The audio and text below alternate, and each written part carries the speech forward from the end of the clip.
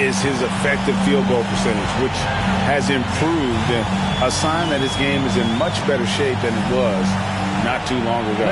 And a look at the starters for the Cavaliers. At the forward spot, it's Strus and Mobley.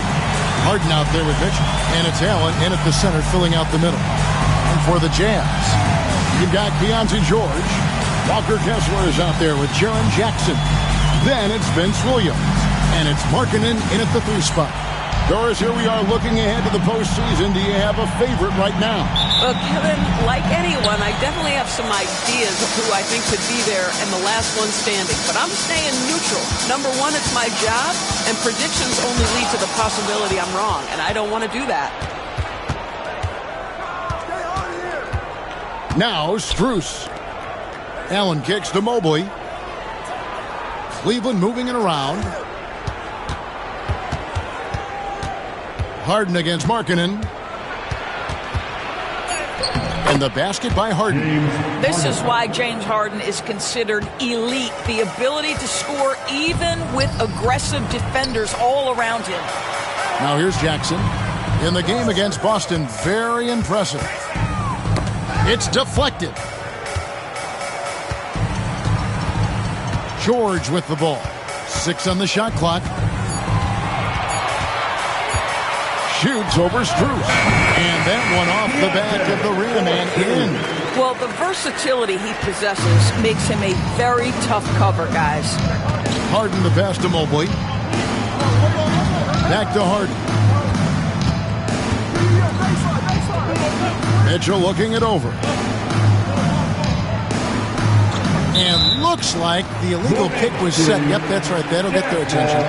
When a pick like that is questionable and creates that much of an advantage for the offense, you have to blow the whistle. I don't think there's any question. There are so many rules that favor the offense these days. You've got to be able to equal things out when an illegal screen is set. Now, here is George. Last game out, he had 40 points. Here's Jackson. That shot, no good. Good D by Mobley. Harden kicks to Mobley. Back to Harden. Plays it up and banks it in. Harden's got his second basket. I tell you, James Harden's ability to power through contact and finish with bodies around him is something else. Pass to Jackson. Here's Markkanen, defended by Strus. And Markkanen gets it to go on the assist by Jackson. And he's not going to miss that sort of an opportunity from deep. The 7th pick in 2017, Lauri Markkanen. Almost a throw-in that Donovan Mitchell trade. That's incredible to think of now in the context of this guy becoming an all-star in his own right, Kevin. I mean, Markkanen is a 7-footer who's got efficient offensive numbers, like 50, 40, 90-type numbers. He is an uncommon talent. And how about the communication between teammates on that alley-oop? And that's what you need to pull that thing off. And Kenny Atkinson calls timeout. Wants to talk some things over. Might be seeing some things to adjust.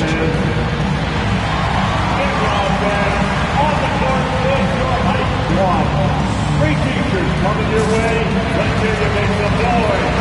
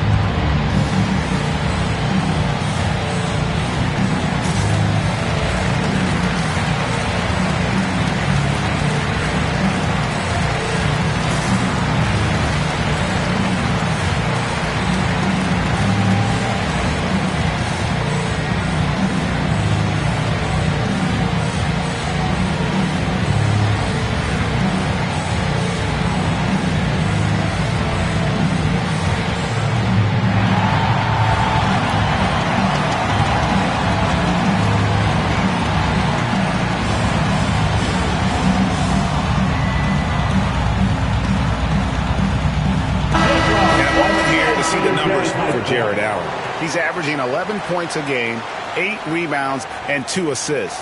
and he's a great presence on the glass. He'll battle inside for every rebound. He's certainly not afraid to mix it up. When bodies are around or flying, he's usually at the point of it. Here in the first, just under 2.5 minutes played so far. Mobley outside. Back to Harden.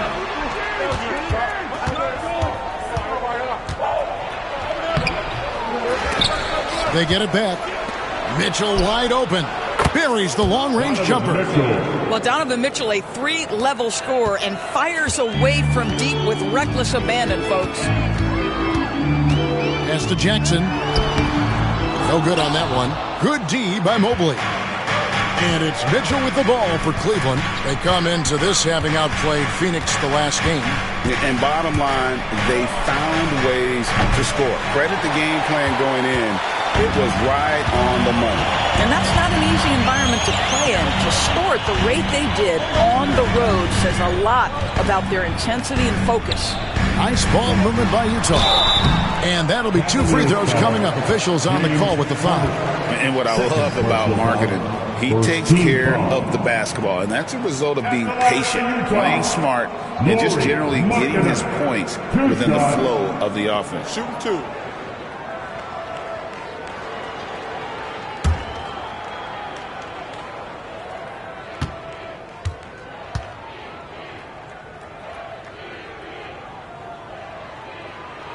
The first one falls. And Greg, the Cavaliers in recent years establishing a defensive identity. Yeah, they do a great job of locking down the paint, Kevin, forcing teams to shoot over the top and just vacuuming up those misses. Dennis Schroeder's checked in for James Harden. And that one goes in. 2 from the line that time. You know, Greg, thinking back to the glory days in Utah, they went to back-to-back finals in 97 and 98. Unfortunately, though, Kevin, that Stockton-Malone era, they just couldn't overcome the dynastic Bulls. The Jazz still searching for that first NBA title. Boy, surprised he missed that. The defense just good enough to prevent that bucket. Markkanen kicks to George. Jackson setting the pick here for George. To the paint. Shot clock at 5. From the arc. Rebound by Mitchell. Cleveland's gone 1 of 2 from long range in the first quarter. Here's Schroeder. That doesn't go in. Had a chance, though, to take the lead. Jazz have gone 50% from the field, hitting 3 of 6 since the opening tip. Here's Markkanen. His shot is good, making him a perfect 2 for 2 from the floor. Well, get the ball and go to work. Markkanen using his size to great effect inside. Mobley outside. Back to Schroeder. Rebounded by the Jazz. Right side, Markkanen.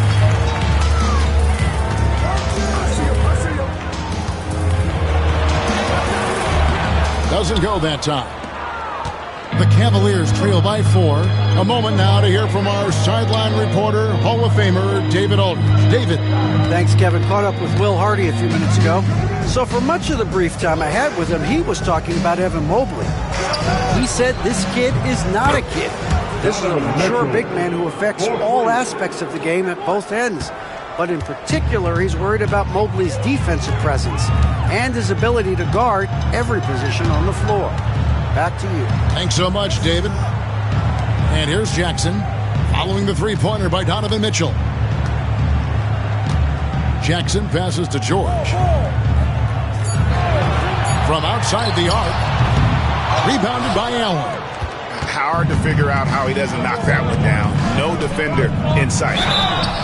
And he'll shoot free throws here. Clearly fouled on that shot that time, the whistle blowing. And last season, Max Strus hit that ridiculous 59-footer. Remember that, Doris? That was to beat the Mavericks. How could we forget that shot, Kevin? It was the second longest game-winning buzzer beater in league history. And what gets overlooked, Strus was 5 for 5 from deep in the last few minutes of that game.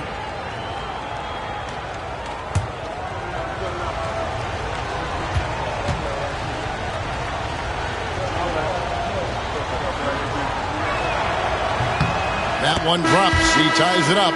Doris, when you think of the Utah Jazz, where do they fit in a very competitive Western Conference? Well, think about it, Kev. The Gobert and Mitchell era was successful, but they couldn't get to the ultimate prize. So then you trade those two players away, you get a load of picks. This is the direction you've chosen, but now it's going to take some time and some patience. Now the free throw is good, now leading by one. Max Strus, one of those undrafted players coming out of college, but somehow wills his way by virtue of his shooting and his toughness. You love his story. Another miss by Utah. And this is a shot he can definitely make, and the defense not a factor at all. Pass to Mobley. Here's Allen. Now Strus. And the rebound by Jaren Jackson. Outside, Markkanen wants to get it to Kessler and does. And it's sent back by Allen. Wow, Jared Allen twice on the pipe. Send it back, young sir. Pass to Mitchell. Here's the three. No good. And you don't want to give up that kind of look too often. To the middle and stolen by Mobley.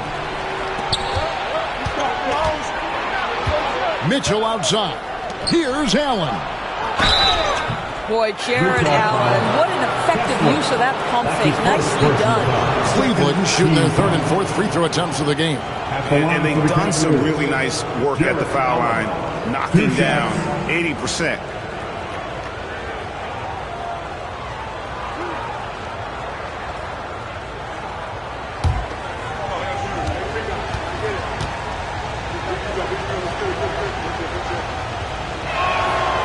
And the first one drops. How about Jared Allen showing unequivocally he is an all-star caliber big man.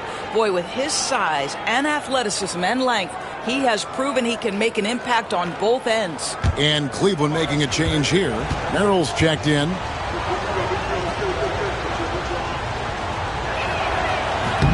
So he picks up just one from the line that time. DB, one thing about Kessler, he will challenge anybody at the rim. Wow. There's no question, Kevin. Walker Kessler is one of those guys who's not afraid to get dunked on. He is a rim protector of the highest order. He's going to win some, he's going to lose some, but he's always going to try to do his job. Cavaliers leading. Mitchell in the corner. Nailed from three-point land. Mitchell's got 9 points. Yeah, this looks like a pregame shoot-around with all the threes they're allowing. George finds Markkanen. They could use a bucket. It's rebounded by Cleveland. Allen's got his 7th rebound of the game with that last one. Merrill passes to Mitchell.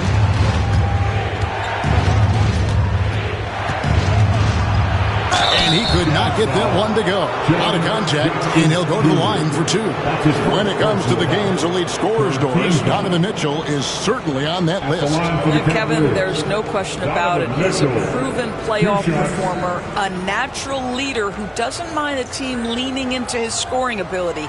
And the beauty is he can do it in a lot of different ways.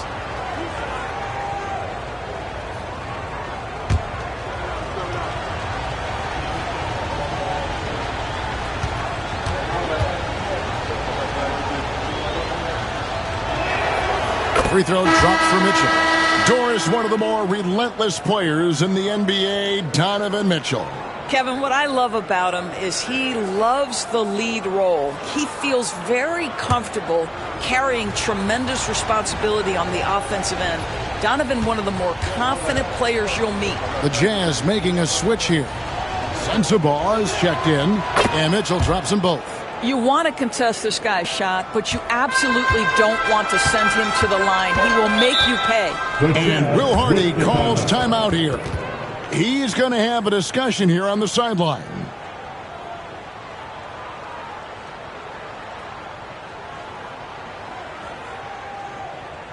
Once again, everyone, your Utah Jazz breaker dance crew.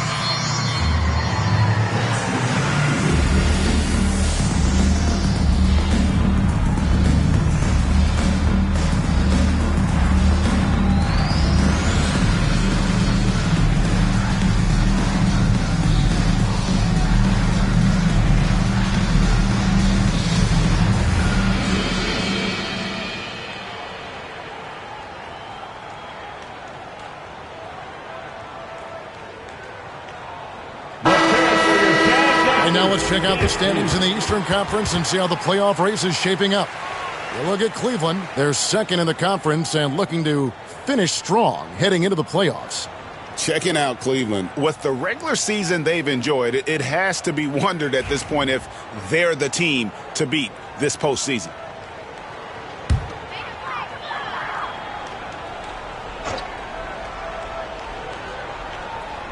So it's the Jazz now. 7-point differential. Here's Merrill. Nothing on the board. Nance outside. Allen kicks to Mitchell.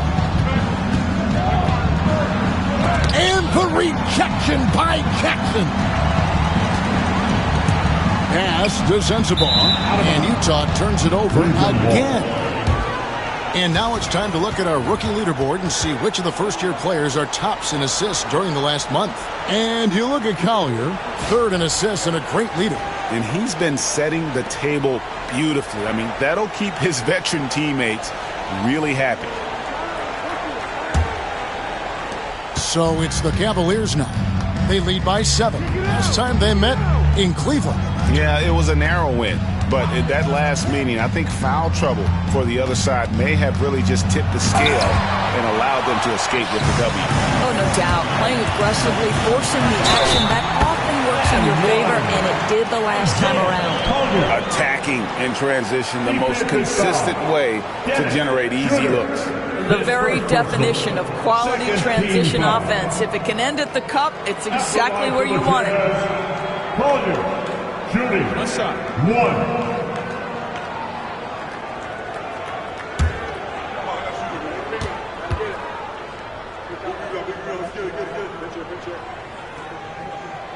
The free throw drops for Collier. And here are the Cavaliers. They're on an 11-3 run. Pass to Mitchell.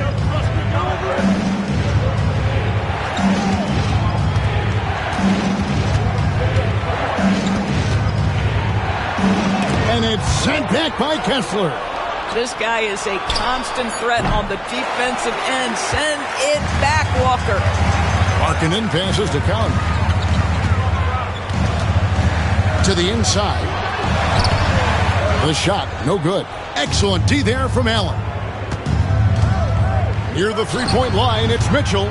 He clangs that one off the back iron, and down it falls. Mitchell's got 13.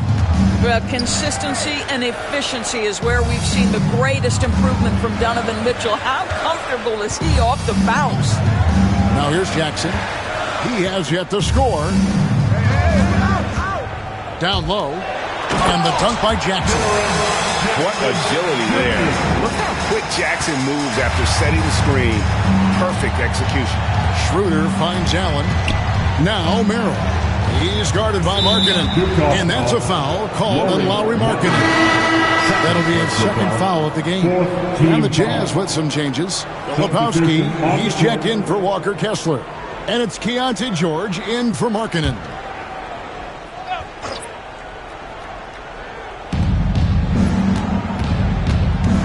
Schroeder against George. Mobley a screen on George. Stolen by Jackson. Pass to Collier. Back to George. Here's Sensabaugh.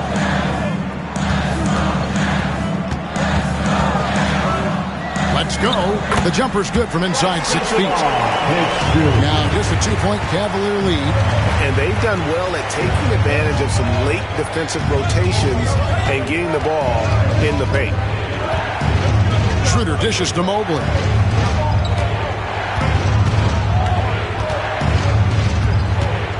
Down to 5 on the shot clock. Cleveland needs to get a shot off here. Some nice passing by Cleveland here, and that's out of bounds. Cleveland will retain possession. A split second late, but almost came up with a steal there. Absolutely appreciate the effort, though. He really went after it. So close. Kevin Love's checked in for Utah. From deep three-point territory. A rebound by the Jazz. And he's a good shooter from outside, but not sure from that deep. Boy, we're seeing it more and more. Guys looking to create additional space by stepping back further from the line. The Jazz shooting their 4th and 5th attempts at the free throw line tonight. At the line for 2, George.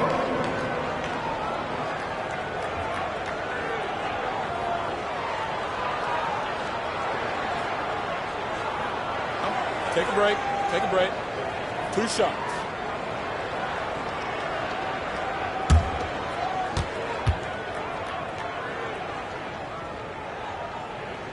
And he knocks down the first one.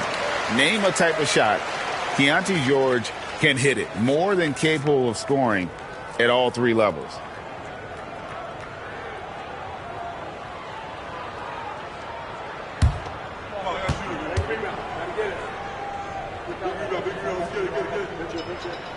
And it's tied up with that one. Well, Keontae George, guys, a talented backcourt guy. He can create off the dribble. He can make snappy passes. Everything you want in a combo guard. Now, here's Mobley. A 32-point game for him in the win against the Suns in Phoenix. And don't forget about the 2 blocks. He really changed the game for his team on the defensive side. Pocket 6. Here's Merrill. And it falls over the rim and in. And look at how quick he was to bite on the pump fake. Left his feet way too soon. We've got 33 seconds left in the first. Here's Sensible. Cross contact on the shot, and now a 3-point play chance as he'll head to the line.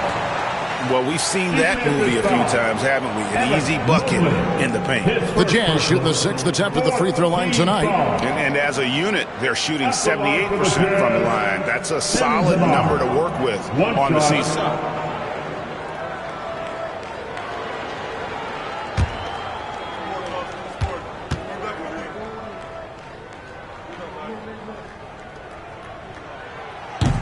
On the free throw, no good. Cavaliers shooting just 35% to start the game. 2 free throws coming up, and they call the shooting foul. This guy is not afraid to get physical. Thomas Bryant doing everything he can to fight to get the shot off. The Cavaliers have shot 5 of 6 at the foul line tonight.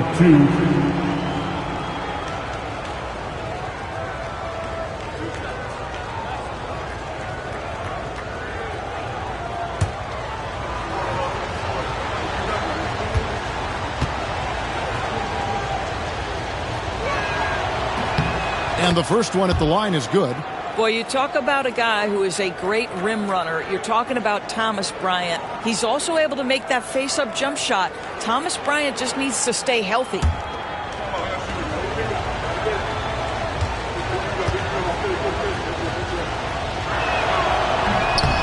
He's off on the second. And trailing here in the early going, too many careless fouls, and they're giving up a lot of trips to the line. Boy, you'd love to see more of this from Thomas Bryant. He has the length necessary to send shots back. Back to Merrill. The shot's good on the assist by Schroeder. Merrill's got 5 points so far. Donovan Mitchell firing on all cylinders for the Cavaliers. He delivered 9 points from 3-point range that quarter. Terrific work from distance. Right back after this break.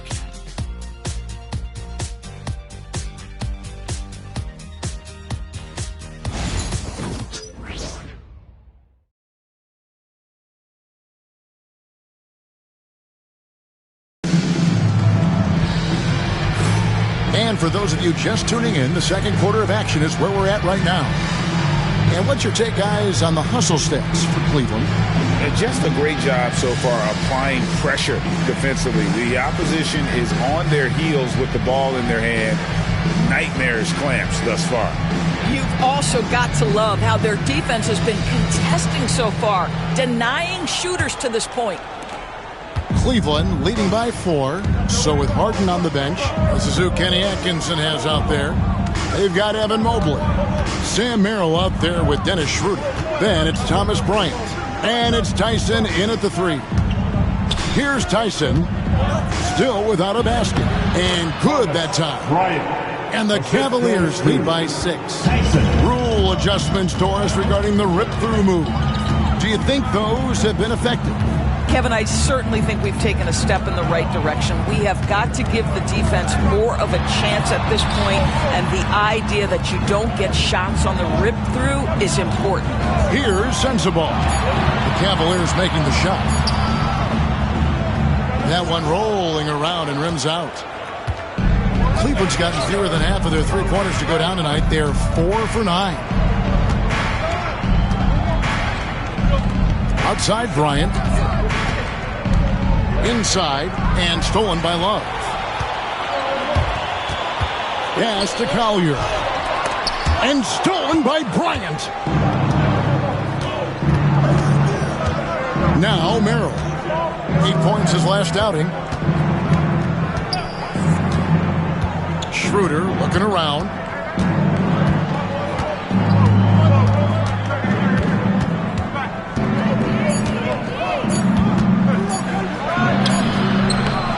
Pass to Tyson.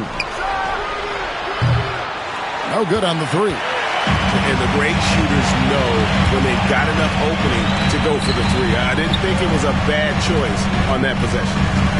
Here's Filipowski. Still scoreless. Fades and shoots. The Cavaliers pull it in. They get to take on the Blazers at Portland after this one. That will conclude a 5-game road trip for them. Schroeder passes to Merrill. George against Schroeder. Mobley sets the pick for Schroeder. There we go. Now in the scoring column with that make, he is 1 for 4. Well, Dennis Schroeder taking advantage of the pick-and-roll action. Very good decision maker. Filipowski passes to George. Here's Sensabaugh.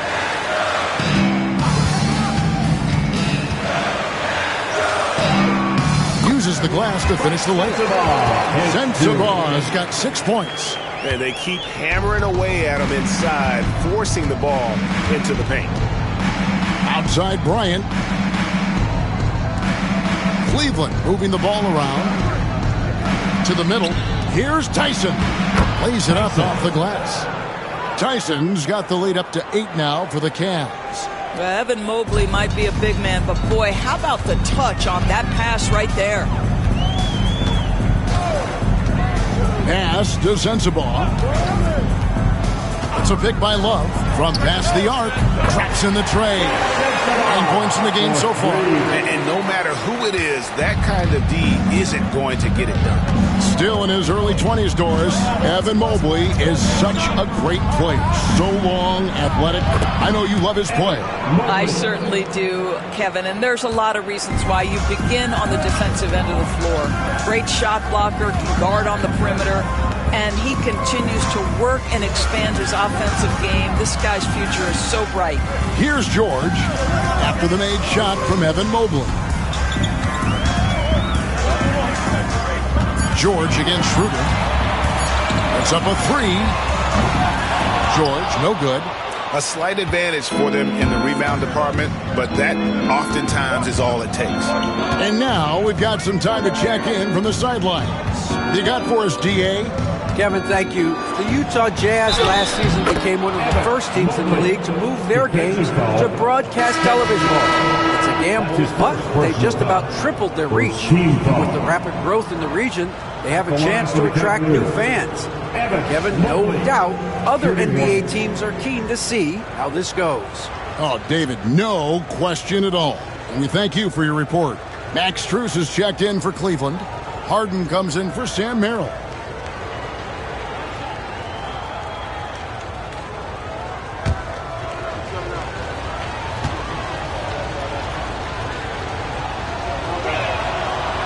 And that one misses. Evan Mobley is truly a coach's dream. You get the substance and the style. You get the effort and the skill. And this all from a skinny 7-footer. Boy, his frame's going to fill out and the game becomes more dangerous. Here's Collier. An 11-point game for him in the win against Boston. It's good. And how about the strength of Jackson there?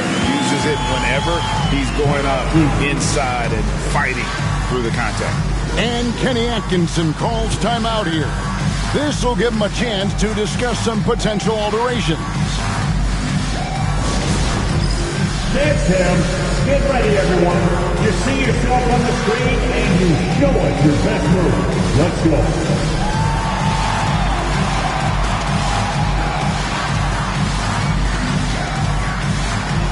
Show us those moves.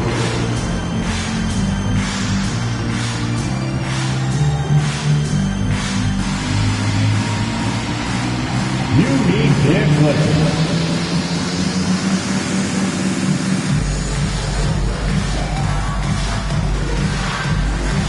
We have an answer.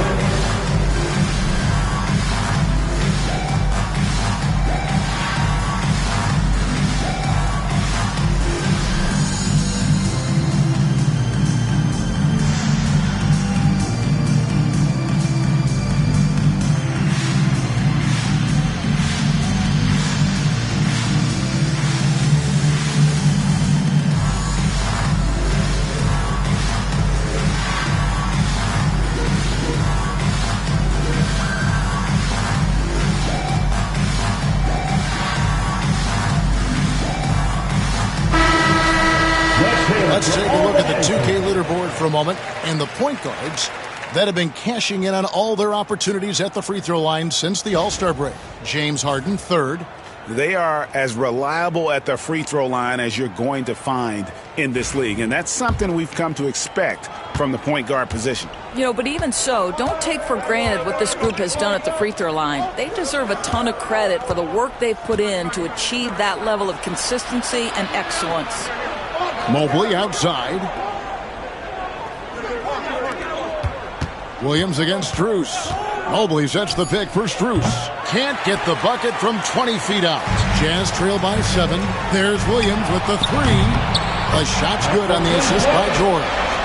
Williams has got 5 points so far. They're having more success from three-point range here in the second after a rough first quarter from deep. Now here's Bryant. Looking at his point production, he averages almost 8 points a game. Fires the 3. Harden gets the bucket. He's got 7. James Harden understands answering a 3 with your own 3 negates any momentum of your opponent. He lobs up the alley-oop pass and stolen by Bryant. Here's Schroeder. And it's sent back by George. And it's Strus missing.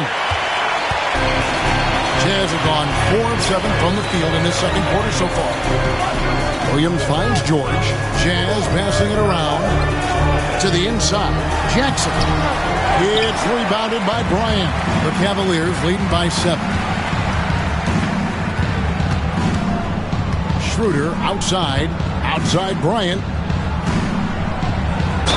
And he's fouled pretty hard on that shot, but he's got the chance to pick up the points at the line. That's on Jaren Jackson.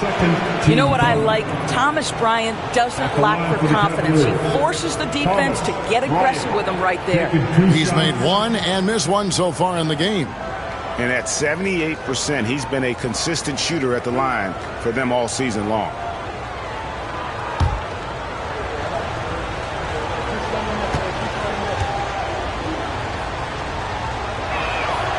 First free throw is good. Boy, as you watch him now, it's amazing that Thomas Bryant ever fell to the second round in the draft. He's big, he's skilled, he knows the game. Lauri Markkanen's checked in for Keontae George. Larry Nance is checked in for the Cavaliers. Mitchell comes in for Dennis Schroeder. He makes 1 of 2 that time. Jazz trail by 8. Down low. Here's Jackson. Misses the layup. He had him with that pump fake. I know he's got to be frustrated right now, but the team is fighting from behind. He's got to stay with it. Nance outside. And now Williams running the floor all by himself. And made possible by a heads-up play defensively at the other end. Harden kicks to Nance. Mitchell outside. Once again off the mark by Cleveland. That is fantastic defense on one of the best three-point shooters in the league. Didn't give him an inch of room. Collier, that's good. I love the ball movement there. He put that on a silver platter. Just served him up. Pass to Strus. Now here's Bryant. He's covered closely for three. Nance. That's in, and he found his range with that one. Now 1 for 2. How about the confidence in the catch and shoot of Mr. Larry Nance Jr.? Okay, we see you. And Will Hardy is called timeout. And coach has decided they need a moment to talk things over.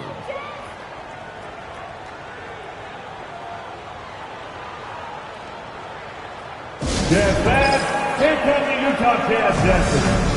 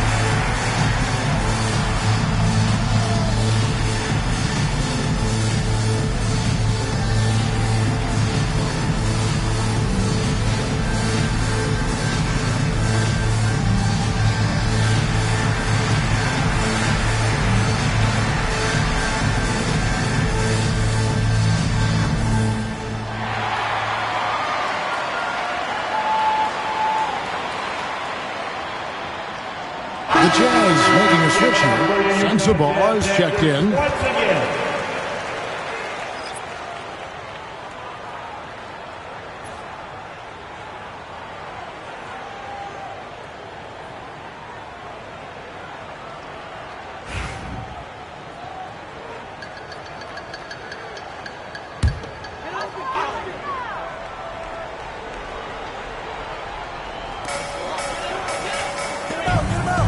Outside, Markkanen. Pass to Sensabaugh. Oh, good on the triple. Cleveland leading by 7. And here is Strus. He had 16 points in the win against the Suns in Phoenix. Mitchell kicks to Harden. Good, and the assist goes to Mitchell. Harden's got a pair of triples in the second now for the Cavs. Yeah, D with very little pressure on their perimeter shooters. 3 of the last 5 baskets they've allowed have been from beyond. Now here's Markkanen. He's got 7, pulls it up. Shot's good by Sensabaugh. Sensabaugh has got 7 points for the quarter. All right, defensively now, you've got to find a way to slow this guy down because he's putting it to you. Bounce pass from Strus. Pass to Nance. This one for 3. They get the rebound. Bryant. And Bryant throws it down. Absolutely love the energy that Thomas Bryant brings nightly. He earns his rebounds. Jackson against Bryant. Here's Collier. That one, no good. Harden with the defensive effort. And so it's Harden bringing it up for Cleveland. 10-point lead. This is their biggest. Stolen by Jackson. And now Utah, fast break. Here's Markkanen. And the call on the shot that sends him to the line. I'll tell you, good physical play from Markkanen right there. Puts the defense in a bad position and gets the whistle. He'll take his 3rd and 4th free throw shots at the game right here. 2 shots. Shoot 2.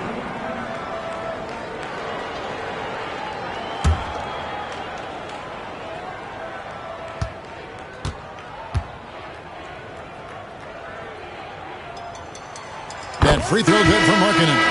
And guys, Markkanen, there's no question about his offensive talent. His skill set is the perfect match for the way the game is played today. Walker Kessler, he's checked in for the Jazz. Keontae George comes in for Collier. Then for the Cavaliers, Allen's checked in for Bryant. And Evan Mobley subbed in for Nance. That one is no good.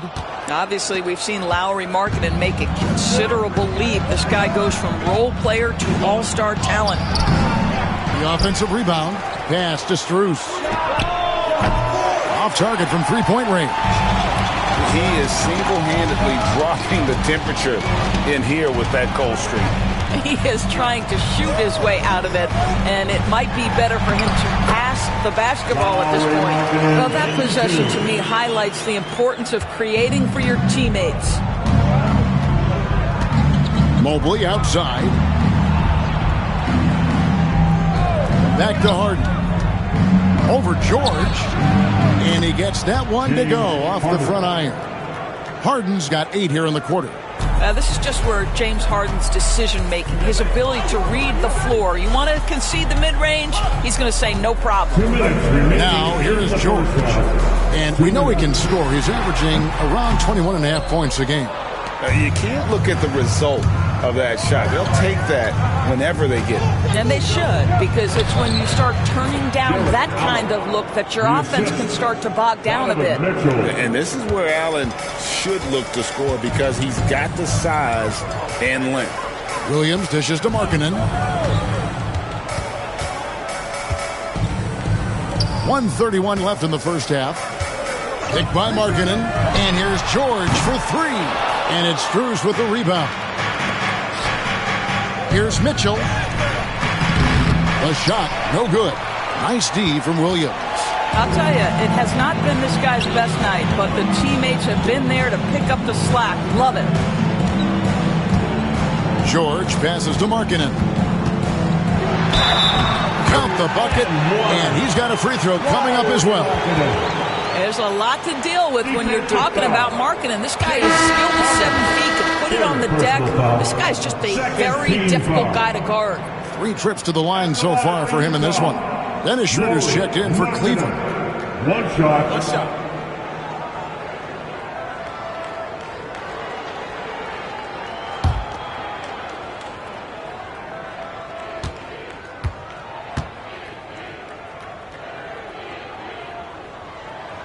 That free throw good from Markkanen. Cleveland leading by 8. Schroeder passes to Mobley. Mitchell with it. Allen a screen on Williams. To the paint. And it's Allen slamming it down. Well, Jared Allen getting open off the screen and roll. Such a big target.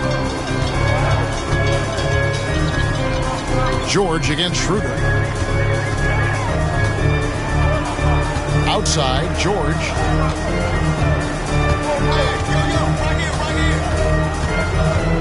Just 5 on the clock. The shot.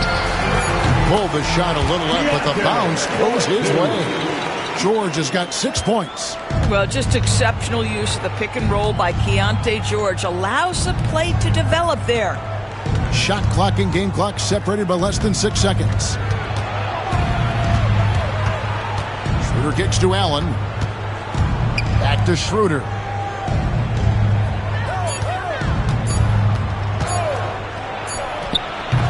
And the rebound by Jaren Jackson. Here's Markkanen. Sends it home! What a shot! What drama? We've got drama. That's the way to end the quarter. That is a way to fire him up, fire up the team. What a tremendous play. And so it's the Cleveland Cavaliers with their lead standing at 6 points here at the end of the quarter. And they've done a phenomenal job down low. So many of their points coming right at the rim.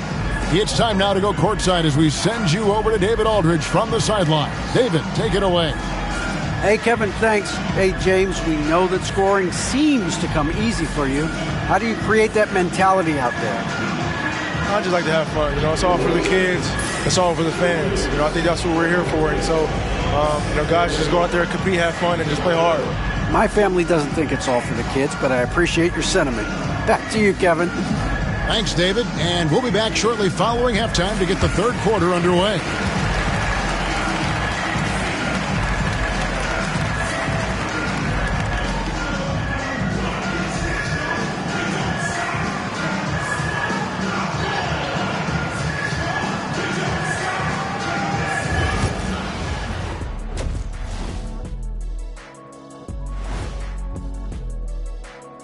Welcome in for halftime. And what's on tap, you ask? I can answer that. So far, it's been a nice outing for the Cleveland Cavaliers. Well, it doesn't get much better than this, fellas. Are you joking? Could be much better. We had something other than veggies and hummus at the craft service table, Kenny. Yes, indeed, but I love those veggies. But I have to agree with Shaq. The food options here, Ernie, are starting to lack.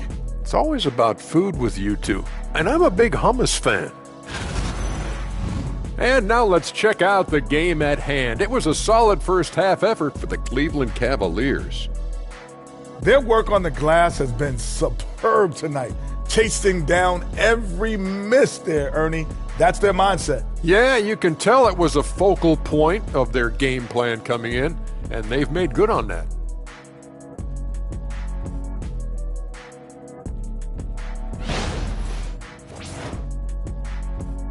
And that'll do it for halftime. We send you back to Kevin Harlan, who has the second half call.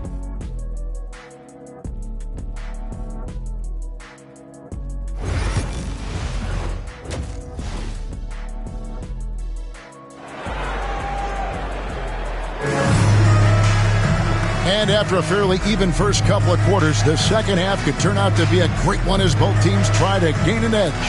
Henry Markkanen having a dominant impact in this game. Man, he's been running wild on him through that first half. Absolute dynamite on offense. Boy, he has been shouldering the load. Aggressive, skilled, talented, and thus far unstoppable.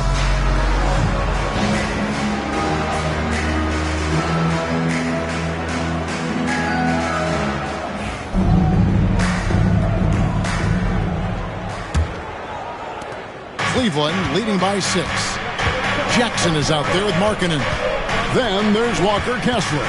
Then it's George, and it's Williams at the shooting guard position. That's the group right now for Utah. Now, here's Strus. Shoots from 8, and that's good off the glass that time. Mitchell's got the first points to start out the third quarter for the Cavs. George passes to Kessler. Jazz passing it around. Markkanen kicks to Jackson. Back to Markkanen. Here's Kessler. Played in with a nice touch off the glass. Yeah, Kessler right in that restricted area. Good finish. Harden with it. And for those of you tuning in, we're about a minute into the second half. That's the 6th make from the field. He's taken 9 shots and missed but 3. And as James Harden enters his mid-30s doors, he's still able to put his fingerprints all over a game. This is so true, Kevin. Rumors of his supposed demise have been greatly exaggerated. This guy's able to create shots for himself and his teammates at an elite level. You can tell how much confidence Walker Kessler has as the roll man, ready to catch and score. Let's check in with our reporter, David Aldridge. Kevin, thanks very much. James Harden is still a factor at age 35. He says, I'm more than a scorer, so for me, it's just impacting the game at the highest level. Kevin, he's led the league in scoring 3 times, but has also led the league in assists. So it's pretty much true. Back to you. Thank you, David. Don't forget, he rebounds as well as any guard right now in the NBA. Here's George. Jared Allen making his last shot. Back to George. Launches it. Evan Mobley with the rebound. Mobley's got 7 rebounds in the game. Another rebound hauled in. They're hitting the glass with a lot of passion. Now here's Williams. Harden missing his last shot and out of bounds. The Cavaliers will take it. Chance now to take a look at some of the steal numbers over the scope of the last few months for Jaren Jackson. I feel like he hasn't been paying as much attention to the defensive aspect of the game as he needs to. His steals have dropped over the past few months, and he needs to get back some of that fire on D. Mitchell outside. Harden the pass to Mitchell. Off target from outside. Jazz trail by 8. Pass to George. A touch over 2.5 minutes of basketball played here in the third quarter. Kessler, a screen on Harden. Inside. No stopping him there. Jams it in as he's fouled. Chance now for a three-point play.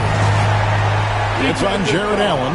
Well, at 7 foot with a strong frame, Walker Kessler does a really nice job drawing contact and getting to the free throw line. Kessler.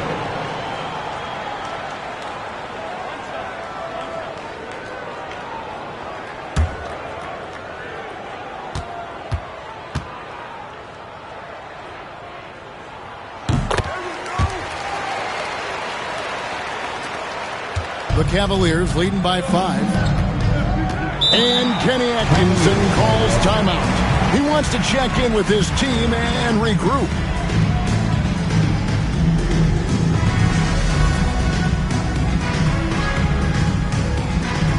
Headed to the floor, it's your Utah Jazz high squad. Crank up the volume, fans. Attention, fans. All the players on your high squad. Get fouled and let them in. Who wants a t-shirt? Come on, fans, I can't hear you.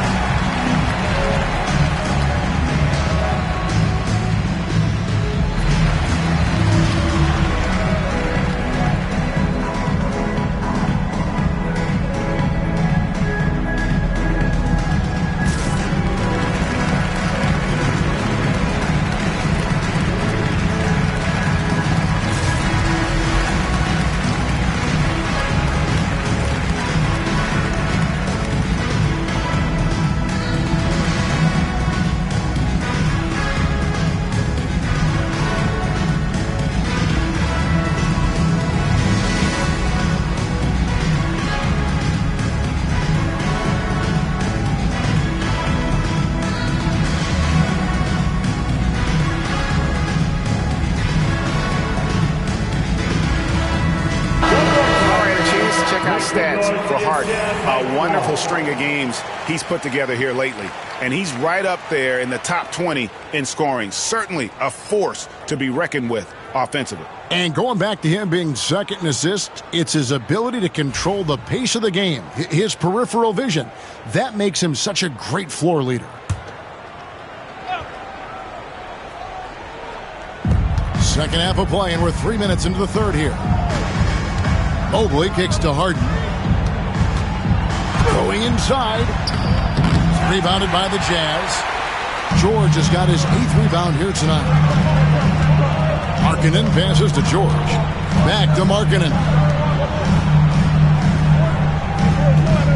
Mobley against Jackson. Kessler, a screen on Mobley. Here's Jackson. And foul on the shot, so he'll get a chance at the line. That one on Mobley.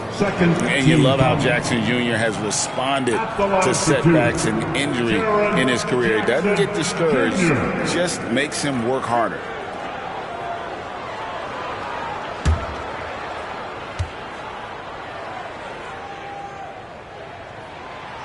And he makes the first.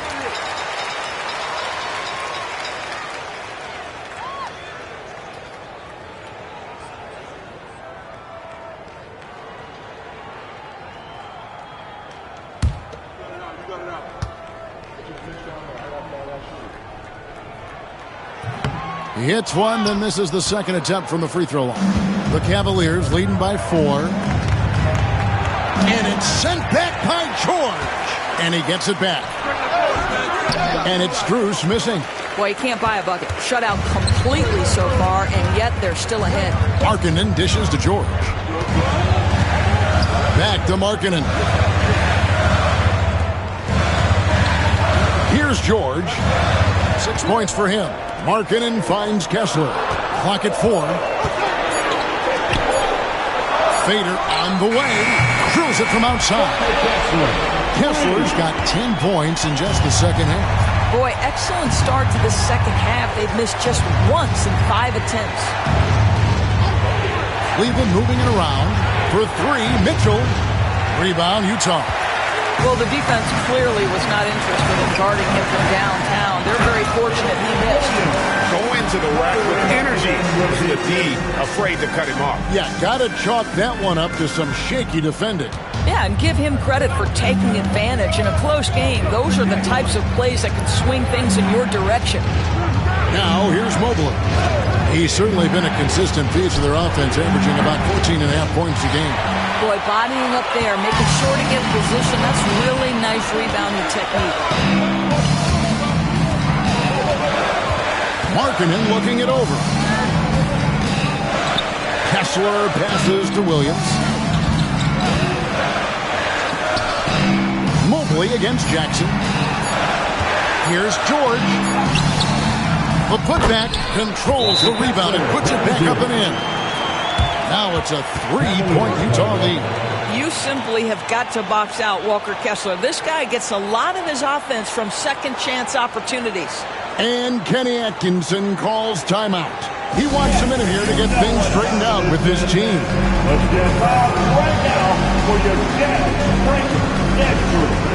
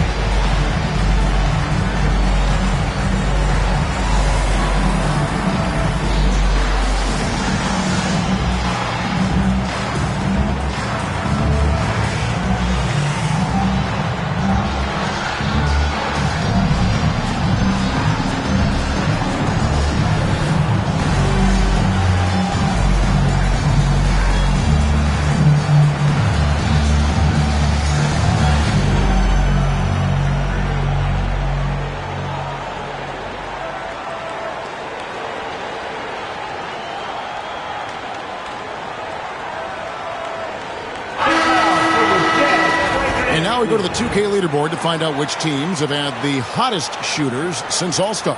Fifth, the Jazz. No doubt their offense has really hit its stride. I mean, they're making the extra pass and not settling for that first shot that presents itself. And you see that in their shooting percentage. The Cavaliers trail by 3. Who's got Donovan? Harden outside.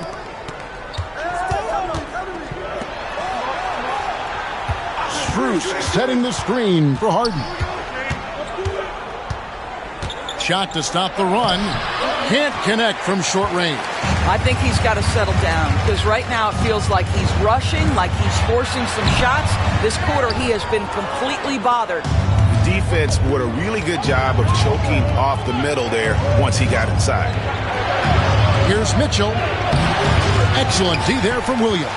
I'll tell you, it's been a struggle for him in this period, and they're struggling as a result. George against Harden. Back to Markkanen for the 3. The shot's good on the assist by George. George has got 9 assists in the game. Great passing. The Cavaliers trail by 6. Guys, they're looking for a way to score here. Yeah, they've had a tough time taking the lid off. Locked up there for Allen. Stolen by Kessler. Williams with a clean look. And again, it's the Jazz from deep. And taking a quick look here at the hustle stats for Utah. I like their defense tonight, and we don't talk about that side of the ball enough. You can really change a game when you get a bunch of steals and get out in transition. And their fast break has also been a key metric in this one. They have had a significant advantage in transition over the course of this game. Just 3 to shoot. Harden. That's good. It's his 7th made basket in 14 tries. James Harden has made a living out of tough shot making. I'll tell you, the defense pretty good right there. James Harden just better. Talk about confidence. Greg, what do you think about Harden's quote from a couple years ago when he said, "I'm not a system player, I am the system"? Kevin, I laughed when I heard it because most guys couldn't say that. But Harden absolutely can. He's an elite scorer turned elite passer. Your offense has to orbit around him when he's on the floor. And so here's Cleveland following the bucket by the Jazz. Pass to Strus.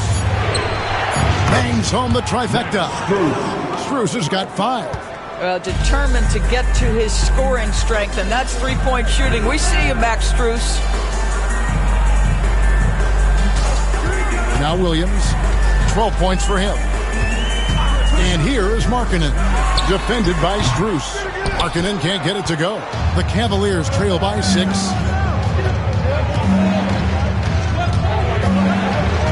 Pass to Harden. Takes the 3. And the rebound by Jaren Jackson. Jackson's got 4 rebounds now tonight. And he lobs it up toward the rim, and Kessler throws it down. Exactly where Kessler gets so much of his offensive performance done, right at the cup. Harden finds Allen. Now, here's Mitchell.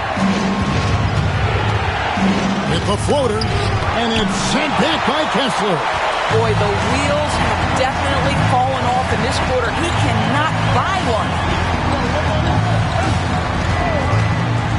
George looking around.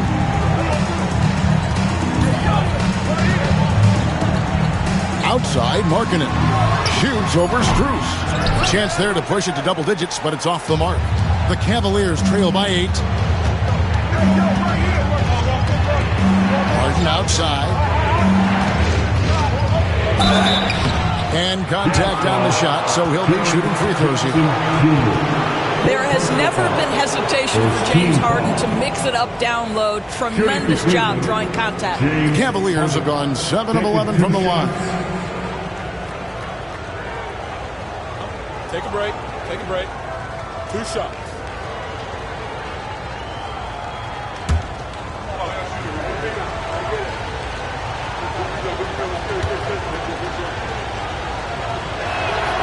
Free throw good from Harden. James Harden brings tremendous versatility. He can score it. He can distribute. Whatever you need from him offensively, he can provide it. Looking at who's out there now for the Jazz. Sensabaugh is checked in. And it's Collier in for Williams. Then for the Cavaliers, Bryant comes in for Allen. And Dennis Schroeder subbed in for Max Strus. Harden hits them both. Ask any player or coach in the NBA, how good is James Harden? You will get the same answer. This is one of the best scorers to ever do it, guys. Now, here is George. He's got 6. Markkanen with it. Now defended by Bryant. Markkanen can't get it to go. The Cavaliers trail by 6. Here's Schroeder, and it's sent back by Kessler. And he's able to get it back. Mitchell outside. Pass to Bryant. Stolen by Kessler. Here's Collier, guarded by Harden. Outside, George lets it go with a 3. And it goes out of bounds. That one off Kessler. And now a look at the upcoming schedule for the Utah Jazz. On Tuesday, they'll defend home court against the Memphis Grizzlies. Then on Thursday, they're taking on Clint Capella and the Houston Rockets. And you know for that matchup with Denver, it's the second game of a back-to-back, and you know they're going to be feeling the effects of it. Playing that much basketball in that short amount of time really takes a toll. Sam Merrill, he's checked in for James Harden. 2 minutes remaining in the third. Down low, here's Mobley, and Mobley throws it down. If you're going to roll as the screen setter as Evan Mobley does there, you got to be able to catch and finish. He does just that. Back to George. Markkanen against Mobley. From deep. And it's Collier missing. And it's Schroeder with the ball. He brings it up for Cleveland. Merrill passes to Schroeder. Merrill gets the bucket. Merrill's got 7. That's a tremendous pass from Schroeder. This guy's such a dependable offensive player. Pass to Sensabaugh. Outside, Markkanen. Here's Sensabaugh. Covered by Mobley. George against Schroeder. On the wing, Mitchell. For the tie. The shot's good on the assist by Schroeder. Mitchell's got the game tied up here for Cleveland. Utah's gotten the three-pointer to fall to the tune of 50% here in the third quarter. They've made 3 of 6. Pass to Sensabaugh. 40 seconds left here in the third quarter. They need this one. Evan Mobley with the rebound. And they haven't been able to turn it into a big lead, but their rebounding advantage is starting to add up. Schroeder kicks to Mitchell. Now Merrill. Good on the three-point shot. And now it's a three-point Cavalier lead. And it just seems that every pass they make is leading to a score. Just great ball movement. Now here's Markkanen. Launches a three, and the three ball is good. Markkanen's got 2 now from beyond the arc in the third for Utah. Tie game in Utah. And we're just moments away from the start of the fourth quarter. Stay with us.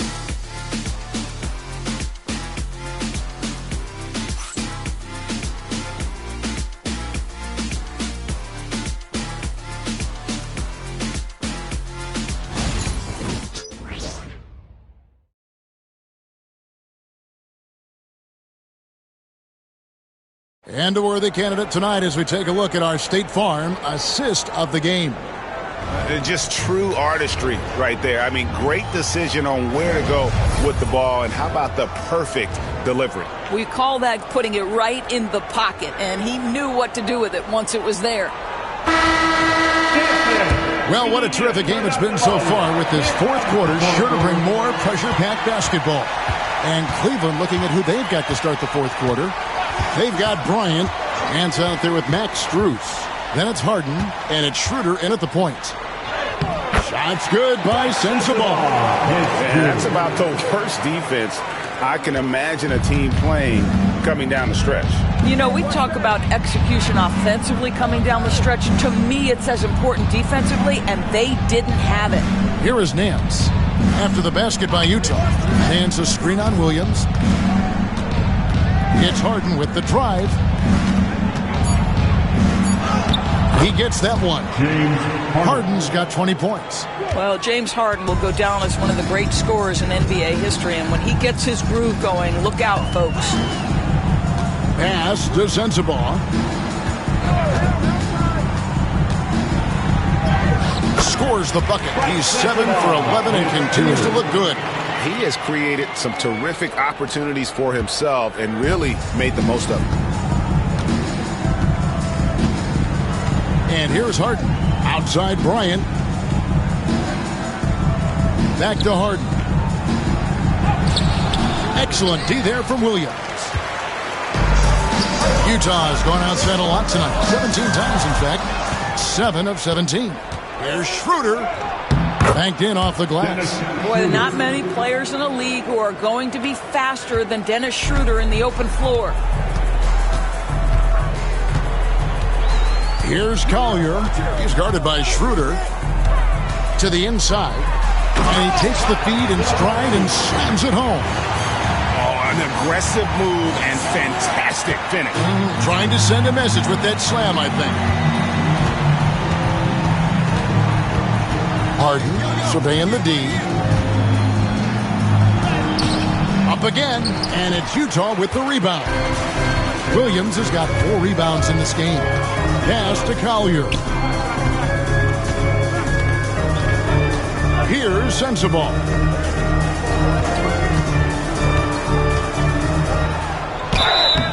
And he gets the whistle. 2 free throws coming up. Bryant, that's his first personal foul. First team foul. At the line for Utah, Sensabaugh. 2 shots.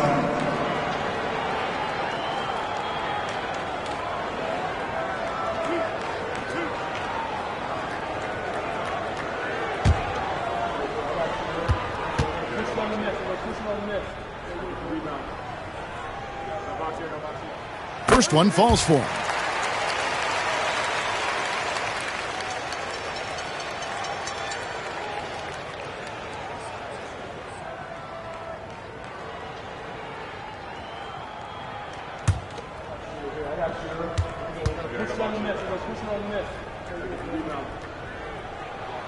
That one falls, so he hits both of them.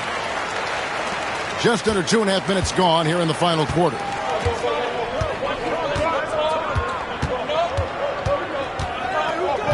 Pass to Strus. Bryant with a screen for Strus. Schroeder with the ball. Harden outside.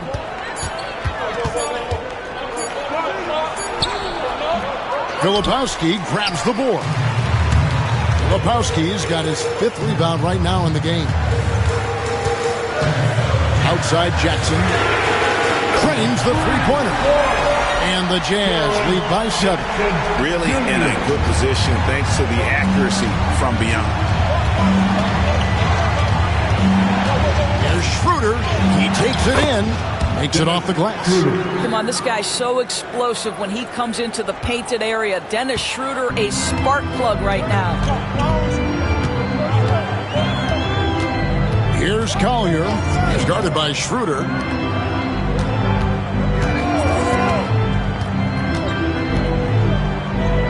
Pass to Williams. Outside Jackson. Jacks up a 3. And a rebound goes to the Cavaliers. And he didn't punish them for the weak coverage there, but they can't count on him to continue missing. Nance with no one around. And he's good on the 3-ball. Now just a 2-point Utah lead. James Harden is equally good, passer or scorer. There he sets his teammate up nicely. Pass to Sensabaugh. An easy 2 points on the layup. Sensabaugh's got 8 points in the quarter. And guys, all about hard work from this point on. They've worked hard to create that high-quality shot and then able to knock it down. Now, here is Harden.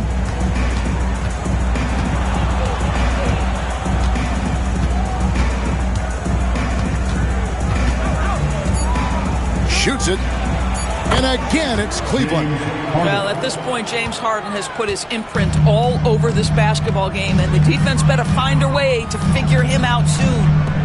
Here's Sensabaugh. Jackson with the screen.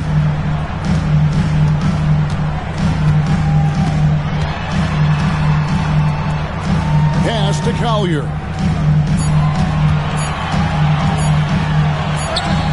And he hits it just before the shot clock expires.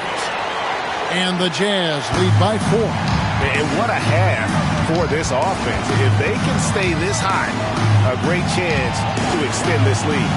For 3, Nance. Filipowski grabs the board. Filipowski's got his 6th rebound on the night. Here's Collier. He's guarded by Schroeder. Jackson a screen on Strus. The tray. Sensabaugh no good. Well, he hasn't proven to be much of a floor spacer for them. He had the 1-3, but that was back in the first half. Strus with it. Bryant finds Harden. Into the lane. Back to Bryant. Pass to Strus. Releases. Filipowski grabs the board. Utah leading by 4. Here's Collier. Jackson a screen on Schroeder. Here's Sensabaugh. He's guarded by Schroeder. Fires the 3. Sensabaugh no good. The Cavaliers trail by 4. Harden the pass to Schroeder. Back to Harden. For 3. It's hauled in by Sensabaugh. And on an open look like that, he's very gifted at making the weak coverage pay. And he gets the whistle for the 3-second call. For the Cavaliers, Jared Allen's checked in for Thomas Bryant. Mobley comes in for Nance. And Donovan Mitchell subbed in for Max Strus.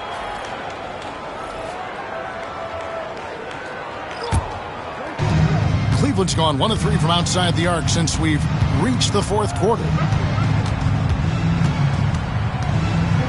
Schroeder outside. Harden outside. Mobley, a screen on George. Harden inside the three-point line. Once again off the mark by Cleveland. Utah leading by 4. Now George over to the wing. Pass to Markkanen. Now Kessler. Outside, George.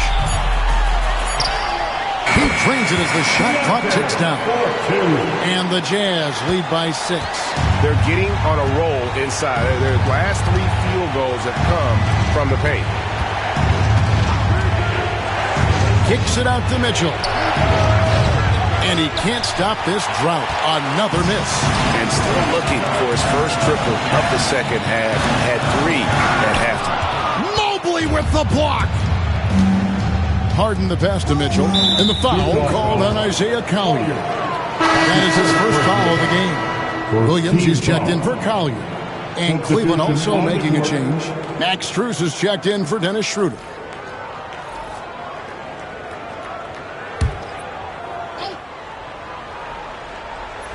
And so here's Cleveland. Here's Mitchell. Rebound by Williams. Williams has got rebound number 5 here tonight. On the wing, Markkanen. Defended by Strus. And the officials calling for a 3-second violation. And right now, let's watch that terrific swat. And guys, that block could really help change the momentum of this game.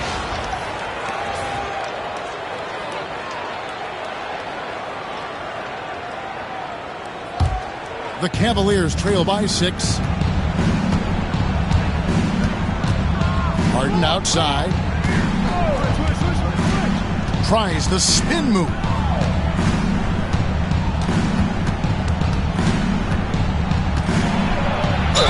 Gets the bucket and the foul. Keontae George picks one up.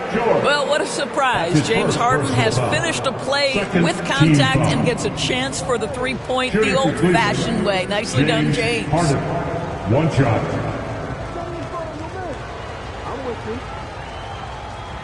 One shot.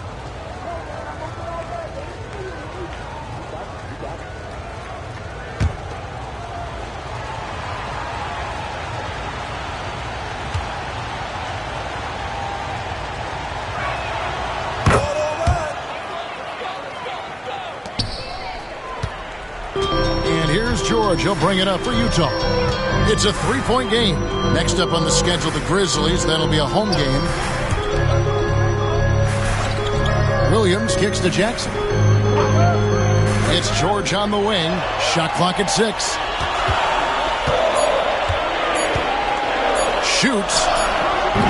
The Jazz with another miss. The Cavaliers trail by 3. Mitchell outside. Pass to Strus. Good, and the assist goes to Mitchell. Mitchell's got his 5th assist in this one. And that's his 2nd triple of the half. None for him going into the break. Now, here's George. And here's Jackson.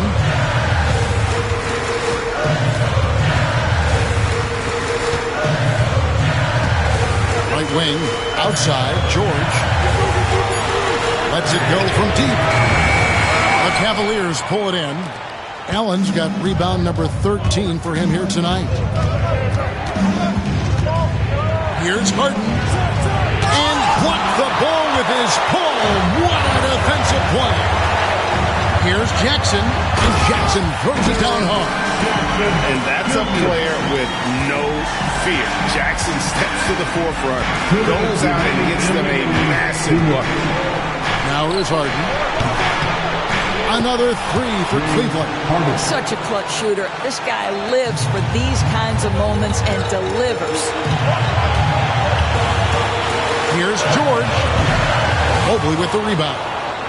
Mobley's got rebound number 12 here already in the game. Now here's Harden. There's the triple. Kessler with the rebound. When you're not in rhythm with the three ball, why do you keep firing from there? Williams dishes to George. And he drops in the layup off the glass. George has got 4 points in the quarter. Keontae George steps in a big-time moment. That's a huge basket. Harden against George. Puts it up. Rebound, Utah. On the wing, Williams. Covered by Mobley. Jackson passes to Markkanen. Williams looking over the floor. Jackson kicks to Williams. Pulls up. George missing again. And this is exactly what you have to do to stop him. That was a tremendous contest, forcing the miss. Mobley outside. It's good! And that one sends the bench into a frenzy. I'll tell you, these guys have worked so hard together. Everyone pulling in the same direction. Beautiful to watch. And Will Hardy is called timeout. Coach clearly feeling the necessity to regroup with so much at stake here. Well, given the scenario here, how do you approach this next possession? And usually you want to go for the 2-for-1 here to maximize the clock.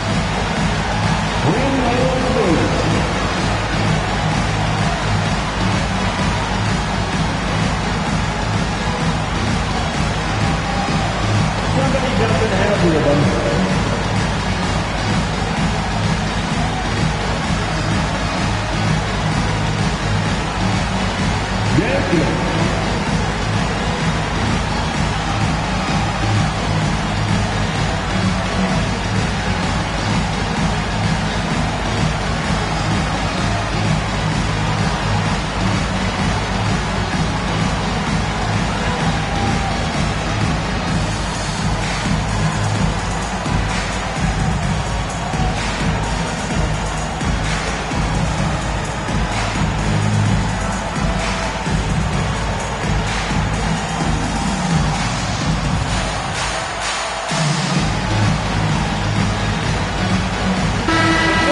Send it over to the sidelines and get a report from David Aldridge. Hey guys, now during that break, Will Hardy with some good words for his team. He said to them, that's the kind of effort we need to bring every night. We're right in this thing. And it's going to take sustained effort to close it out. Now let's bring it home. Kevin, back to you. All right, David, thanks. Floats it up for Williams. Stolen by Allen. About 7 seconds separating the shot and game clocks. Mitchell dishes to Harden. Money! And just seizing the moment. Allen not shying away in the clutch. And Will Hardy calls timeout here. No doubt he is feeling the importance of this moment right now. Here they come. North Utah Jazz Dancers.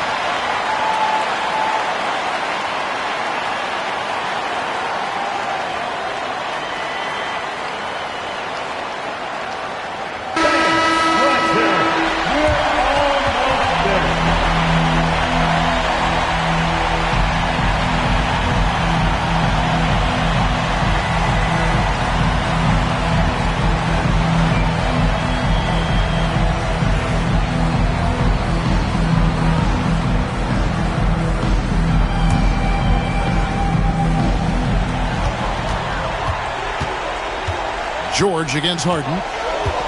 Pass to Markkanen. Shoots over Strus. Count it! And that shot brings them to within just one.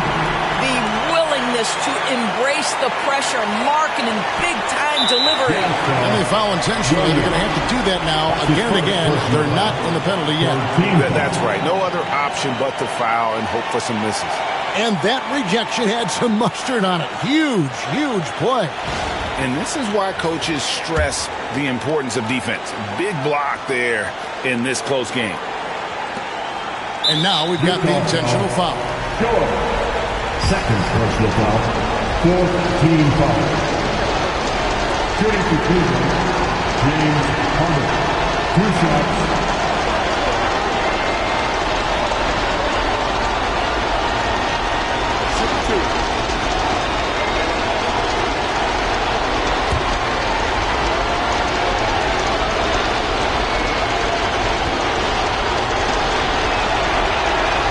He hits the first one, and that will put them up by 2.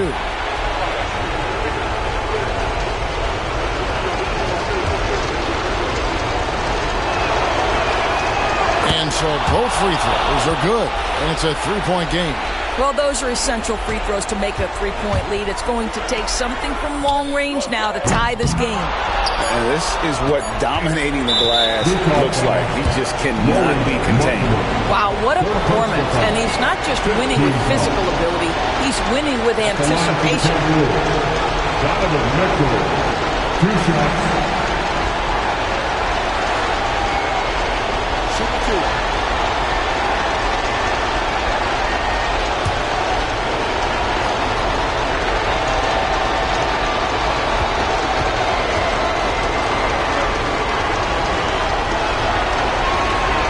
Drops the first one, and that gives them a 4-point cushion.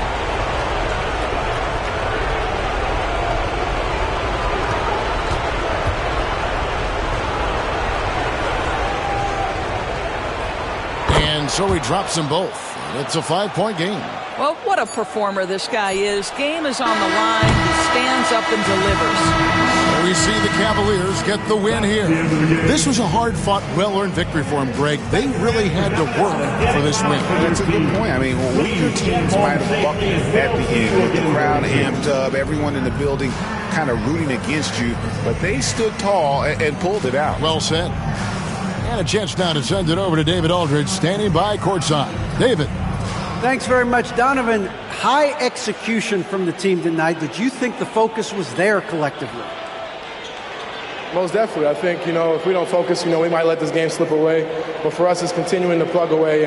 And we're not at our 100% yet. We're not at our best, but we have a lot more things to improve on. But our focus and attention to details really was getting us through. Looks like you're building towards something special, man. Thanks. Back to you. David, thank you as always. And that's going to do it tonight, folks, for our broadcast. For Greg Anthony, Doris Burke, and David Aldridge, this is Kevin Harlan along with our terrific 2K Sports crew, thanking you for tuning in. But as we go, let's take a look at our player of the game, James Harden.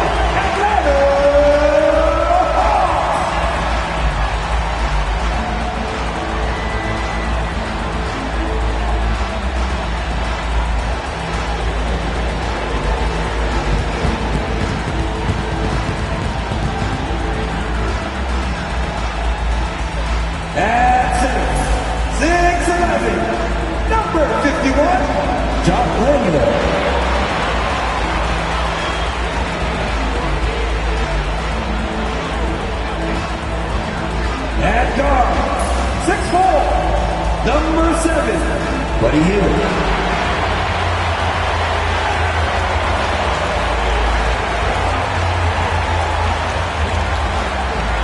At forward, 6'7", number 00, Jonathan Kuminga.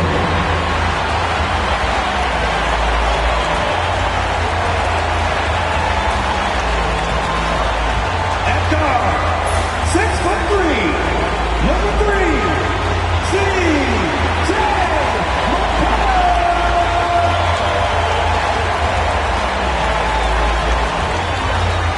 At forward, 6'8", number 1, David Johnson.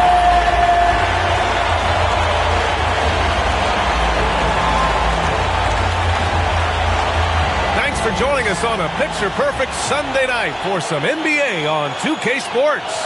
Welcome, everyone, courtside with two ex-NBA stars, Grant Hill and Brent Berry. I'm Brian Anderson. We've got Allie LaForce on the sidelines tonight as well. Let's see some of the numbers here for Tyrese Maxey. He's been playing a larger role in their offense over the past 5 games. And we see that in his usage rate, which has gone up during that stretch. We'll see if they continue to lean on him here tonight. So let's take a look at the starters for the Philadelphia 76ers. They've got Joel Embiid, Kelly Oubre out there with Paul George. Then there's Tyrese Maxey, and it's Grimes in at the 2. And for the Hawks, Johnson is out there with Jonathan Kuminga. Then it's Buddy Hield, then it's Jock Landale, and it's McCollum at the 1. And I know this is the part of the schedule where the grind of the regular season can wear players down, Brent. Well, one of the things, BA, that can really help you out to accelerate this point of the year is go on a nice little winning streak. Win 4 or 5 in a row. And it kind of takes away what it is that the last maybe month has been in terms of the grind, because you're celebrating some success that just pushes you towards the playoffs. The shot by Johnson, no good. Pass to George. It's stolen by Kuminga. There's the 3. And it's Hield that time on the assist by Kuminga. Now, Hield has a beautiful release on his shot right there, just barely off of his fingertips and buttery soft. Here's Grimes. For 3, Maxey. He can't get that one to fall. McCollum outside. Back to Kuminga. And just about a minute into this first quarter.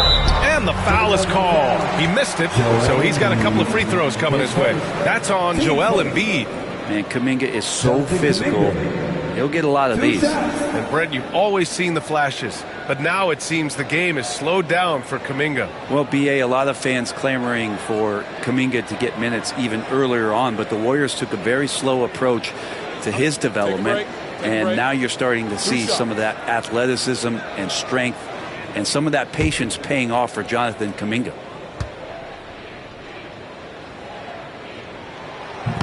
And that one misses.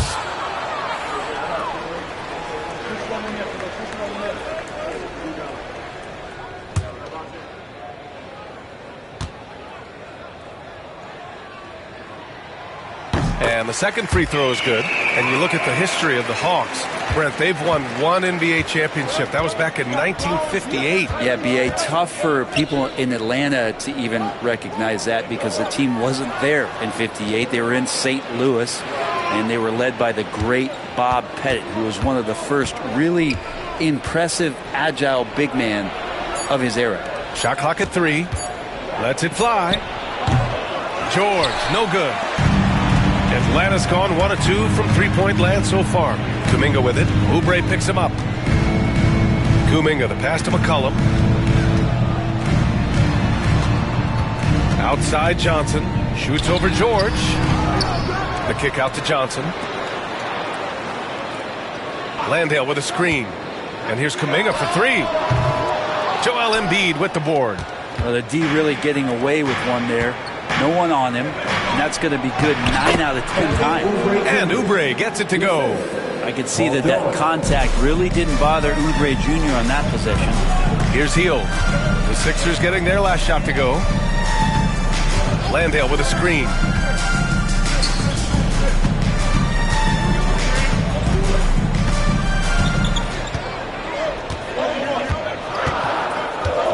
The Hawks need to get one up here. Steps back and fires. And he buries that one. Back rim and in. Hield's got a second bucket on the night. The 76ers have gone 1 for 3 so far. Oubre on the wing. McCollum with a steal. And a fast break now for the Hawks. Pass to Johnson. Oh, he got him with a pump fake, but he couldn't finish. And so it's George with it. He brings it up for the 76ers. Trailing by 4. They beat the Hawks during their last encounter in Atlanta. They flat out dominated the last time these teams squared off, particularly on the glass.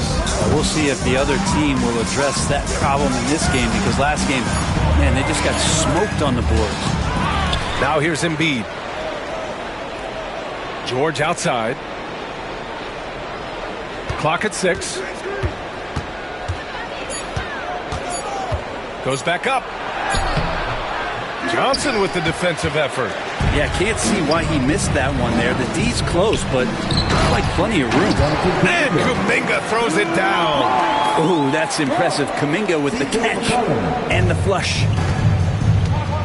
Boy, they need something to go to regain some confidence. No question. Way too many empty possessions for them. Embiid, a screen on McCollum. For 3, Maxey nails it from 3. Ooh, the range of Maxey is pretty impressive. He is consistent from beyond the arc. Let's go now to the sideline and catch up with Allie LaForce. Well, I did have a chance to talk with head coach Quinn Snyder. Facing off with Paul George tonight, I asked them what makes PG such a special player. Coach said, quote, well, he has a huge effect on the game. Paul can shut down your best scorer on one end and then put up 30 or 40 on the other. Tough to beat that. Paul George, he will have a lot to say about this one, guys. Okay, thanks, Allie. 76ers trail by 3.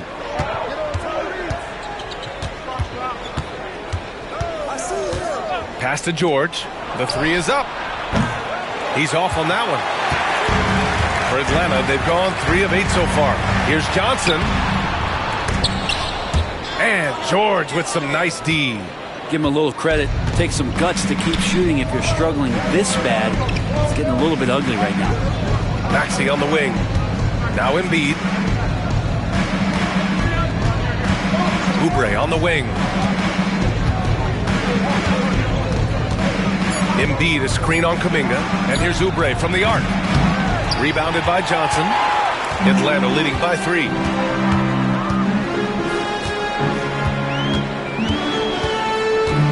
McCollum on the wing. Pass to Landale. Now here's Johnson. Landale with a screen. For 3. Drops in the 3. He's consistent from out there, especially when you give him that kind of room. 76ers trail by 6. Maxey passes to Oubre. Here's Embiid. And here is Maxey. McCollum defends.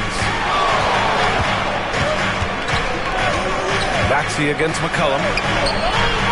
And it's Maxey missing. Atlanta has gone 2 for 4 from range to start things off. It's stolen by Oubre. Here's Grimes. McCollum defends. Oubre passes to Maxey. Oh, plenty of contact on that shot. Officials call the foul, and he'll take 2 free throws now. Talking about Tyrese Maxey, Grant, here's a guy who's improved every year. Yeah, B.A. I mean, from averaging 8 as a rookie to 26 points during his breakout 4th year, Maxey has added to his game every offseason and turned himself into an elite scorer.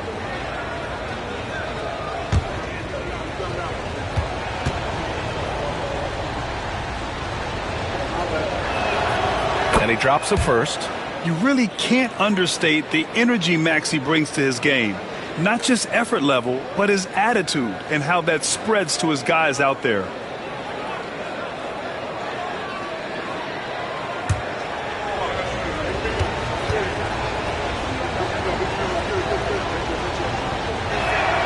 Both free throws good from Maxey. You can tell he's feeling confident right now at the line, and when he's on, he can be lights out. And Quinn Snyder decides to call timeout. And we might see some changes. Coach potentially looking to adjust.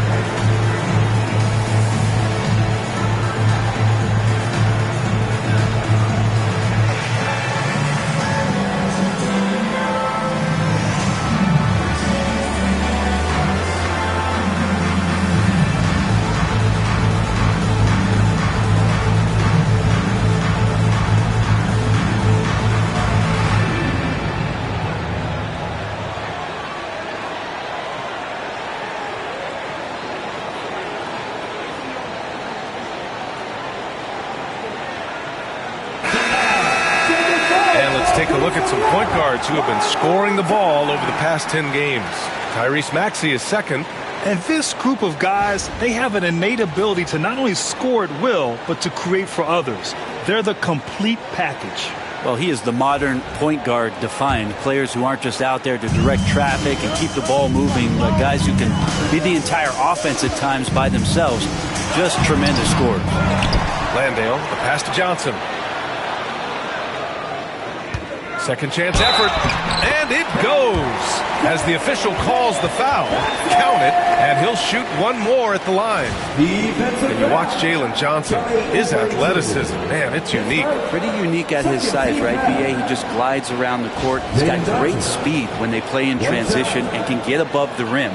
So this guy, a bit of a matchup nightmare. Just think when he gets his confidence. What's up?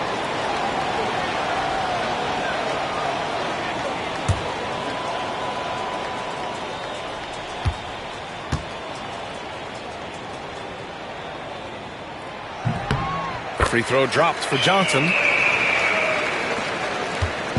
And so it's Maxey with it. He brings it up for the Philadelphia 76ers. 7-point differential. And it's in there. Maxey's got 7 points. Oh, a high motor in close to the rim. Maxey finding a window and converting. Here's McCollum. Pass to Landale. McCollum with it. Shot clock at 6. Can't get it. 0 for 3 in this one. Already +5 in terms of rebound margin. Here's Grimes. Guarded by Hield. Outside Maxey.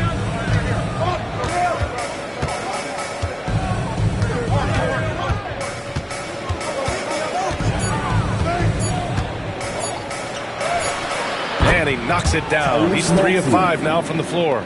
Not just the accuracy in the quarter, it's his movement and the energy that's getting him on this nice roll. Kuminga, the pass to McCollum.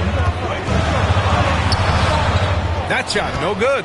Excellent D there from Embiid. Maybe a time to rest him right now, just give him a bit of a breather, try to help him get back on track. Here's Maxey. And he got the whistle on the way up. So he'll be headed to the line for a pair. And just a very well-built guard. You know, Maxey is so hard to slow down around the rim. And this will be his second trip to the free throw line. Yeah, his accuracy from the stripe was pretty impressive in their previous game.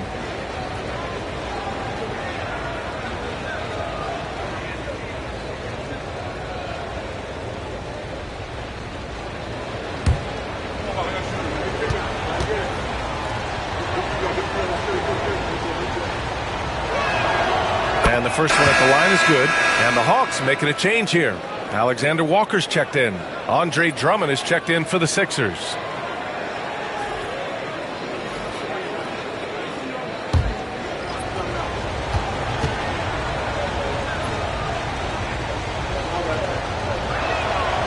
And so he hits both. The Hawks leading. Outside, Alexander Walker. Back to McCollum. Fires the three. Connects from downtown. CJ just so smooth and is a marksman from three. Philadelphia's gone 1 of 4 from deep. Here's Oubre. And there's a whistle. He'll head to the line to shoot 2. It's going to be on Jonathan Kuminga.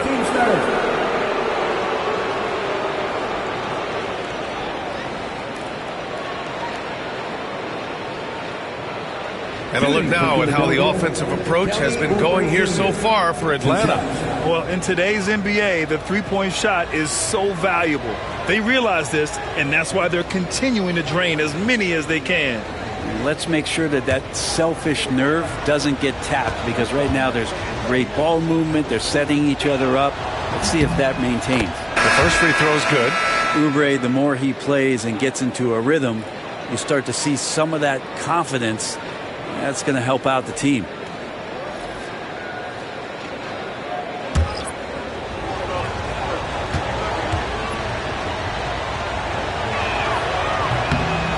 So Oubre nails them both. Here's Alexander Walker. A steady force on their offense. Recording around 14.5 a game. Picked up by Okongwu. To the middle. Deflects the pass. Left side Maxey. That ties the game. Maxey's got 13 now. You know, Maxey's willing to play a secondary role, but he can also take charge when needed. And let's send it over to Allie LaForce. KBA, the Hawks are figuring it out. Coach Quinn Snyder said, growth isn't linear. We want to just keep improving. The players have bought in. They're working. They're practicing hard, hitting the film. Everybody has been absolutely coachable. I think we're learning. Guys, it's all about the journey here. Yeah, I'm trying to take that next step. That's how it's done. Thanks, Allie. All right, fans, it's dance can time. Get ready to dance like everyone watching. Because we are.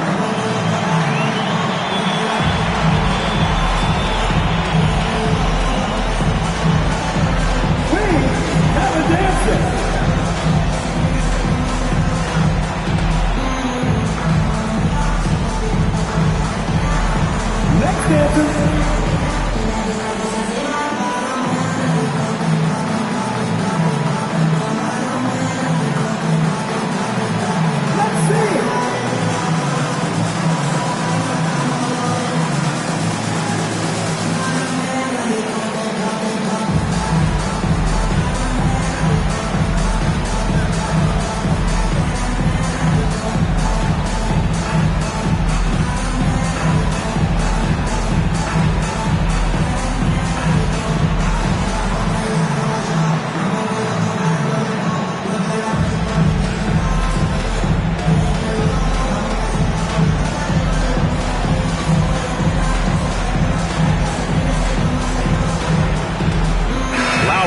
Checked in for Oubre.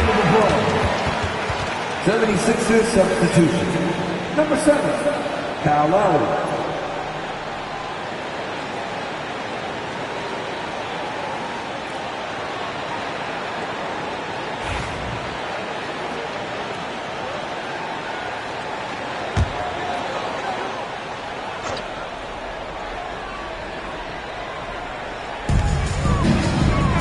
For 3, McCollum. Can't connect, making him 1 for 6 from the field.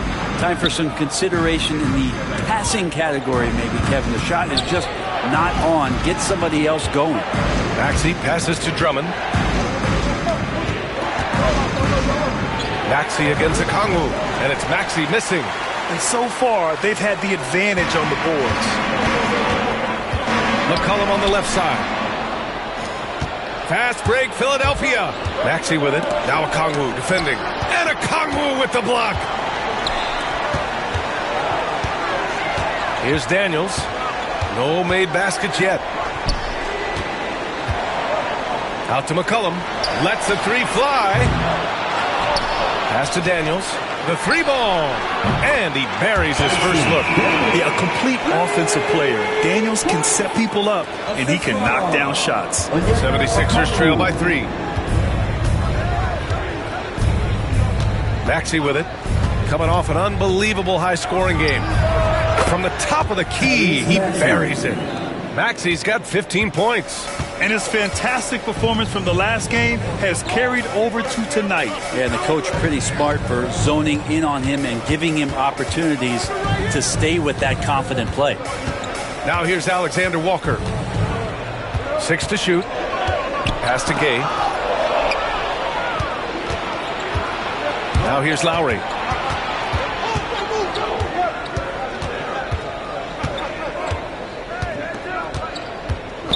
A minute 50 left in the opening quarter. For three, Maxey.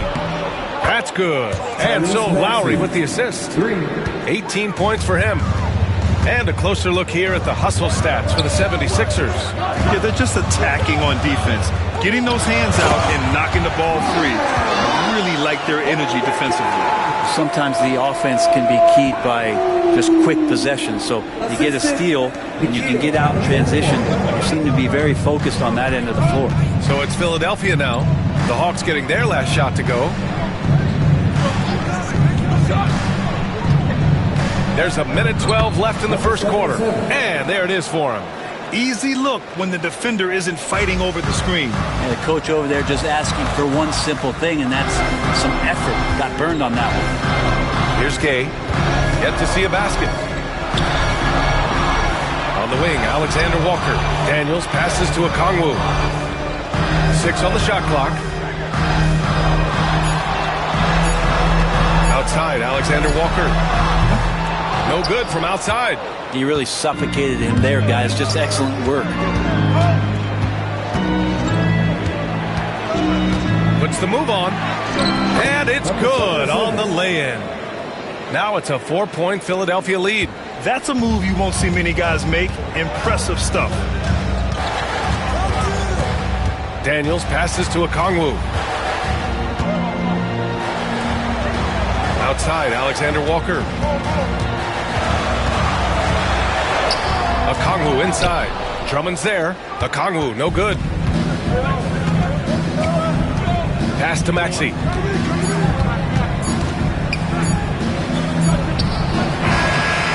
No good on the buzzer beater. And we've reached the end of the first quarter. Philadelphia on top, up by 4. And we'll be back shortly for the start of the second quarter.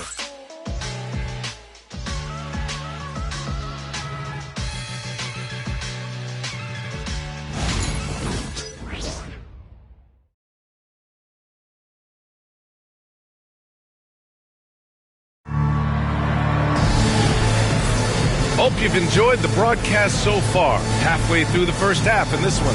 All right, guys, what's your take on the Sixers so far? Well, you have to look at the advantage they have in the turnover department. I mean, that's a huge advantage for them in this game. Yeah, hopefully the opposition can recover because that first quarter defensively was unbelievable, just crippling defense. Grant, we're starting to see more players throwing alley-oops to themselves off the backboard. Did you ever do that? In practice, maybe, but although I had some leaping ability early on, I never had the audacity to do it in a real game. Okongwu out there with Jalen Johnson. Then there's Dyson Daniels. Then it's Nickeil Alexander-Walker. And it's Gay in at the center position. That's the group starting the second quarter for the Hawks. Risache, he's checked in for Gay. The 76ers also with a sub. Council, he's checked in for Edwards.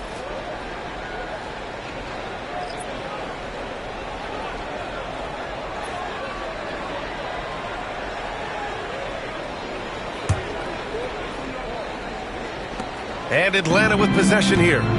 Trailing by 4. Next up, they'll take on the Rockets at Toyota Center. That's the first of a 3-game trip out on the road for them. The 3 from Risache. Rebound by Philadelphia. Now Lowry. No points yet.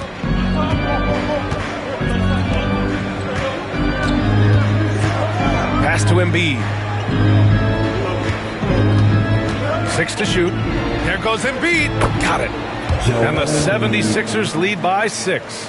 And guys, the way this defense is getting manhandled down low, I have to wonder if they're at 100% right now. Lowry left side. Quarter number 2 with just over a minute of play. From deep. Rebounded by Johnson. Johnson's got 4 rebounds in the game. Pass to Daniels. Here's Risacher. Taking a look at his production. Averaging just over 8 points a game. Back to Daniels.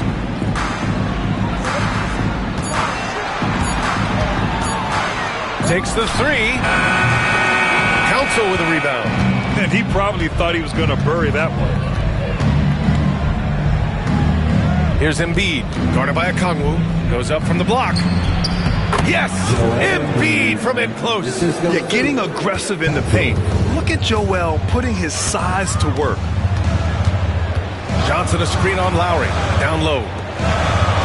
Oh, and Johnson slams it in. I'll tell you, he is so tough to keep down once he gets near that rim. Yeah, he can get up even a few notches higher. Now here's Lowry. Still without a bucket.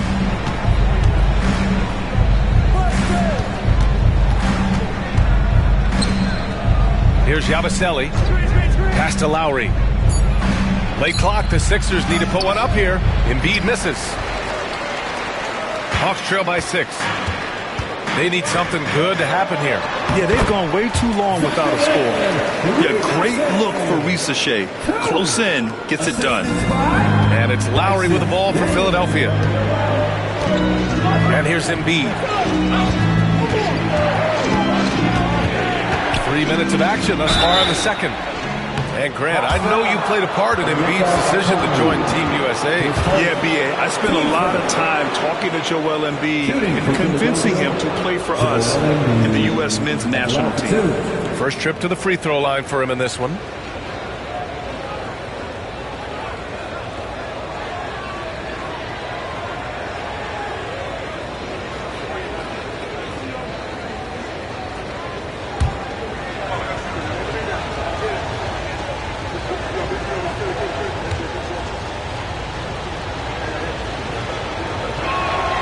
He makes the first.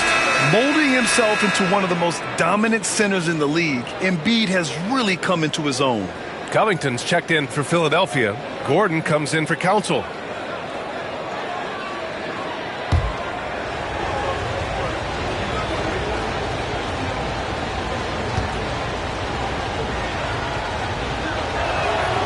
And Embiid drops them both. To have a big who's great at the line, such a plus. Hawks trail by 6. And here in the second quarter, about 3 minutes played. Okongwu with screen on Gordon. Here's Johnson. And that's his 3rd bucket in 8 attempts. When they get their opportunity to punch it inside, they don't hesitate. And timeout is called by Nick Nurse. He wants to review the game plan. All right, everyone, let's get hyped. It's time for the Hawks ball. Attention, please. Down the court, it's your squad. Get loud and let them hear you. It's time for some teasers.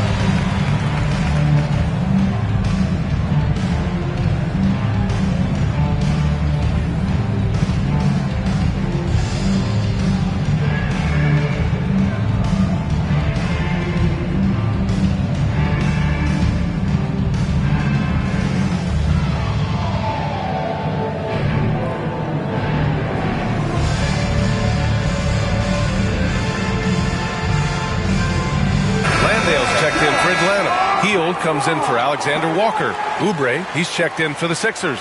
Grimes comes in for Gordon.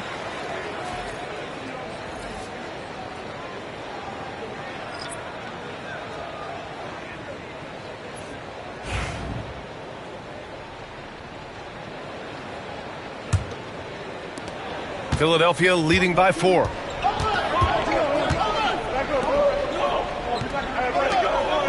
Pass to Oubre.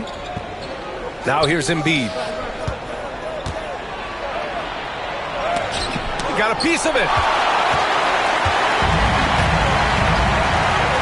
Healed for three. Rebound by Philadelphia. Coming into this, having notched a win against San Antonio in their last game. Yeah, they connected from outside all game, and the defense had absolutely no answer for it. Yeah, they sapped the energy right out of the building in that one. They just were knocking down threes. It was deflating both for the team and the crowd. Here's Daniels. He's guarded by Lowry.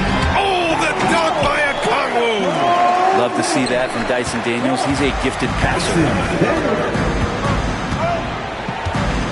And here's Lowry. Still no points. Oubre finds Embiid. The fader. And the basket is good. He just takes advantage of the D in a way that very few players playing today can do. Here's Daniels. Here's Okongwu. Played it in with a nice touch off the window. Okongwu's got 4 points this quarter. Very little resistance around the rim right now. That's the 5th straight bucket they've given up in the paint. Embiid with it. He picked up 18 points in their last win against the Spurs in San Antonio. And he also positioned himself perfectly to grab all those rebounds. Guys, can't forget about the fundamentals. Even if you're not shooting it, you like to see the effort level, and his tonight has been high.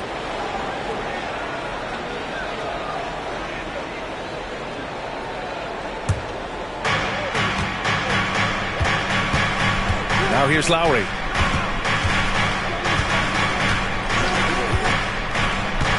Screen by Embiid. Launches a three. The rebound by Atlanta. Okongwu's got his 5th rebound in this one. This has been a close game in a lot of ways, but they do have an edge on the boards. Pass to Daniels. Tries a 10-footer. Joel Embiid with the board. Embiid's got 5 rebounds tonight.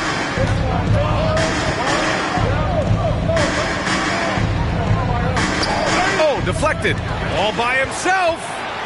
Rips down the breakaway slam. And leaking out well in transition. I mean, I like seeing Daniels get rewarded for hustling. And timeout is called by Nick Nurse. He wants to make sure everybody's on the same page. And one thing I've learned through the years is no matter the situation, there are always adjustments you can make. Yeah, not just there to pump up or to discipline players. You got to make sure that the coach makes the proper adjustments and has his team in the right mindset to carry it out.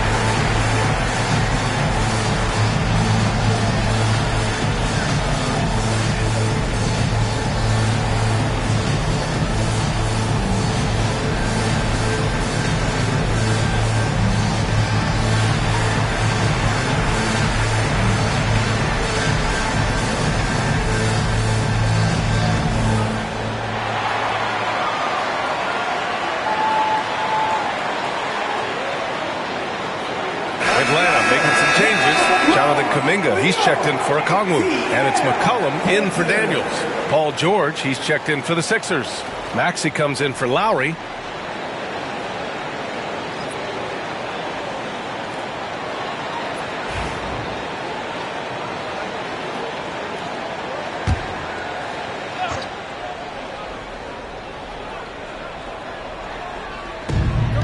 Grimes, the pass to Oubre.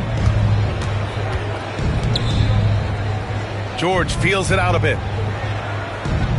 Embiid, a screen on Johnson. for three. George knocks it down from distance. George has got his first bucket of the game, and he's on the board for three. Time now to hear from our reporter, Allie LaForce. Joel Embiid is setting records with his scoring, but he said, when I get stuck into just being a scorer, that's not the best version of me. I like sharing the ball.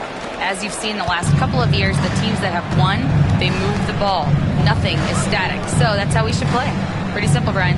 Yeah, great understanding, right? Thanks, Allie. George for three.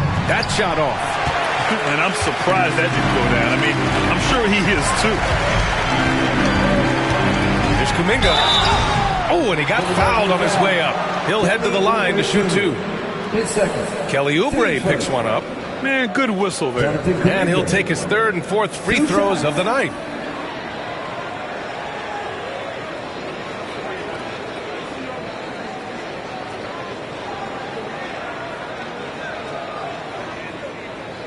Shooting two.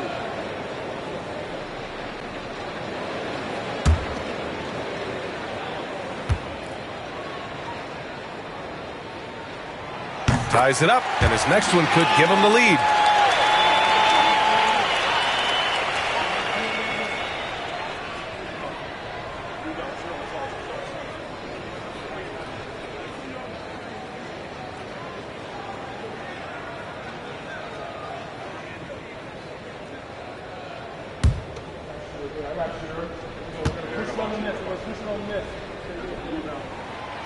He makes one or two that time. Golden opportunity to take the lead. Instead, he merely knocks off the score. I just love how he runs the floor with energy and intensity, but still stays under control. You think he's comfortable at that speed? He's done it so many times before. Just an absolute blur in transition, and that helps get the rhythm going.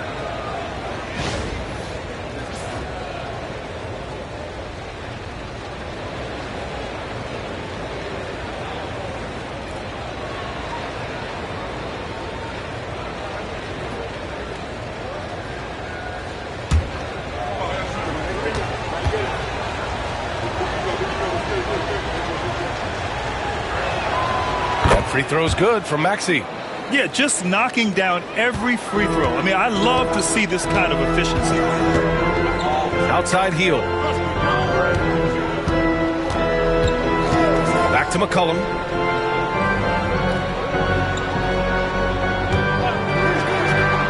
And it's blocked by Embiid. You have to be aware of Embiid at all times. He's an outstanding shot blocker. Oh, the Hawks again cannot hit it. Yeah, he usually makes you pay from that range. Oubre finds Embiid. Rebounded by the Hawks. Landale's got rebound number 7 tonight. Maxey against McCollum.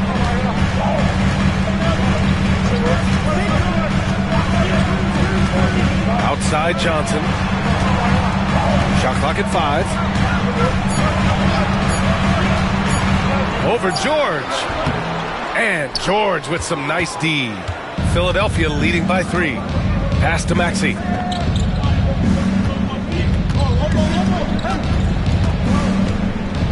With the floater. It's hauled in by Landale. The Hawks have gotten 7 of 15 shots here in the second quarter.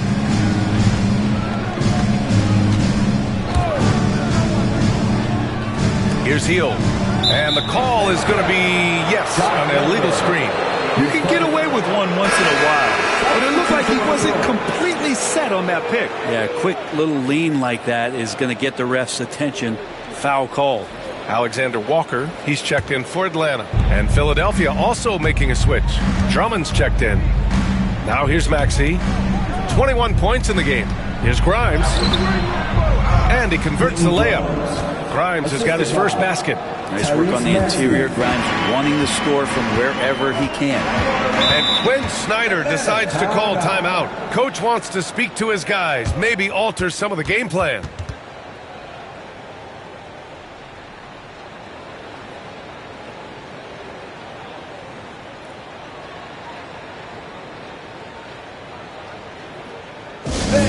Please give a big round of applause for your Hawks Youth Dance Team.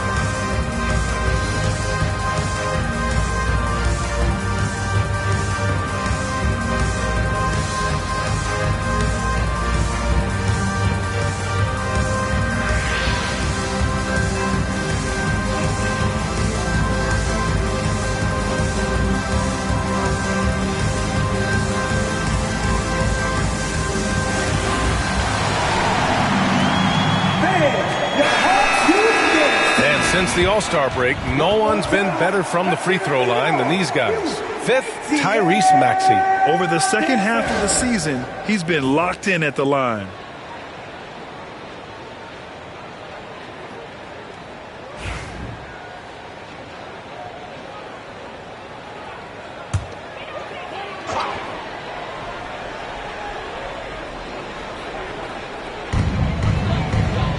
Got a piece of it. Here's Grimes, giving this team some energy, averaging a little over 10 points a game, and they'll keep possession. Maxey against McCollum, out to Oubre. From outside the arc, gets it to go. That makes him 2 for 3 in this game. Good touch there. Oubre outside the three-point arc and knocks one down.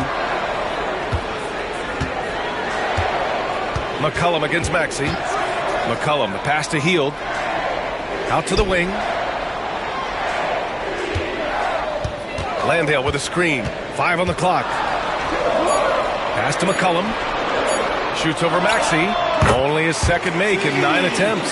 Such a good player on the in-between game, weaving behind bodies to find some space. And CJ cashes in. Now here's Maxey. He's got 21. Misses the layup. Hawks trail by 6. Up top, Alexander Walker.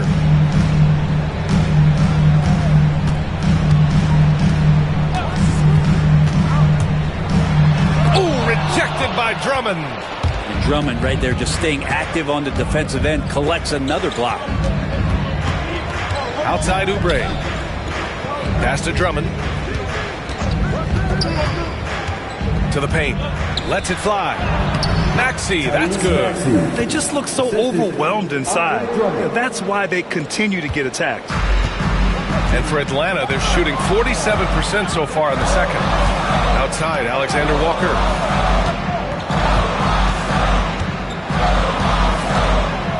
Out to McCollum. Here's the 3. It's hauled in by the Sixers. This feels like it's snowballed a little bit on them. The more he tries to shoot his way out of this slump, the worse it seems to get. They need him to get it together. Now here's Oubre. They lead by 8. Biggest lead of the game. Drummond, a screen on McCollum. For 3, Maxey. Atlanta with a rebound. Landale's got 9 rebounds in the game. Boy, he's getting it done. Started out strong from three-point land. Hit 2 in the first quarter, but he's gone dry since. Here's Landale. 14 points for him last game against Golden State. 1:02 left to play in the half. Outside Oubre. Pass to Grimes. George with it. Takes a 3. Nails it from beyond the arc. And now it's an 11-point Philadelphia lead. Man, he's been doing that for a long time. You just can't give George that kind of look. Offensively, it's been a struggle for him. Yeah, they need to string together some shots to have any kind of chance. And for Philadelphia, they're shooting pretty well at 45%. And a foul called on the way up. So he'll take 2 from the free throw line. Well, Grant, you often hear about how smooth Paul George's game is. Yeah, I'll tell you this. Young players could learn a lot by watching his footwork. His timing, his ability to find the space he needs, it's just tremendous.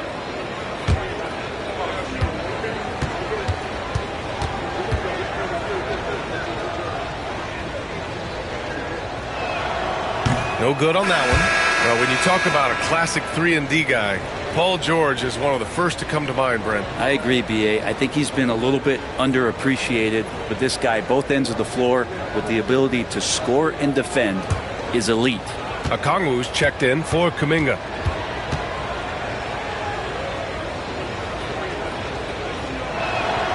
And he sinks the second. And you look at the massive hauls that have been received in the trades with Paul George. That should tell you how valuable PG is. Here's Landale. Pass to Alexander Walker. Now Hield. There's 18 seconds left in the first half. And he lobs it up top. Oh, the dunk by Okongwu. The pass The catch, the slam. What a clean play. And absolutely jaw-dropping. Counted. Good. And just executing at a high level. I mean, taking what the defense allows and putting in the work. Basketball IQ is something that gets talked about, but its importance to a team showing up here, running plays that turn into scores. And so that's the end of the first half. Philadelphia on top, up by 12. Well, now we have some time to check in with Allie LaForce. Allie. Coach Quinn Snyder with us now, and Coach, a bit of a lull for this team scoring the ball. Why? It had nothing to do with anything other than us being aggressive. We're like walking the ball up the court. Whoever's got it, we've got to attack. At least effort is something you can control. Thank you, Coach. Thanks, Allie. After the break, we'll see you right back here to begin quarter number 3.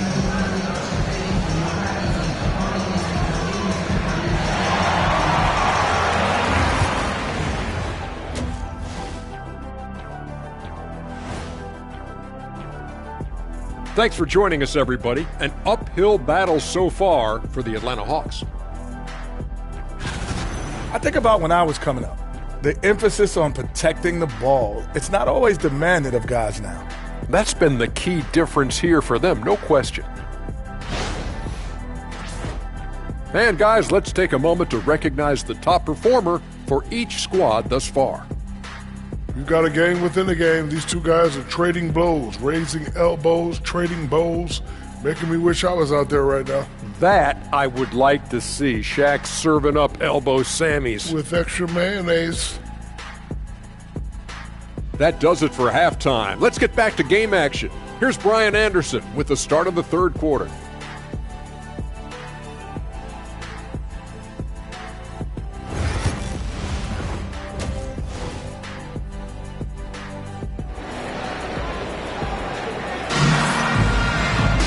And after a very lopsided first half, we'll see if things play out a little more evenly in the second.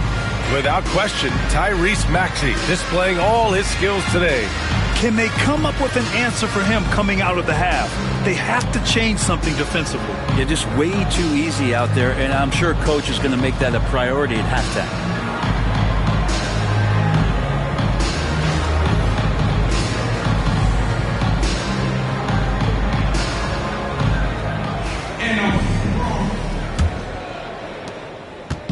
And Maxey's got the ball here for the Philadelphia 76ers. Second half underway. Here's who Nick Nurse has got on the floor. Kelly Oubre out there with Joel Embiid. Then there's George. Then it's Maxey. And it's Grimes in at the 2 spot. And so he draws the foul, headed to the line to shoot a pair. He's made all 5 of his attempts at the line. At the line for the 76ers, Tyrese Maxey. 2 shots. Shooting 2.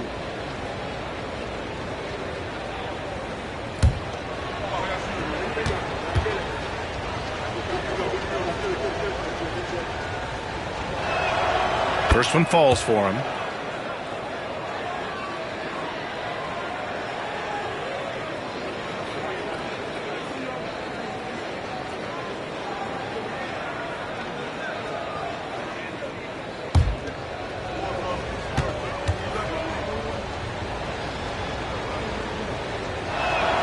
Both free throws good from Maxey.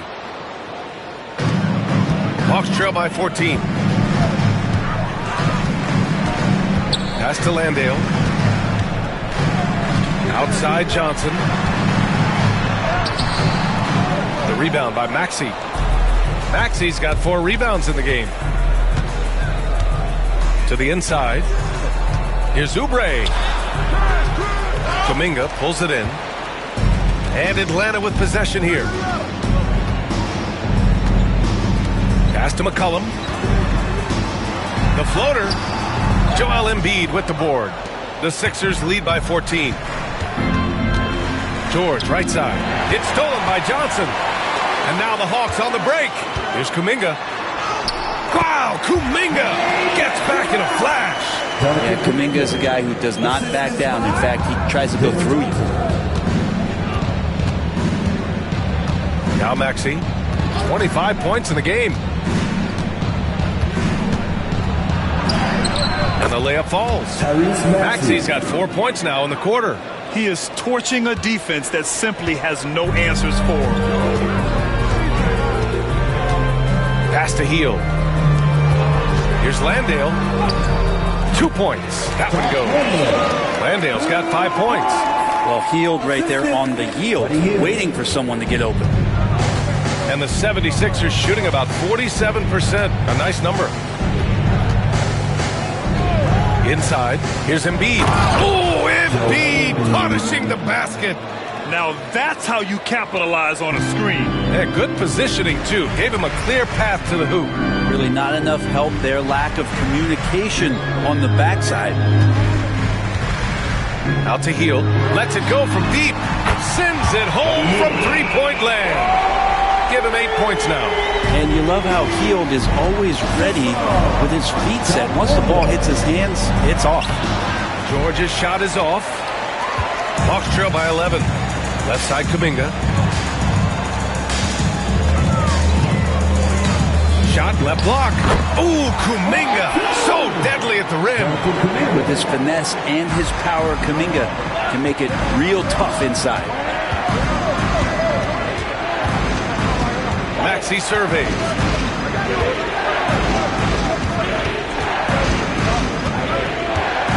The teardrop, and he lays it in. Maxey's got 29. Sometimes the D likes to get physical with Maxey, but he has no back down in him. And Quinn Snyder decides to call timeout. He's going to talk it over with his guys. Without question, Tyrese Maxey displaying all his skills today. Well, they got to be using this timeout to think about a personnel change or a game plan change to try to slow him down.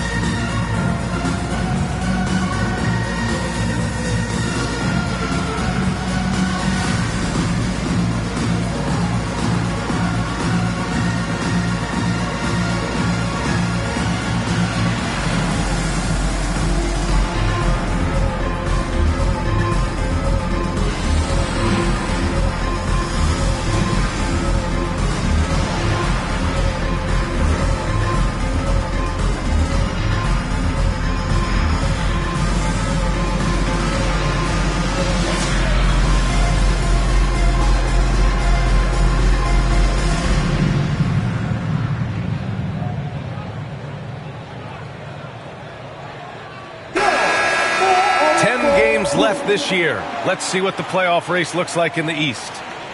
You look at the Hawks, 6th best record in their respective conference right now, hoping to end the season on a high note. And of course the 76ers, 3 spots down. Well, right now for the Hawks, what's impressive is they've reached much of their potential this year. The big question, though, people are asking is, do they have what it takes to become a front runner? They still had enough players take positive steps forward to call this season a success. Maybe they're not at the top of the standings where they hope they'd be, but they're in really good position in terms of the playoff picture. Here's McCollum, just 5 to shoot. That one no good. Some solid defense from Maxey. Up and over McCollum. And it's Maxey missing. And here's McCollum. He'll bring it up for the Atlanta Hawks. Hield on the wing. Give him 8 points now. Philadelphia grabs the miss. Embiid's got rebound number 9 now. What an effort here tonight. Steps back. George. The rebound by the Hawks. Up top, Johnson. Maxey covering. Pass to Kuminga. Now here's McCollum. Tight defense on him. Now Johnson. And Grimes pulls it down. With him struggling tonight, they need to find some other options out there to keep themselves in the game. Here's Maxey. And And the shot goes. Maxey's got 8 points in the quarter. Down the stretch, he's been flat out awesome. He helped them get the lead, and now he's making sure they keep it. Johnson a screen on Maxey. McCollum, pass to Johnson. Here's Landale. Gets a very good look and converts. Landale's got 7 points. And with his height and his touch, he can be deadly from mid-range. That's a staple of his offensive attack, and proving once again he can do some damage from that area. Here's Grimes, guarded by Hield. A nice shot by Grimes. Grimes has gotten his second bucket. For a player like Grimes, you have to make your threes. So important to earn more playing time. Outside Hield, puts up a three, sinks it from distance. He's been terrific tonight, and with a little help from the other guys on the floor, they might be able to turn this game around. You know, Brent, C.J. McCollum is just a natural leader, a classic connector. C.J. has been amazing since day one coming into the NBA. I have no doubt that C.J., after his playing career is over with, is going to spend a lot of time either in the front office or in the league office, the way he presents himself and promotes the game. Class act. And timeout is called by Nick Nurse. I think right now he must be looking at some adjustments.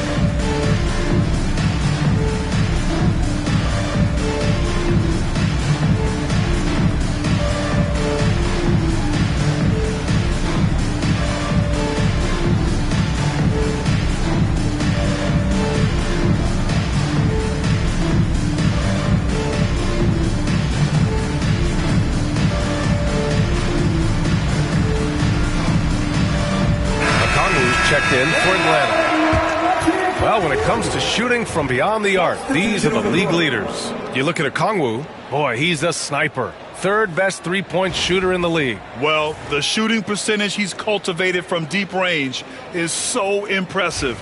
His three-point shot is about as good as you can hope for.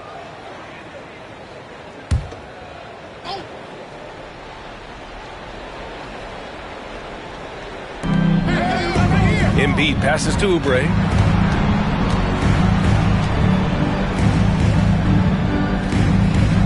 Embiid, a screen on Hield to the paint. Shoots. And he can't make that one in. Hawks trail by 11.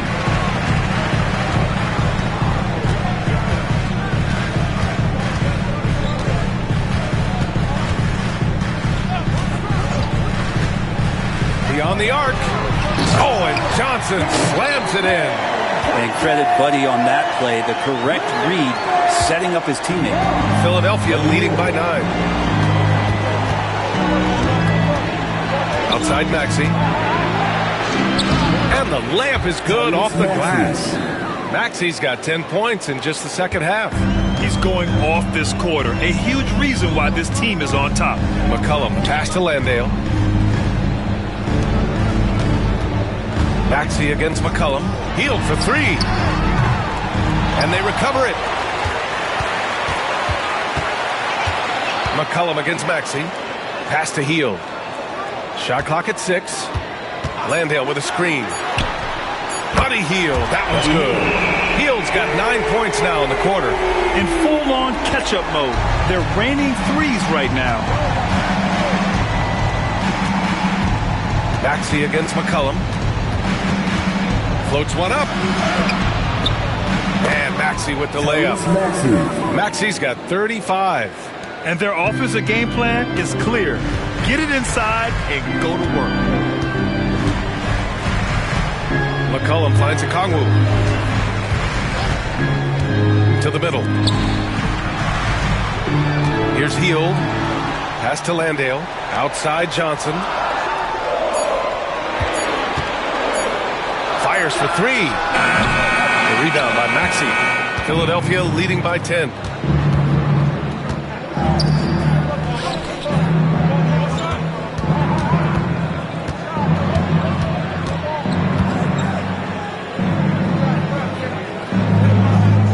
Embiid, a screen on Heel.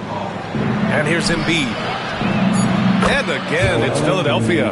Their success from mid-range has really set them apart today. The Hawks have gone 8 of 15 in the third quarter. Outside Heel. All by himself.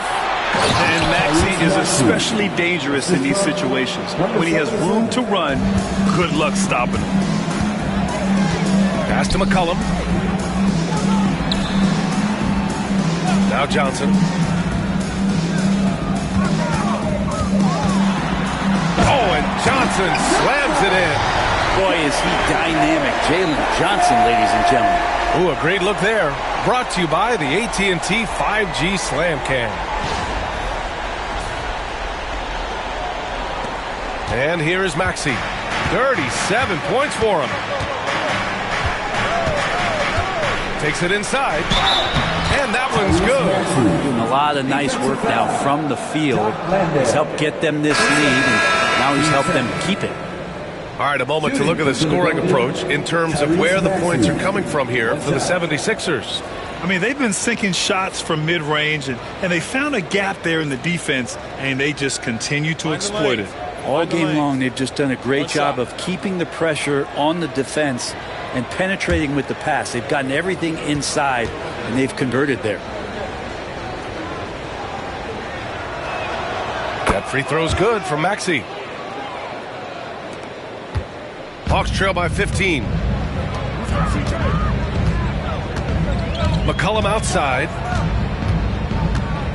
Okongwu finds Heel. Three-pointer. It's hauled in by the Sixers. Maxey's got rebound number 7 tonight. To the inside, Gabaselli, and he caught that pass in full stride on his way to the big slam. Everything is dropping for them. Just a terrific third-period run. Well, with the confidence growing, that's one thing, but they seem to be getting more intense, and that's helping the quality of their play here. McCollum, a pass to Alexander Walker. Down low. Here's Gay.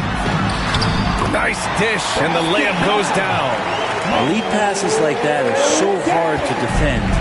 He never had to break his stride, so full speed, 2 points. For three, Maxey. The rebound by Atlanta. Okongwu's got 6 rebounds now in the game. Pass to Alexander Walker. Now here's Okongwu. McCollum looking it over.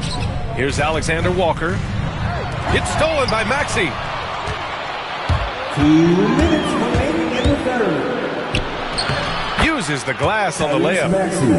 Maxey's got 42 in the game. With the finish line in sight, this guy is determined to be the one to put the game away. Alexander Walker, the pass to McCollum. Okongwu, a screen on Maxey. 5 to shoot. It's stolen by Maxey. And now the Sixers on the break. And Tyrese Maxey gets the whistle that time. That's his first foul. And just a great job of getting there first and absorbing the contact. And Atlanta making a change here. Daniels is checked in. The 76ers also with a sub. Lowry's checked in. Hawks trail by 17. Here's Daniels. He's got 5. Outside, Alexander Walker. Back to Daniels. Down to 5 on the shot clock. Puts up a deep 3. The rebound by Maxey. And Maxey's got the ball here for Philadelphia. A 17-point lead, their biggest. And following this game, they hit the road to challenge the Pelicans at Smoothie King Center in New Orleans. That'll be the last leg of a 6-game road trip for the club. Pass to Gay. Okongwu with it. Low block shot. Misfires there. 4 for 6 in the game now. Right side, Maxey.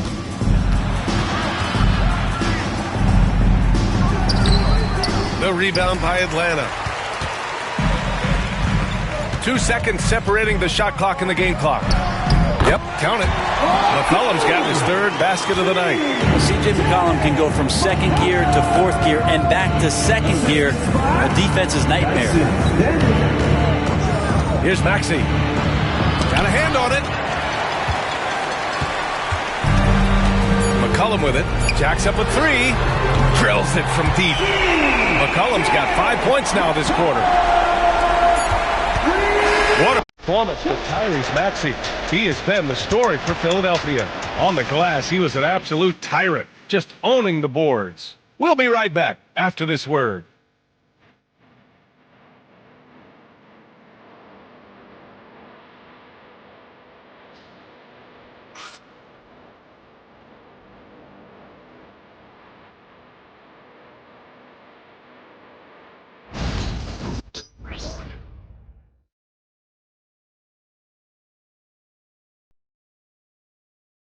And a worthy candidate tonight as we take a look at our State Farm Assist of the Game. And he definitely deserves the award. Reading the defense like a point guard. So helpful to the offensive versatility when your bigs can create, freeing everybody up, and that cut was wide open.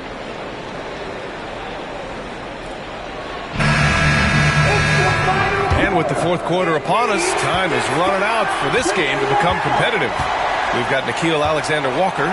Jalen Johnson is out there with Onyeka Okongwu. Then there's Dyson Daniels.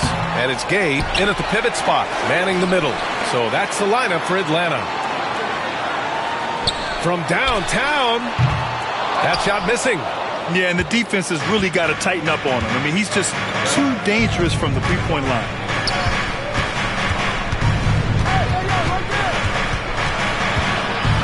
Back to Edwards. Clock at 6. To the paint. Oh, got a piece of it. Here's Embiid. Gets it to go from 18 feet away. And the 76ers lead by 14. Without missing a beat, Embiid gets the shot up. That's the work of an assertive offensive player. Pass to Johnson. They're running. Open shot by Lowry. Great look there, but off target. I admire the play call. They just couldn't capitalize. Yeah, an efficient offensive possession. They found the look that they wanted, just didn't go in. Now here's Johnson. Just 5 on the clock. On the wing, Daniels. He's guarded by Lowry. And it's going to be a 24-second violation. They turn it over. Risache, he's checked in for Gay. Number 11, Zachary Risache. The Sixers lead by 14. And a little over a minute and a half gone by in the 4th. Here's Yabusele. It's stolen by Okongwu. Here's Daniels. Gets the 3 to fall. Back-to-back threes, making their defense work on the perimeter a bit. Lowry outside. Here's Yabusele. Pass to Embiid. This one for 3. Rebounded by Daniels. He's not the guy that you want to give a wide open look from 3-point range. They're lucky that that one doesn't cost them. Okongwu, no good. The 76ers have gotten just 1 shot to fall out of 3 attempts in the 4th. We're in the 4th quarter here, just under 2.5 minutes gone by. 6 on the shot clock. Outside Edwards. And Lowry launches it from deep. The Sixers again can't hit. It's never easy from that distance, but we see him drill those and shoot around all the time. Oh, no, I know he can make it, but that's warm-up, so maybe just a step too far. Now, B.A., you know they would love for him to get more of those opportunities. Well, that would cut into the deficit quickly if he does. And so it's Nick Nurse calling timeout here. He's decided it's time to clarify the situation, leaving little room for error.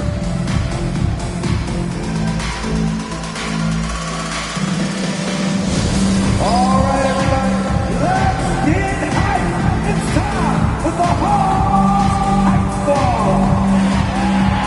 Get loud, fans. On the court is your Hype Ball. It's T-shirt time. Let me hear you make some noise.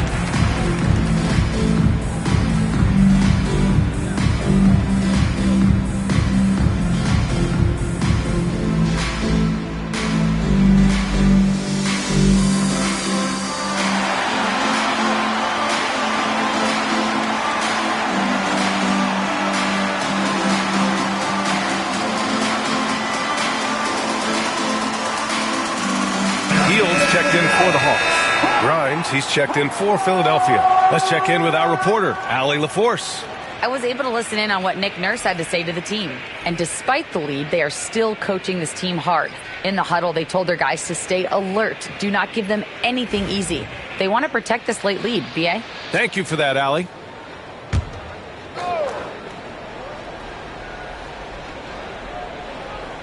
Around 3 minutes gone here in the fourth. Now Lowry. And he's going for the oop here. Can't hit that one. One thing they've done well tonight, and that's rebounding. Pass to Alexander Walker. And here's a Okongwu. The kick out to Johnson. Fires from deep. They get it back. Oh, the dunk by Okongwu. Grabs the board and goes right in for the putback. I love it, B.A. Yeah, wanted to close the gap. Makes sense to get aggressive on the glass here. Here's Grimes. Embiid, a screen on heel. Grimes, the pass to Embiid. And Embiid with the slam. Woo, that was big time. I mean, a dunk contest finish from Embiid. This guy can fly. Outside, Alexander Walker.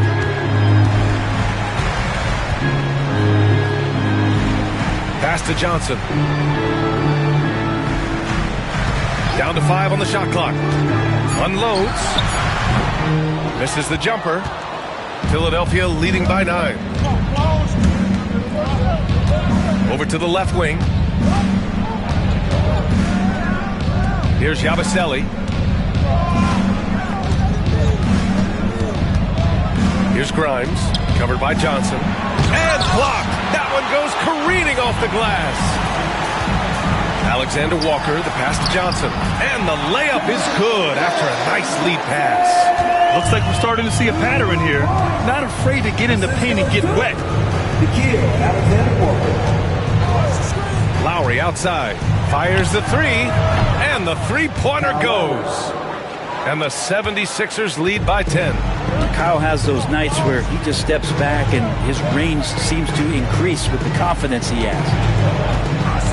There's the screen by Johnson. Healed for 3.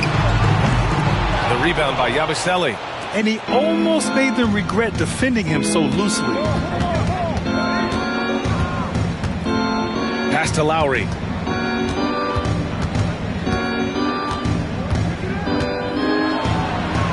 Here's Grimes. Embiid inside. Guarded by Okongwu. Embiid misses. Hawks trail by 10. Here's Daniels to the inside. Here's Johnson. Oh, and Johnson slams it in. Great lift off the floor. Johnson is electric. And so Lowry will bring it up for Philadelphia. 17 points was their biggest margin. Okongwu against Embiid. Let's go with a three. And Philadelphia hits again from deep. And let's face it, when you're down this many points, you simply can't let them get that good of a look. Teachable moment there. Lapses like this are backbreakers. Outside, Alexander Walker. Pass to Johnson. And he gets it to go. Johnson's got 6 points in the quarter. And force-feeding the ball inside. I mean, no reason to go away from what's working. Lowry surveys the D. The three is up. Rebounded by Hield. Trying to close out. You got to know who's hot and who's not. Oh, stolen by Embiid. It's stolen by Okongwu. Alexander Walker with it. Picked up by Lowry. And it's good. Fought through contact. Hit the shot and will go to the line. Defensive foul. Atlanta making some changes. Landale's checked in for Okongwu. Kuminga comes in for Alexander Walker. And it's C.J. McCollum in for Daniels.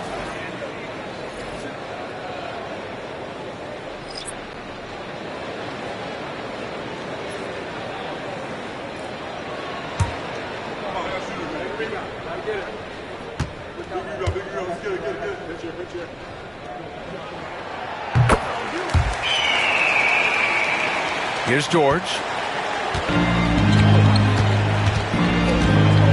Pass to Embiid.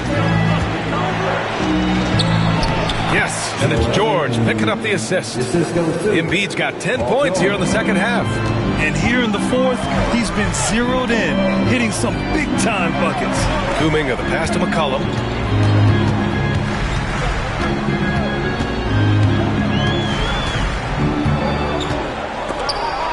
Five on the clock. Inside. Here's Landale. And Joel Embiid pulls it down. Embiid's got double-digit rebounds now in the game. Here's Grimes. McCollum defends. And it's good. 2 points. And it's a 10-point Philadelphia lead. Atlanta's gone only 1 of 4 from the perimeter here in this fourth quarter. Here's McCollum from the high post. He drills it. That's one of the huge attributes of McCollum's game. He can score from anywhere, which makes him very unpredictable as a scorer. Maxey against McCollum. And it's Maxey missing. For Atlanta, they've gotten 8 of 15 during the fourth quarter. Kuminga with it. Oubre picks him up. Kuminga, the pass to McCollum. Off target from three-point range. Philadelphia leading by 8. Here's Oubre. And count the basket. He was fouled, and he's going to the line for one more. His first. Team's first. Shooting for Philadelphia, Kelly Oubre Jr. at the line for one.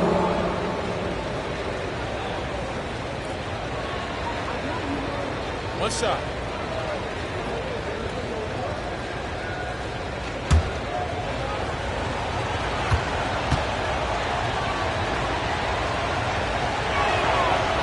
Kelly Oubre is a multi-talented forward that plays with a lot of confidence. If he can keep this kind of consistency, he's going to do some damage in this league. Kuminga, the pass to Hield. Landale with a screen. Now here's Hield. He's covered closely. McCollum outside. Over Maxey. That won't go either for McCollum. The 76ers have gone 7 for 15 in the fourth. Grimes tries to save it. And he recovers it. And another shot.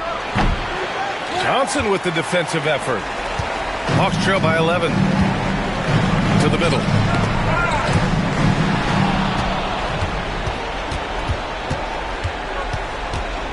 Here's Grimes. Pass to Maxey. Now Embiid. Here's Grimes. 6 to shoot. Back to Embiid. He drains it as the shot clock ticks down. Embiid's got 8 points here in the quarter. Oh, clock dwindling, but it doesn't bother Embiid. He knows he can find a shot anytime. Hield passes to McCollum. Landale with a screen. Shot on the wing. And that one goes in as he's fouled. It'll be 3 points if he converts the free throw. Defensive foul. Tyrese Maxey. His second. Team second. At the line for your Hawks, C.J. McCollum. 1 shot.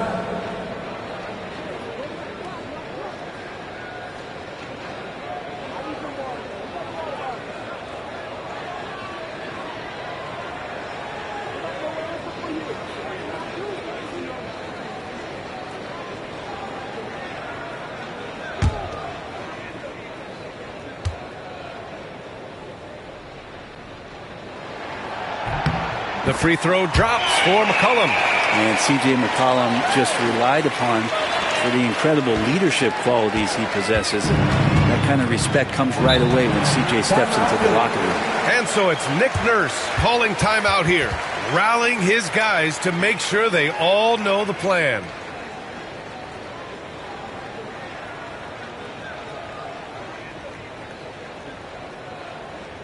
Here we go, fans. Coming to the front right now are your ATL dancers.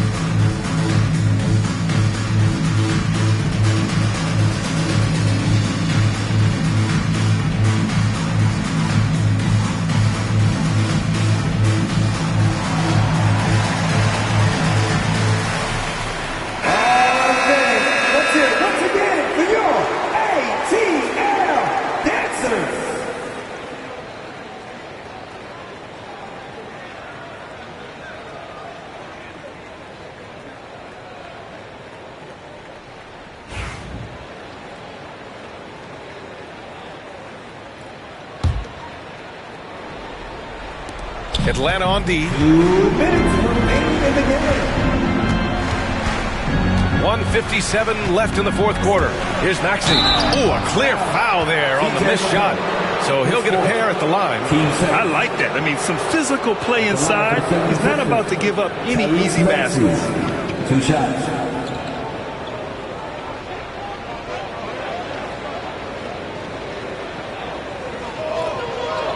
Take a break.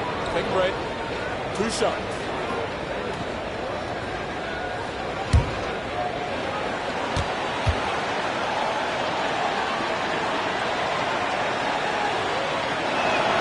First free throw is good.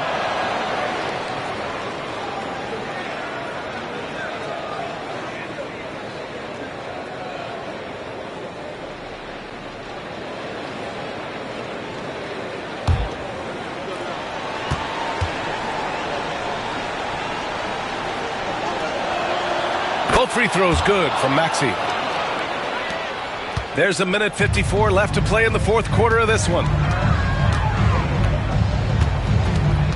George against Johnson.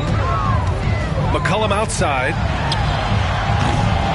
Here's Landale. And the rebound paying off as they pick up 2 on the second chance bucket right there. Hard work on the offensive glass. You can see the coaching staff rise up and clap for that effort. From 13, Maxey. That's good. Maxey's got 46. And that's a tough shot to defend when Maxey pops up out of nowhere. It's rebounded by George. George has got 4 rebounds now. Maxey passes to Embiid. Drives to the hoop. Ooh, off the bounce. Embiid hammers it home. Yeah, dominant drive there by Embiid. Crashing inside and throwing it down with authority. And here's Johnson. 1:02 left in the game. And a comfortable win for them here. Game is out of reach. Good performance for the 76ers. Hey, if you get yourself to the line and cash in on those opportunities, you paint your opponent into a corner. Yeah, they were so successful with that all night. Aggressive, fearless, whatever you want to call it, they really pushed the action and got rewarded. And for the year now, they've chalked up 35 wins. And with just 1 game left to play between them, they've captured the first 2 meetings of the year. And of all the highlights and performances we've seen here tonight, the one thing that stands out is what an unbelievable night it's been for Tyrese Maxey. It was tough to cover all game long. One of those nights when he felt like nobody could stop him, and they didn't. Pass to Embiid.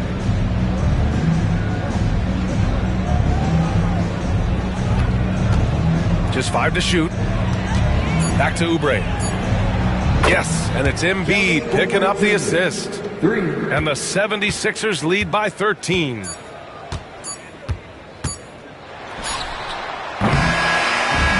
So no problem for Philadelphia as they get the win. It ends up being a fairly easy road win. Those are so hard to come by. It's never easy to take a game in someone else's building. All right, Allie's ready to go. She's courtside. Hey, Allie. Joel, tonight was a statement win. What is it that people should know about this team? You know, we're tough, especially defensively.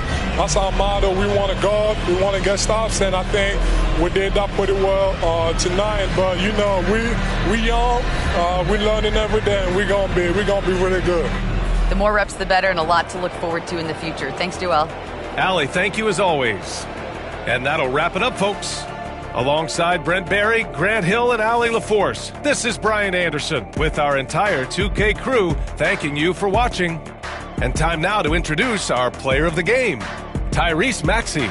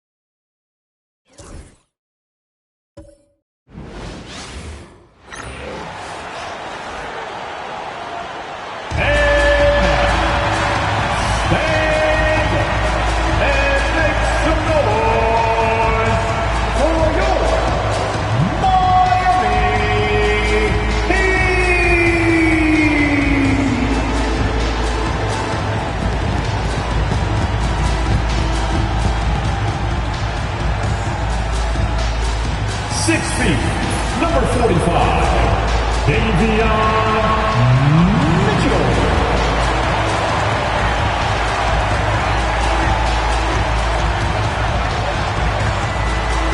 17, number 7, Khalil.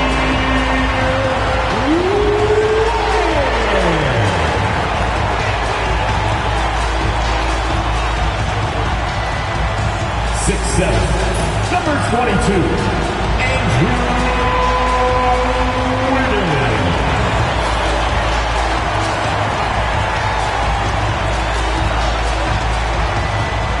Number 14, Tyler Hill.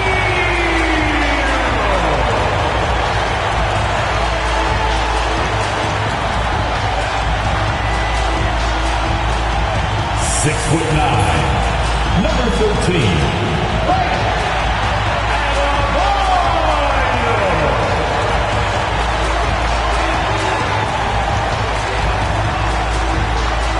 Good evening and welcome to tonight's presentation of Noche La NBA, an annual tradition in the NBA celebrating diversity and culture, and always a pleasure to bring it to you.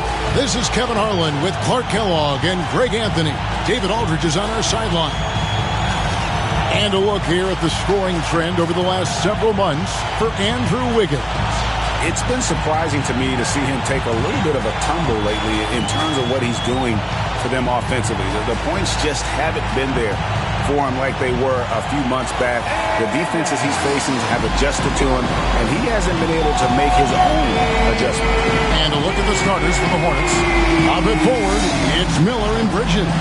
Then it's Ball. Then there's Yusuf Nurkic. And for the Heat, they've got Adebayo. Mitchell is out there with Tyler Hero. Then it's Andrew Wiggins, and it's Ware in at center. Special K, the playoffs are not far away. What kind of discussions are going on right now in those locker rooms? Kevin, at this point in time, it's all about focus and intensity. You understand who you are and what needs to be done. It's now a matter of preparing yourself in your mind and body to go out and do that. You've worked for it, and complacency is not an option. And there's that vertical of Hero. Gets off the floor with ease and just hammers that one down. Here's Ball. The shot goes in. First shot, first basket. And once he got to the 10, I think he was surprised to find himself that wide open. Well, this early, they should be showing a lot more energy on defense. It's not there. Where? That one falls coming off Adebayo's feet. And what a dime from Bam. He's really skilled at looking for and finding his teammate. Ball, the bounce pass. Here's Miller. And Ware pulls it down. And here are the Heat. It's a three-point game. Tough loss coming against the Rockets in the last game they played.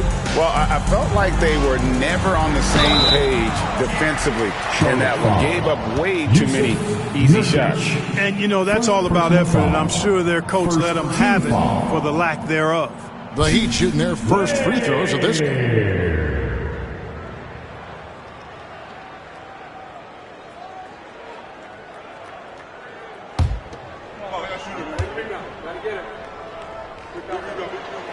First free throw is good. You know, Greg, one thing you notice, we were just talking about this with the Hornets in recent years, a lot of changing lineups. And you expect that with the team, with where they're at. They're looking for any advantage game to game and trying to build that identity as a franchise. Fast break now for Charlotte. Pass to Bridges. Charlotte moving it around.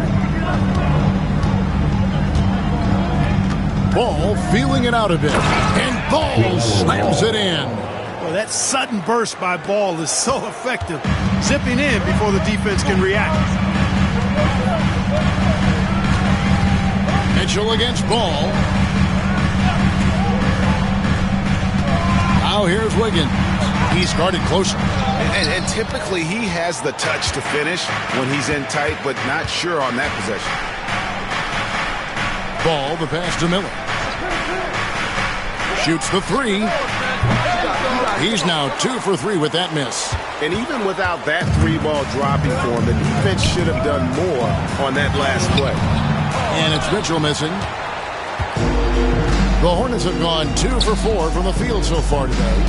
Back to Miller. Pass to Nurkic.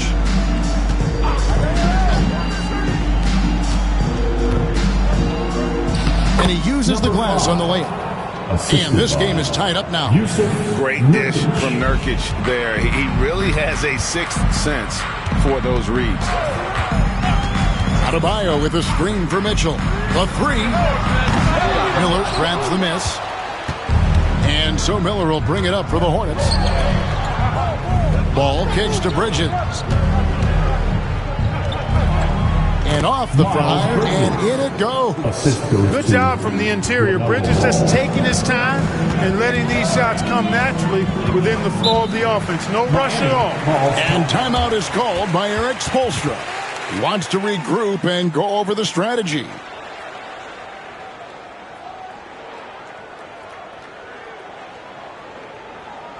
Get ready to get hyped, fans. It's your Heat Breaker Dance Crew.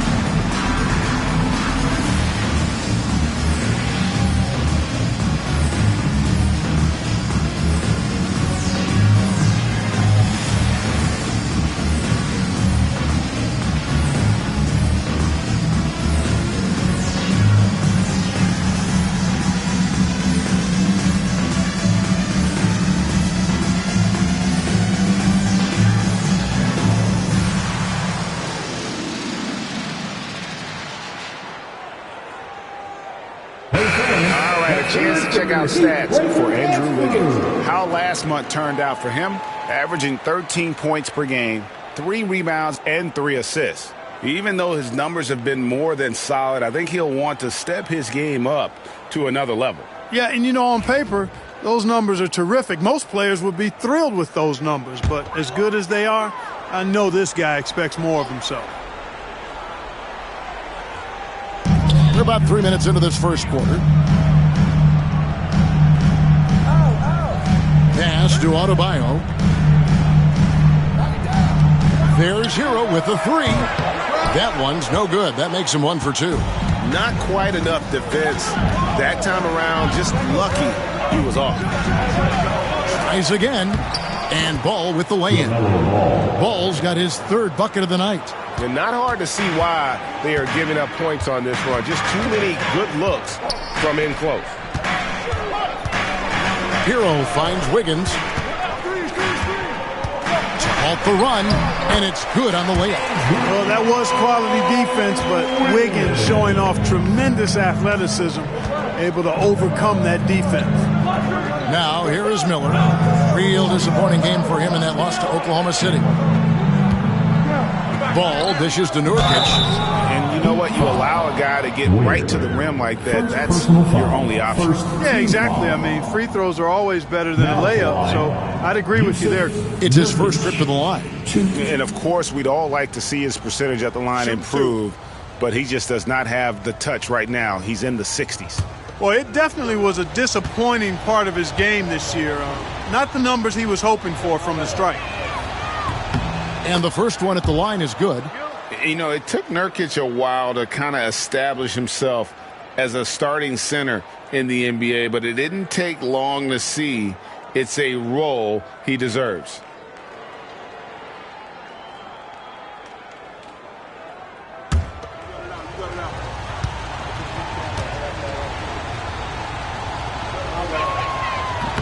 Off on that one, so he goes 1 for 2 at the line.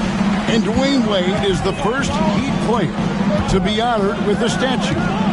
And Greg, that's pretty significant for a very successful franchise. And Kevin, well deserved, right? D-Wade, the best player in franchise history. He helped bring 3 championships to the city. Plus, he's already got a street named after him. Can't hit the free throw line jump. You almost have to assume he's going to knock those down when he is that open. Outside, Hero lets the 3 fly. The Hornets pull it in. Well, you have to like their work on the boards, Kevin, particularly here to start the game. Yeah, I like the way they're setting the tone. Really playing with a lot of energy here at the start. They've been looking out of sync offensively. Yeah, their offense has ground to a standstill. Here's Ware. Oh, and that one, no question, powered it down. Oh, great job moving the rock by Hero. Not a ball stopper. Tyler is a team player. Back to Ball. He gets it in there. Ball's got 8. His shooting has been outstanding. Definitely one of the reasons they're up in this game. Mitchell passes to Hero. Kicks it out to Mitchell. Fires for 3. Buries it from 3-point range. And it's a tie ball game. And he likes to get in a rhythm early. Nice triple. And here's Ball. He'll bring it up for the Charlotte Hornets. And with an update from the sidelines, let's check in with David Aldridge. Well, I was able to catch up with Eric Spoelstra a few minutes ago. In talking to Coach, he discussed the hidden talents of LaMelo Ball. Coach said he's still a young player in this league, but we can't take that lightly. We've seen what he's done to soft defenses. We need to be physical. So we'll see if that defense tightens up for us. Guys? Thank you, David.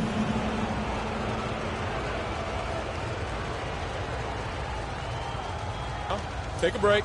Take a break. 2 shots.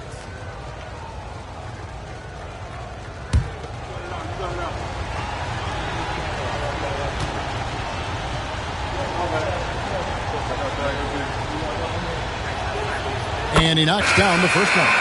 In recent seasons, the Charlotte Hornets, Clark, have been very active in the trade market. Well, it seems like they're always wheeling and dealing. I mean, they're on a quest for that perfect fit lineup, moving pieces around, trying to find the right recipe for success. Jaime Jaquez, he's checked in for the Heat. Norman Powell comes in for Mitchell.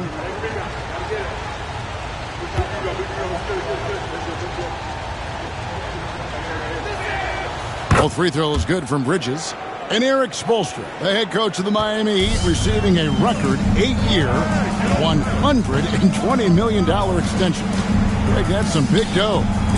Is it ever? It remains coaching for the only NBA franchise he's ever worked for. Already one of the most tenured head coaches in the association, and that figures to continue for a while.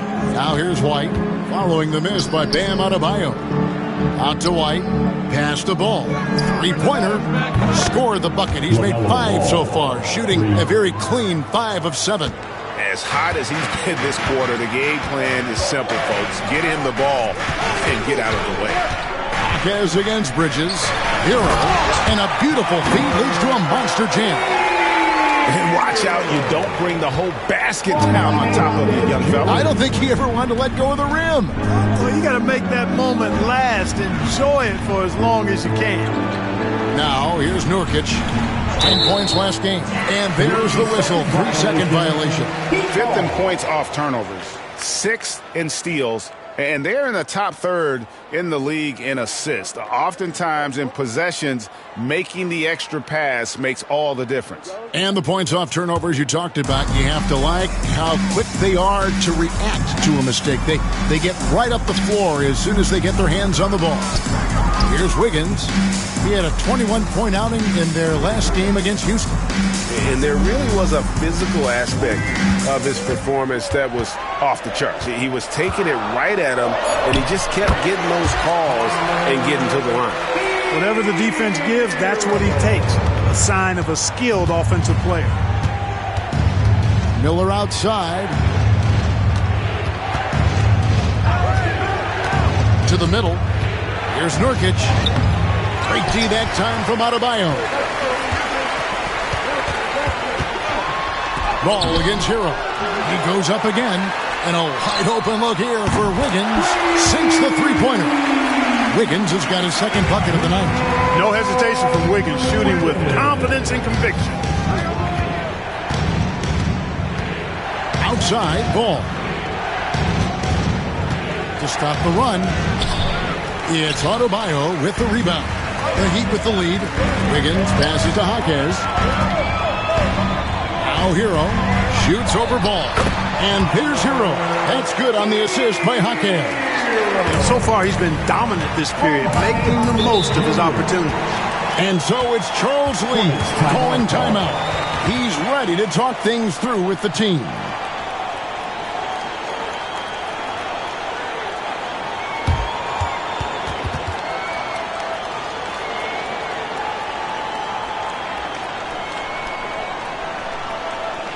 Time to turn up the heat with the very own Miami Heat Dancers.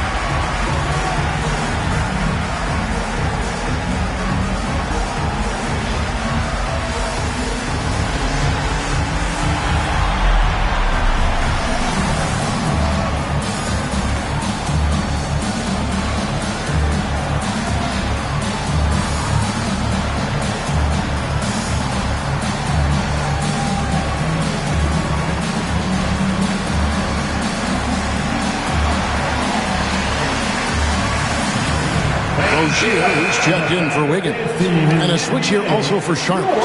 Diabate's checked in.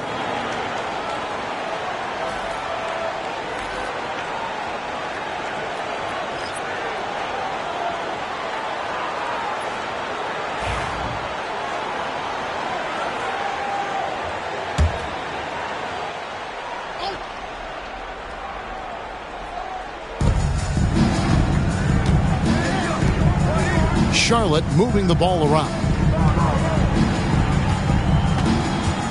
Ball against Rozier. Ball with the bucket. Great quarter for him at the offensive end, trying to will his team back in the game. One thing about LaMelo Ball, he can really take over at times, Greg, when he's healthy and playing well. And a lot of that is just his feel for the game. He processes quickly and then has the talent to execute. It's pretty hard to stop him when he's in the flow. Bridges with it, and Okc picks him up defensively. And they call the foul, so a chance at the line for one more coming up. So it'll be Miles Bridges shooting. That one on Okc. And guys, let's get your take on the scoring breakdown for Miami. We've got a bunch of this game yet to be played, but they're shooting it well from the three-point line. One shot. That's got to be a welcome sight. Something else they're doing well tonight, guys, lots of points in the paint. Something to continue to keep our eye on.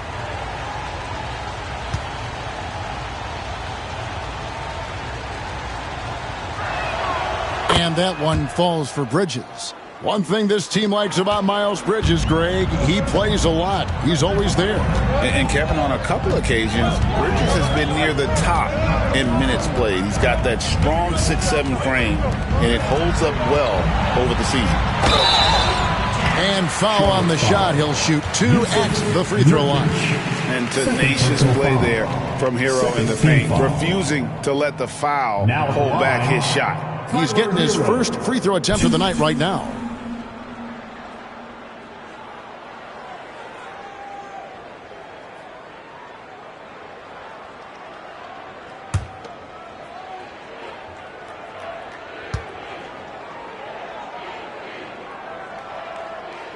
And the first one drops. And Hero, one of those guys in the league that can nail free throws with his eyes closed. Wiggins is checked in for the Heat. And then for Charlotte, Brandon Miller comes in for Yusuf Nurkic. And it's Trey Mann in for Ball.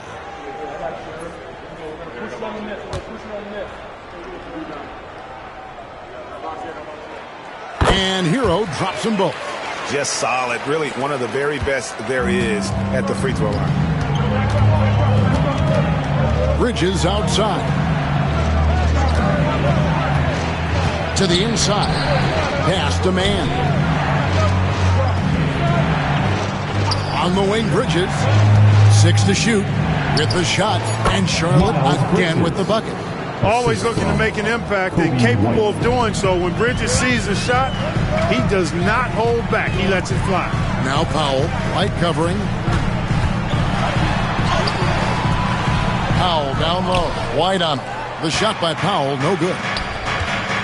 Here's Bridges. And trying for the go-ahead basket. It doesn't go in. Okc left side. Again, the miss by the Heat. And he rushed that one, no doubt about it. The D out of position. You can see the frustration on his face. Right the pass to Bridges. Now here is Miller. Fires from deep. Hits the three-point bomb.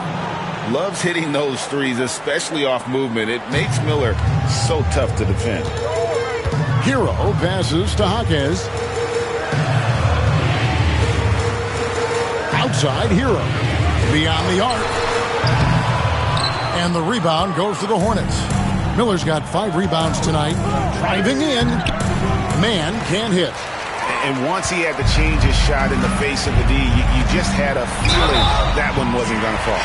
And the latest now from our sideline reporter, David Aldridge. David, it's all yours. Take it away. Kevin, thanks. Bam Adebayo talked about how his mentality has evolved over his career. He said, shoot the ball. I feel like that's been my evolution. It sounds very simple, but I came into this league as a defender.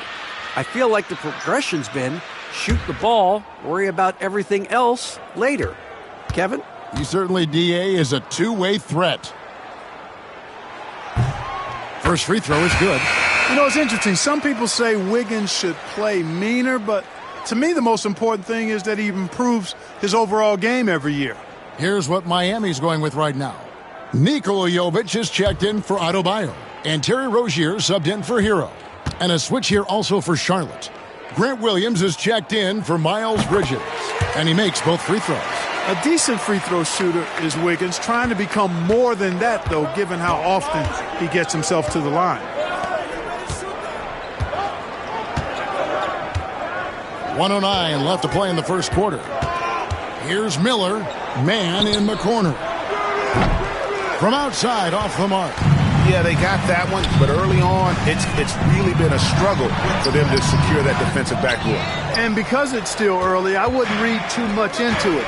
There's still a lot of game left. Now here's White after Terry Rozier's miss. White the pass to man. Here's Miller. Shoots from the elbow. That one doesn't drop. Well, they'll be happy with that look, even though it didn't fall. You know what? That's a confidence shaker for him, though. I mean, that's a shot he expects to make every time.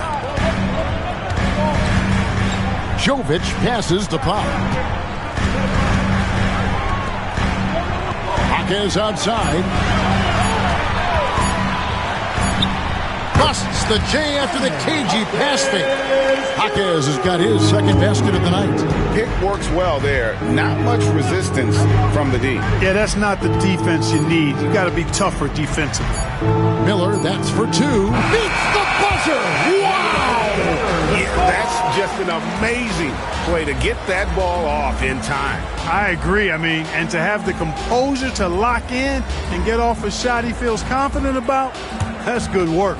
Tyler Hero has been leading the charge for the Heat. He got into double digits for the quarter with 10 points total. We'll get right back to the action when we return.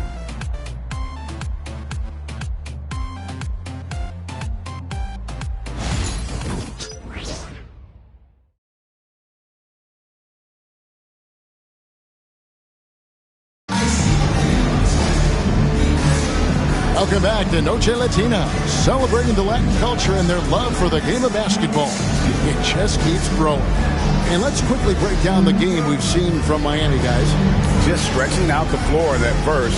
They had the defense scrambling. And you know what? That's what happens when you establish your three-point game early. Puts the defense right up against it. Clark, how much weight do players put on individual awards or something like an all-star nod? You know, I think players always have a level of respect for each other, but awards help validate your level of respect. How you win, how you perform, consistency, and awards are typically well-earned and well-deserved. As a matter of fact, in most cases, they are well-earned and deserved, and players acknowledge that and respect that. They've got Wiggins. Norman Powell's out there with Rozier. Then there's Jaime Jaquez. And it's Highsmith in at the power forward. So that's who Miami starts the second with. And guys, let's get your take on the scoring breakdown so far for Charlotte. Getting downhill has really been impressive to me. Not settling from the outside. They're going right to the rack. Oh, man. Their mid-range jumper also has been on fire. Tough to beat a group of guys shooting with that much confidence.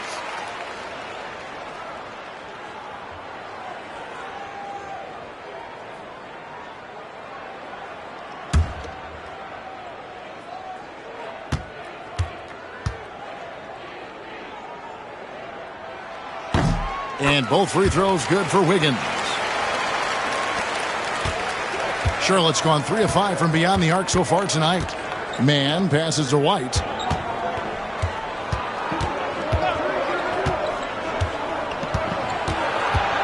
Back to Man. Williams, a screen on Rozier. 5 to shoot. Man. Shooting foul as the whistle blows. He'll shoot 2 free throws. That's on Terry Rozier. I'll tell you what, he earned his money on that foul. Yeah, if you're going to foul, then make sure that you don't give a chance for the and one. Shooting 2.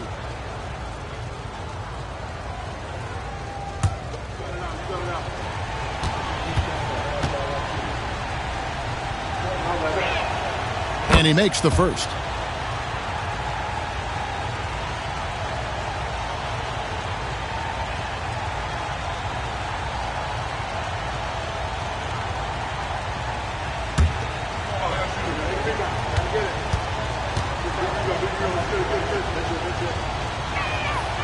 Both free throws good from Man. The Heat trail by 3. Rozier looking around. Pass to Powell. Back to Rozier. Whistle blows. Basket is good. So a chance here for a three-point play. Razor sharp focus there from Rozier earned him that trip to the line. First trip to the free throw line for him tonight. And you know, something I remember from there was at the line. Yeah, I agree with you. I mean, he attacked, got to the line a bunch, and cashed in on his chances. Yeah, guys, I mean, he's been a very steady hand for them when it comes to his free throw shooting. Free throw line, my call would sound like this. Now at the line, Jaylen Brown. 1. That's good from Rozier. Terry Rozier is a reliable and experienced player, so he knows how to lead his team. Man passes to Williams. Here's Diabate. Okc defending. Clock at 6. Williams kicks to Miller. Over Wiggins. Miller, no luck. Miami's gone 3 of 7 tonight from three-point territory. Back to Hawkins. Pass to Rozier. Hawkins outside. Sinks the triple. Hawkins has got 7 points. Really encouraging to see Rozier make these reads like that. Williams with the ball. Williams a screen on Wiggins. Here's Diabate. Hawkins defending. Here's Diabate. Hasn't made one yet. And the Hornets miss again. Wiggins left side. Powell, no one around him. And again, Miami with the triple. Oh, great ball movement there. And a little under 2.5 minutes gone by here in the second quarter. Here's Man. Rozier defending. Williams a screen on Wiggins. And here's Miller outside. Hawkins with the rebound. Hawkins has got 4 rebounds now tonight. Clark, we've all heard the comparisons. Brandon Miller plays a lot like a young Paul George. And you know, it makes a ton of sense when you consider that Paul George is Brandon Miller's favorite player. So he spent a bunch of time studying how PG gets it done and putting those moves into his own book bag. And timeout is called by Charles Lee. He wants to talk to his guys.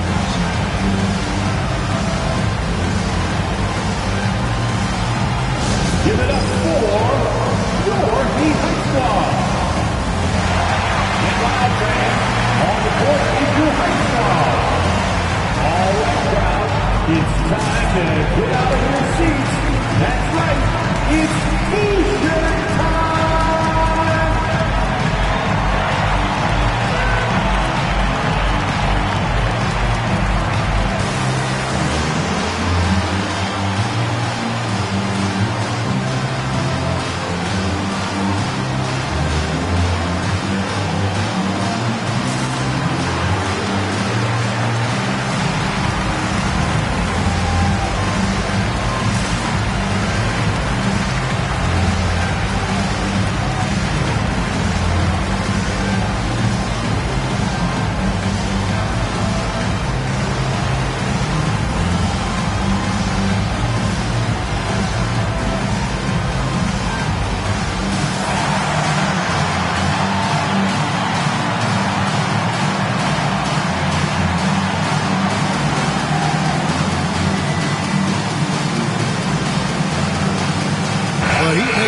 Here, Mitchell's checked in. So a moment now to see the story for him. And guys, I think the best way to measure his performance these last 10 games is his effective field goal percentage, which has improved, a sign that his game is in much better shape than it was not too long ago.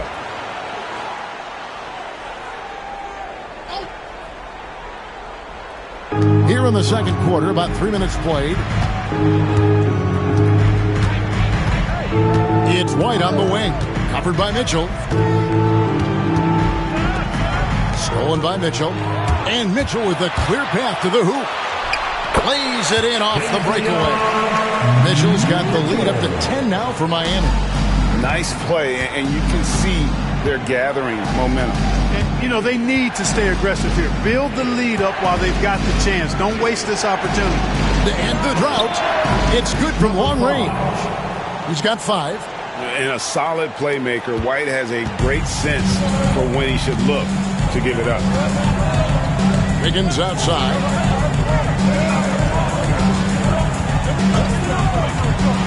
Elbow shot. Nice spin off the left rim and in. Wiggins has got 11 points. A much better quarter for them shooting the ball. Anytime your field goal percentage is in the high 50s, partner, you're doing something right. Now here's White. 11 points for him in that last game against the Thunder in Oklahoma City. And his scoring is going to get most of the attention, but his rebounding also stood out. He did a lot of glass cleaning in that game. Stolen by Mitchell. In the corner, Powell with it. Back to Mitchell. Pass to Highsmith. Wiggins, a screen on Williams. Floats it up for Wiggins, and Wiggins throws it down. Nicely executed play there. The pass on target, and Wiggins with the explosive finish. For the Hornets, they come into this following a loss to the Thunder in Oklahoma City. Yeah, I mean, in that one, you really saw a difference in aggression between the two teams, particularly on the boards. You know, I think that was the big difference in the game. One team was pounding the glass relentlessly, while the other team, not so much. Mitchell finds Powell. The 3. His second miss, now 2 of 4 on the game. Hornets trail by 9. Pass to Williams. Mitchell wide open. A 3-pointer, no good. And so White will bring it up for the Charlotte Hornets.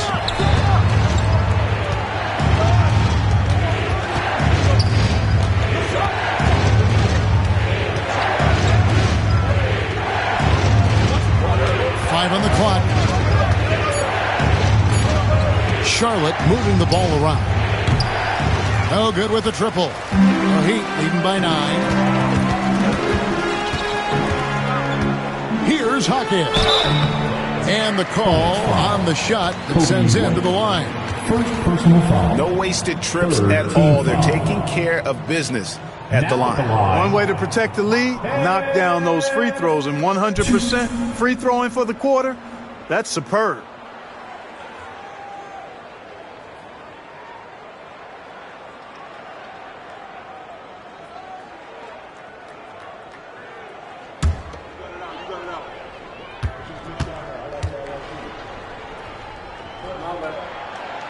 That free throw, no good.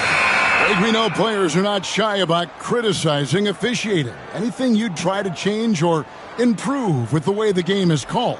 Well, I like when the players and the refs get together in the offseason to go over video examples. And I think one thing that's important is you got to have relationships between the players and the officials. And then I think the fans can also then kind of get on the same page. There are going to be missed calls out there. That will never change. Now, here's Bridges. He's coming off a 25-point game against the Thunder in Oklahoma City. Inside. And that one is hammered home. Strong move to the 10, trying to get his guys going. Hard not to get motivated, GA, right when your teammate makes that kind of play. You know, when you're looking to close the gap, you need guys who will take it upon themselves to step up, take the initiative, and make something happen. Shots good by Hero. They've been outstanding from beyond the arc this quarter. Their percentage has been climbing steadily. Mitchell against Ball. Miller with a wide open look. That falls. Nice feed that time from Ball. Miller's got a couple of three-pointers in the second for the Hornets. The Heat leading by 8. Pass to Adebayo. And it's Miami with another. Tough shot from Bam. But, man, he is so capable of knocking down that mid-range. outside, Ball. It's hauled in by the Heat. Hawkins outside. Pass to Mitchell. Stolen by Ball. Jumps up. And Ball slams it in. Ball showing off those two-way skills, getting it done on both ends. Wiggins outside. Back to Mitchell. Now Hawkins. Mitchell with it. Now guarded by Ball. Got a piece of it. And that's out of bounds. Miami will retain possession. With 10 games left, let's see how the playoff race is shaping up out east. To take a look at the Heat, it hasn't been a great season for them. We may see some changes in the offseason. And, of course, the Hornets, just a couple spots back. And, you know, for the Heat, they're just about ready to put a cap on one of the most disappointing seasons in franchise history. Yeah, I think they've really got to do an evaluation and some serious analysis over the summer and identify exactly what went wrong. Here's what Miami's going with right now. Highsmith is checked in, and it's Powell in for Andrew Wiggins. And again, it's the Heat missing. You know, they don't score on that shot, but they're going to be happy with those kinds of possessions. Bridges dishes the ball. And Ball slams it in. Ball showing a lot of effervescence on the offensive end, and it's probably infectious for the rest of his squad. Time now to turn to our sideline reporter, David Aldridge. David. Kevin, the new leadership in Charlotte has made it clear that it's not going in for quick fixes. The goal is sustained success, building with youth and development. Call it roster flexibility or a blank slate. But with some promising young players and more health, there's nowhere to go but up. Kevin? Health is huge. That's the hope. Hey, David, thank you. Here's Hero. 6 for 10 with that shot going in. That's a good game for a lot of guys. Oh, and the touch on the interior. Hero can hit jumpers as well as capitalize in close. And timeout is called by Charles Lee. He wants to make some adjustments to the game plan, clearly.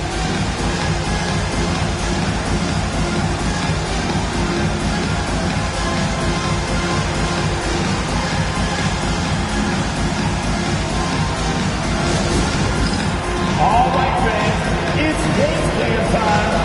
Get ready to dance like everyone's watching.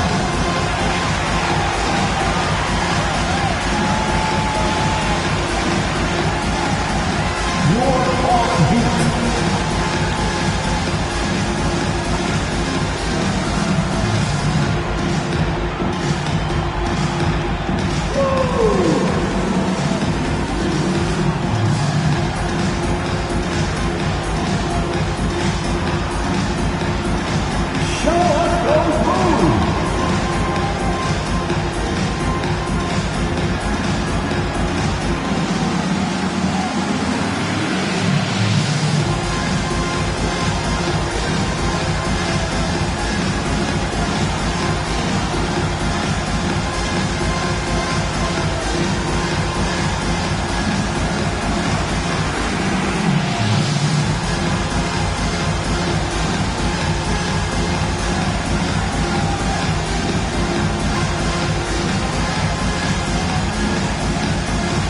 Some changes here for the Hornets.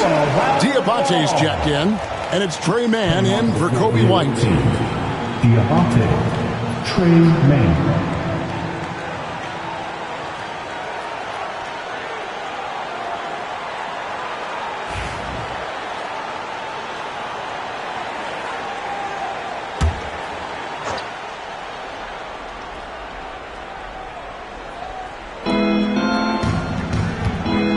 Nice pass in here by Charlotte. Pass to Mitchell. And here is Hero.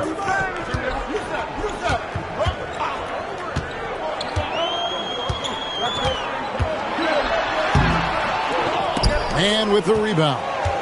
Hornets trail by 8. At the top of the key, Bridges. Cuts off the pass. Mann with it. And looking at his production, he averages a little more than 7 points a game. Here's Bridges. And contact on the shot, so he'll be shooting free throws here. It's going to be on Bam Adebayo. Bridges brings a toughness to his team's interior scoring because of his athleticism, physicality, and aggressiveness.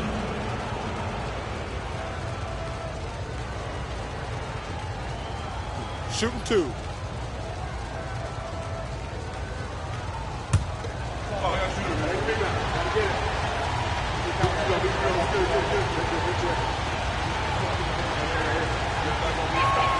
And that one falls for Bridges. One thing you know you're going to get from Bridges, he can really score.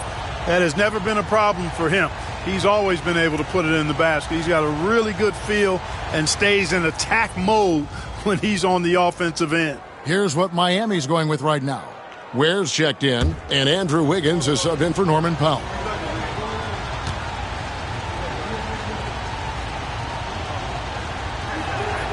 Both free throws good from Bridges. They've hit every one of their free throws here in the second quarter. Very important when you're trailing. Wiggins outside. Outside, Hero. Pass to Ware. Just 5 to shoot. Adebayo with a screen on ball. Mitchell. Miami no good on that time either. Well, they're in the lead, but he's still been frustrated from an offensive standpoint. Right side, Ball. Bridges outside.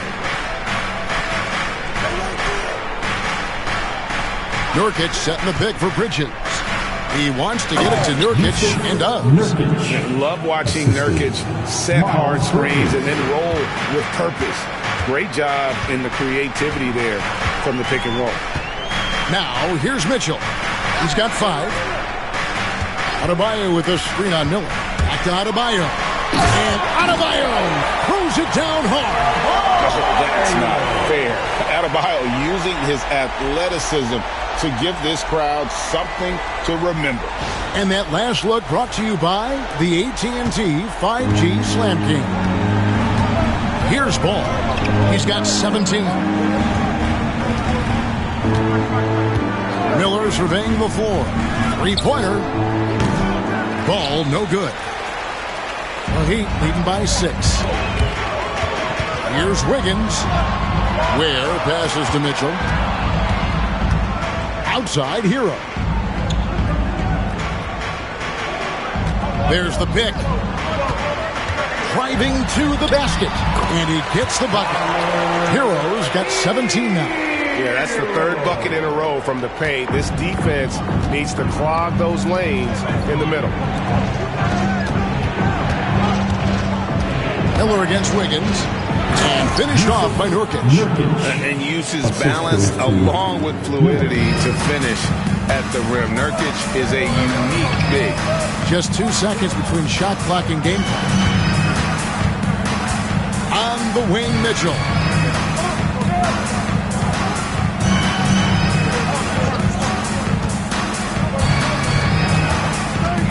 Pass to Adebayo. His 3-pointers off the mark. And so it's the Miami Heat with a 6-point lead at the end of the quarter. They're feeling very confident, shooting the ball with great efficiency and dictating the pace. And now let's catch up with David Aldridge, who's standing by from the sideline. All right, Dave. Thanks, guys. Andrew, what do you like about the way the team's playing so far? We're competitive right now. We're going after it. Every possession, we're going hard. We'll see if that continues in the second half, Andrew. Thank you. Back to you, Kevin. All right, David, thank you. And stay with us, folks. We'll be back just after halftime to get the 3rd quarter started.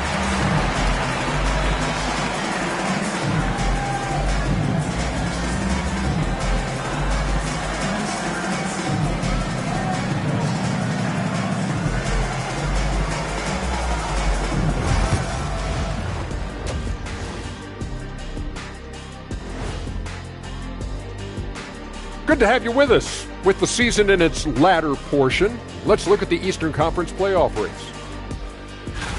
Well, right now for the Heat, they've wanted this to be a turnaround season. They have a few building blocks, but the roster construction is not complete. This front office has some tough decisions to make. And now taking a look at that first half action, it was a less than ideal start for the Hornets. Their focus on defense has been inconsistent. Tough to win with lapses at that end. Yeah, they got to clamp down in the second half, man. Better communication and multiple efforts.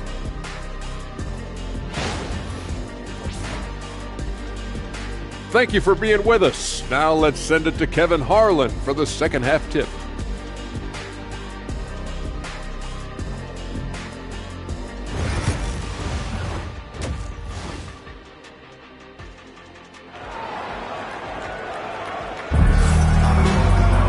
And we're halfway through this one. Plenty of basketball left in a game that's been fairly even so far.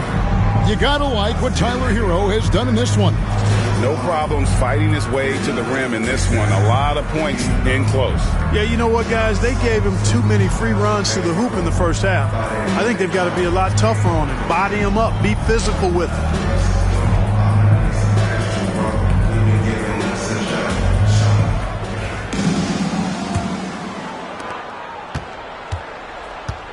And Charlotte looking at who they've got. Up it forward, it's Miller and Bridges. Then there's Yusuf Nurkic. Then there's LaMelo Ball.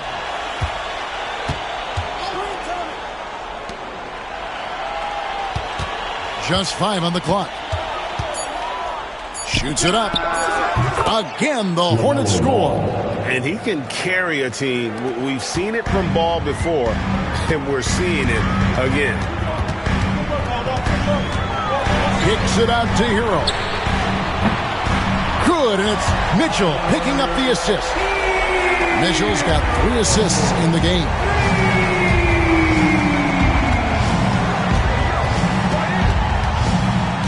Left side, Ball.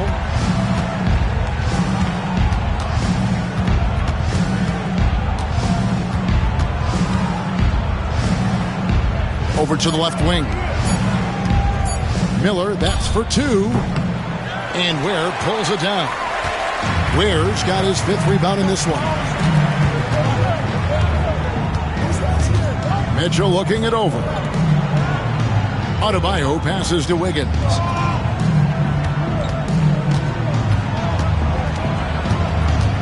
Pass to Ware. Mitchell with it. Stolen by Ball. And now Ball pushing it up. No one back to stop him. Triple from the wing. 10 points for him. Yeah, LaMelo relishes every chance he gets to drop a dime like that. Now Wiggins. Wiggins sets a screen for Adebayo.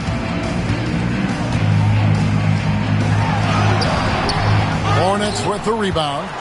Bridges has got his 4th rebound in this one. And it's Miller in the corner. Back to Bridges. A 3-pointer off the mark. Well defended that time. He's a shooter that the D has to close down on quickly when he's ready to pull the trigger. Mitchell kicks to Hero. It's rebounded by Charlotte. From about 16, and he gets it to go. Easy little jumper for him right there, guys. And it's Mitchell with the ball for Miami. The lead is 2. Following this one, they get to host the Warriors. And that'll be the 4th of this 5-game homestand. And we'll have a timeout called by Eric Spoelstra. Looking for a breather and maybe just 1 or 2 things to talk about. And here comes your Heat Breaker dance crew.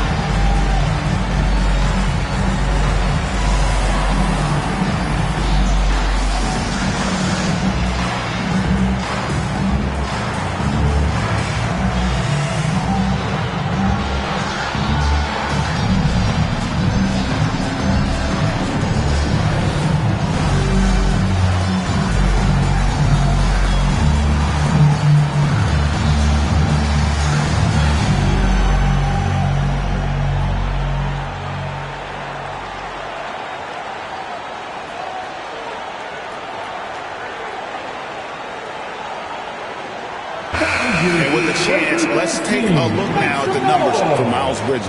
He's averaging 14 points a game, 5 rebounds, and 3 assists. And he's such a big part of what they do offensively. Yeah, he's just got that nice feel, that sixth sense, knowing where to be on the floor to help his teammates generate points.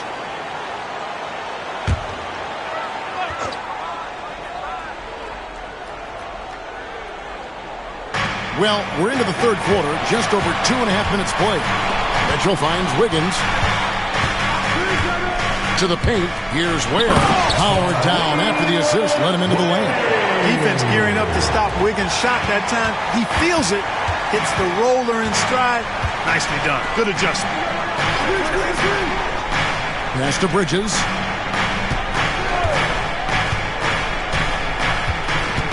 Here's Miller.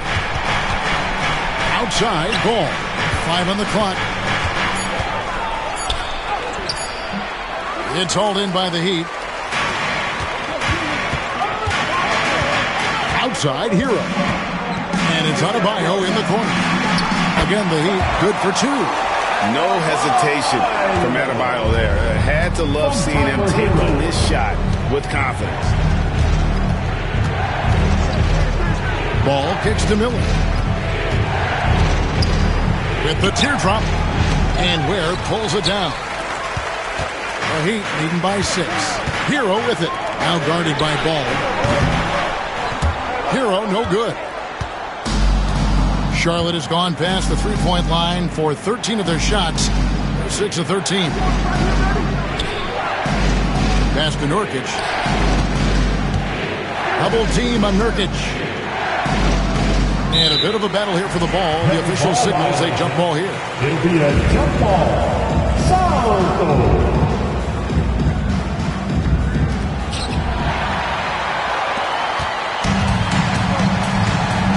It up for Wiggins, and Wiggins throws it down. Tell you what, somebody came to play and compete tonight. Wiggins has been bagging his groceries all game long. Now, here's Ball. 19 points in the game. Wiggins with the block. Here's Hero, and he banks in the layup. Hero's got 5 points now this quarter. And this is why many are high on Hero. Possesses ability to kick it up a notch and just take over. Okc Adebayo came from very humble beginnings. Yeah, raised by his mother. And Kevin Bam's main motivation in life was to get her out of that trailer. He worked extremely hard and now arguably a top 25 player. Mitchell passes to Wiggins. Down low, Bridges with the steal. Miller outside. Back to Bridges. It's stolen by Adebayo. Pass to Ware. Bridges with the steal. And here we go. They need this, and it's slammed in by Bridges. Bridges that time being rewarded for his hustle and his awareness right there. Opportunistic score that time. Here's Hero. Bridges with the board. Bridges has got rebound number 5 here tonight. Bridges sets the screen for Miller. Inside. That's good, and the Heat lead is cut down to just 6 points with the basket from Bridges. And you can put Miller on either side of that pick and roll action. He has a terrific IQ. Adebayo kicks to Wiggins. Adebayo with a screen on Miller. Miller against Wiggins. Down to 5 on the shot clock. Adebayo passes to Wiggins. From downtown, sinks it. What range from outside. Wow. Wiggins has got 18 points in the game. Heads up move. Wiggins sees the clock nearing 0. Doesn't hesitate. And so it's Charles Lee calling timeout. He's made the decision. He wants to huddle up with his guys.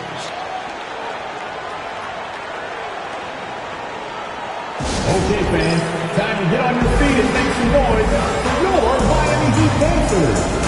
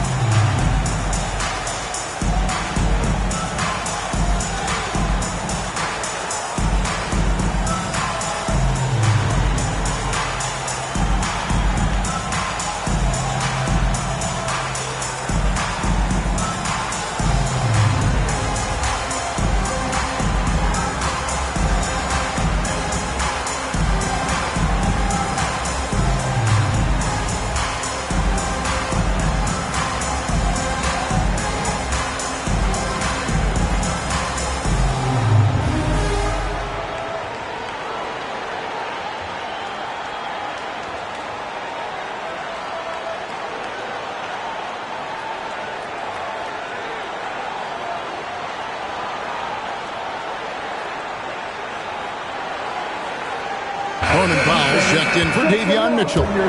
White is checked in for Charlotte. And let's look at some league leaders. Big defense being played by these small forwards. They're leading their position in blocks over the last month. Brandon Miller, third. And that's a group of perhaps the most well-rounded defenders in our league. Solid on the perimeter with the ability to block shots on the interior. Yeah, they really do make up the perfect blueprint of a strong defender at the 3 spot, combining the ability to defend on the floor and in the air. Off target with his 3. Solid rebound there, and with the score like it is, that's an area where they can't afford to get lazy. Yeah, another column in the stat sheet that hasn't gone in their favor. To climb back, they've got to put forth more effort. And it's Wiggins missing. Hornets trail by 9. There's Ball with the 3. It's hauled in by the Heat. Hero's got his 4th rebound with that last one here tonight.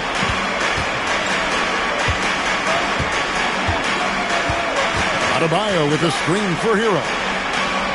Pass to Ware. On three-pointer, Wiggins. Bridges with the board. Bridges has got 6 rebounds in the game. Ball with it. And he gets the whistle. 2 free throws coming up. Clark, the 2021 Rookie of the Year, LaMelo Ball. And the only thing holding him back now is his health. It certainly is, and it's unfortunate because he's a talented, fun-to-watch player.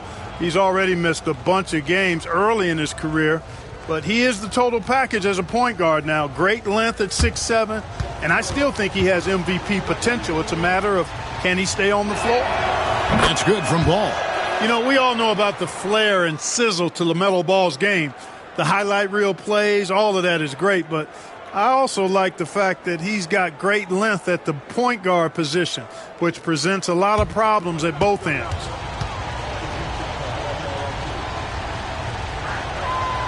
Ball hits them both.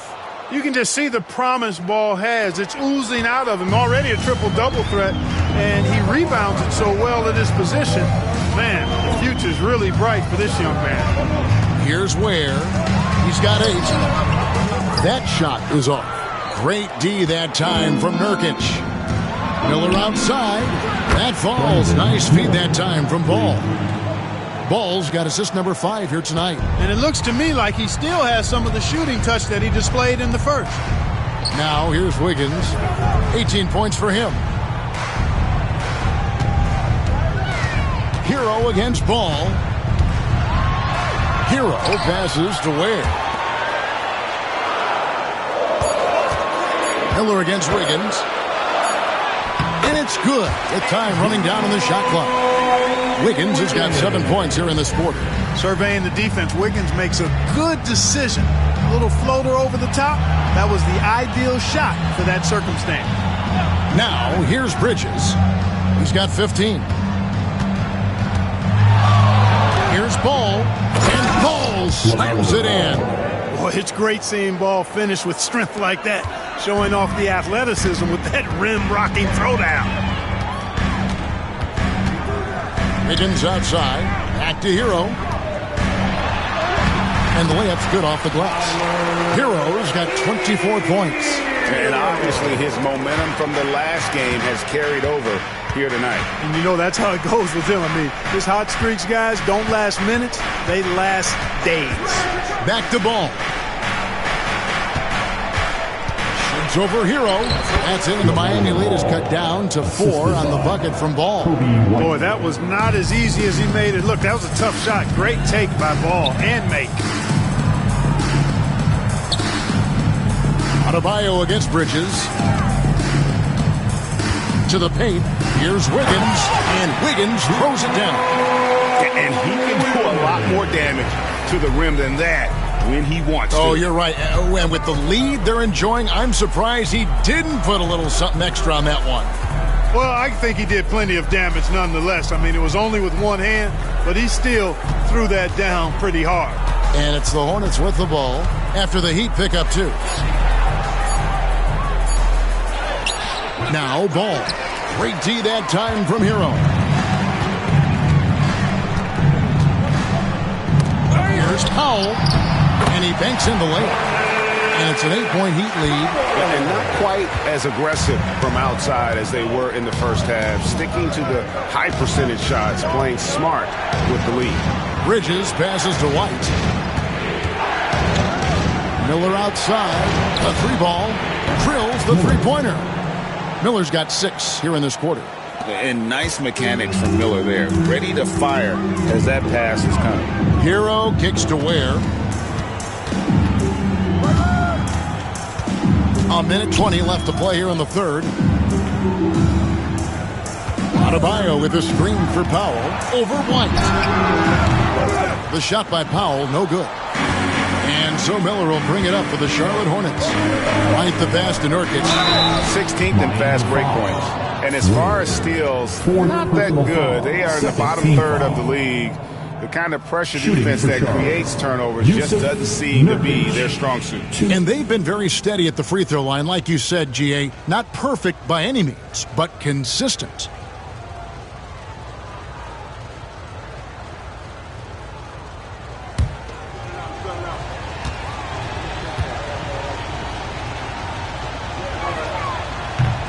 And that one misses. So both teams changing it up here.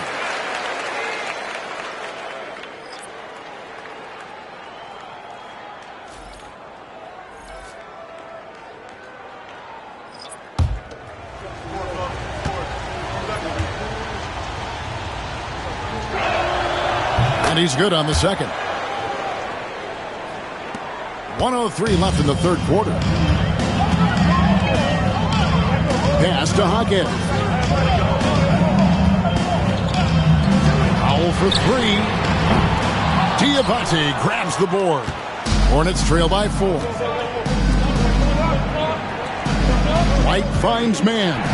Hackett with the steal. Here's the break. Wiggins from outside. Diabate grabs the board.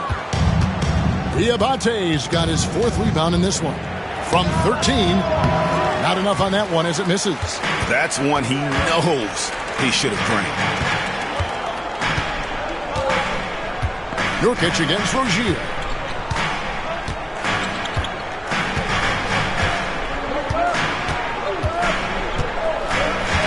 Shot clock at 6. Puts it up from 17. Drained for 2 points. Rozier's got his second basket of the night.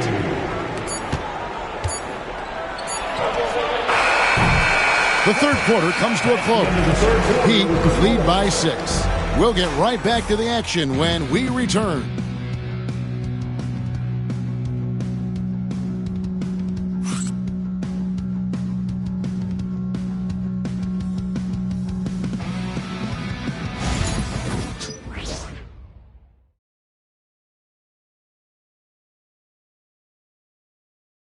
And a chance right now to show you our State Farm assist of the game. And he may not be known as a pass-first guy playing out of the 2-guard spot, but he shows here that he can dole out an assist or 2 when he needs to.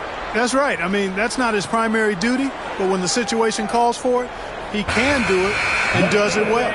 You know what time it is. It's time. 3/10 quarters behind us. One more to go. Thanks for being with us as we begin the fourth. They've got Adebayo. Powell is out there with Jaime Jaquez. Then there's Terry Rozier. And it's Mitchell in at the 1. It's the group on the floor for Miami. One of the things coaches like is aggressive players. Rozier is that in spades. Here's man. Covered by Mitchell. Bridges for 3. Miami grabs the miss. Adebayo's got rebound number 8 here tonight in the game. And here is Mitchell. Adebayo with this screen on White. Back to Adebayo. Good work there as it goes. And now a 10-point Miami lead. And I need to see some more assertiveness out of these defenders. We've played just over 1 minute here in the fourth quarter. Pass to Bridges. 6 on the shot clock. Plenty of room to knock down the shot. I love the spirit he's shown tonight, particularly on the offensive end. Boy, I tell you what, the hole would be a lot deeper if he wasn't being as efficient as he's been so far. Now here's Paul. On the wing, Rozier. Adebayo with a screen for Rozier. It's rebounded by Charlotte. Pass to Bridges. And oh boy, a lot of contact there, but he gets the call and will shoot two. Hey, Greg, Kobe White has proven he can run the show. Yeah, well, he's more than just a scorer. He's become a quality playmaker with better decision-making. But his biggest improvement has been his efficiency.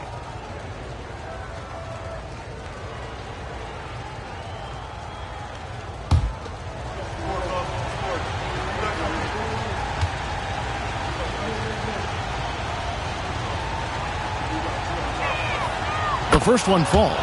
You know, one of the things that endeared Miles Bridges to his college coach was he was a superstar in talent, but played with a blue-collar mindset.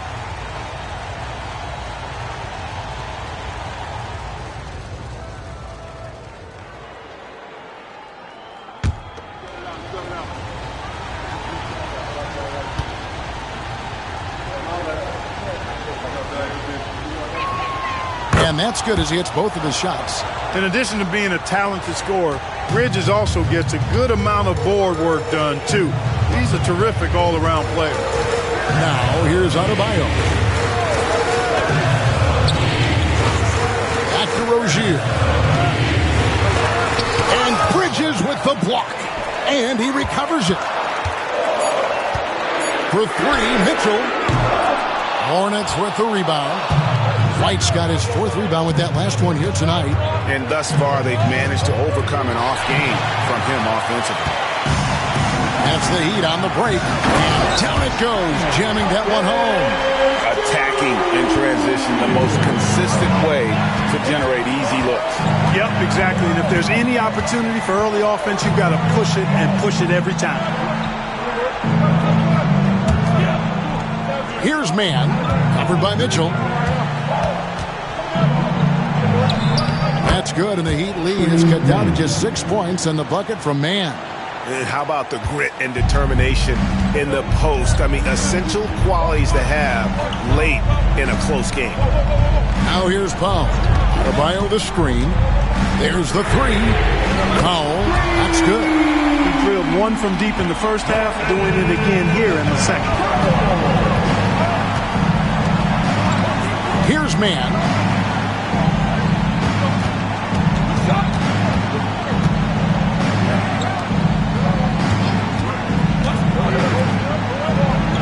Bridges deciding where to go with it.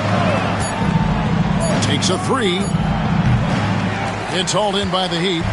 You know, defensively, you just can't afford to give him that much room. They're fortunate that he missed that one. Adebayo, high post. Adebayo with a screen on White. Here's Rozier. And the Heat get another bucket right there. Boy, he's been a different player here in the second half, looking much more comfortable on the offensive end. Pass to Bridges.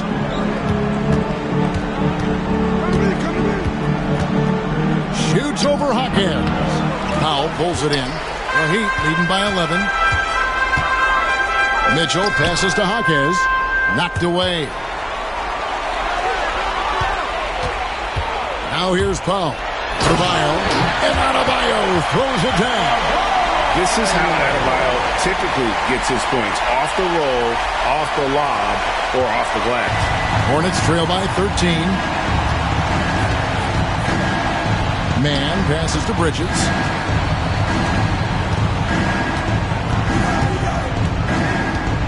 Looking to end the run. Hawkins with the rebound.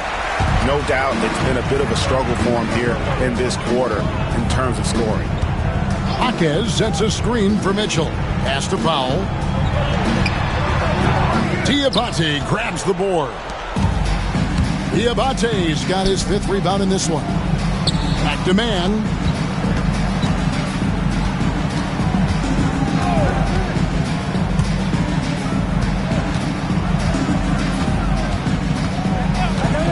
Bridges outside.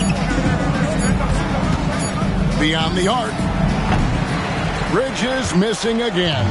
Boy, this is bad. Tough to watch. I mean, this is really bad. He's stone cold this quarter. Man.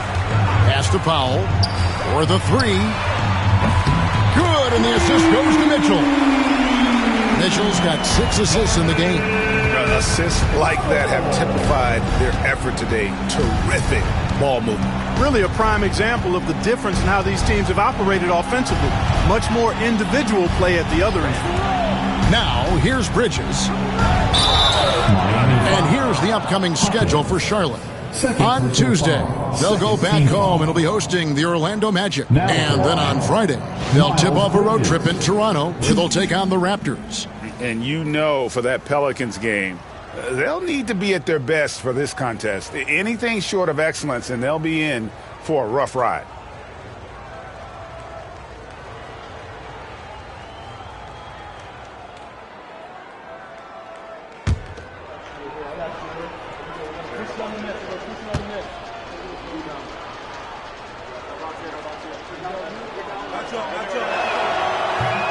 First one falls for.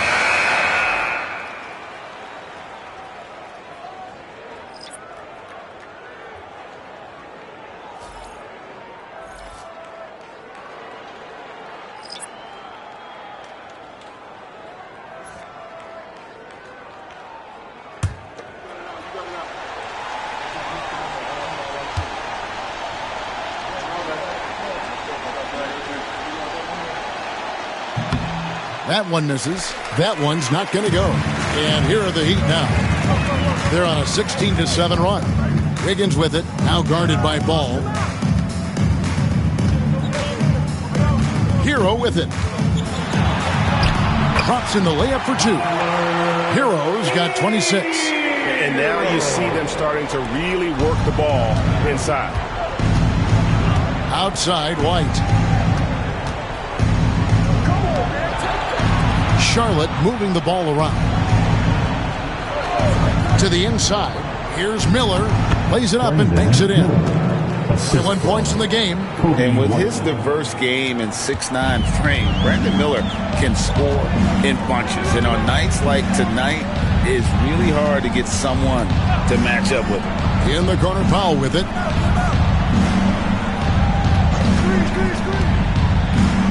With the drive. And that one drops. They're consistently finding ways to get the ball inside and taking full advantage. Pretty clear. It's smash mouth basketball. Pound that thing inside. Adebayo is checked in for Miami. Team foul. 1. Norman Powell. One shot.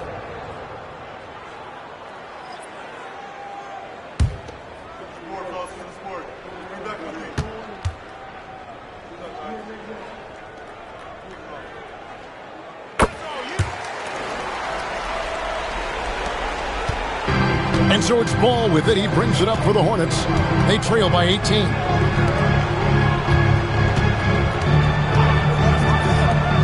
The 11-footer. And he gets the jumper to drop. He'll do that for you, too. Ball can go mid-range if he needs to. Pass to Adebayo.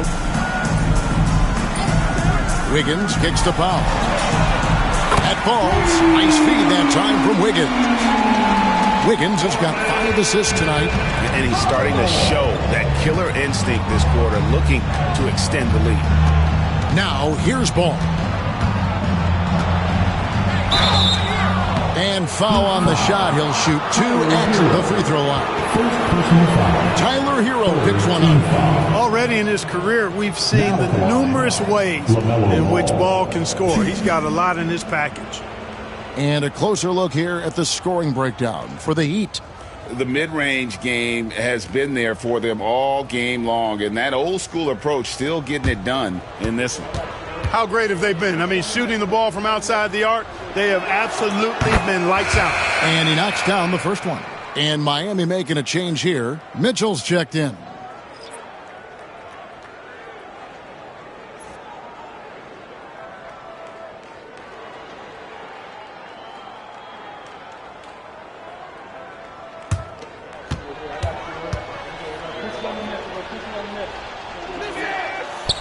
So he hits 1 of 2 from the stripe. And just a better job of getting to the line here in the second half. Didn't get there once in the first. Hero kicks to Mitchell.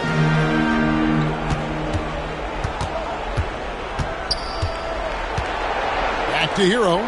Fires from deep. Bridges with the board. Bridges has got rebound number 7 for him tonight.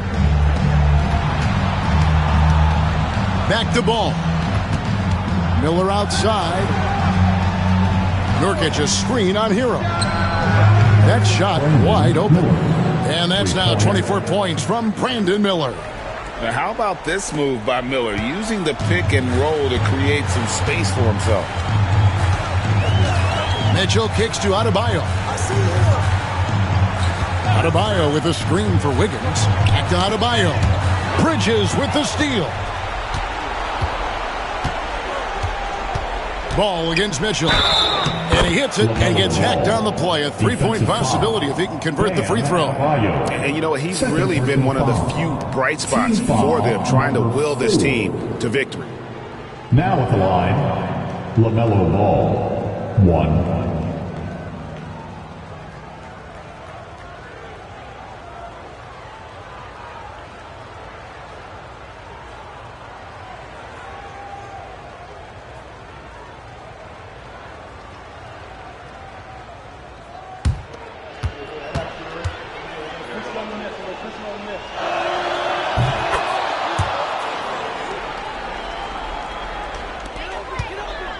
Heat leading by 12. Pass to Ware. Wiggins outside. There's the screen. Over Miller. And it's Wiggins missing. Charlotte has gotten just 1 of 4 3-pointers to go down for them here in the 4th. Nurkic a screen on Mitchell. Fires for 3. Score the basket. It's number 6 for him this game. 6 for 9, 67% shooting. And you cannot leave anybody open on Ball's team because this guy is excellent at finding his teammates. Now, here's Mitchell. And it's Adebayo in the corner. Wiggins passes to Mitchell. Adebayo with a screen on Ball. 5 to shoot. And Adebayo throws it down. And dropping the sledgehammer there, he curbs a 10-0 run by Charlotte. Mitchell against Ball. Good, nice job down low. Ball's got 8 points in the quarter. Really important for Ball to maintain his poise around the basket. That's what allows him to take a bump like that and still convert. Here's Hero. And he makes the bucket, gets the whistle, and now a 3-point play chance here for him. Unwilling to let up even for a moment. That's his killer instinct, just fanning the flame. Yeah, I love the fact he doesn't play the score. He just keeps coming, attack mode. He doesn't know how to step off the gas pedal. Now at the line, Tyler.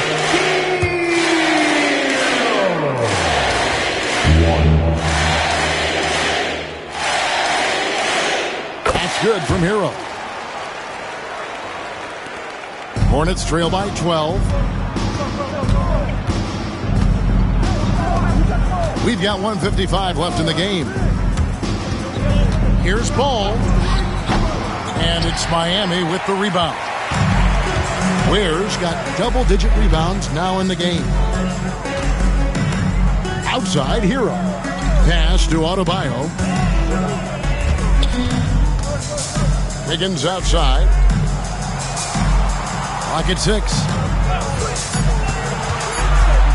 Yeah, magnet for fouls. Wiggins' explosiveness gives him a great advantage against most any defender. Now at the line, Andrew Wiggins. Shoot.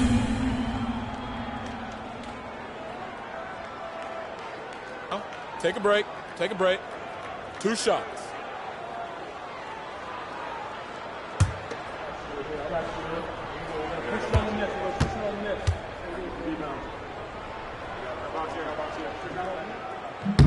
The first one falls.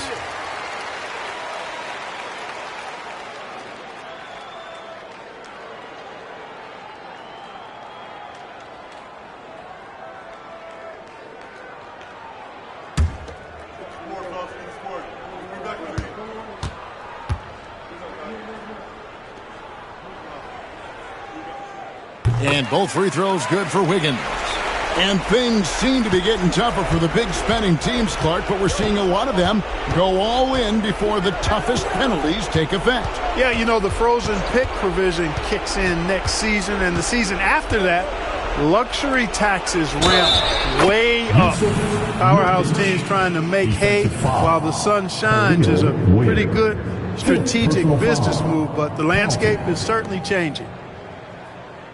Now at the line, Yusuf Nurkic, 1.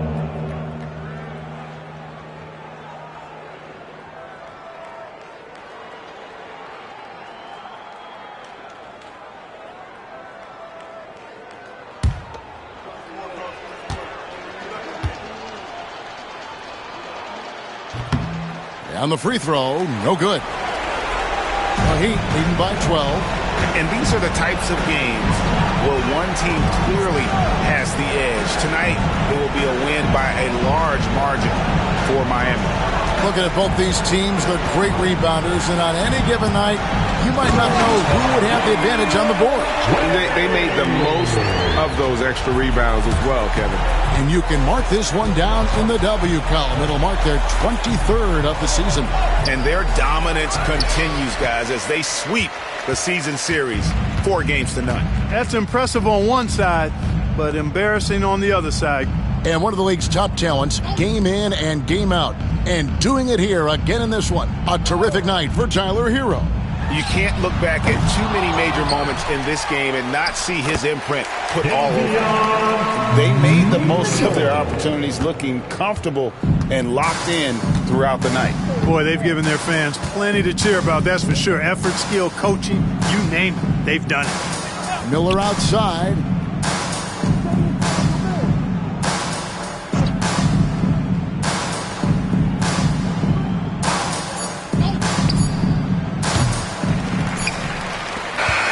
And so Miami takes this one by a big margin. This game may not have been the most exciting we've ever seen, but you have to appreciate just what a clinical performance they put on. I know their fans appreciated it, and we saw at times just stretches of excellent defense. Potency from an offensive standpoint as well. They were pretty much dominant. And now we'll send it over to David Aldridge, who is standing by courtside. David. Thanks very much. Bam, it was a shootout early, but the Heat defense finally kicked in. So what changed? I think we really started to lock in. We really started to focus and started communicating and sacrificing for each other. So that's how we started locking in and started feeding off of each other's energy. Hey, you finally look like yourselves, man. And congrats on the win. Back to you. Thank you, David. And that about wraps it up. For Greg Anthony, Clark Kellogg, and David Aldridge, this is Kevin Harlan. Thanks for watching this presentation of the NBA on 2K Sports. And as we leave you, we give you our player of the game, Tyler Hero.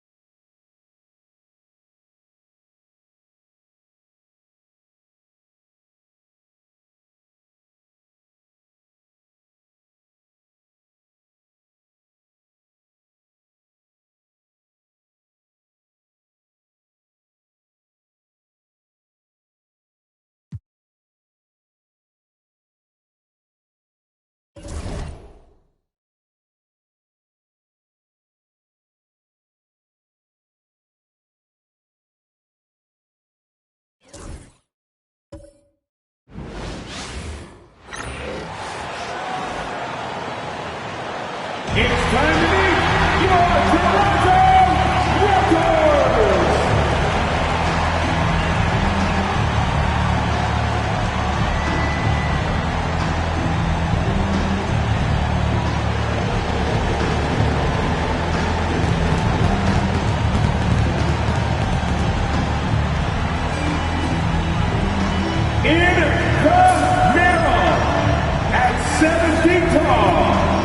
Number 19, Jakob.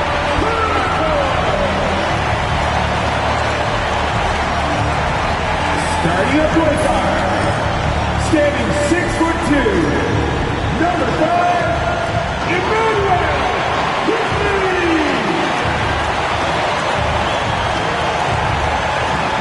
Starting at the other guard, at 6'6", number 9, Andre.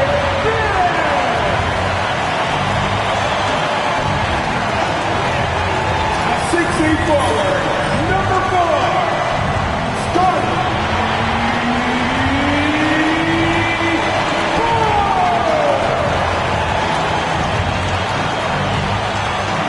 At the small forward position, 6'7", number 3, Brandon Ingram.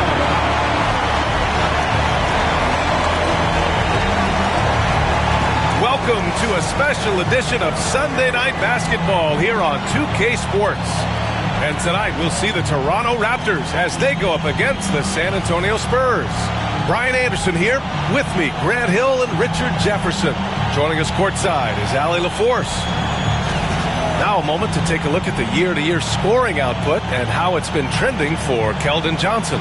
And the scoring trend over the last few years has been going down a bit. That's not what you want, and I'm sure it's something he's well aware of. And a look at the starters for the Spurs. Sohan and Wemby are the bigs.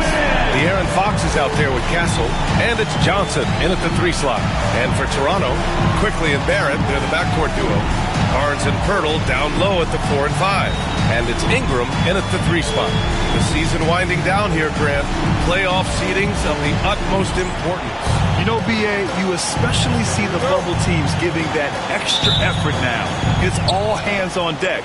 Very little room for error. Outside Johnson. Back to Fox. From the arc. Doesn't go, and he's 0 for 1 from the floor. And so it's Ingram with it. He brings it up for Toronto.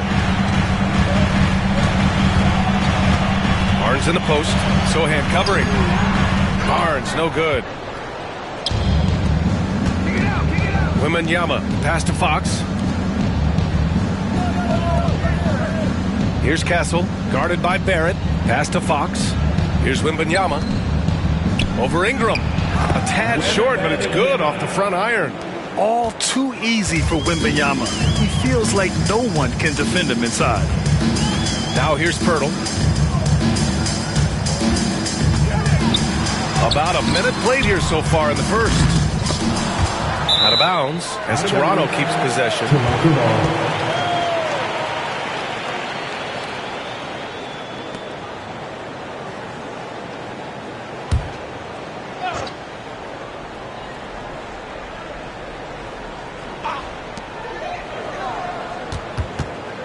Ingram against Johnson.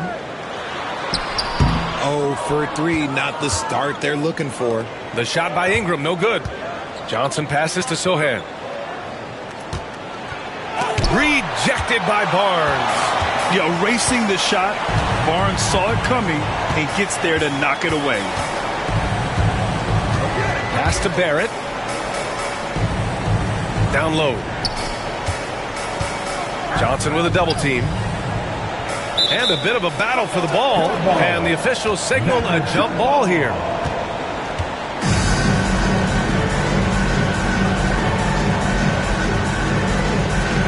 And so here is Toronto. Clock at 4.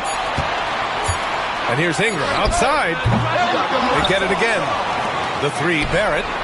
And that's good. His first bucket of the game. And finally, a made shot. They look a little relieved after that one. Outside Johnson. Back to Fox. And the ball out of play. The Raptors will have it. Let's send it out to Allie LaForce, who caught up with head coach Darko Rajakovic. Allie? He said they spent all week watching film on Victor Wembanyama, trying to find flaws that they could take advantage of. No such luck. So their mission tonight is to try to make someone else beat them, which coach admits could be fool's errand. And Allie, thank you for that. Outside Barrett. Right side Ingram. Pass to Barrett.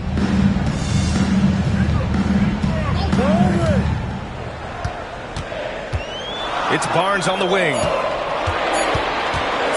With the teardrop. And the shot counts. He's fouled, and it's a chance for a three-point play.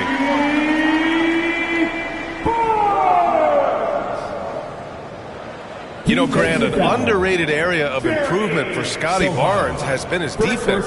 You're spot on, B.A. I mean, we've seen an elevated intensity from him on that end. Finding more denials, attacking the ball, really proving himself as an effective stopper. Mind the lanes. Mind the lanes. One shot.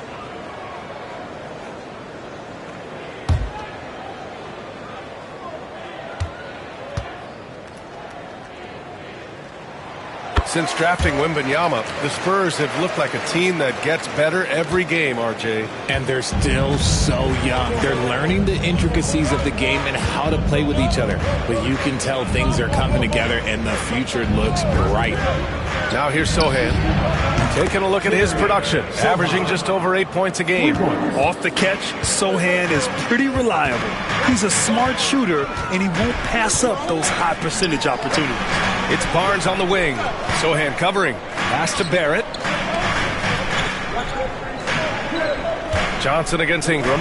Here's Pirtle. Oh, rejected by Wembanyama. With his length and energy, Wembanyama has the ability to be a game-changing defender. And that shot was going nowhere thanks to that aggressive swat. That'll put some fear into the shooters, and he made sure to do it early, too.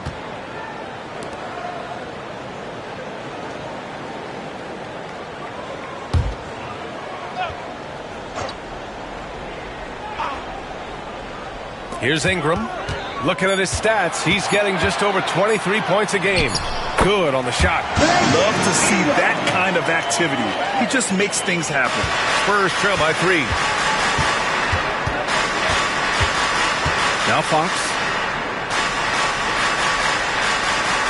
There's the screen by Johnson. Here's Sohan. And San Antonio hits again from deep. When he has that much space, he's a pretty good bet to nail the three. Outside Ingram. Quickly outside.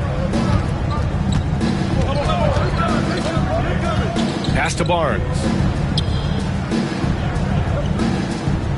Shot clock at 5. And there's the call on Scotty Barnes. That's his first foul. And great job to establish position and square up.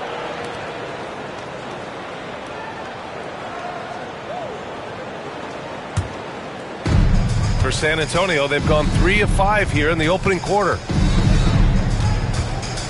Here's Castle. And no good. Had a chance to take the lead. And Barnes has got the ball here for Toronto. And going against San Antonio, their first meeting of the year. They split the 2 games they played last year.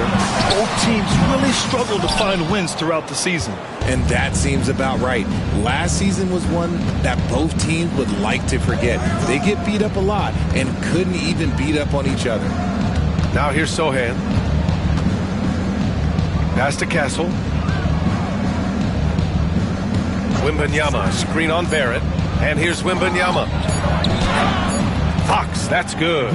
The defense comes at Fox hard, but he's ready for it. He knows how to stay agile and nimble inside. Timeout. And timeout called by Darko Rajakovic. He'll take the opportunity to regroup, fresh off a win against the Warriors. And most of the arena was totally against them. But they looked inward, trusted each other, and made good plays.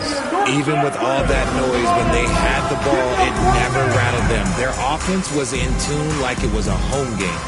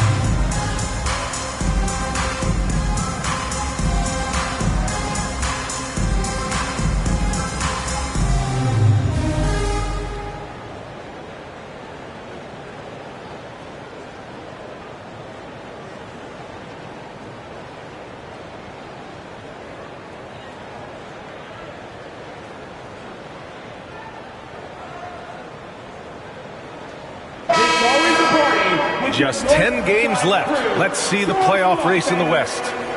Taking a look at San Antonio. Right now, they rank 3rd in the conference, aiming for a high seed in the postseason. Right now for the Spurs, their fans were expecting a lot from this team this year, and they haven't disappointed them. It's been a terrific season, and they're far from done yet heading into the playoffs. Ingram against Johnson. Now here's Ingram, tightly guarded. 5 to shoot. Here's quickly. Kicks it out to Barrett. Outside Barnes. Picked by Pirtle. The 3. And again, Toronto, no good. San Antonio has gone 2 for 3 from outside the arc. Johnson passes to Fox. Here's Sohan. The basket's good off the assist from Fox. Fox has got 3 assists in the game. Showing the point guard instincts there. Fox with great vision. Now here's Ingram. He picked up 27 points in their last win against the Golden State Warriors. More than a few bad breaks for him this quarter. He's struggling, and the team is following suit on the scoreboard. Fox finds Johnson. Out to the right wing. Here's Castle, guarded by Barrett. Back to Sohan. Wembanyama screen. Launches it. The shot by Sohan, no good. Raptors trail by 5. To the paint. To snap the cold streak. Ingram. Victor Wembanyama grabs the board. Wembanyama's got 5 rebounds tonight. And I love the physical play from Sohan inside. Mixing it up with the defense and drawing the foul. And guys, let's get your take on the scoring breakdown for San Antonio. Well, so far, their long-range shooting has been the story, doing damage from deep. And from the jump, they've also clearly been focused on running effective plays here tonight. And there's been a lot of high-quality distribution from them on the floor.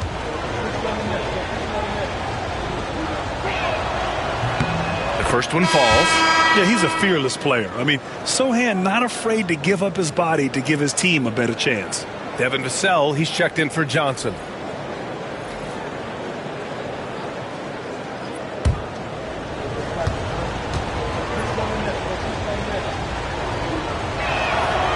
So he picks up just 1 from the line that time.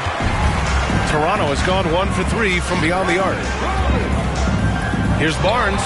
That one falls. Nice feed that time from Ingram. Barnes has got 5 points. And this is how you finish inside. Barnes, I mean, he doesn't fear anyone close to the rim. Fox with the ball. He's picked up by Barnes. Wembanyama, screen on Ingram. Vassell can't get it to go. And Barnes has got the ball here for the Raptors. 4-point game. Ingram finds Barnes. Inside. Here's Shed. Rebound by San Antonio. To the inside. Here's Fox. And it's Fox with the jam. Look at Fox get up. Okay, I see him flexing on him. The Raptors' shooting has not been great early, just 27%. And Darko Rajakovic has called a timeout. He's going to gather the troops and talk it over.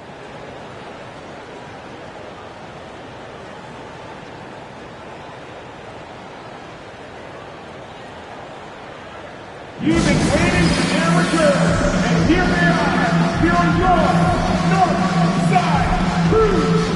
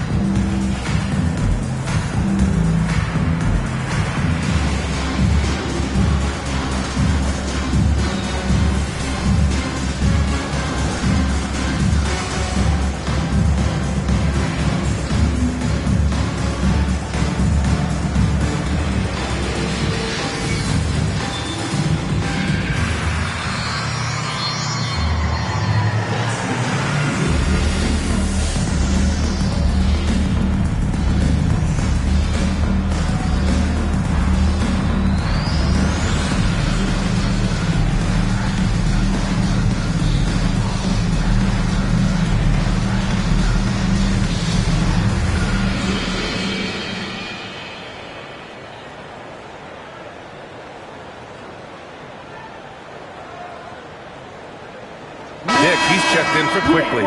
And San Antonio with a change here too. Barnes is checked in.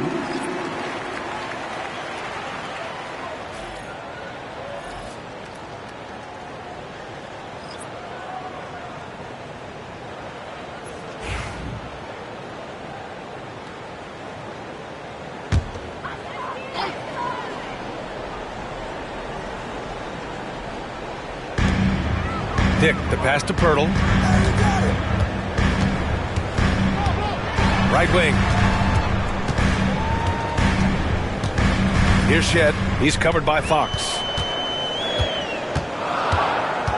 4 on the clock. Outside Dick. 4-3. Buries it from 3. I'll tell you, Grady Dick can shoot for days. I mean, his confidence from beyond the arc is really incredible. Now here's Fox. We saw him with 19 his last time out. Inside. Here's Wembanyama. And again, it's San Antonio converting. You'd love for Victor to get that look every time up the floor. Well, Richard, it might be a long time before we see a player with the combination of Wembanyama's size and skill. He changes every opponent's game plan, offensively and defensively. You've seen nothing like it, and we probably won't for a long time. And keeping us updated from the sideline, Allie LaForce. Hey, Brian. Will De'Aaron Fox, the inaugural 2023 Clutch Player of the Year, he said, quote, "You can't be afraid to say. Obviously, you're not going to make every shot, but my team puts me in position to succeed. The least I can do is have confidence in myself to take good shots." Brian? Allie, thanks. You know, he's become a star. San Antonio shooting their 3rd and 4th free throw shots of the night.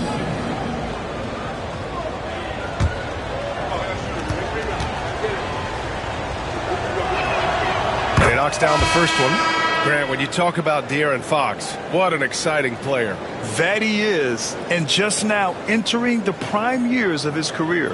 We've seen him make great strides the last few years, and it's scary trying to think just how much he can still improve.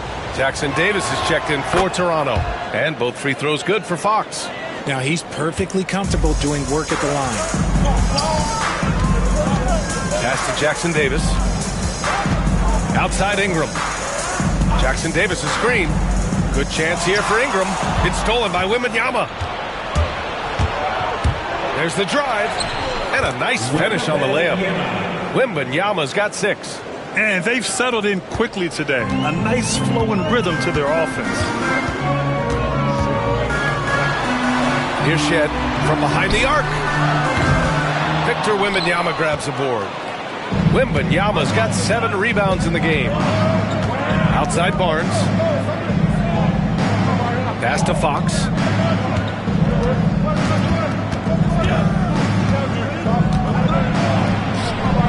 He can't get it to go. Raptors trail by 7. Barnes with it. Fox picks him up. Left side Ingram. It's good. And he drew contact on the shot, so he will go to the line. A 3-point play opportunity. After a trade to New Orleans back in 2019, Brandon Ingram has become a primary scorer, Grant. Yeah, he scored well over 20 points per game since leaving the Lakers. B.I. has the rare blend of length and shooting, and beyond scoring, Ingram's assist numbers are very impressive too. One shot.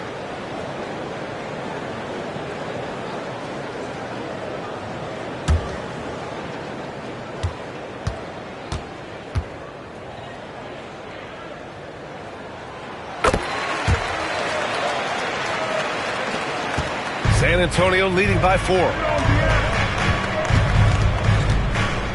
Fox with the ball. 6 points for him. And the foul called on Emmanuel quickly. That's his first foul. Dick, he's checked in for Toronto.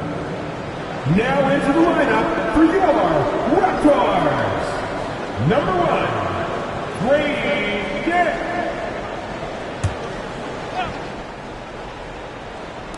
Toronto on D. And once again, off the mark by San Antonio. Here's Barnes. Tipped. And here's Barnes.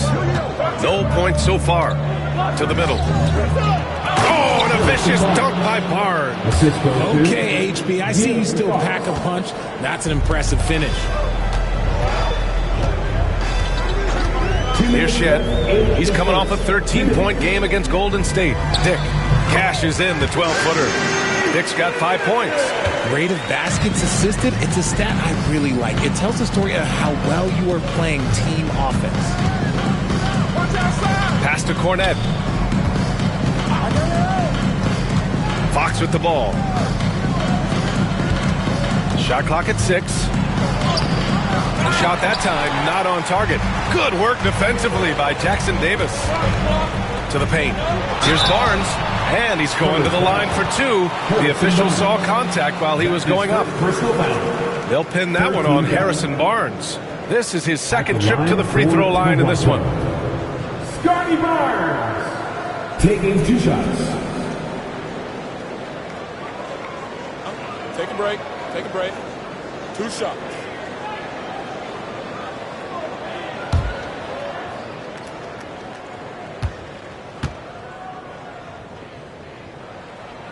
First one falls for him. Yeah, this guy is so key for this team.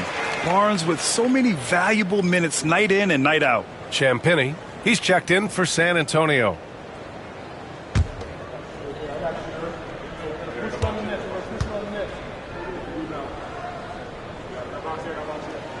Both shots good from the stripe. San Antonio has gone 3 of 7 from beyond the arc in the first. A minute 20 left in the first quarter. Vassell outside. 3-pointer. It's rebounded by Dick. Toronto trailing. Pass to Quickly. Outside Barnes.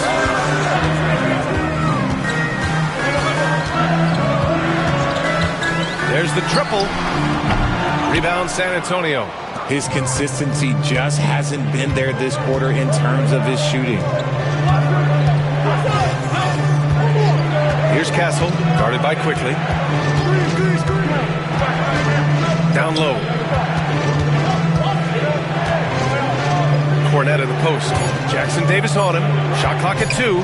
Here's Castle. San Antonio again missing. Not that time, but that's a shot that he's going to make more oftentimes than not. And that's how you lead a team, literally.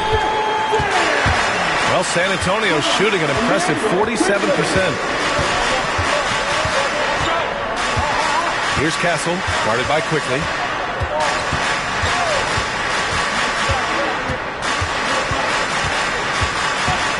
Here's Castle, the 3. Sinks the tray. And the Spurs lead by 3. Pick works well there, but the defense left a lot to be desired. Yeah, that just comes down to a lack of effort. The defender has to do a better job fighting through the screen.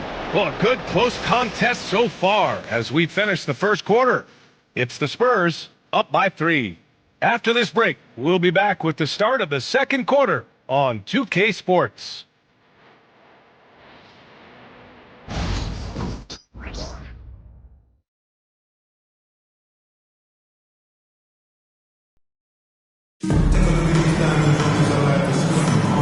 Good action already in this one, but a fairly even matchup after this first quarter of play. What do you guys think about San Antonio here in this one? Well, it seems like they went in looking to do damage from long range, and they faced little resistance. Their points came almost exclusively from beyond the arc, and as this game continues, that should open up the floor for the rest of their offense. Well, Grant, you played on some very tight-knit teams. Talk to us about chemistry. Well, B.A., in some sports, chemistry is not a big issue, but in basketball, it is huge. You have to trust and believe in your teammates, and it has to be a unit, not 5 separate individuals. We've got Grady Dick. He's out there with Trace Jackson Davis. And it's Shed in a 2-guard. That's the group for Toronto to kick off the second quarter. Now here's Vassell. He's scoreless. Here's Barnes. The shot no good. Good work defensively by Jackson Davis. Dick, the pass to Mamukelashvili. Now Quickly. Back to Dick.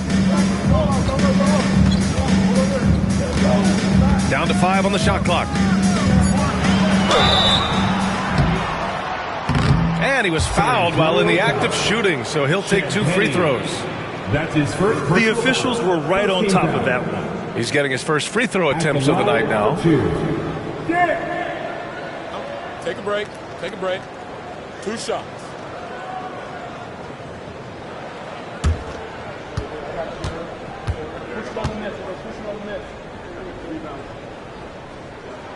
First free throw is good.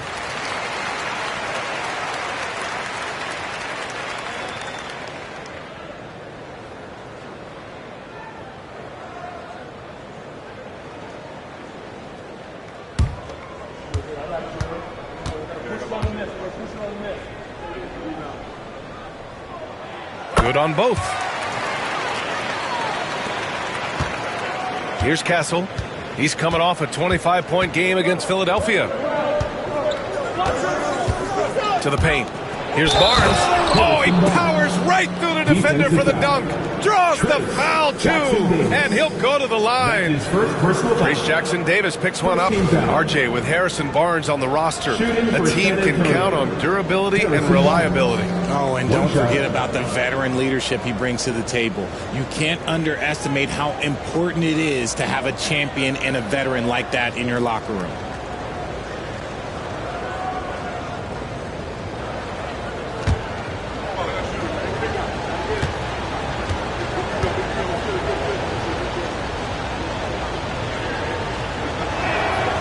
Free throw good from Barnes. Here's Quickly. Hasn't gotten one to fall yet. Second quarter of basketball. About a minute played so far. Here's Dick. Sinks another one. He's on a roll. Starting 4 for 4. Good execution. They're getting some short-range looks here. Now Vassell. He had a 15-point outing in their last game against Philadelphia.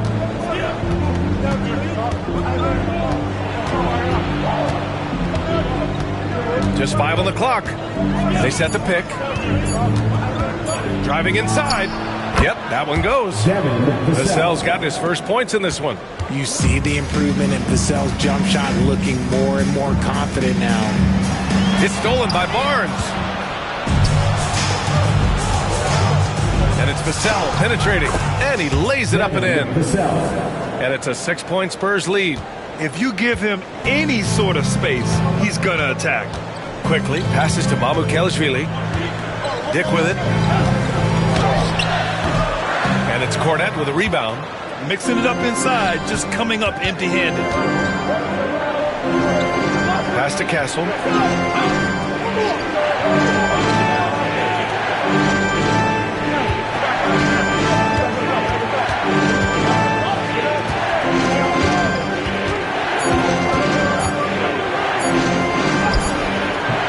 Toronto grabs the miss. Quickly's got 4 rebounds now. To the middle.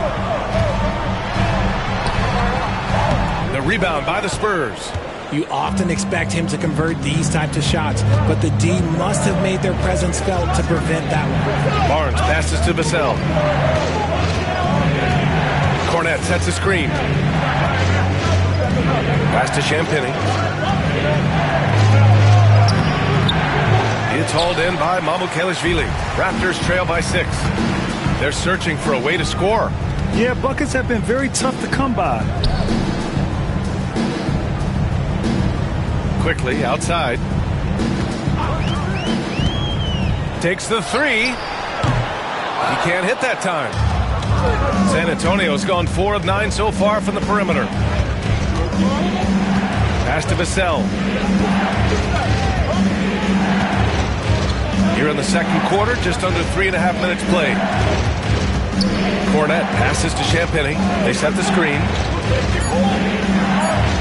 Spurs need to get one up here. Castle for 3. The rebound by Shed. The Raptors have gotten only 1 of 4 shots to go in. Ooh, they pick off the pass. The 3 from Barnes. Oh, his shooting remains on point. 3 for 4 thus far. Barnes is a very good shooter when you hit him in his spot. And here's Quickly. He'll bring it up for Toronto. They trail by 9. And timeout called by Darko Rajakovic. A moment to rest and confer on the game plan. Yeah, they're hoping to turn things around with this timeout. On the wrong side of a scoring run here, we might see a lineup change. I'll be pretty curious. Which means we need you to get loud right now. Attention fans, everyone reporting to the home squad, get loud and let them hear it. Time for teaser, make some noise, everyone.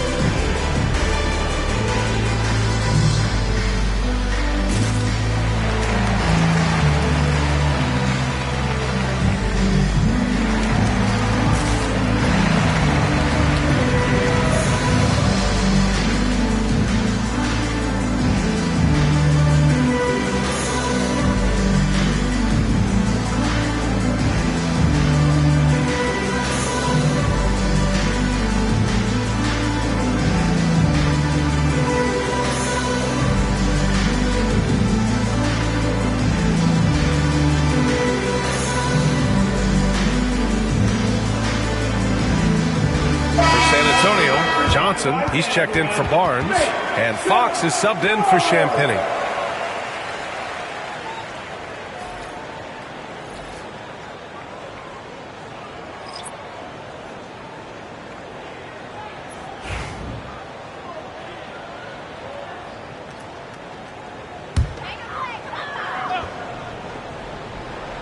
Here's Barnes. 17 points for him last game against the Golden State Warriors. And we'd be remiss not to mention his incredible rebounding, just a force on the backboard. Alley-oop up top, hammer it home. I would imagine it's nearly impossible to not get fired up after that play. Grant, check these guys out on the bench. Their reaction says it all. They are fired up. Now here's Vassell, a reliable offensive contributor, putting up almost 14 a game. His playmaking is trending in the right direction. Vassell has shown steady growth in that area. Raptors trail by 9. Here's Quickly. So it'll be 2 free throws. He was fouled in the act of shooting. And during the first few seasons of Emmanuel Quickly's career, he was seen primarily as a scorer, Grant. Yes, but recently has blossomed into a more versatile threat. The leap we've seen in his passing has been especially impressive. He's a player to watch out for moving forward. 2 shots.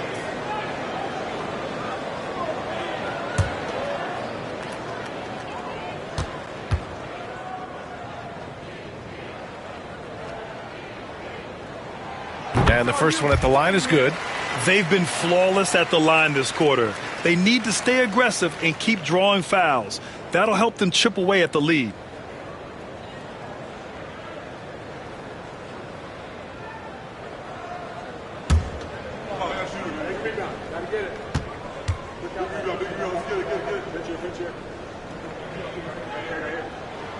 And Quickly drops them both.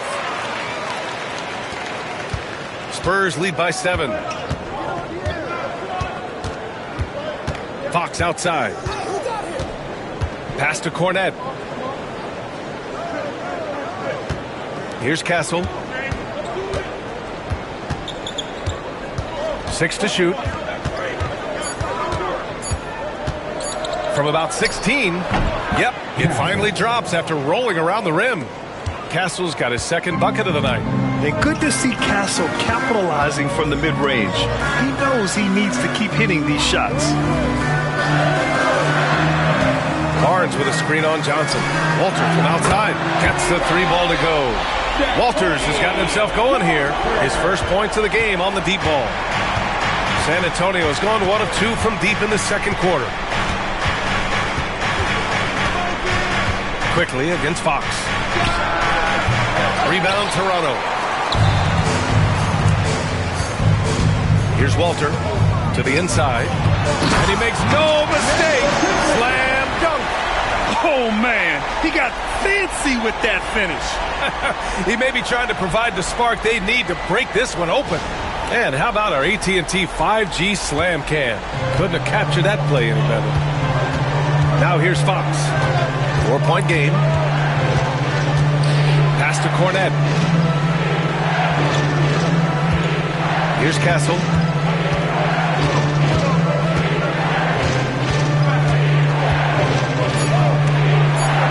From 7. Blocked. Oh, excellent timing there by Barrett. Delivering the swat at the exact right moment. Now here's Barnes. Quickly deciding where to go with it. Kicks it out to Barrett. It's stolen by Johnson. Pass to Fox.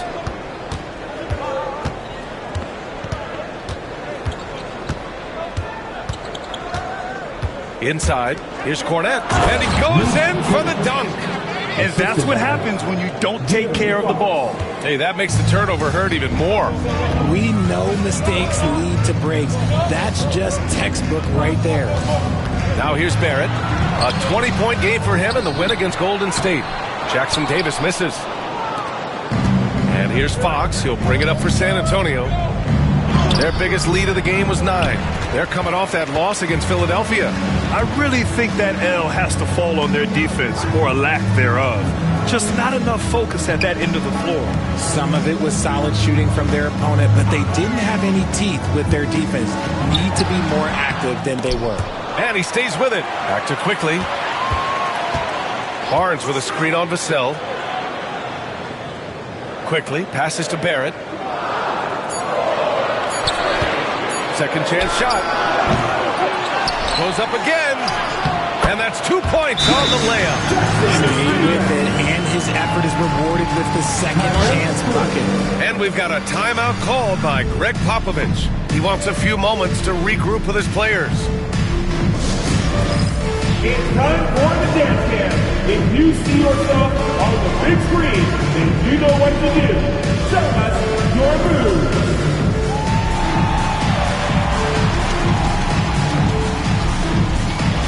Keep on dancing.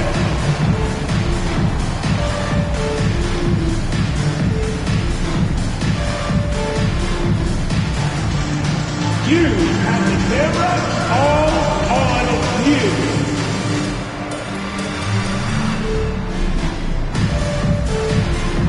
Oh, sit down.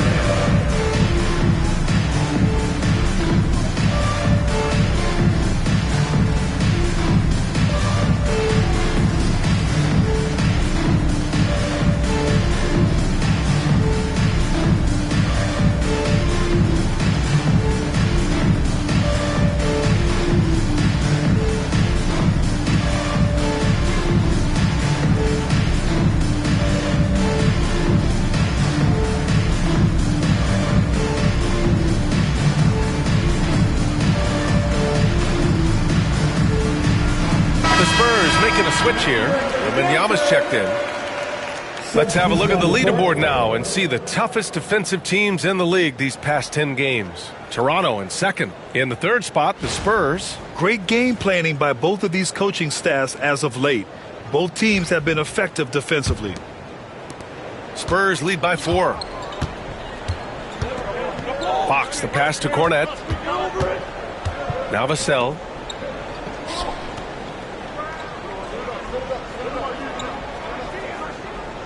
Johnson a screen on Barrett. Here's Vassell. And yes, it goes. Got a little English on that one. Vassell's got 6 points in the quarter. The Raptors have gone just 5 of 12 here in the second quarter. Pass to Shed. Oh, and there's the whistle on the shot. So 2 free throws for him coming up. It's on De'Aaron Fox. Everyone in the building saw the obvious contact. At the line for your Raptors. Shed. Taking 2 shots. Shooting 2.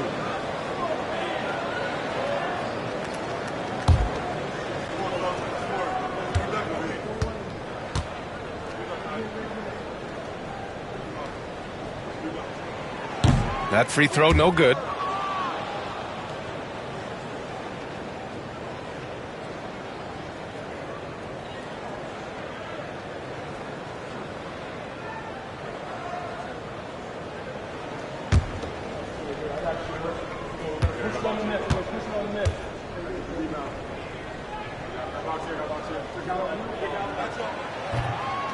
And he's good on the second. San Antonio leading by 5. Vassell outside. Pass to Cornette. Vassell against Barrett. Strong finish by Vassell, showing off that bounce right there. Toronto has gone 1 of 2 from deep in the second quarter. Ingram against Johnson. Takes one from 10 feet. The shot by Ingram, no good. San Antonio's gotten 5 of 11 threes to drop so far in this game. Pass to Wembanyama. Back to Johnson. It's stolen by Ingram. Oh, there's the alley. Hammers the lob through. I like how Barrett always keeps his eyes open, watching the court for those assist opportunities. Vassell passes to Wembanyama. Here's Fox. Toronto grabs the miss. Barnes has got 5 rebounds in the game. It's impressive how they've overcome his cold streak tonight. Everyone stepping in to fill the gap. Pass to Ingram. Fires from deep. Victor Wembanyama grabs the board. Wembanyama's got his 8th rebound here tonight. Fox with the ball.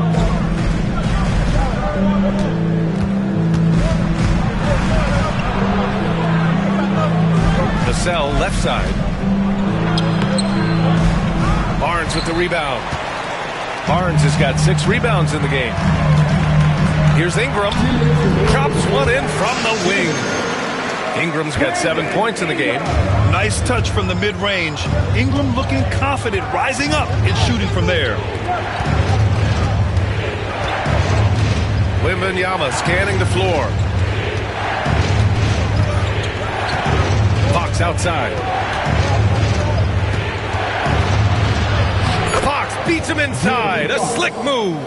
You look at Fox now compared to when he entered the league. He is so much more physical.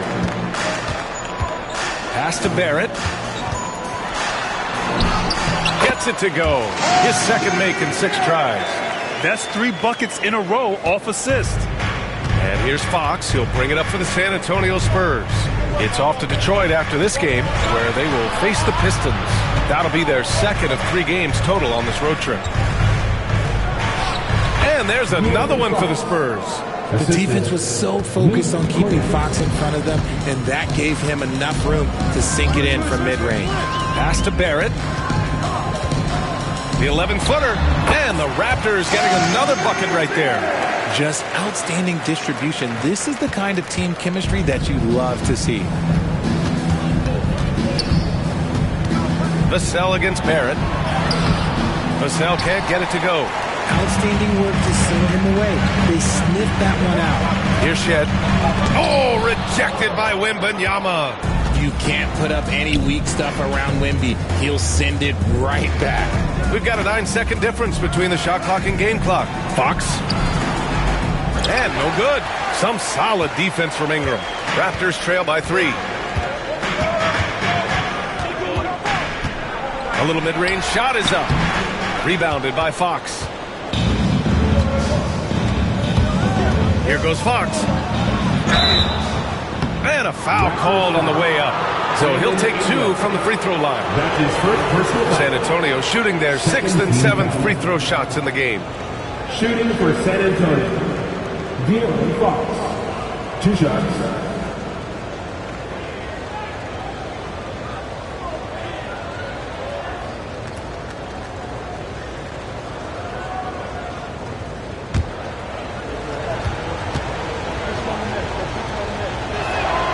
And he drops it first. So both teams making some changes here.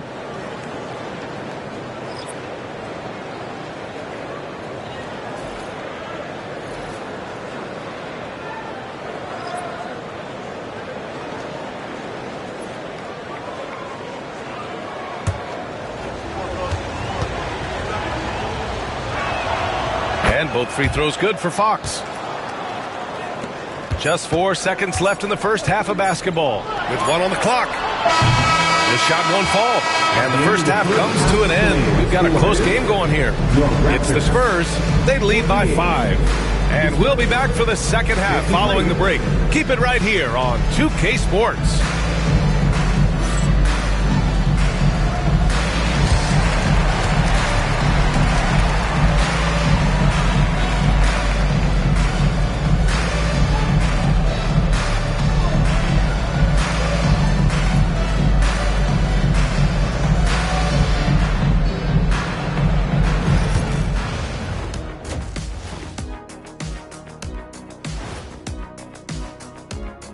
Thank you for joining us. Getting right to the story, things are going well for the San Antonio Spurs. You look at their success so far, and the result is great execution. They're playing within themselves and within the system. Which I suppose accounts for the low turnover total. Or that's just me. Now it's time to check in on how the Rookie of the Year race is shaping up. I think it's fair to say we know how this probably is going to shake out, but crazier things have happened. Appreciate you joining us. It's been our distinct pleasure, and I mean that. Let's now take you back over to the third quarter with Brian Anderson.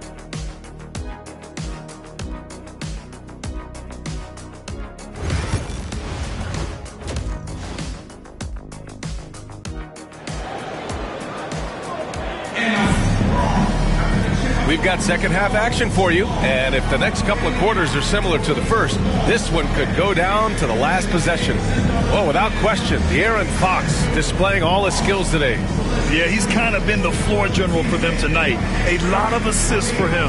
And it's a role we don't always see him in, but he's done a great job tonight getting the rest of his team involved.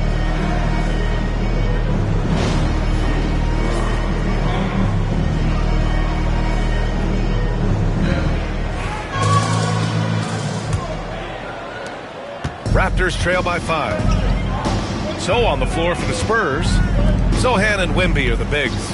Castle is out there with De'Aaron Fox. And it's Johnson in at the 3, the small forward. Now here's Quickly. 6 on the shot clock. Here's Barrett. Tried to fade back there, but it's off the mark. Spurs lead by 5. Sohan, the pass to Fox. Here's Castle, guarded by Quickly. Here's Castle. You know, Grant, you talk to scouts about Stephon Castle. They just feel like this guy's a winner.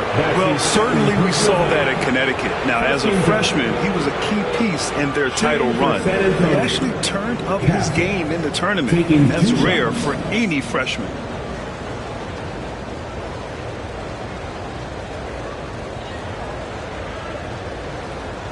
Shooting 2.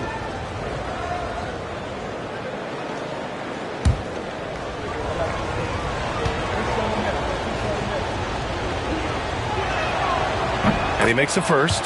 You love the frame and the length Castle brings to the guard position.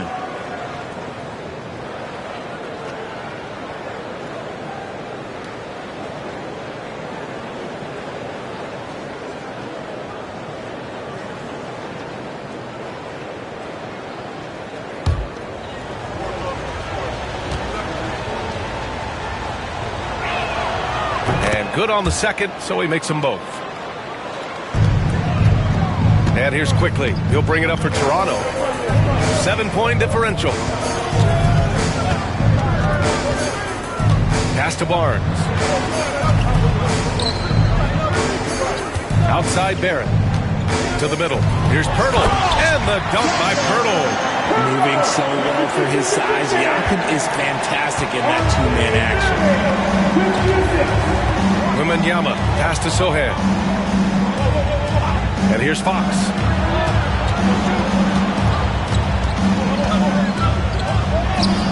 Fox hits it right through the contact. If the defender is giving him that much space, the points are inevitable. They've been having major problems offensively. Definitely in a bit of a dry spell.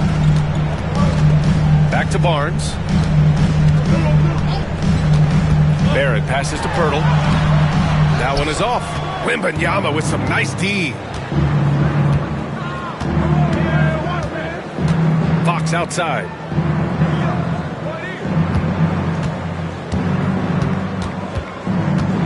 Over Ingram. That one rolls around and rims out. Raptors trail by 7. Looking to end this cold spell. Good D by Wembanyama. Rough start to the second half for them, only getting one of the past 4 shots to fall. Castle misses. The Raptors have gotten only 1 of 4 shots to fall in this second half. Pass to Pirtle. They double him with Wembanyama. That one goes. Count it. Pirtle's got 4 points this quarter. Big body Jakob using that size to get into position. Quality job. Fox, the pass to Wembanyama. Back to Fox. Fox gets it to go inside. He's pouring it on at a nice clip, and the rest of the team is stepping up as well. For Toronto, they've gone 2 of 5 in this third quarter. And now we're 3 minutes into this third quarter of play. Kicks it out to Barnes. Picked by Pirtle. Just 5 to shoot. Barnes drives. Oh, big finish! Wow. Okay, I see you. There's so much athleticism. Barnes explodes off the floor for the big jam. Once again, an explosive highlight on the AT&T 5G Slam Cam. San Antonio leading by 5. Pass to Castle. A little under 3.5 minutes off the clock now in the third quarter. Back to Fox.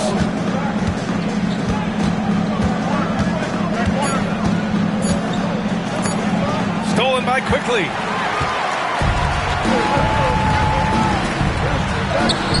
And Barnes the bucket on the assist by Quickly. And now just a 3-point Spurs lead. San Antonio's gotten 5 of 11 threes to drop so far in this game. And we've got a timeout called by Greg Popovich. He wants to give him a breather and talk things over.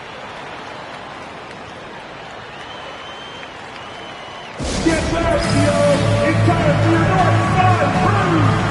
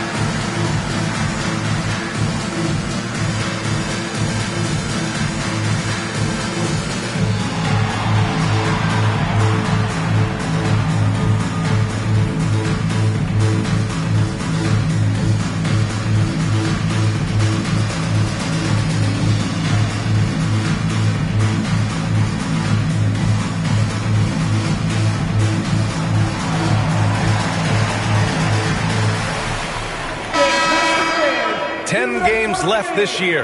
Let's see what the playoff race looks like in the East.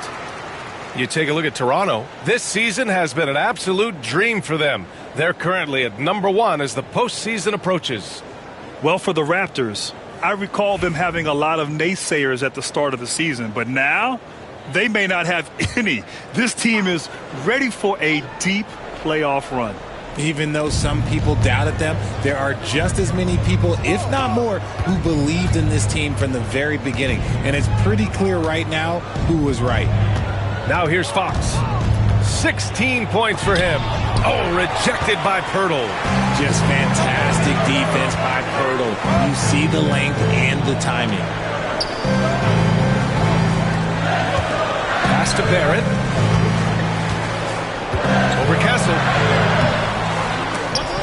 Barrett can't hit. San Antonio leading by 3. To the paint from 6 feet away. And Sohan gets it to go. Sohan's got 12 points in the game. So good at keeping his balance through contact. Sohan showing some poise right there. Back to Quickly. Outside Barrett. Outside Barnes. And there's the screen.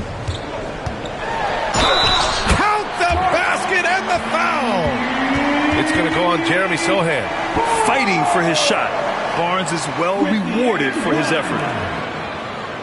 All right, guys, what do you think about the offensive approach we've seen so far for San Antonio? The name of the game in the modern NBA is making threes, spacing the court, and that's exactly what they are doing tonight.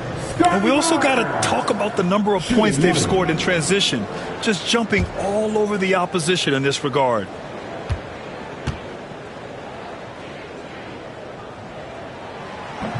Barnes, no good on the free throw. And Richard, we talked about Victor Wembanyama, 7'4". Skilled. Did you ever think we'd see a player like him? Maybe in about 20 years, but we're seeing more and more hybrids. He is just an outlier that we have never seen before. The tallest player in the league and one of the most skilled. Oh, Fox with a steal. And Fox takes it all the way to the rim. Love seeing what he can do on the open floor. Fox is so explosive. Raptors trail by 7. Quickly outside. It's Barnes on the wing. Sohan covering.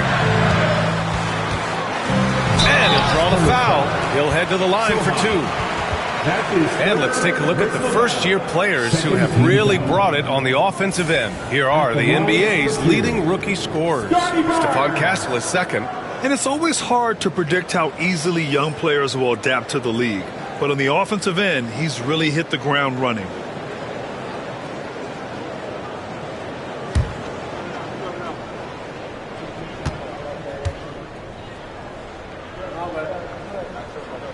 The first free throw is good.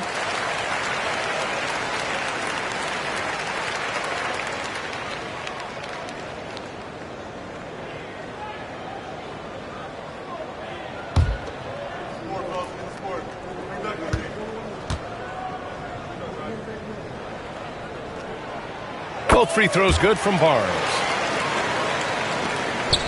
San Antonio leading by 5. Pass to Castle. Now here's Sohan. Wembanyama with it. Covered by Pirtle. Wembanyama down low. He's working on Pirtle. So it'll be 2 free throws. He was fouled in the act of shooting. Yeah, such a difficult frame to guard. Wembanyama draws the foul easily. It's his first trip to the line. At the line for his first. Wembanyama taking 2 shots.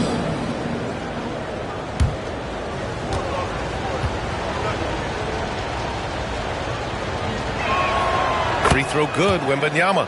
Honestly, we have never seen someone like Victor Wembanyama, a skilled 7.5-footer. I mean, the way he moves, it's unreal.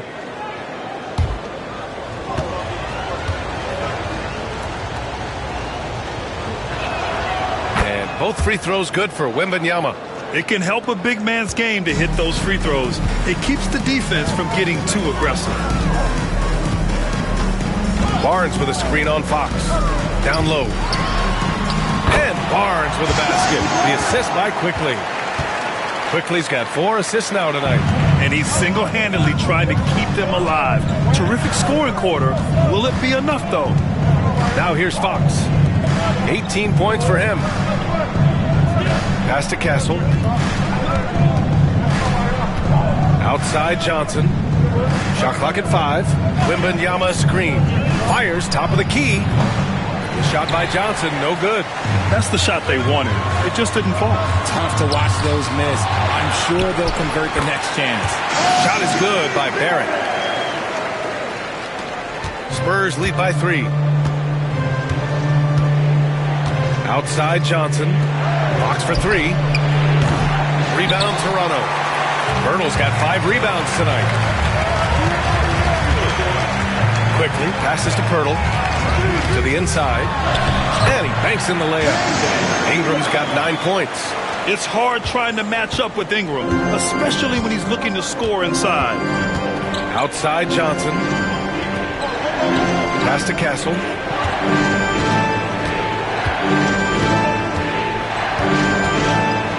Ooh, and he took a hard foul on the shot. So he'll head to the line to shoot a pair. That's on Jakob Poeltl. 13 foul. At the line for the Spurs, Castle. 2 shots.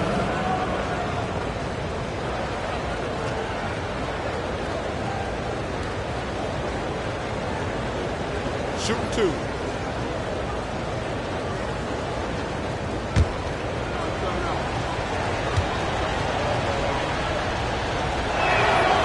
First one falls. And really strong at the line since the break. Devin Vassell, he's checked in for Johnson.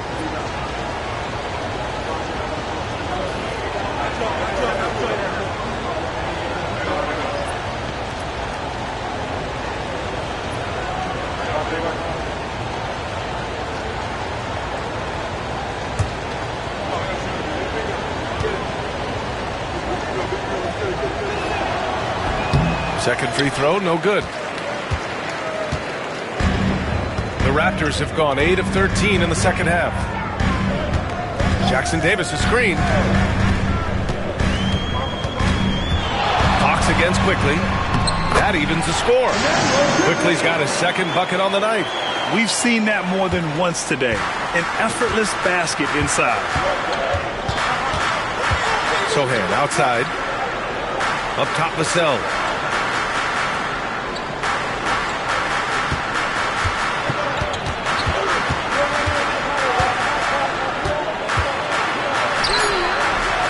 That one. Now shooting 5 of 10 and looking sharp. Ooh, this is how confident of a scorer Vassell has become, taking on all comers. And Darko Rajakovic has called a timeout. We might see him looking to make some tweaks to the strategy here.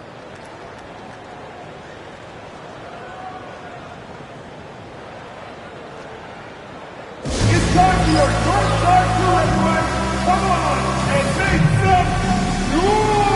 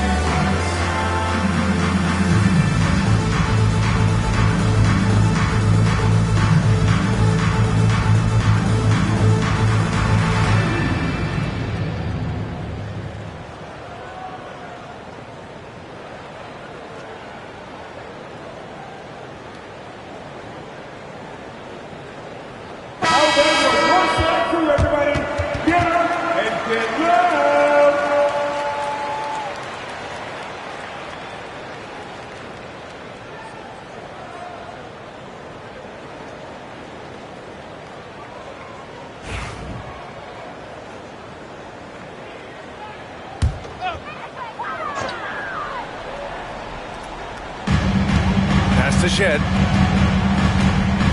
Back to Barnes. Now Quickly. Ingram on the wing. He's guarded by Vassell. 5 on the clock. Ingram, the pass to Quickly. For the lead. Vassell with the rebound. It's never easy from that distance, but we see him drill those and shoot around all the time. Even though he is capable of hitting that shot, I'd like to see him work for a better look in that situation. And the 11th pick in 2020. Devin Vassell was drafted for his defense, but Richard, his shot creation has come a long way. Yeah, he's very comfortable handling and operating in the mid-range. One of his best ranges. He's moved past that 3 and D tag, and he's showing he can do so much more.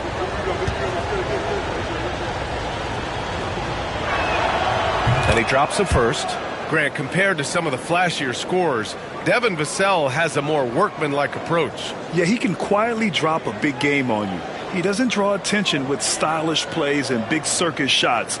He just grinds it out by finding his looks.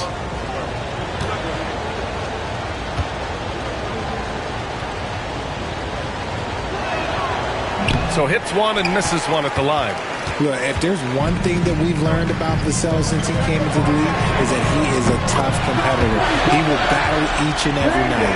Didn't get a 3 in the first half, and now he's on the board with his first triple of the game.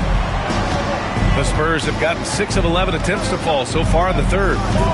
Here's Castle. Give him 8 points now. Inside. And he got the whistle on the way up, so he'll be headed to the line for a pair.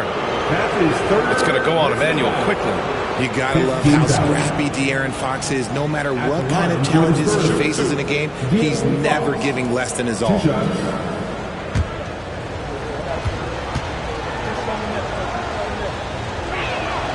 First free throw is good. As quick as anyone in the league, RJ. De'Aaron Fox. How does his speed affect the game? Well, he's one of those players that normally you have one or the other, but he's quick and fast. Now, that's a mean combination because in the open court, he can break you down. In the half court, he has the quick left to right lateral movement that can cause problems in pick and roll. And both free throws good for Fox. What sets Fox apart is how dynamic and explosive he is. He can take off at any moment in any direction. They set a pick, and here's Ingram from the arc. And again, Toronto with a triple. His second triple of the half. Well, look, that's 2 more than he had in the first, so things, I guess, are trending in the right direction. Fox against quickly. Pass to Vassell. Fox with the ball. The three. The 3 ball is good for Fox. If it ain't broke, don't fix it. They should continue to ride the hot hand. And so it's Ingram with it. He brings it up for the Toronto Raptors. Trailing by 2. Jackson Davis with it. Down low. Here's Mamukelashvili.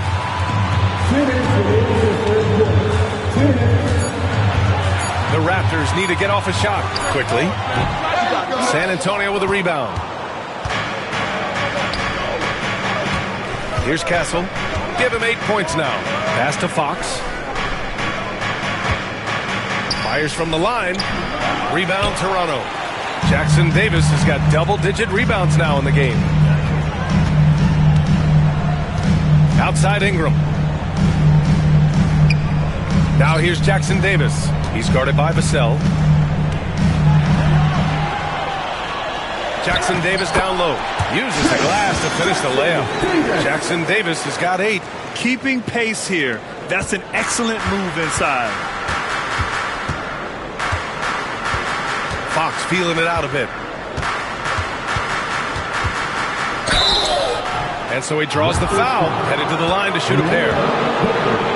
This takes real toughness. Fox getting the shot off despite the foul. And he's made all of his 6 tries at the line in this one. De'Aaron Fox at the line for 2.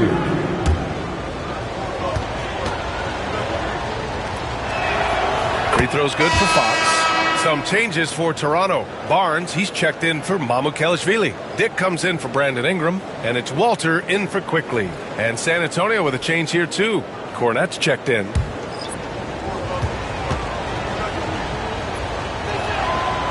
That one misses.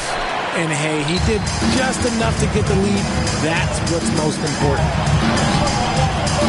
Barnes, no good. The Spurs have gone 7 of 13 in the second half. Vassell passes to Fox.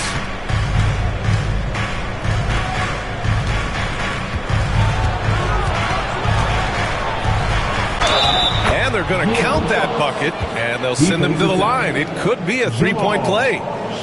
He's looked practically unstoppable this quarter. The defense, yeah, well, they haven't had many answers for him. This is his 5th trip to the free throw line. And I love how he's earned his share of points at the line tonight, not wasting his chances at all. Toronto making a switch here. Barrett's checked in, and San Antonio with a change here too. Keldon Johnson, he's checked in for Barnes. Free throw's good for Fox. And you'd like to go 2 for 1 here, Grant. And at the same time, you want to get a good shot here, B.A. Pass to Barrett. Barnes a screen. There's the triple. And it's Cornette with a rebound. He knocked down a 3 in the first quarter, but he's still been unable to connect from deep past the break. And the basket by Castle. They've toned down their three-point attack in the second half, looking to protect the lead with higher percentage shots. Barnes against Johnson. Outside Barnes. And the shot goes down. Barnes has got 12 points here in the second half. And his fantastic performance from the last game has carried over to tonight. He's just riding the wave of momentum right now, getting to his spots and keeping things simple on the offensive side. And so it's De'Aaron Fox making highlights for San Antonio. 27 on the night. He's had it his way. And don't go far. We'll be right back.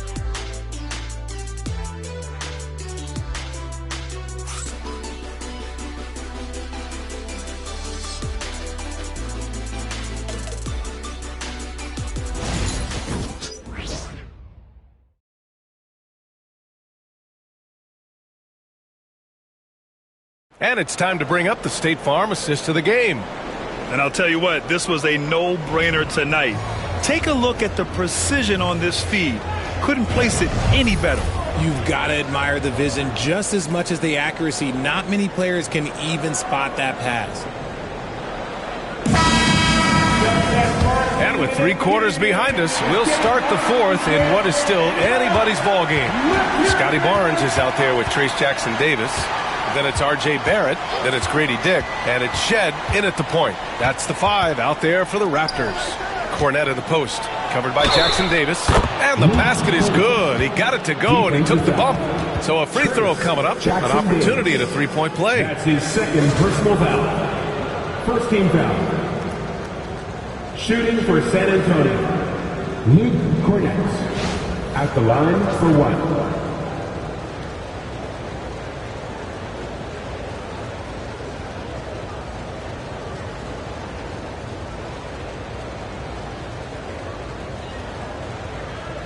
Mind the lanes. Mind the lanes. One shot.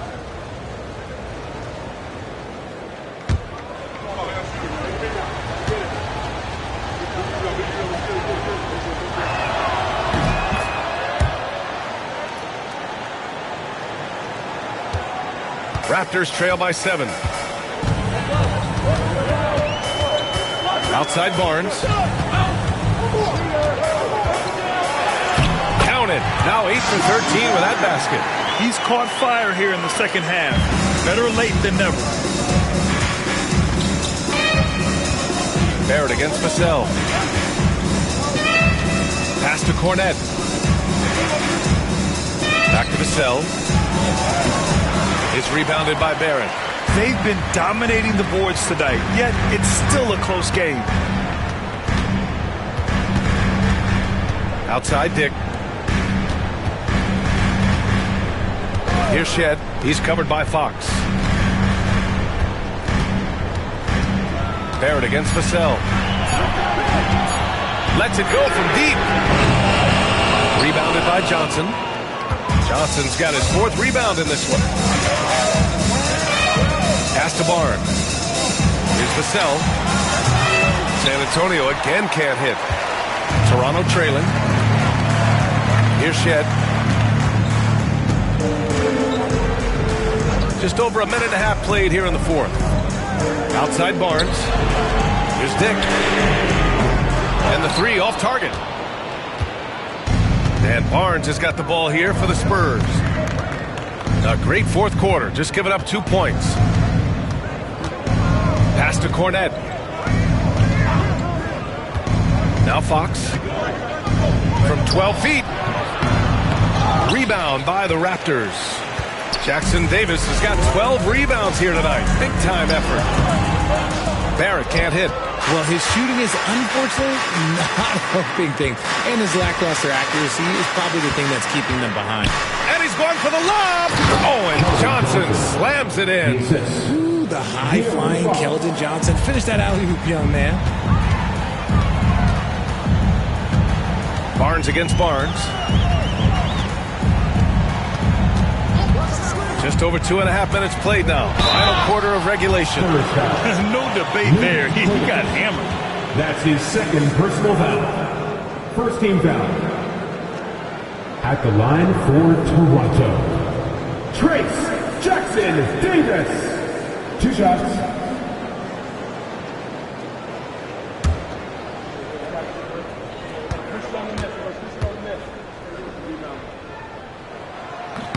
First one falls for him.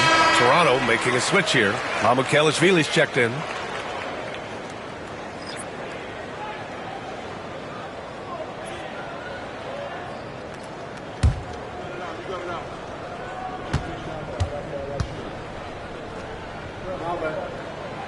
It's both from the stripe. A little over 2.5 minutes have passed here in the fourth. Barnes against Fox. Pass to Cornette. Vassell with it. Cornette at the post. Johnson finds Barnes. Down to 5 on the shot clock. Tries again. And the layup is good. And the Spurs lead by 7. Looks like we're starting to see a pattern here. Not afraid to get in the paint and get wet. Here's Mamukelashvili. Here's Barrett. Well-placed jumper from the free throw line. Yeah, look at Barrett being resourceful on offense. Not passing up those mid-range shot opportunities. And Greg Popovich has called timeout. Coach clearly has something he wants to say to his team right now. Start the party with the reference YYZ. Clap your hands, everyone! Get down on the court or the house squad. If you want a free shirt, you need to be a super fan. And that means bringing all the noise you've got. What's next?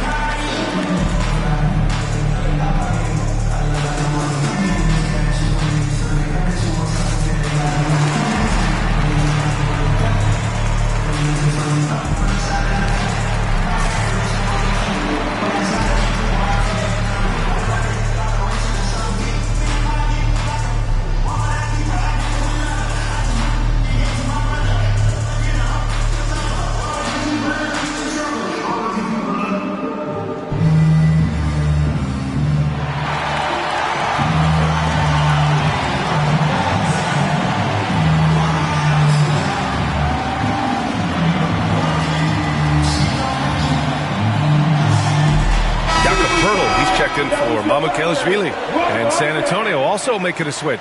Sohan's checked in for Barnes. And let's swing it over to the sideline and hear from Allie. Over the last break, I got a chance to hear what Greg Popovich was telling his team. Despite the lead, Coach was stern with the guys, mentioning to the team, do not let up. I've seen some big comebacks in this league, and this is not over. An interesting message. B.A.? Okay, good stuff. Thank you, Allie. Now here's Vassell. Pass to Cornette. Three-pointer, Fox. Counted from distance. Fox has got 18 points in just the second half. He's carried much of the scoring load tonight. And with the win in reach, don't expect him to let up. Barrett passes to Pirtle. Now Barnes. Over Vassell. And they get it back. And he's headed to the line for 2. He gets the whistle there. How about the physicality of Pirtle? He was ready to absorb that foul. Second team foul. At the line for your Raptors, Jakob Poeltl, taking 2 shots.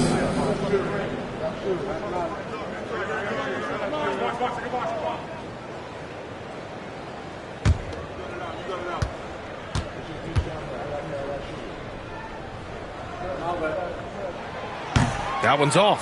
There's not a lot of flash in Pirtle's game, but he doesn't need it. He's reliable and sturdy in that middle.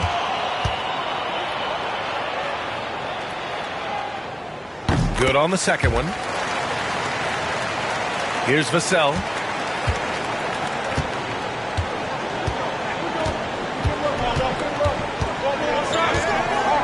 Pass to Cornette. Now here's Fox. A chance to extend the lead to double digits, but it's no good. Barnes with it. Here's Pirtle, and it's blocked. And he's able to get it back. And he makes it on the layup. Something seemed to click for him at halftime. He's looked a lot more focused, and the game is just easy for him now. Fox finds Vassell. To the paint. And he dunks it. What a pass to set him up. Woo! Defensively, you can't afford to let him get to the rim that easily. Well, that might be why their deficit is what it is right now. Yeah, it's going to take better rim protection than that if they're going to climb out of this hole. Now here's Barrett. Driving to the basket. Banked it in off the glass. Even with contact, Barrett just pummels his way inside. Love his ferocity attacking the basket. Barrett against Fox. Over Barrett. And it's Fox missing. And the defense was right on him there. Nice contest. Barrett up top. He's covered by Fox. Shot is good by Barrett. And now just a three-point San Antonio lead. Oh, I'll tell you what, in this fourth quarter, he's been locked in and has made some big shots for his team. Fox, the pass to Cornette. Here's Johnson, guarded by Dick. Johnson on the wing. Driving in. Good work defensively by Dick. It hasn't been his best game, but his team is still doing just enough to be up. And that's his third miss in 7 attempts. San Antonio leading by 3. Right side Johnson to the middle. Cornette in the post, covered by Pirtle, and he was camped in the lane there. He gets a 3-second call. And that is an absolute heartbreaker of a turnover. In a close game like this, that might be enough to impact how it ends. Brandon Ingram is checked in for Toronto. Quickly comes in for Barnes. Wembanyama's checked in for San Antonio. Castle comes in for Fox. Oh, rejected by Wembanyama. Oh, and a fast break for the Spurs. Johnson for 3. Fires in the triple. Johnson's got 5 points in the quarter. A point of emphasis for Johnson, knowing he needs to keep taking and making threes. Now here's Jackson Davis. Sohan covering. Counted. Defensively, they've got to get more bodies in the paint. That's 3 straight field goals from below the free throw line. Barrett against Vassell. Here's Castle.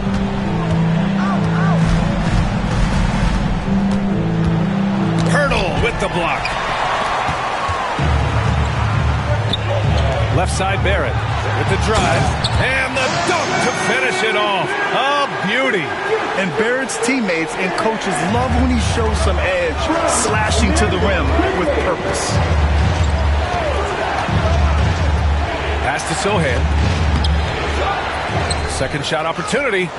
Pirtle grabs a miss. Pirtle's got 9 rebounds in the game. Boy, he's getting it done. Quickly with the ball. Shoots over Vassell. Oh, rejected by Wembanyama. Sohan with the ball. He's working on Pirtle. Outside Wembanyama. Wembanyama, screen on Pirtle. Back to Wembanyama. Wembanyama hammers it down. And you see how fluid Wembanyama is. 7'5" guys shouldn't be able to move like this. The 3, Barrett. He buries it from 3. Barrett's got 13 in the second half. He's taking what he can get here as a 3 in each half. Outside Johnson. Out to the right wing. Here's Wembanyama. The big man. Wemby for 2. No fear in this young man. We're already getting a sense of Wembanyama's killer instinct. Here's Ingram. Rebound by San Antonio. Now here's Vassell. Here's Wembanyama. Oh! Wembanyama throws it down. If Wemby wants to be one of the greats, this is where he will be judged. And what a big shot to add to his resume. And timeout called by Darko Rajakovic. No doubt he's going to utilize the opportunity to make sure they're all on the same page here.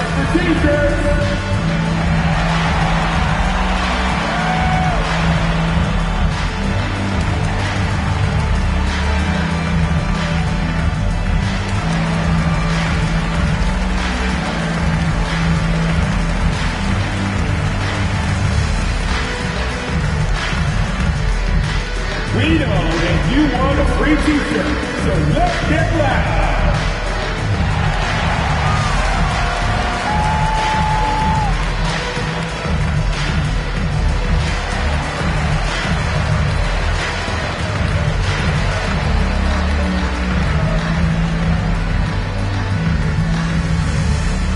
We love to give away shirts to our loudest fans.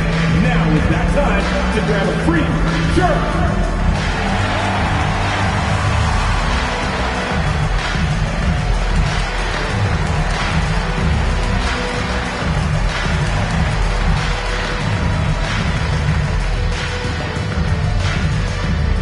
If you want a t-shirt, I need to hear you at your very loudest. Who wants one?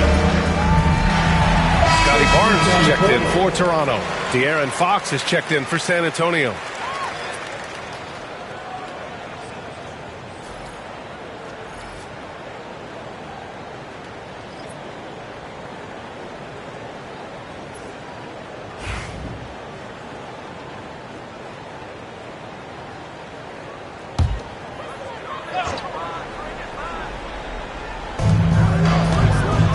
Barrett passes to Ingram. Back to Barrett. Jacks up a 3. That one falls. Nice feed that time from Ingram. Barrett's got 16 points here in the second half. This is his second 3 this half. He's getting even more bold at that arc. Pass to Castle. Wembanyama, screen on Barrett. Back to Fox. Just 4 to shoot. Over quickly. And San Antonio again with a bucket. Oh, in pressure moments, he's a guy you trust to make big shots. Ingram with the ball. 2 minutes remaining in regulation time. Barnes with a screen on Johnson. The shot. The shot by Ingram, no good. Spurs lead by 4. Here's Castle.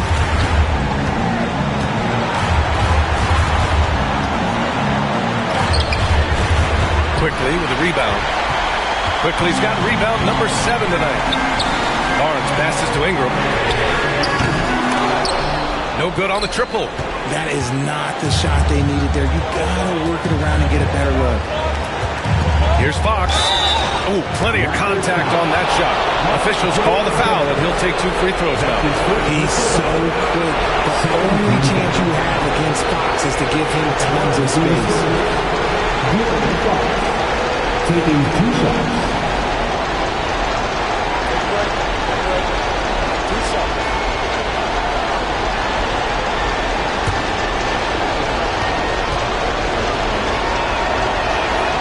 So the first one drops, and that puts him up 5.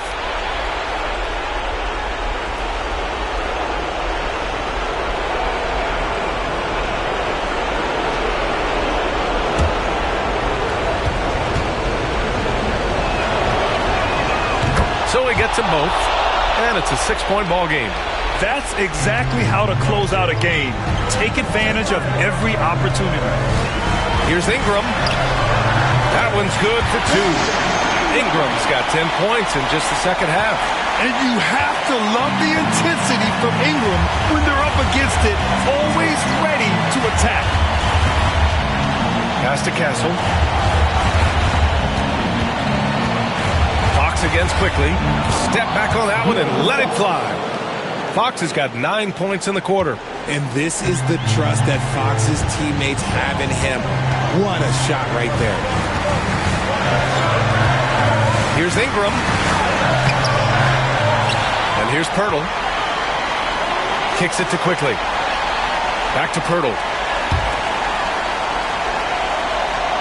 Johnson against Barrett. For 3. The shot no good. On offense, here is San Antonio. Their biggest lead of the game was 9.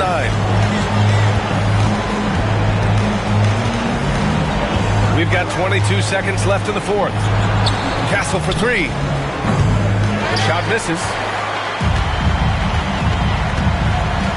Now here's Barnes. Guarded closely. Quickly finds Ingram. The 3-ball. It's hauled in by Wembanyama. And they go to the intentional foul. 5th personal foul. 3rd team foul. At the line for the Spurs, Wembanyama. 2 shots. Shoot 2.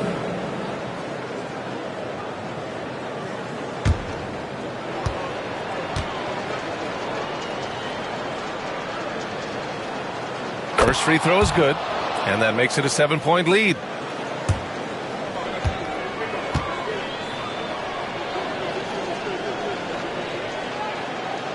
Second one is good, getting both at the line, and it's an 8-point ball game.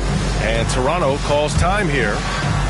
Just 4 seconds left to play in the fourth quarter. All right, guys, what do you think? And time's running short.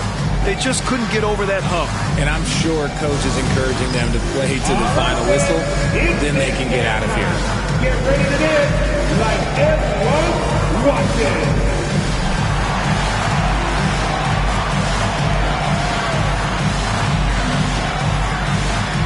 Everybody get down.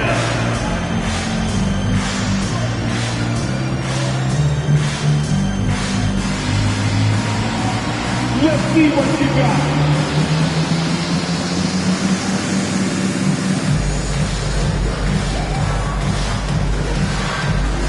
You left defense.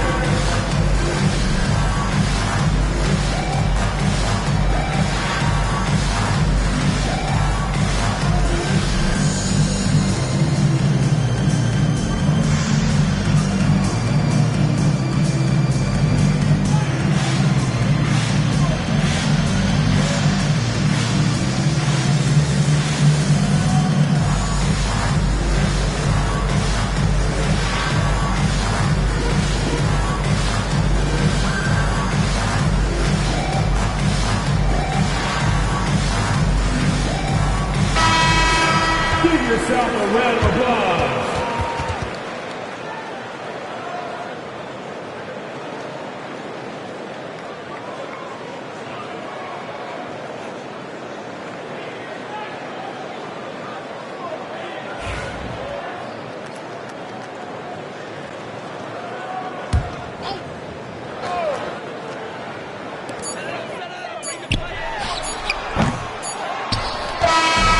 So it's San Antonio with the W. Boy, a nice win on the road. By the time this one was winding down, this building was stone cold silent. And that's exactly what you got to do. You have to try to take the crowd out of this. And now we have Allie LaForce standing with the player of the game. Allie, take it away. De'Aaron, there was definitely a point in the second half where you just took over. What's on your mind in those situations? I mean, for myself, just kind of know where you're getting the shot. You know, obviously with some of the better teams in the league, you know, if something bad's happening, sometimes, you know, that one or two players just has to be able to take the game over. And I feel like I'm always able to get to my spot. And at the end of the day is if you can put the ball in the basket. And I think I did a good job at that in the second half. Thanks, De'Aaron. All right, Allie, thank you. And that about wraps it up. For Richard Jefferson, Grant Hill, and Allie LaForce, This is Brian Anderson saying thanks for watching. And we present the player of the game, De'Aaron Fox.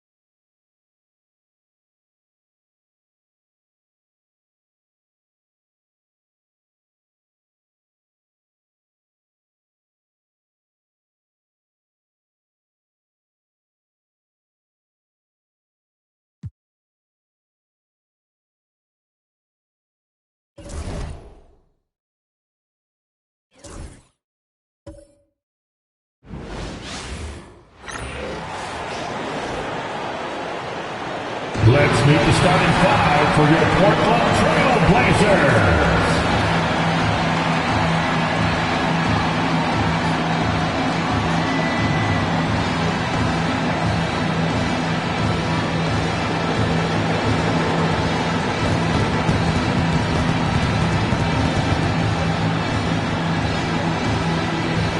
In the middle, at 6'9", number 35, Robert Williams.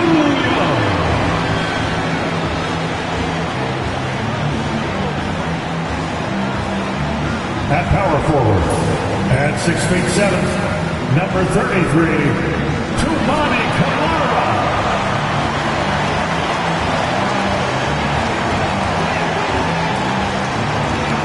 At guard, at 6'3", number 00, Scoot Henderson.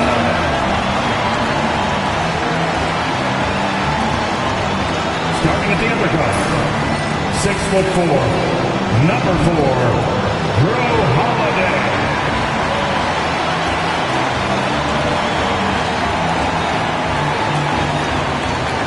The other forward position at 6'9", number 8, Danny Avdia.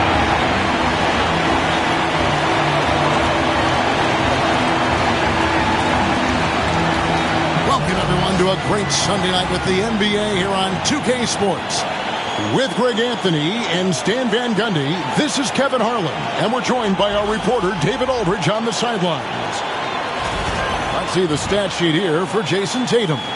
And, guys, how about the surge of offense he's experiencing right now? These last 5 games, he's been a machine at the offensive end.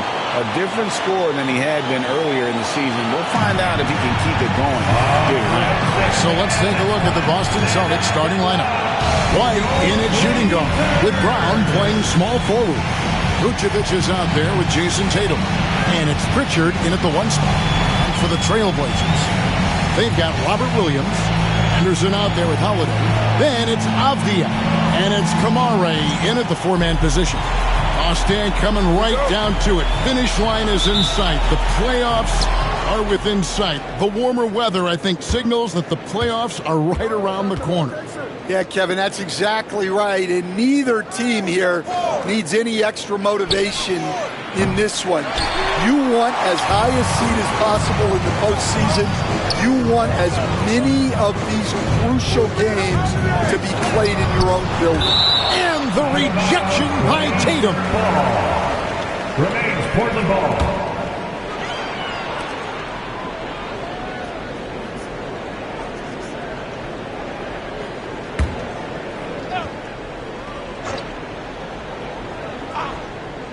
Celtics on D. Come get it, come get it. Henderson outside.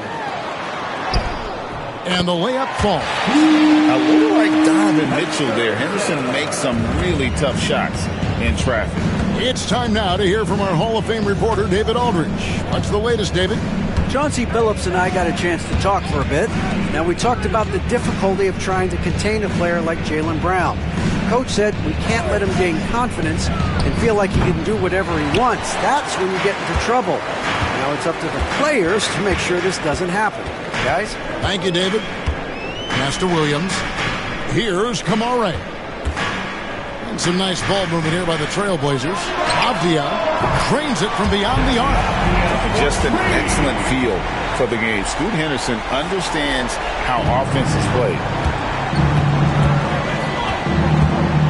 Now here's Tatum. Not a lot of room. Just around a minute and a half into the first quarter. 6 to shoot.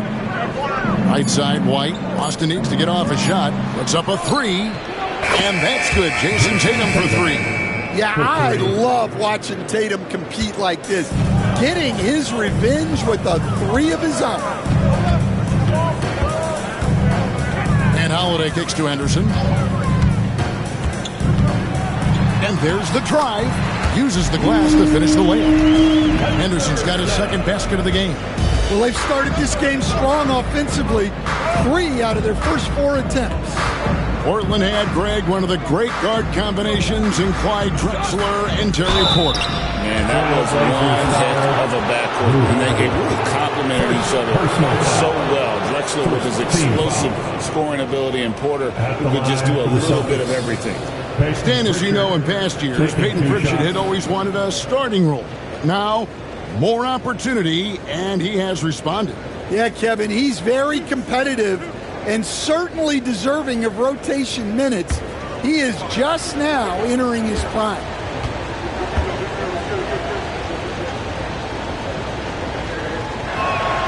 First free throw is good. GA, these Boston Celtics are unquestionably a top-tier offensive unit. Stupendous shooting, excellent instincts with the ball. Yeah, they are a model offense in many ways, making it tough for many teams to keep up with them.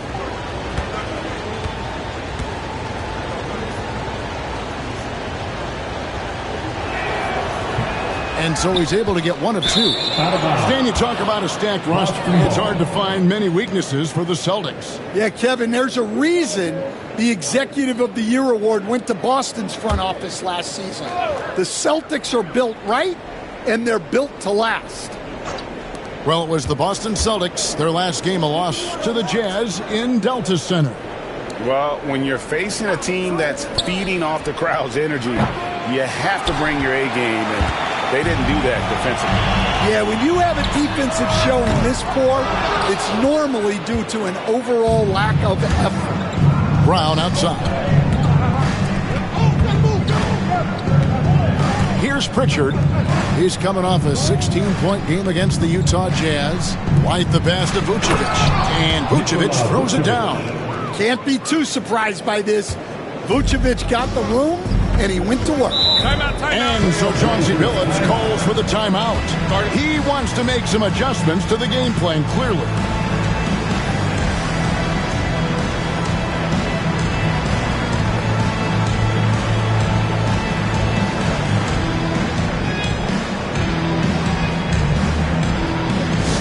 Get loud and welcome your Trailblazers Dynasty.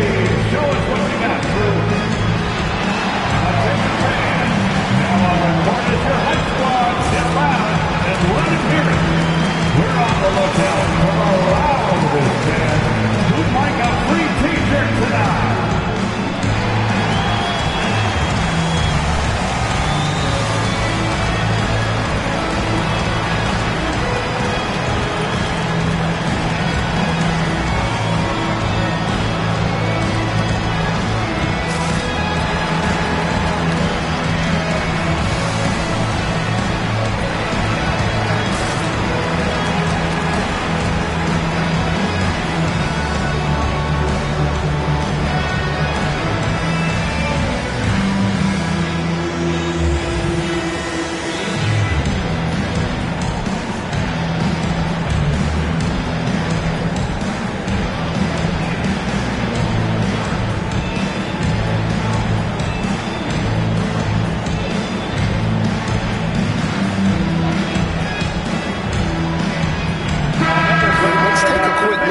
some stats here for White. How his last 10 games have gone. He's averaging 8 points, 4 assists, and 2 rebounds. But that's just part of the picture. His defensive presence goes beyond the stat sheet. Yeah, his true impact on the defensive end cannot be measured by stats.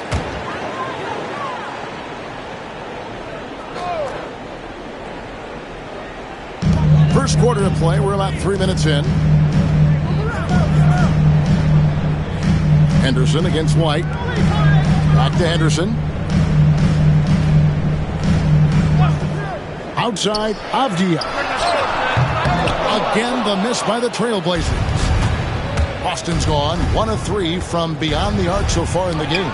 It's deflected. An even 3-on-3 break. Oh, and the jam by Williams. 2 emphatic points from Robert Williams. Celtics trail by 3. And we're just over 3.5 minutes into the first quarter. For Portland, they've gone 4 of 7 from the field, shooting over 50%. Pass to Henderson. Outside Holiday. Williams has a screen for Holiday. For 3. That one's in. His first bucket of the game. He's 1 for 2. And the story here, Kevin, early on is how well they shot the basketball. Brown outside. Over Avdia. Henderson pulls it in. Yeah, I'm not sure that's the look they want. It's tough work in the mid-range area. Outside, Avdia. Pass to Williams. Shot clock at 6. The Trailblazers need to get off a shot, and they pick up 2. And don't look now, but they're starting to extend this lead. Well, look, we've seen that no lead is safe these days. You got to keep scoring and extending that margin. And here's Tatum for 3. Rebound by Williams. Williams has got his 4th rebound in this one. Yeah, not at his most efficient this quarter. He's got to work on finding high percentage shots. Pass to Avdia. A chance to extend the lead to double digits, but it's no good. To the middle. Count it. His second make in 4 attempts. The ball movement on this run has been fantastic and is a big part of why they've been able to get these good looks. And we've got a timeout from Joe Mazzulla. He wants to talk to his guy. For your Blazers answer.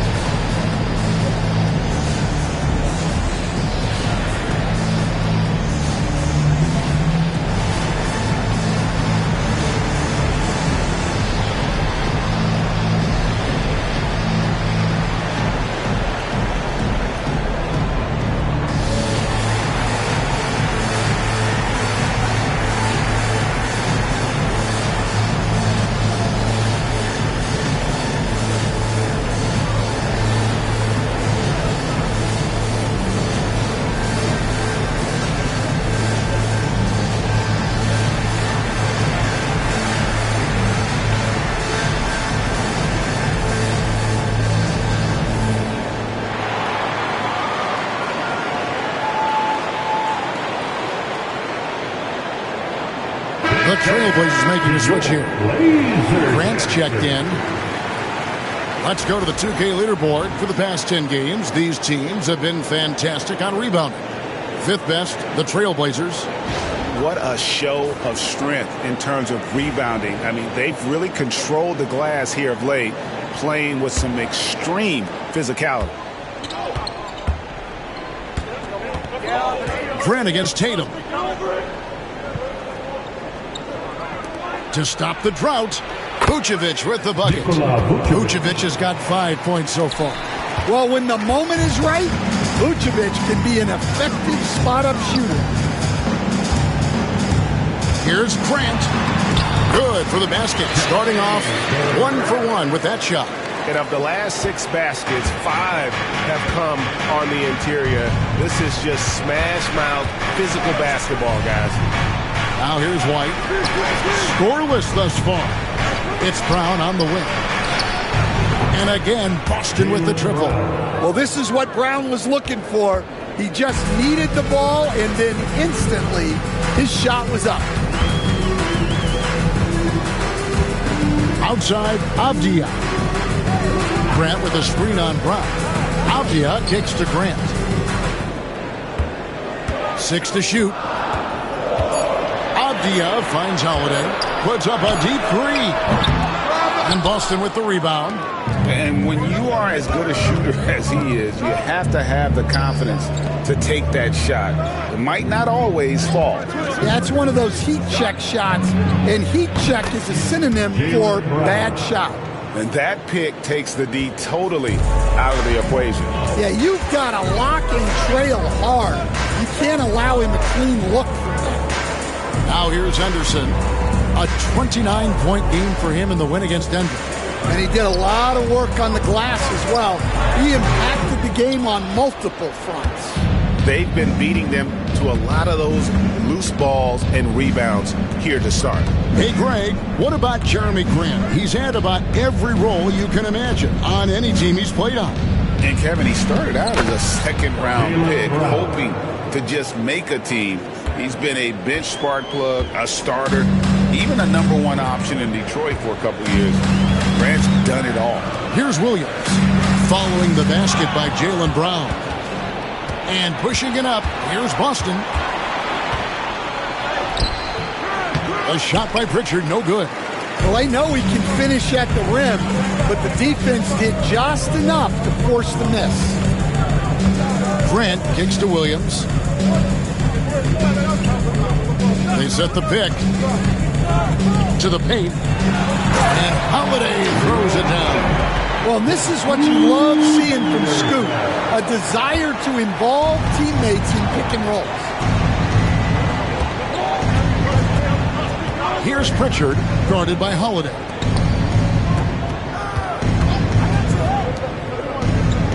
Vucevic dishes to White. Williams with the block. Well, this is the kind of defender Williams is. Aggressive and ready to go after blocks. You gotta love strong defense, especially when it comes in the form of harsh rejections. Wow. And in a close game, blocks like that are so clutch, and that could be a real difference maker here tonight. Catching up on the changes for Portland. Klingon, he's checked in for Williams. Shaden Sharp comes in for Avdia. And Lillard subbed in for Scoot Henderson. Celtics also with a sub. Chris Boucher's checked in for Jason Tatum. On the inbound, a shot by Pritchard, no good. And here's Holiday, who will bring it up for the Portland Trail Blazers. They lead by 4, fresh from a win against the Nuggets. Yeah, it is always a great feeling when you go the extra distance, double OT in this case, and are able to come away with that win. Sharp, that's good. And not just an athlete. Sharp is very crafty with the ball in his hand. And Vucevic throws it down. For a center, he's maybe undersized, but his ability to get in the air to make a play balances that out. Now here's Lillard. He picked up 27 points in the last win against Denver. And what opened things up for him was his passing. He was making so many plays that the D had to play off him. Now Vucevic, following the miss by Jeremy Grant from deep. Pass to White. Brown outside. White looking around. From deep. And Klingon pulls it down. Trailblazers leading by 5. Grant finds Lillard.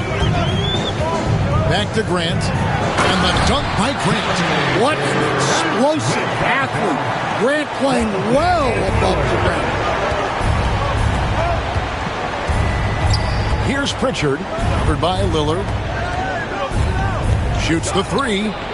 Pritchard gets the bucket. And that's exactly what he's looking for draining the triple. Portland's gone 3 of 7 from three-point range in the first quarter. And the short break in the action gives us a chance now to send it over to David Aldridge. Kevin, thanks. Jaylen Brown has put it all together. He said, I'm figuring out my spots to be aggressive. That's in my DNA. But also showing how I've grown. Being a great screener, delivering passes on time and on target. That's important to being a great teammate. I'm focused on being a better basketball player. Kevin? Yeah, and he's a smart one too, right, David? He is something else. Outstanding stuff, DA, as always. Now Lillard, after the missed three from Derek White. Back to Lillard. The three. Yes, and it's Holiday with the assist that time. And the Trailblazers lead by 7. The Celtics shooting 40% here in the early stages. We've got a timeout from Joe Mazzulla. He wants a minute here to get things straightened out with his team.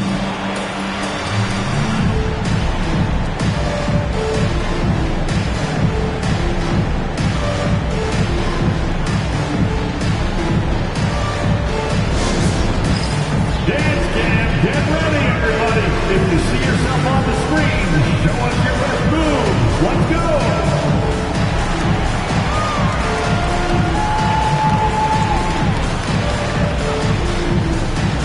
Everybody, get down.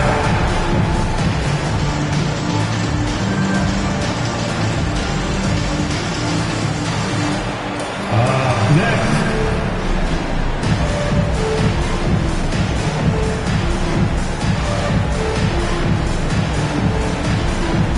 You're on the big screen.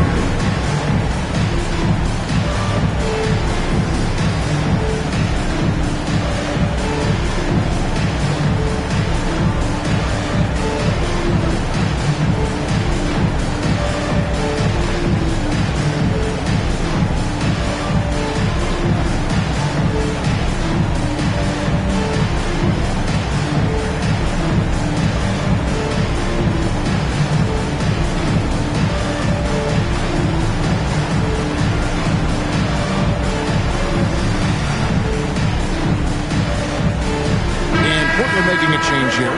Kamar is checked in. For you. Substitution on the court.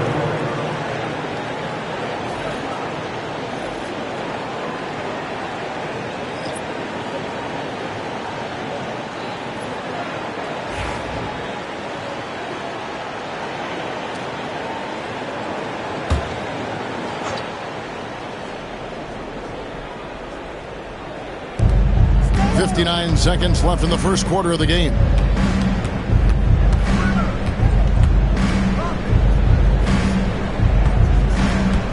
Tatum on the wing.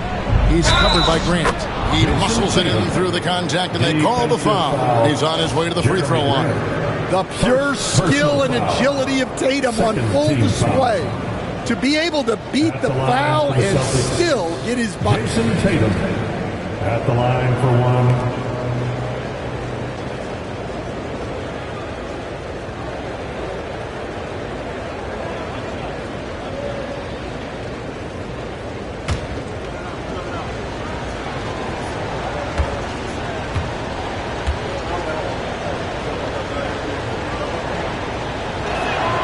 And Stan, as he enters his prime, Jason Tatum is shooting to become the face of the NBA. Yeah, and Kevin, he knows winning is the key. For a star player on a great team, learning that balance, when to take over and when to set up your teammates is a big part of it. And the basket by Lillard. Yeah, they're relying on their three-point shooting and getting pretty good results. 6 seconds separating the shot and game clocks. Pass to Hauser.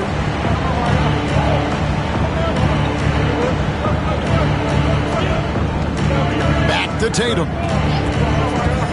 Shoots over Grant. Here's Hauser. Now Rubio. He's covered by Grant. Rubio taking his time here.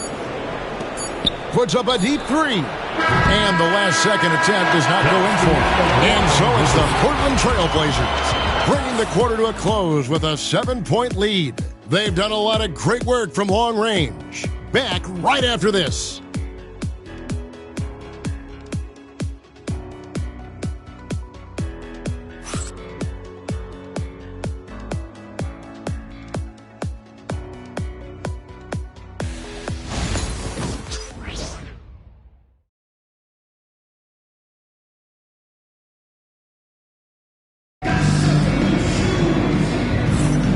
And thanks again for tuning in. If you're just joining us, we've played through one quarter of action so far.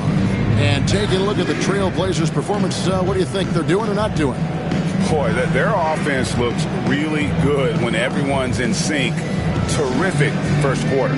Yeah, they've looked sharp early on with their offense, getting good chances and converting what they've taken. And so Lillard will bring it up for the Portland Trailblazers. In at the guard spots, Lillard and Sharp. Then there's Klingon. Then there's Jeremy Grant. And it's Kamare in at the 4. They're the group of Portland Trailblazers will start the second quarter. I tell you, not only does Klingon set sturdy screens, he knows how to make himself available for the pass. Rubio outside. And a miss there on the triple. Trailblazers leading by 9. Grant the pass to Sharp.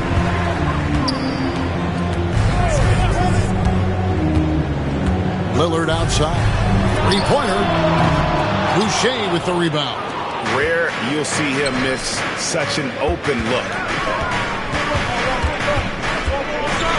Tatum against Grant. Rubio outside. Shot clock at 5. Pass to Boucher. Deflects the pass, and they force the shot clock violation. Great D. A-Train is checked in for Klingon. Number 16.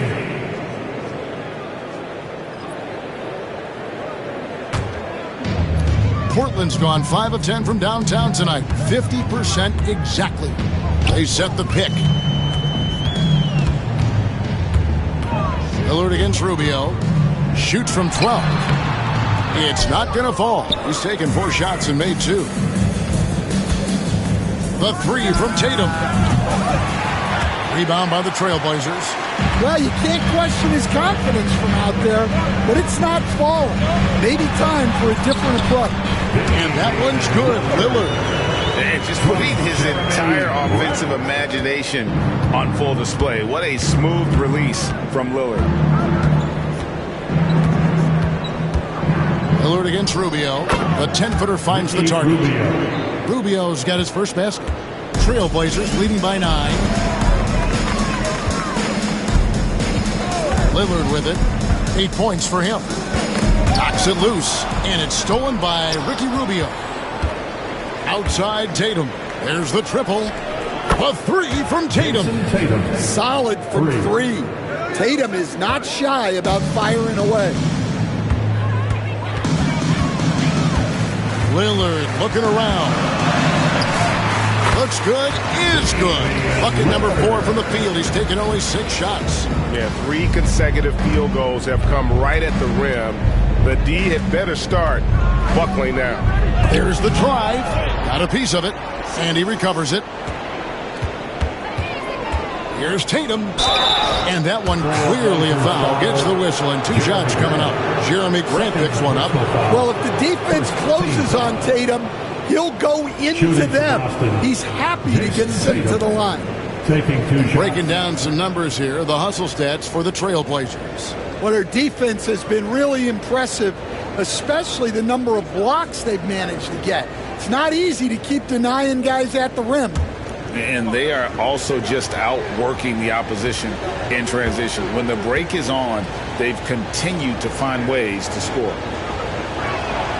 The first free throw is good. And awards now have a minimum amount of games needed to qualify. An interesting twist in this whole story. Yeah, and it seems logical because of the uproar from the fans and the media that they implement this. And how can you be that impactful in reality, though, if you only play half the year? Second free throw, no good. And you watch Jason Tatum, year to year, he is a model of consistency. Across the board, the numbers are pretty similar, and the effort never wanes. Guys, his consistency in terms of shooting has really helped them seize control. Here's Hauser, following the score by Damian Lillard. Rubio against Lillard. And Rubio kicks to Tatum. Tatum slips by the contact inside. Well, look, you're talking about one of the more dynamic scorers in this league. Jason Tatum putting on a show. Lillard bounce pass. Sharp finds Lillard. Takes it inside. Boucher with the rebound. Celtics trail by 7. And here's Tatum for 3. Benton with the rebound.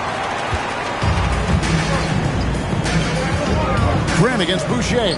Here's Sharp. Good, and Grant gets the assist. Sharp's got his second bucket of the night.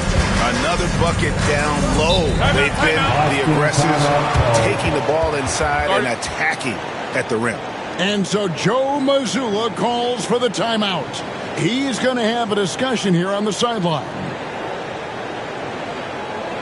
Your Blazers record and crew is here to hype you up just Lawson.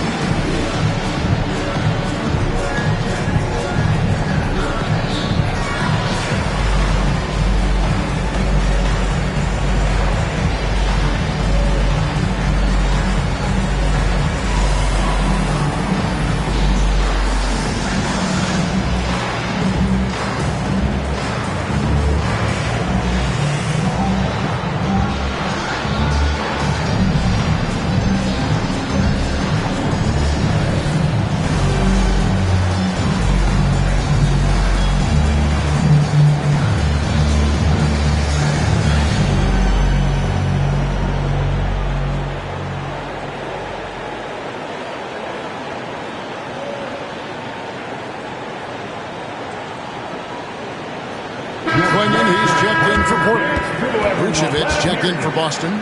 Pritchard comes in for Ricky Rubio.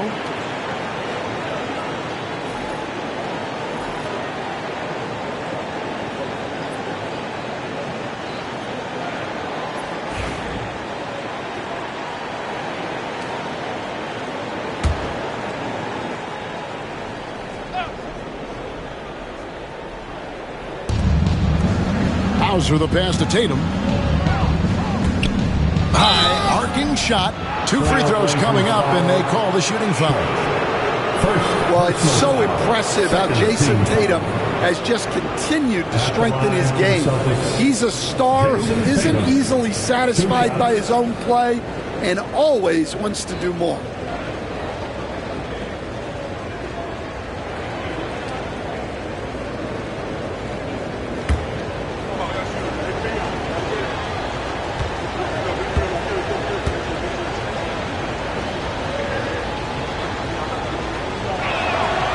That one falls for Tatum. And it's the attention to detail that sets Tatum apart from most players in our league. For the Trailblazers, Robert Williams is checked in for Klingon.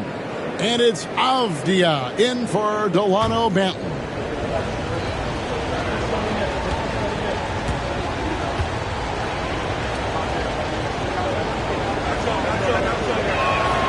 And so Tatum nails them both.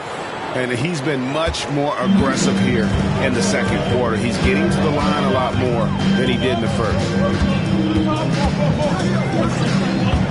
Now here's Lillard. Tight defense on him. That 3 off the mark. Well, so far, he hasn't had the same luck from deep in this quarter. Count it. Pritchard's got 6. Well, that's easy pickings for him. Unless the defense is all over him, he'll take that all day long.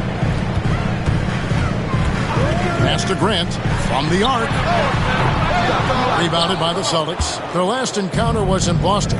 Well, it helps when your opponent makes that many mistakes. I thought that was the story of the game. Yeah, you got to think Coach will show this one as an example of what not to do. You got to take care of the ball. Now Vucevic following the miss by Jeremy Grant from deep. On the clock. Here's Pritchard. The rebound by Sharp. Trailblazers leading by 5. Pass to Lillard. Williams sets a screen for Lillard. Puts up a deep 3. Avdia on the wing. good. Great play by Williams to set it up. Avdia's got his third basket of the night. Moving it around, 8 of their last 10 coming off assists.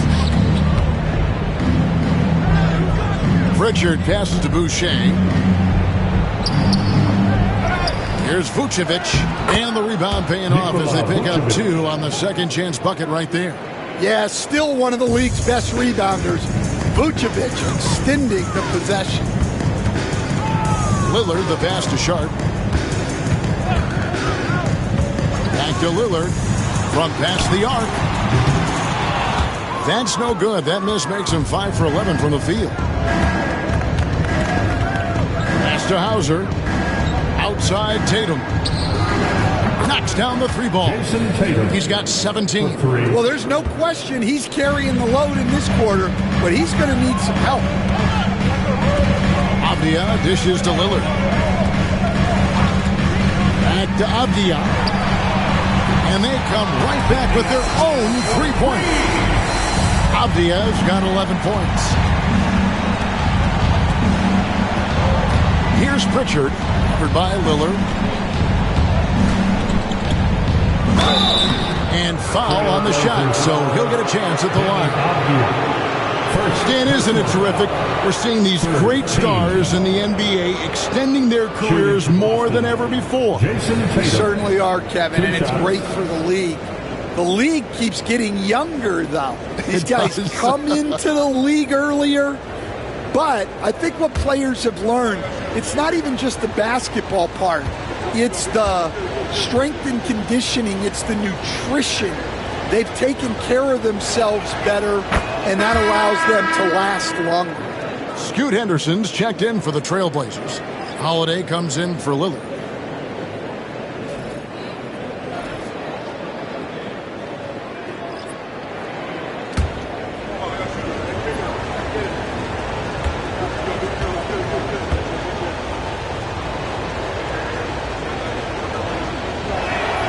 And so he hits both. Well, he's been very good at the line, and we all know free throws can make or break you in the end. Bounce pass, Holiday. Williams finds Henderson. Avdia against Brown. Stan on the floor tonight. One of the best two-way players in the game, Jeremy Grant. Yeah, Kevin, look, he's become a knockdown three-point shooter, but he also does a great job of putting the ball on the floor, attacking the basket, and getting to the free throw line. He puts a lot of pressure on the defense. Shoot 2.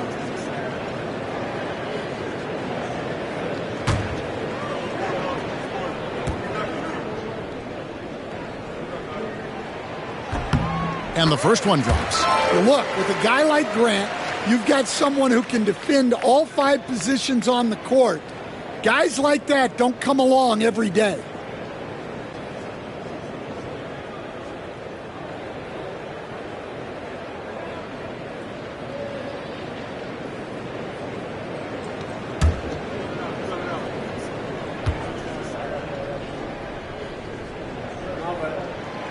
He's perfect from the line this time. And the combination of athleticism and defense Grant brings is superb. A guy who you can depend on to compete. Now here's Tatum. Last time out he had 44 points. And there's the whistle. That goes on Denny Avdia. That'll be his second foul of the game. It's close, but, didn't get on balance quick enough. The Trailblazers making a switch here. Kamar is checked in. Celtics also with a sub. Hauser's checked in.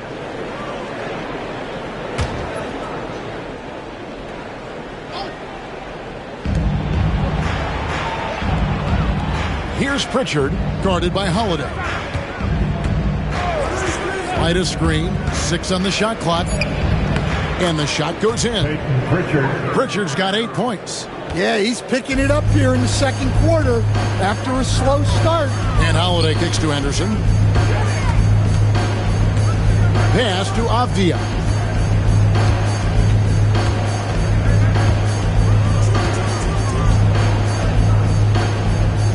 On the wing, Williams. Here's Henderson. And that'll be 2 free throws coming up. Officials on the call with the foul. First personal. That one on White. High motor type of player. Henderson fighting tooth and nail down low. Portland shooting their 3rd and 4th free throw shots of the night. And looking over their percentage on the season, I think they will be thrilled with the number in terms of their free throw percentage, 79.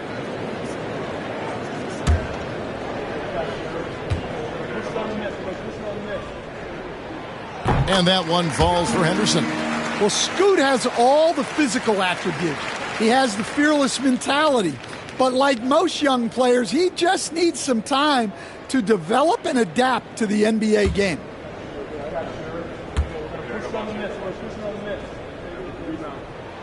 Both free throws good from Henderson. And they're really getting more points at the free throw line here in the second quarter. Pritchard passes to Vucevic. Brown wide open. He fires. Offline with his 3. And they had some botched coverage that turned into no coverage. Outside Holiday. Abdi on the wing. He's covered by Brown. Brown against Abdia. Back to Holiday. Launches it. And Boston with the rebound. Definitely a situation you want to make sure you don't give him too good of a look. Here's the 3. Count that as his 4th basket of the night. Just 7 shots to get there. Yeah, and guys, when White's got the ball in his hands, you can count on him to make the right decision with it. Henderson against White. Here's Kamare. 11 points for him in that last game against Denver. Holiday with the 3. That ball is in the basket now. He's shot 6 and made 3 of them. What an answer from Holiday. He's definitely a threat from beyond the arc when he's motivated like that. Here's Brown. And again, it's Boston converting. Yeah, he makes it look so easy out there.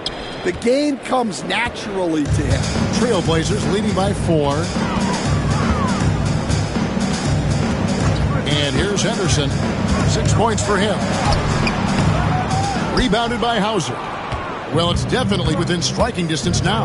Yeah, but they've got to make each possession count on both sides of the floor. Here's White. Abdia with the defensive effort. Trailblazers shooting 47% in the second quarter.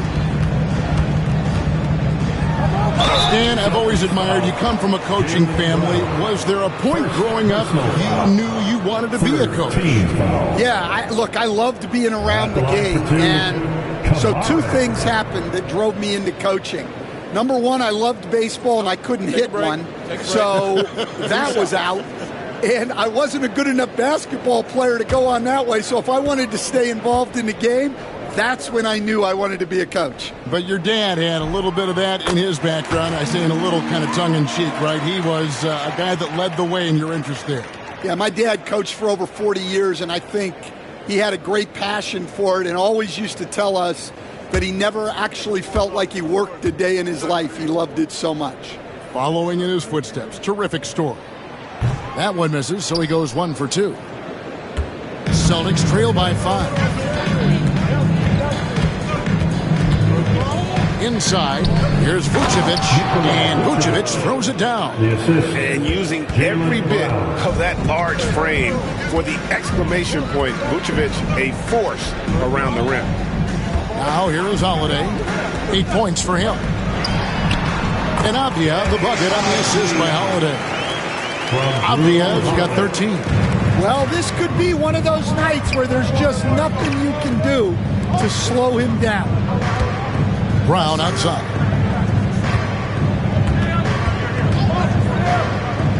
.129 left here in the second.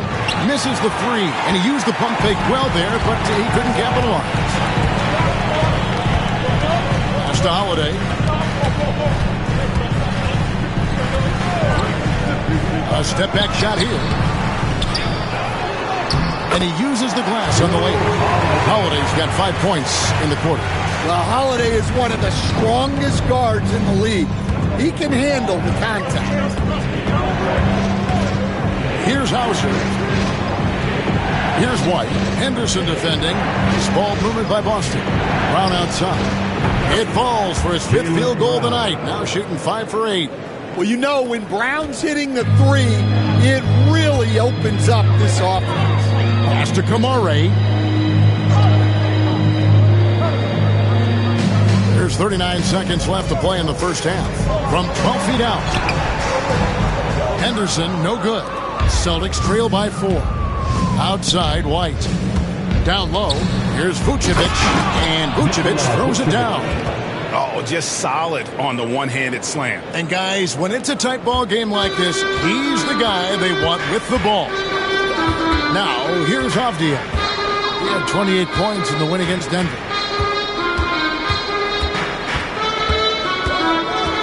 We've got 13 seconds left in the first half of the game.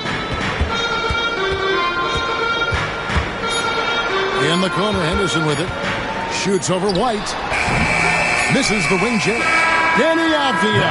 He's been the guy making things happen for the Trailblazers. He's been a major threat from three-point range. Got 2 of them to fall in that quarter. And now let's catch up with David Aldridge, who's standing by from the sideline. All right, Dave.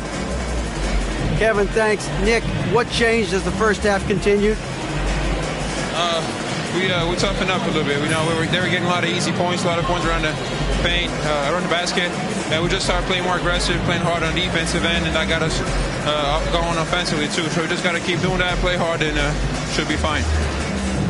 Keeping the paint tight is key. Thanks very much, Nick. Back to you, Kevin.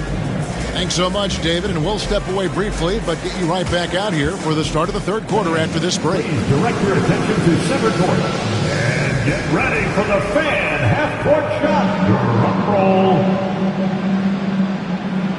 They're thinking about the shot. Oh, so close.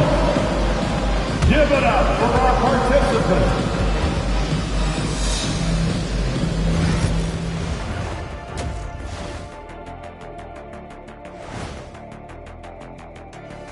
Come one, come all. The 2K halftime is here, and so's our breakdown of the upcoming schedule. Let's check it out.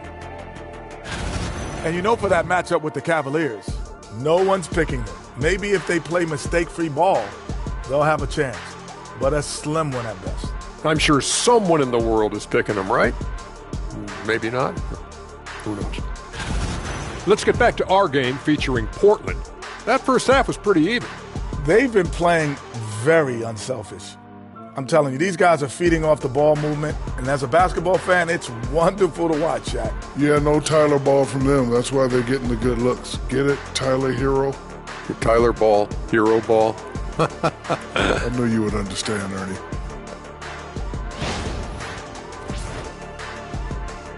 Thanks for joining us. Now let's toss it to Kevin Harlan for the start of the second half.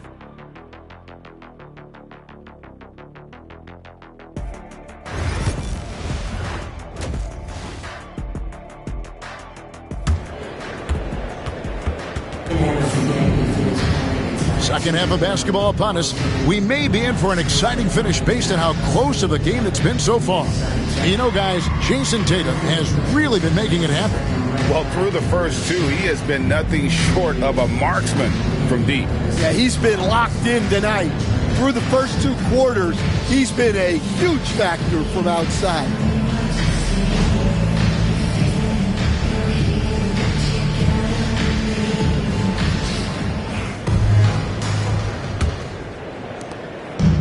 So Holiday will bring it up for Portland.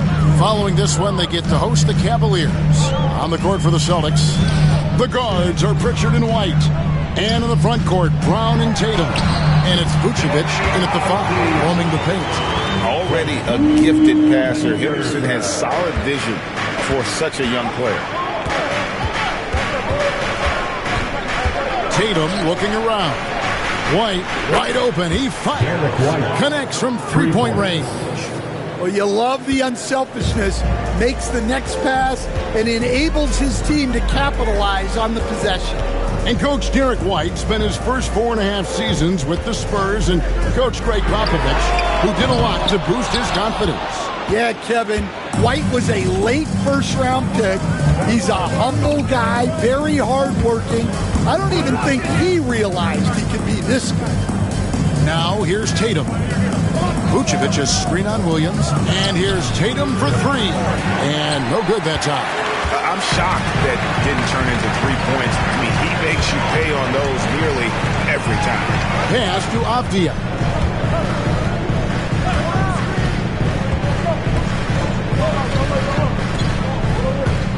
Pocket 6.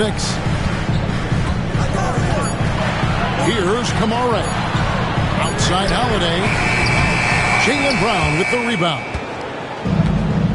And let's head over to the sideline and catch up with David Aldridge. Kevin, the Blazers are in the midst of a rebuild. Coach Chauncey Billups said it's been a tough couple of years.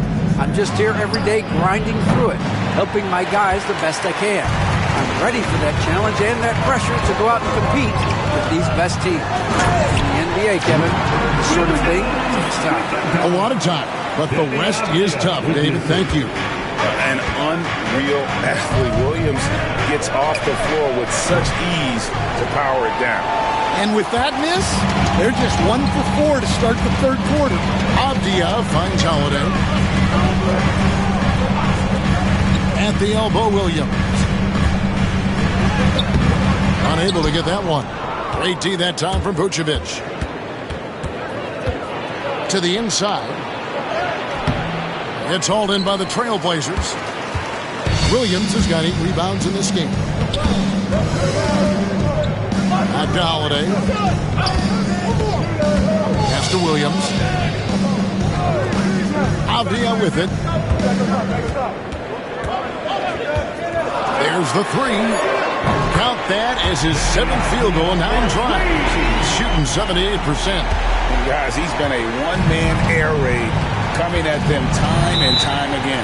Well, what I love about his three-point shooting is the spacing that he's adding. It makes things a lot easier for everyone else. And so Joe Mazzulla calls for the timeout. And coach has decided they need a moment to talk things over.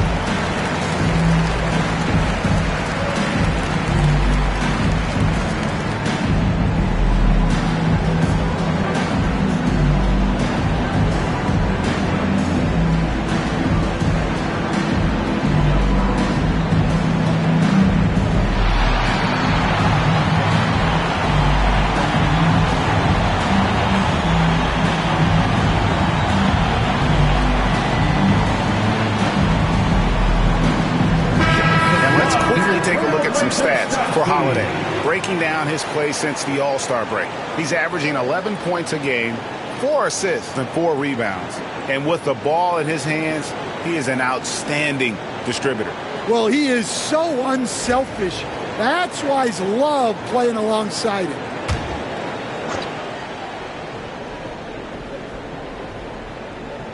Clock keeps going. 3 minutes into the second half now. Brown outside.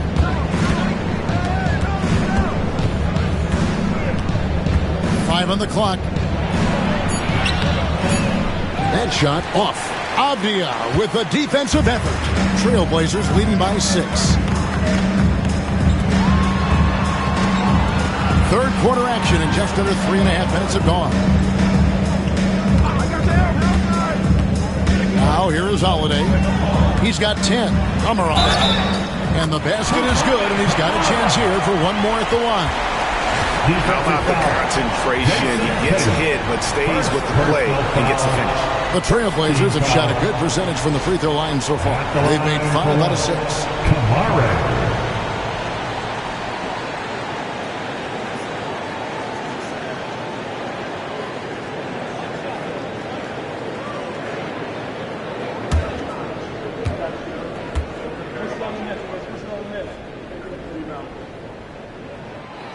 And that one misses. Celtics trail by 8. A floater.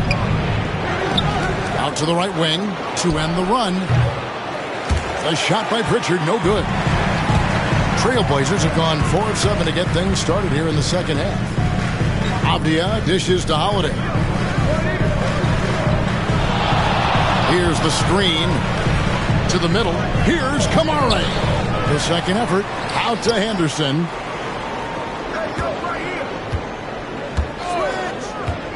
The 3. White with the defensive effort. Well, he hasn't had a great night shooting the ball, but they're in the lead, and that's the only thing that matters. And now let's find out which teams excelled from the free throw line in the season's second half. In fourth, the Celtics. They are really dialed in at the line, especially since the break. I mean, really shooting an impressive percentage from the line.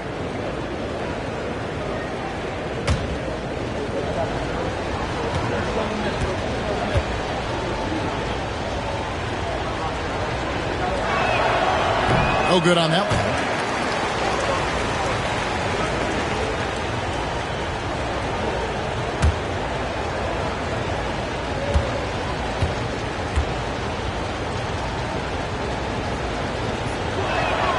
He hits the second from the line.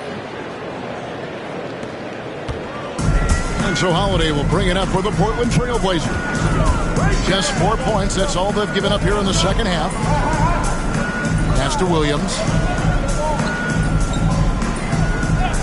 And here's Avdia. Shot clock at 6.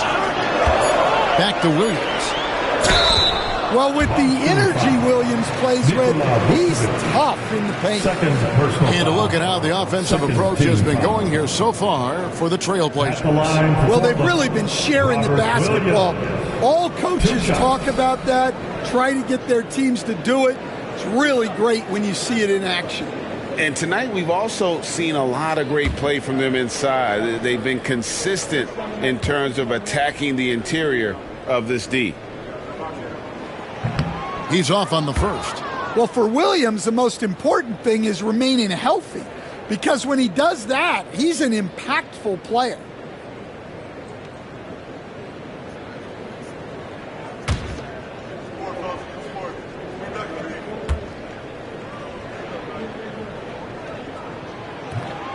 And he sinks the second.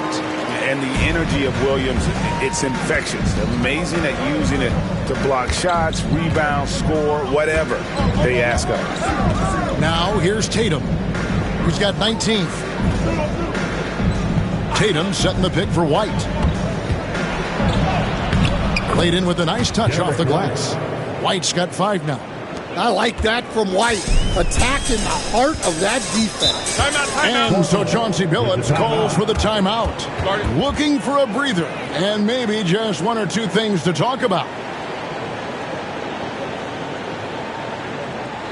It's dance time in Portland. Here are your Blazer dancers.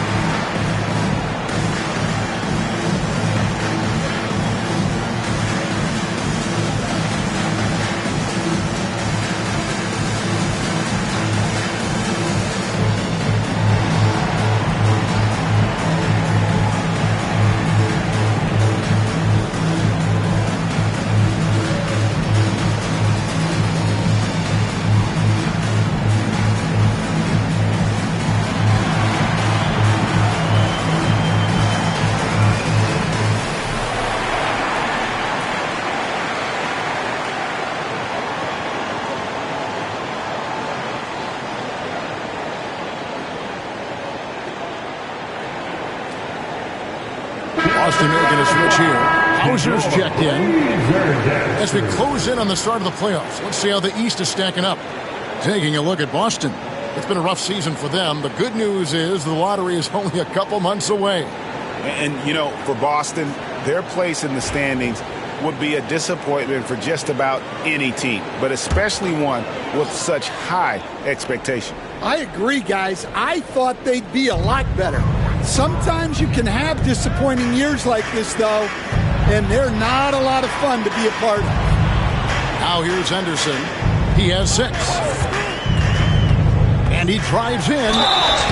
And while we have a chance, how about the numbers for Tatum? And he's a flamethrower from distance. Top 10 in the league in three-point shooting. And you noted it.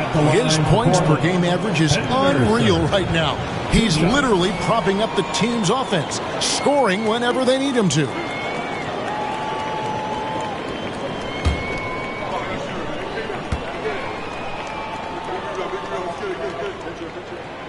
And the first one at the line is good.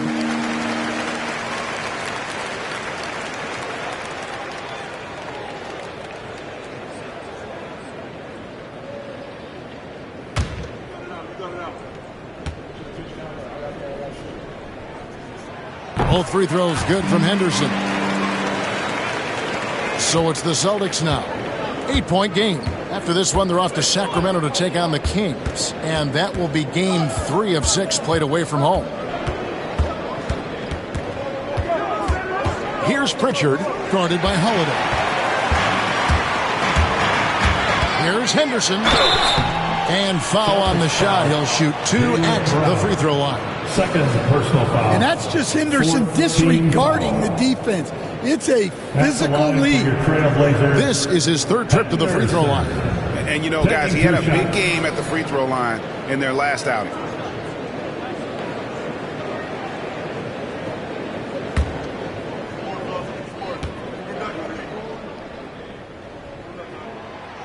And he makes the first.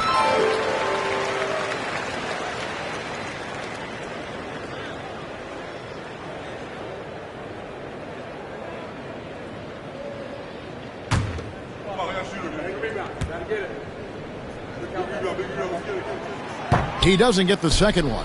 And missing opportunities here to extend that lead at the free throw line this half. And even against defense as tight as that, you almost expect him to still bury those.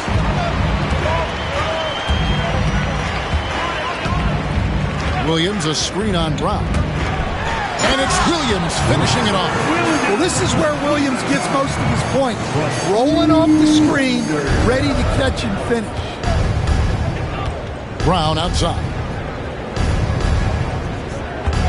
There's the pick. That's his 6th field goal today, and that makes him now 6 for 11. That's a high percentage look when the D doesn't fight over the screen. Yeah, it's certainly worth it to disrupt the offense. Coaches notice that extra effort. Now, here's Avdia. 18 points for him. Good on the shot. The assist totals, Kevin, just continue to grow. They're way ahead in that category. Ball movement has been flawless. Back to Brown.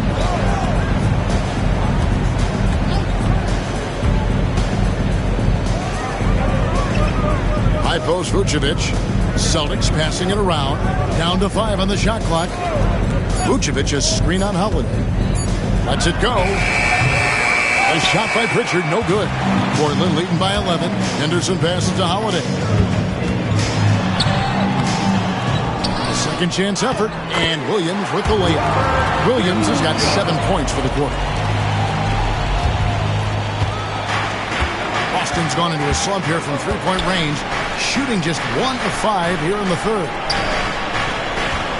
Vucevic setting the pick for Tatum. Tatum gets it to go inside. And there's the frame being put to use by Tatum. He knows he's dangerous down low. Holiday looking over the floor. Avdia can't hit. Celtics trail by 11. Here's Tatum. Drives to the hoop. Up and in on the layup. Tatum's got 23. Off the bounce, Tatum has so many different ways he can take it. Pass to Kamare. Outside, Avdia.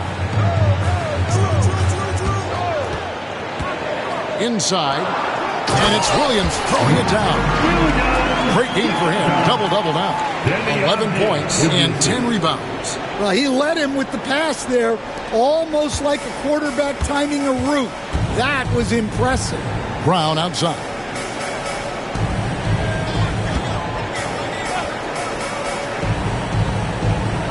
Tatum with a screen on Henderson. Down low. And Tatum hammers it home. Well, as his career has progressed, Brown really improved his playmaking. Credit to him for putting in the work.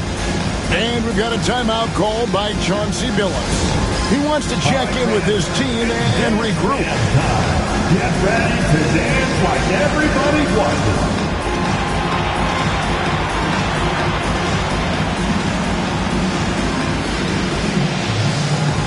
Get down.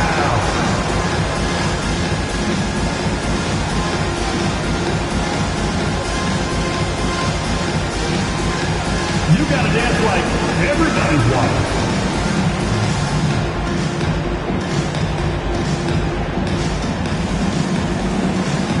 Let's see it.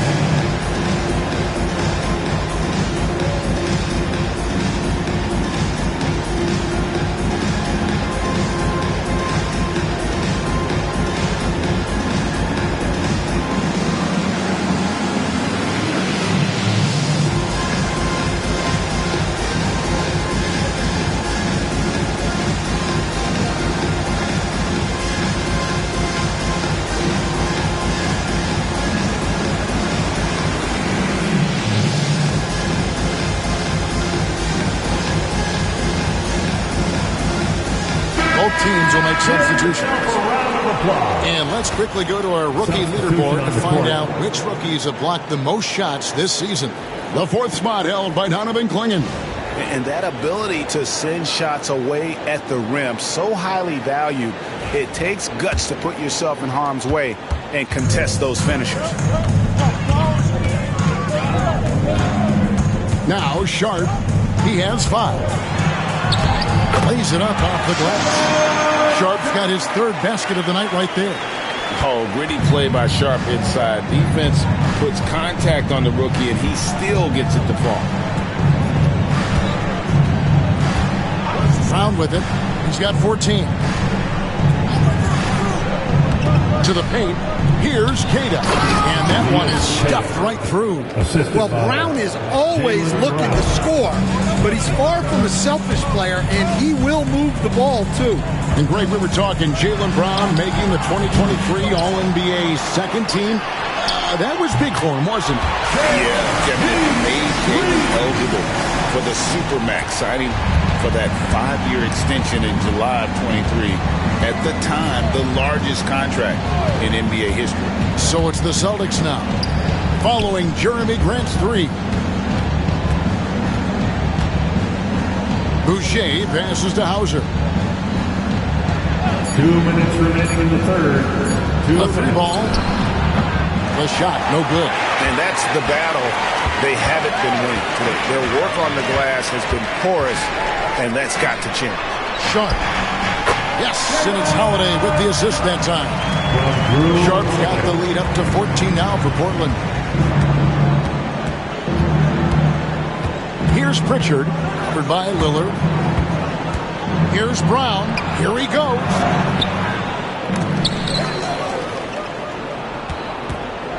Here's Hauser.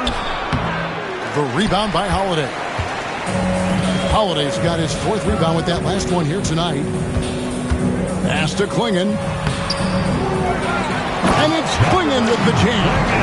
You can't teach size, right? Clingan is already one of the bigger guys in this league, and you can see him adding another 10 or 15 pounds of muscle. Here's Pritchard. He's got 12. Brown outside. And it's the Trailblazers on the break. The shot by Sharp. Nobody around. Gets it to go from beyond the arc.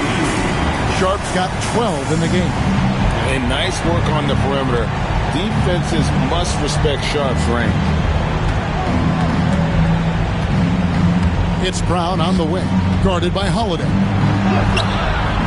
And again, unable to change momentum here. He is really scuffling this quarter offensively. Perhaps a little frustration setting in. At the elbow, it's Lillard. Grant the pass to Holiday. Misses the three. Here's Pritchard, covered by Lillard. There's a screen. Down low, here's Queta, and he bangs it home with one hand. Now flying high and throwing it down with the one hand. One of his favorite moves right there, guys. And so it's the Portland Trail Blazers out in front by 17 points at the end of the quarter. They've got their field goal percentage to thank for that. They've been hot from all over the floor tonight. We come back right after this.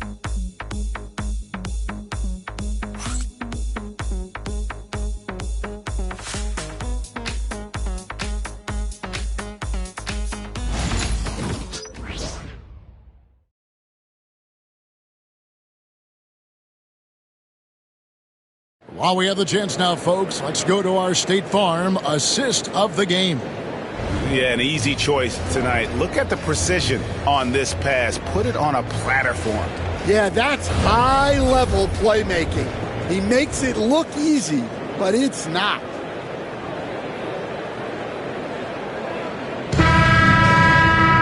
And we reach the fourth quarter in a game that may be already out of hand. They've got Grant. Also clinging out there, Damian Lillard out there with Sharp. And it's Banton in at the two-guard. That's the group on the floor for Portland. Now, here's Rubio. Jason Tatum missing his last shot. Here's Boucher, and the dunk by Boucher. Doing his job on the glass and doing it with force. And, Greg, it's not everybody in the league who can make those kinds of plays. Well, he gets paid to be a factor on the glass. That's a nice dunk to finish it off. Here's Lillard. After the basket by Boston. Makes it off the glass. Aggressive move by Lillard, attacking the heart of that defense. Outside Tatum. Over Sharp. A nice shot by Tatum. Tatum's got 27. And, boy, he's really in a groove. Dominant performance last game. Same thing this time out. Yeah, for sure. He is just oozing confidence. Thinks every shot is going in. They should just keep running sets for him. Here's Sharp. Jason Tatum picking up that last basket. Sharp, the pass to Banton. They set the pick from 18 feet away. Rebounded by the Celtics.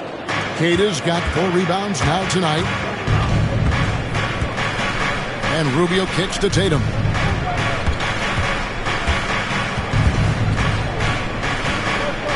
Over Sharp. And that one's good. Tatum. He has 29. Well, you know Jason Tatum can score, and that's exactly what he's done thus far. Sharp, the pass to Lillard.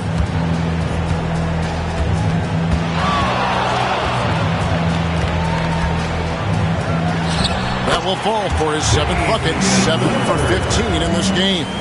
Love that they're continuing to attack despite being up big. Yeah, they're being absolutely relentless, building this lead in every way possible. Now here's Tatum.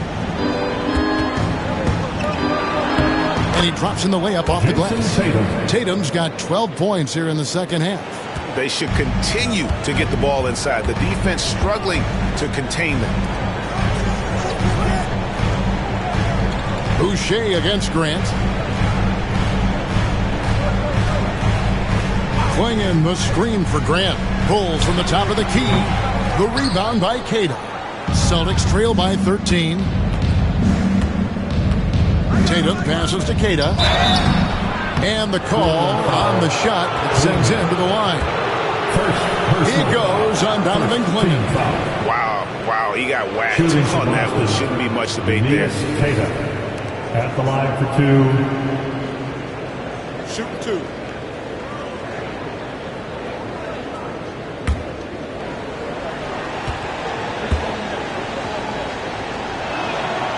And And the first one at the line is good. Pritchard, he's checked in for the Celtics.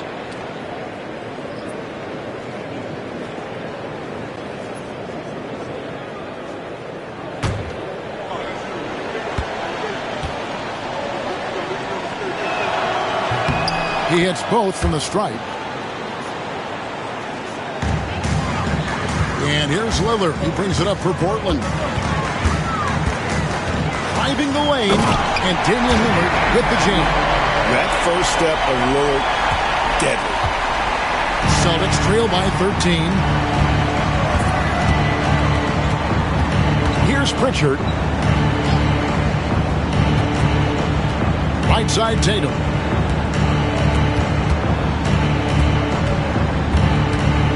Four on the clock. Sinking the tough shot, Jason Tatum. Yeah, despite them being behind, he's been impressive, but he can't do it all by himself. Lillard, the pass to Sharp. Lillard, a screen on Tatum. That's tipped. Over 3.5 minutes through the final quarter now.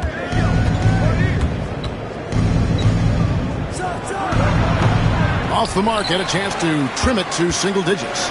Trailblazers leading by 11. Here's Patton. Pass to Sharp. They set the screen. Inside. Here's Klingon. And it's Klingon with the jam.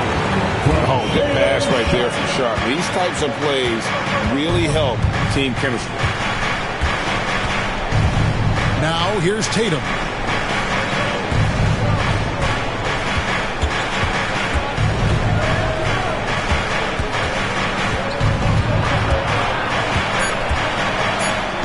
Baseline J on the way. That'll be Boston as it goes out of bounds. Celtics retain possession. An almost entirely new group here for Portland. Robert Williams, he's checked in for Klingon. Avdia comes in for Shaedon Sharp. Henderson's checked in for Delano Banton. And it's Holiday in for Damian Lillard.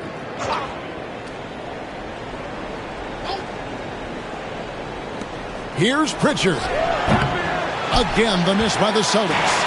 There's some defense for you. For someone who's as good at shooting the three ball as he is, you need a defender who's equally good at guarding against him. Now here's Henderson. Outside, Avdia. 6 on the shot clock. Tries it from the top of the key. Rebound, Boston. Very dangerous to leave a guy like that open. Lucky break there for the D. Driving inside. Pritchard gets the bucket. Pritchard. And here's Holiday. Pass to Williams. Now Henderson fires the three. And Pritchard pulls it down. Well, sometimes it's just not your night. But despite his struggles, they're ahead in the game. Hauser the pass to Queta. And here is Tatum. And the lead is down inside single digits. Tatum's got 10 points in the quarter. Well, if they can come back and take the lead, this will be because he's carrying it. This quarter's been all about him and his offense. Now here is Holiday. Outside, Avdia.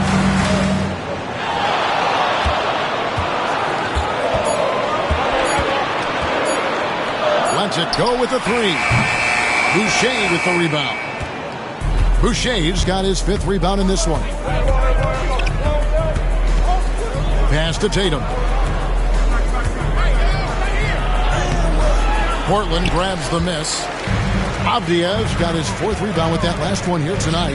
Henderson, no one around him. Yes, and it's Holiday with the assist that time. Holiday's got his 6th assist on the night. Celtics trail by 11. Here's Pritchard. Outside Tatum.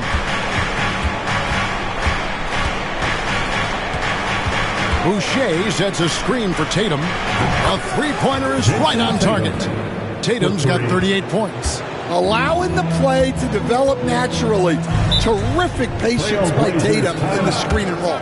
And so Chauncey Billups calls for the timeout. There was no hesitating.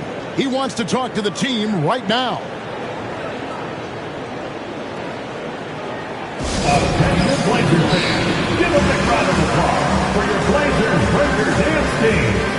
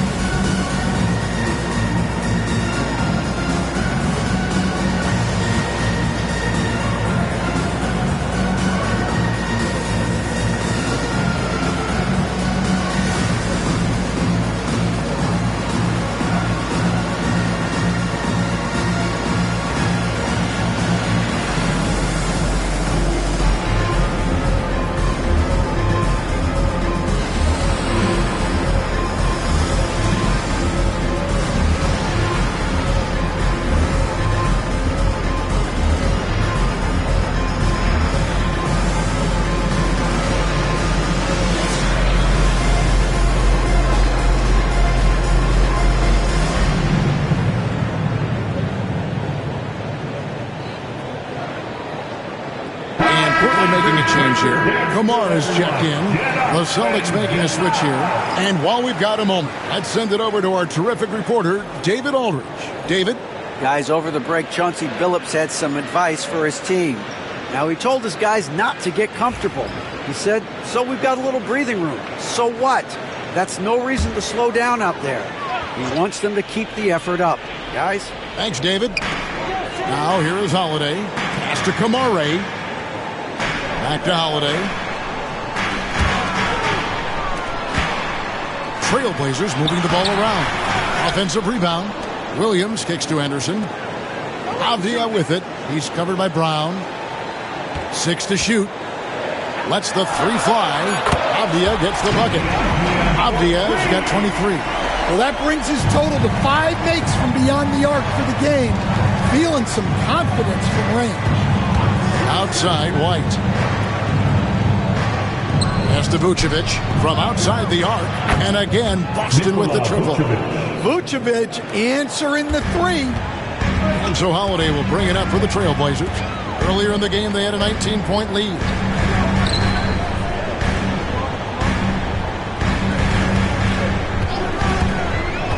To the inside. It's tipped. Up top, Tatum. Tatum using his speed.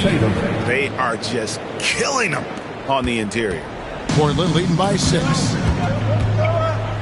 Pass to Kamara. Back to Holiday. Now, here's Avdia. He's covered by Brown. Lets it fly. Avdia gets the bucket. Avdia's got 5 points now in the quarter. And that's just cold-blooded right there. He's taking no prisoners. Yeah, he's leaving no doubt in this one. Doing everything he can to slam the door on a comeback. And he jumped out to that ball immediately. Great reaction on that deflection. Yeah, and you know they're tracking the tips and deflections because that tells you who's affecting the game. Here's Pritchard on the wing. Brown takes the 3, and the Celtics hit again from deep. Well, that's now his 3rd triple of the game, first here in this second half. Portland has gone 1 of 3 from outside the arc since we've reached the 4th quarter. Now here's Henderson, and wrestling for it there, but no one has possession. We'll have a jump ball.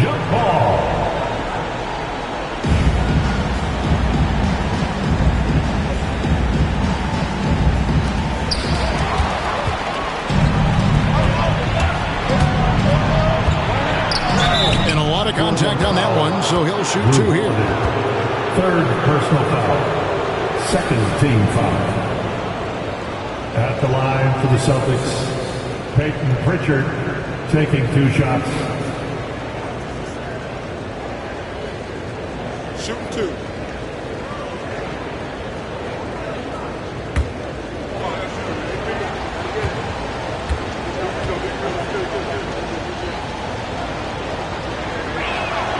And he knocks down the first one.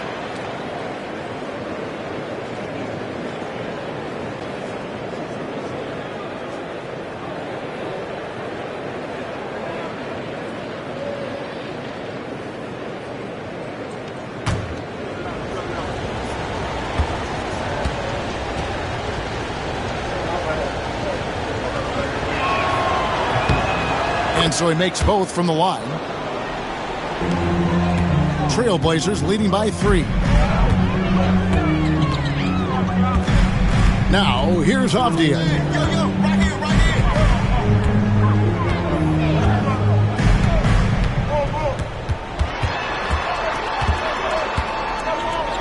Out to Henderson. Good on the triple. Henderson's got 5 points now this quarter. All quarter long, he's been zeroed in and knocks down big shot after big shot here in the fourth. Here's Tatum. And he lays it straight in. Tatum's got 42 in the game. Well, you know who their number one option is when they need a big bucket. And Tatum rarely disappoints. And 2 shots coming up at the line as he gets fouled on the shot. Second personal foul. First team foul. At the line for 2, Henderson.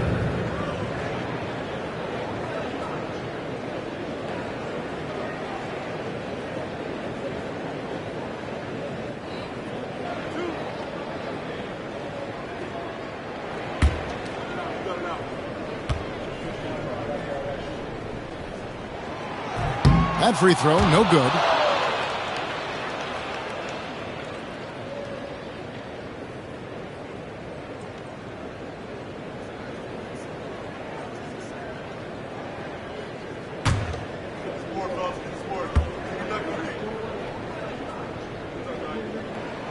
Good on the second free throw. Celtics trail by 5. Now Tatum in the game. A leaner gets hauled in by the Trailblazers. Henderson's got his 5th rebound right now in the game. Outside, Avdia. Back to Henderson. Avdia against Brown. To the middle. Clock is at 3. Williams gets the bucket, and the Trailblazers lead by 7. Well, that's muscling your way in. Williams doing some heavy lifting inside. Here's Tatum, and he gets the basket. Officials blowing the whistle, so a chance at the line for one more. And that's right in his wheelhouse, looking to make an impact when it counts. Well, you know this is when they lean on him, and he delivers with a much-needed score. At the line for 1.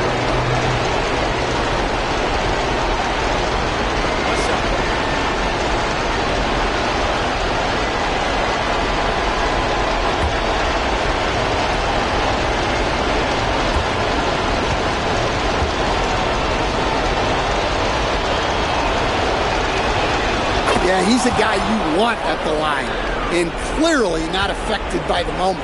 Trailblazers leading by 4. There's 1:17 left to play in the final quarter. Takes a step back. Here's Avdia. It's stolen by Brown. Outside, White. Got a piece of it. The time for the ball. And so it looks like the Celtics will retain possession here.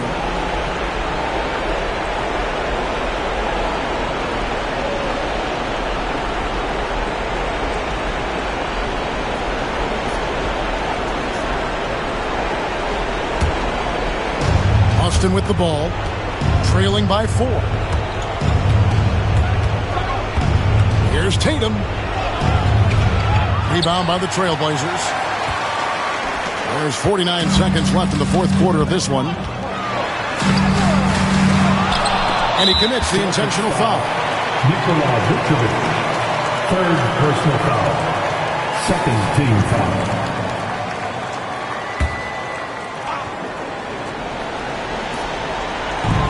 There's 42 seconds left in the fourth quarter. Good ball movement here by the Trailblazers. Well, credit them for maintaining that aggression, even being up this much. Yeah, and at this point in the game, just protect the ball, make smart decisions, don't give them a chance to get back in the game. Time called here. The Celtics decide to talk it over. 36 seconds left in the fourth quarter. Checking here to our analysts. What factors, guys, come to your mind? And you know what? They're not ready to give up yet. They'll try to intentionally foul if they can get a quick three.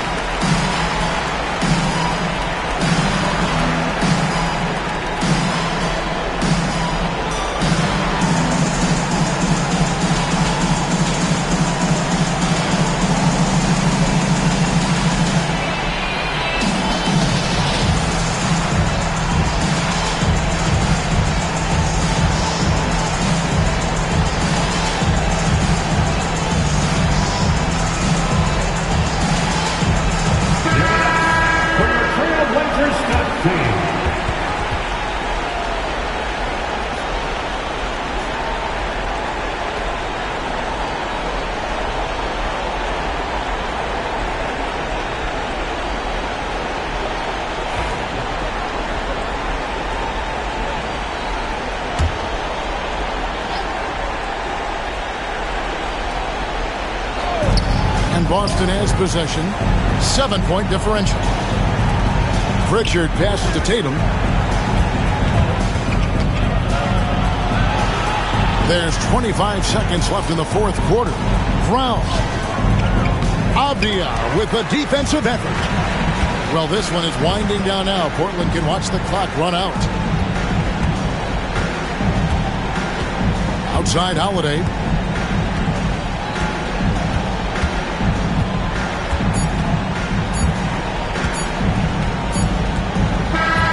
So the Trailblazers win it.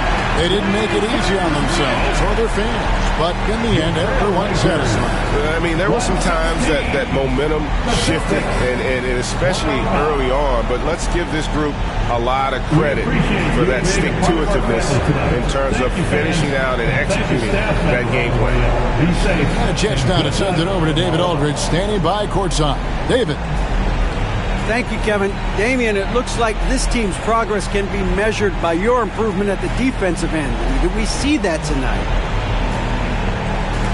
We made some mistakes like every other basketball team does, but I think we did a great job of making adjustments. We got a little more physical. We did a great job of that.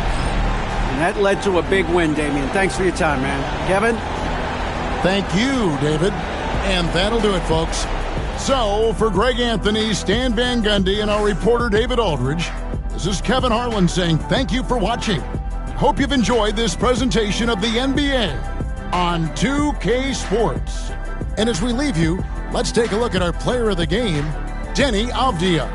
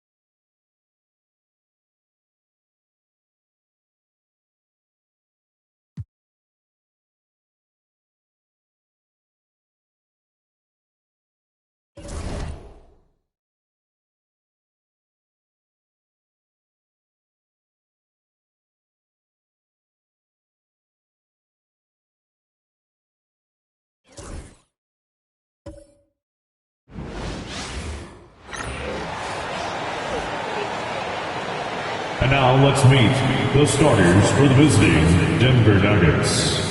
At small forward, Peyton Watson.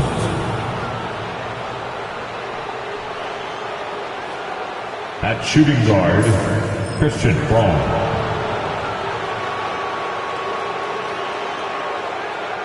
At the other forward position, Aaron Gordon. At the other guard position, Jamal Murray.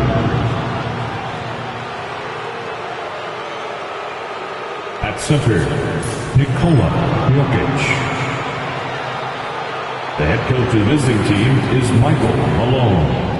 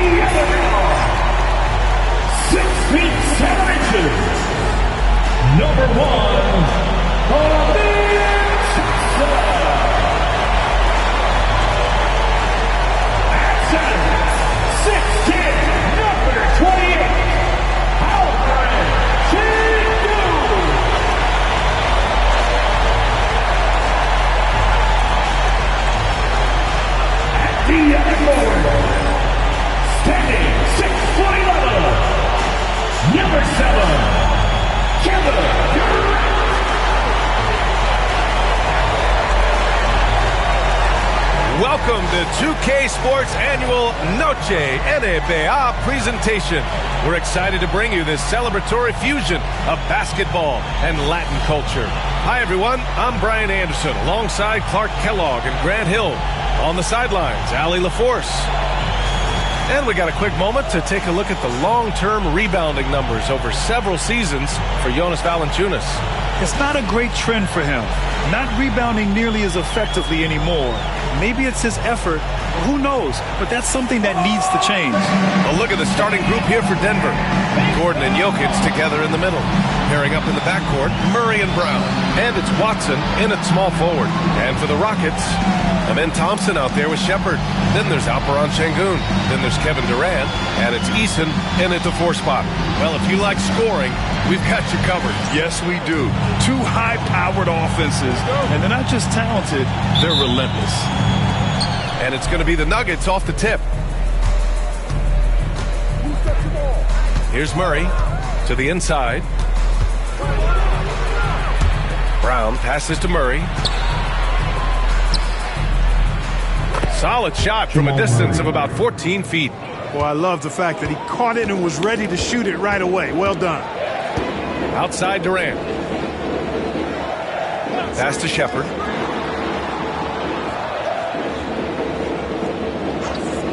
Back to Durant. And there's the drive. Oh, and he got fouled on his way up. He'll head to the line to shoot 2. Personal foul. When you look at the career of Kevin Durant, he's had an amazing list of teammates, Grant. Yeah, that's true, B.A. And it started with Westbrook and Harden. Then he had Steph, Clay, and Dre, Kyrie, and then Booker and Beal. That is quite the list.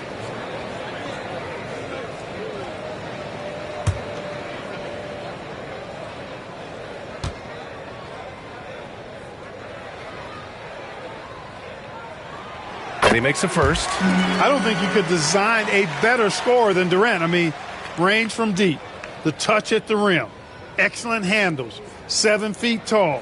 He does everything you want from your first option.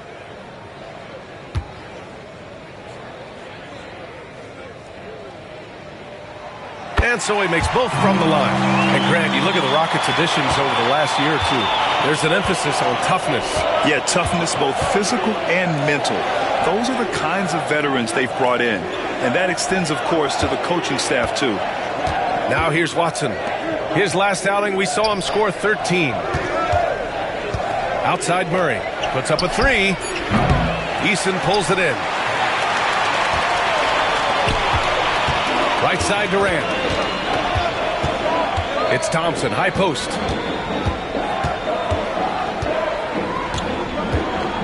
Şengün, a screen on Gordon. Here's Thompson. Here's Şengün. Shot is good, off the back rim and in. Love when Şengün looks to score, especially from the interior. Gives us a chance to catch up with Allie LaForce. A bit ago, Ime Udoka and I were able to chat. And I asked him about their matchup against the multiple-time MVP Nikola Jokic. He told me, quote, Jokic is going to find a way to impact the game. We just need to make it tough on him. We have to bring the physicality, be cognizant of other guys cutting to the rim. We'll see how their defense holds up, B.A. Allie, thank you. Now here's Gordon. Offensively, he's been a force. He's putting up around 19 points a game.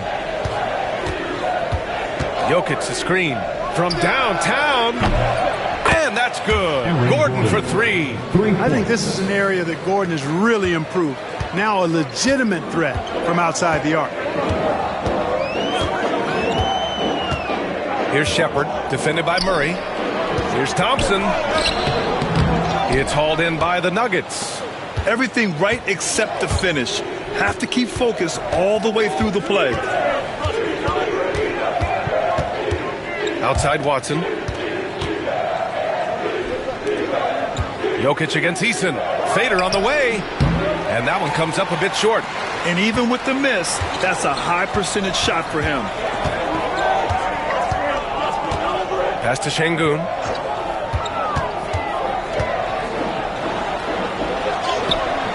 Good work defensively by Gordon.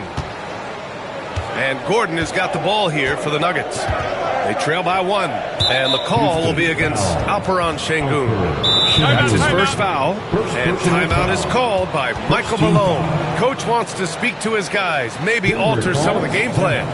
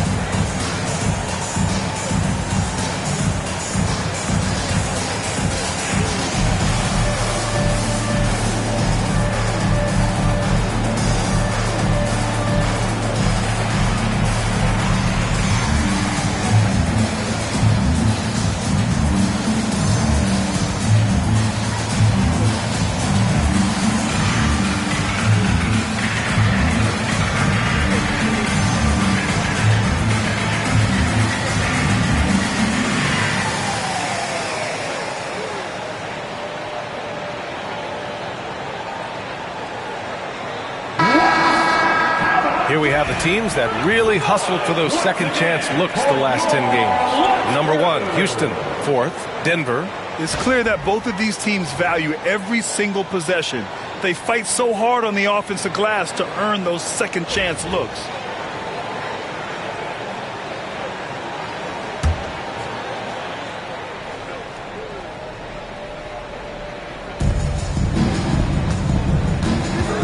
Gordon outside. Pass to Brown. Clock at 6. To the paint. They kick it out to Murray. Three-pointer. Eason pulls it in. And the shooter had very little space on that attempt. And guys, that's exactly the kind of high-impact defense they want to see out of him. The kick to Durant.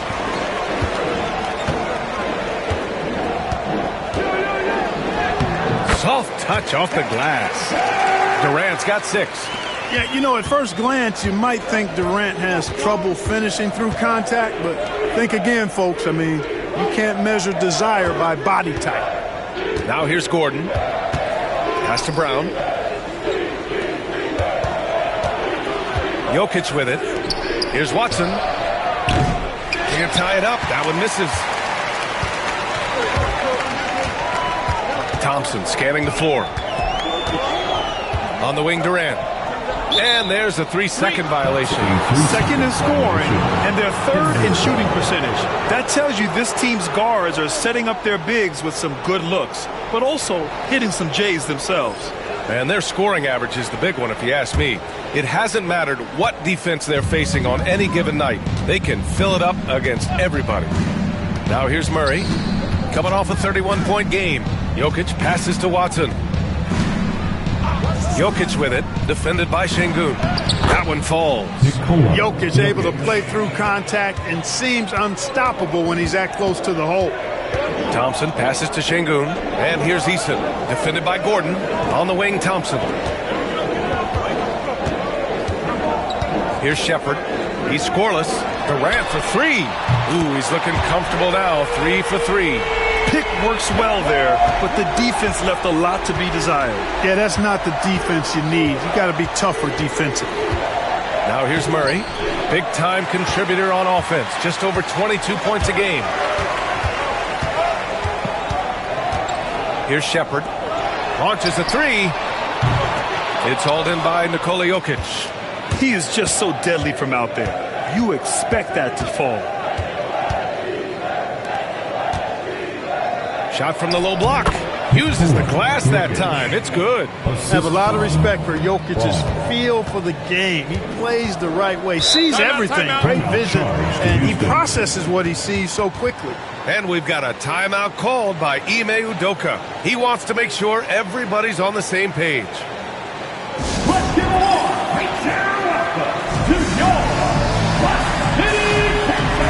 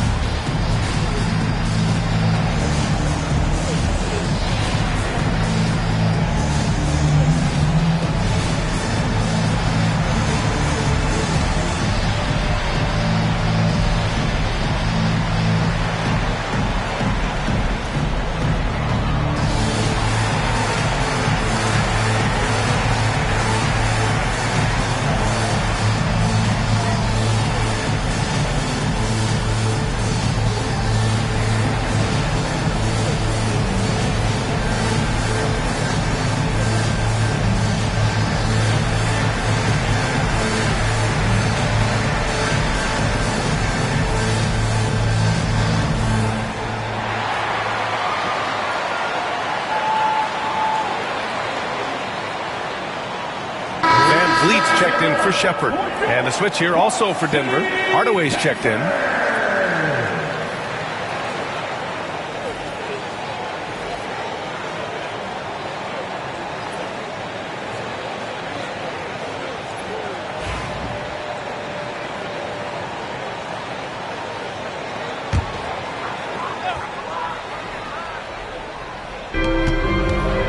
Thompson passes to Eason. Van Vliet outside. Pass to Durant. Fires the 3. Jokic grabs the board. And so Murray will bring it up for Denver. Trailing by 2. With lots of prime seasons ahead of him, Clark, Nikola Jokic already has multiple MVPs and a championship. It is an incredible resume already, that's for sure, B.A. I think he's got a chance to get into that top 10, maybe top 5 all-time conversation.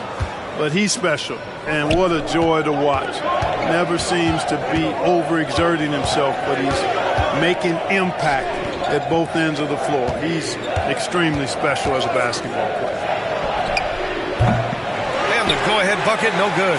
I think he's gone completely dry. Nothing is hitting. And, you know, you can sense his frustration. This is going to be a test of his resolve here. And a Another miss by Houston. Denver has gone 1 for 5 from three-point range. A cold start. And Gordon with the big finish. And when Gordon is launched and in the air like that, he's a mesmerizing guy to keep an eye on and just get out of the way. With the step back. Here's Durant. Chalk up 2 there. Durant's got 11 points. And they may have talked about shot selection coming into this. Down low. Here's Gordon. And off the front iron, and in it goes. They have no answer defensively inside. Yeah, and that's 4 straight field goals now they've allowed from point-blank range. Can't happen. Now here's Durant. 11 points in the game. Şengün, the screen. The 3 is up. He drops it from range. 14 points for him. He's putting on a show this quarter, and the team's feeding off his energy. And from the sideline, let's catch up with Allie. Well, similarities in the games of Alperen Şengün and Nikola Jokic. A couple years back, Jokic suggested that Houston run their offense more through him, and they have. Jokic said that's going to benefit the whole organization. He wants to pass and play for the team. They'll move when the ball is in his hands. Brian? Well, Jokic would know. Thanks, Allie. Clark, when it comes to someone like Aaron Gordon, it seems like he makes at least one jaw-dropping play every night. Well, when you've got that kind of special athleticism, B.A., you can do that. You can make highlight-type plays just by virtue of your activity and giftedness as an athlete. But he's become a heck of a basketball player, too. You always knew the athleticism was there, the energy was there, the work rate was there. But now you're seeing the skill develop. I love watching him work. And coming down the home stretch of the regular season, Grant, have modern training methods help players get through it in one piece, you think? Without a question, B.A. At the same time, it's a keeping up with the Joneses situation. If the guy you're guarding is in top form, that wears you down, too. Smith, he's checked in for Thompson. No good on the second free throw. Aaron Gordon has a special combination of athleticism and size. I think his skill set is perfectly tailored for how the game is played today. The Nuggets trail.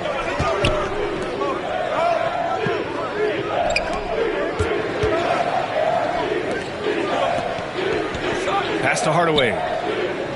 Here's Jokic, guarded by Durant. Outside Murray. Shot clock at 5. A nice shot by Watson. And the Nuggets lead by 1. With maturity comes greater patience, understanding how to play smarter. Murray keeps his options open and finds a teammate who's got free. And we've got a timeout called by Ime Udoka. He's going to talk it over with his guys.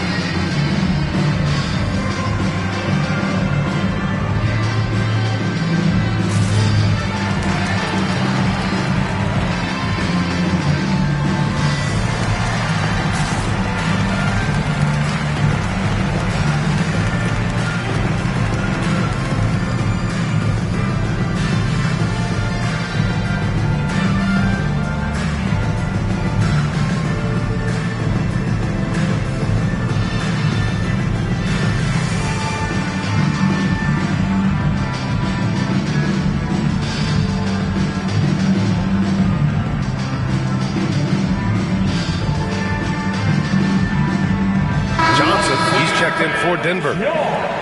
Let's check in on the Western Conference standings as the race to the playoffs continues. You take a look at the Nuggets. With great effort over a long season, they're second in the conference. And of course, Houston, currently they're 5 spots behind them. You know, for Denver, they've been terrific throughout the regular season, showing they may be just the team to beat in the postseason. You know, the way they've handled just about every challenge that's been thrown at them this year, I don't see how they couldn't be considered front runners for the title. Now here's Smith. Checking his stats, he's scoring around 9.5 points per game. Durant, and you can count it. He'll go to the line with a chance at a three-point play. His shooting has been fantastic, and this team has leaned on him. This is his second trip to the line in the game. Second team foul. At the line for Houston, Kevin Durant. One shot.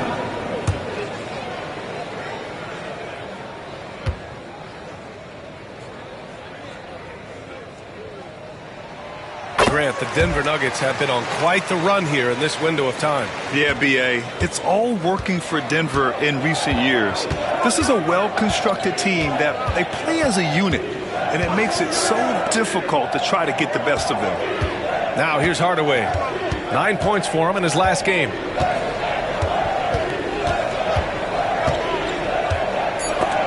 Oh, denied by Durant.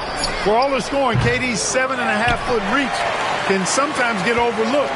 He said, let me remind you with that rejection. Oh, the dunk by Smith. There you go. He's a monster at the rim. So athletic. Obviously, he plays on the attack. No question about it. He's very comfortable in the air. Dunks like that, no problem for him. Drains the triple. Tell you what, there's not much the defense can do about that. I mean, Hardaway Jr. just has a special knack for making difficult shots. Hardaway against Durant.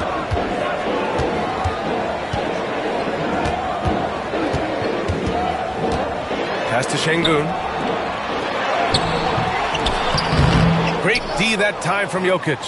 This has not been his best quarter. You know, guys, it seems to me as though he's over anxious. He seems to be pressing, trying too hard, moving too fast. Just needs to calm himself down and wait for good shots. Now Hardaway. Over Durant. Again, Hardaway missing. You know, he just has not been himself this period. Just too inconsistent up and down at the offensive end. Here's Easton. No good there. Excellent defense there from Watson. Murray finds Johnson. Back to Murray. Watson with it.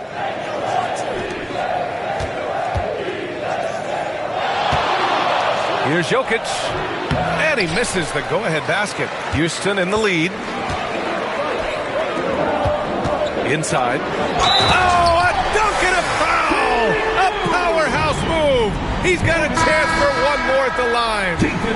It's on Nikola Jokic. Since being selected in the 21 draft, Alperen Şengün has really improved. Yeah, from 9 points per game as a rookie to over 20 in his third year. Şengün has averaged about 5 assists per game over a season. A huge number for a 6'11" post guy. He is so skilled.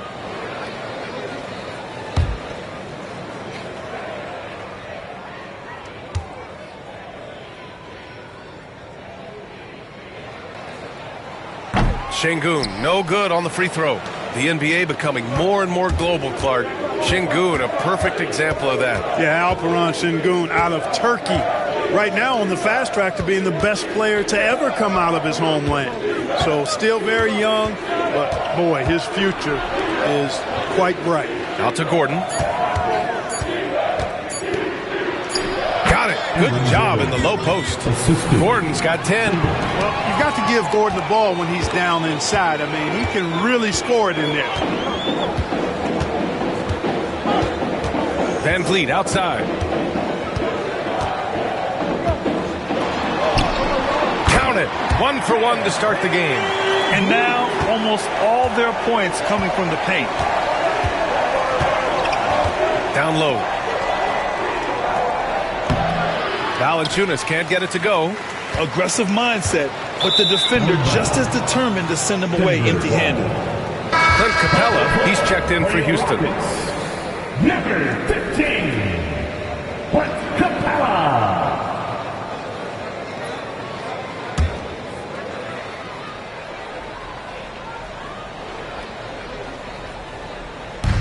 26 seconds left to play in the first quarter. And, yep, it's good. He's got 5. Tip your hat to Hardaway Jr. there, guys. I mean, even in the face of aggressive defense, he stays focused and delivers. Now here's Van Vliet. Defense is right there.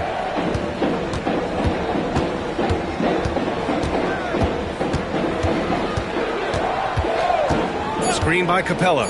Fires for 3. Unable to get that one. Kevin Durant has been leading the charge for the Rockets. Oh, what a quarter. He was absolutely on fire offensively. All right, we'll get back to the action after this break.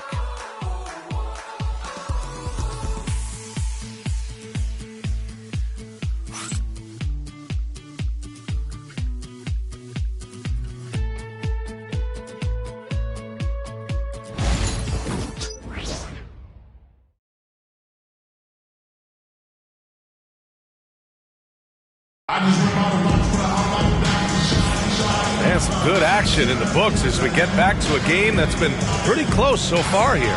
And taking a look at Houston's performance here, guys, what have they been doing or not doing? You can really see the strategy coming in. Get the ball into the painted area. Yeah, and it's worked. They've got a clear edge and points in the paint. Now we'll see if they go with a more balanced attack or just keep on pounding it inside. Tate and Smith at the forward spots. Fred Van Vliet out there with Amin Thompson. And it's Capella in at the 5. So that's who's on the floor for the Rockets. The Nuggets trail. Pickett passes to Gordon. And he was fouled while in the act of shooting, so he'll take 2 free throws. That one on Capella. Really a fantastic job by Gordon to bury himself down there, giving the defense really no other choice than to foul him. Denver shooting their 3rd and 4th free throw attempts of the game. Those are good numbers for any team. I mean, they can feel extremely good about their free throw shooting percentage this season.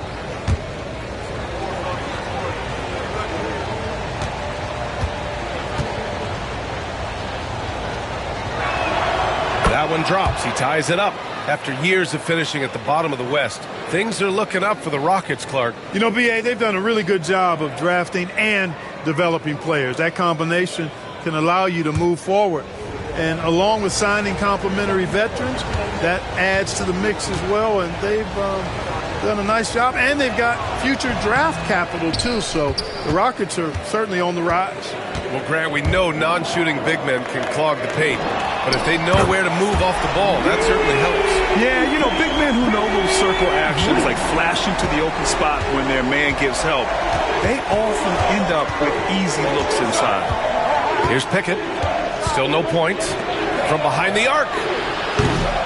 Shot is good by Gordon. And right now, Gordon is on a whole nother level now. I mean, he's not forcing anything. He's really letting the game come to him, and his shots are being taken right in rhythm. Now here's Van Vliet.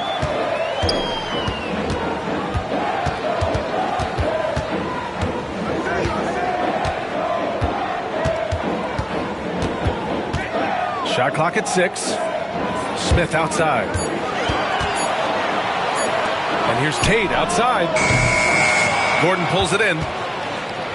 Denver has gone 4 of 9 so far from the perimeter. Pass to Pickett. Back to Gordon. Hey, rejected by Capella. Boy, the long arms of Capella on display there. And his energy matches his wingspan. He causes a lot of problems on defense.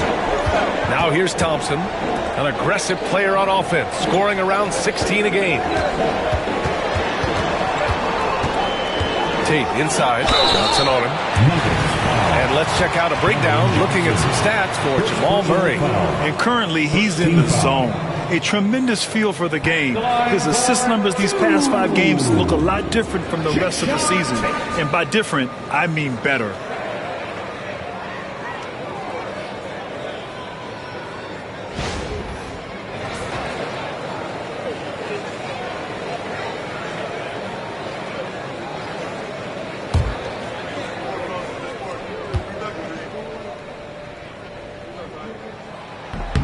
And he knocks down the first one. Clark, it's been great to see the Nuggets as a perennial powerhouse these past few years. Well, you know, that's what happens when you get a guy like Nikola Jokic. I mean, he's a game changer, and what a joy to watch. Took a long time for them to finally get to the place where they could win that first title. But usually teams don't become champions overnight. It's a process. Now everybody's scared of them. And he makes both free throws. And this game, folks, a close one here in Houston. They're coming off that win against the Heat. Oh, my. Talk about mental toughness. The crowd was roaring against them, but they were able to focus and finish the task at hand. Well, you know, it takes character, poise, toughness to win on the road, and that's exactly what they showed last game. And he's going to the line for two. The official saw contact while he was going up. Clark, you look at Denver's lineups. They have a lot of size on this team. Yeah, I tell you what, it's kind of the polar opposite of small ball, B.A. I mean, with Jokic in the middle and a lot of length on the wings and in the backcourt, too, this is a growing trend in the league as I see it.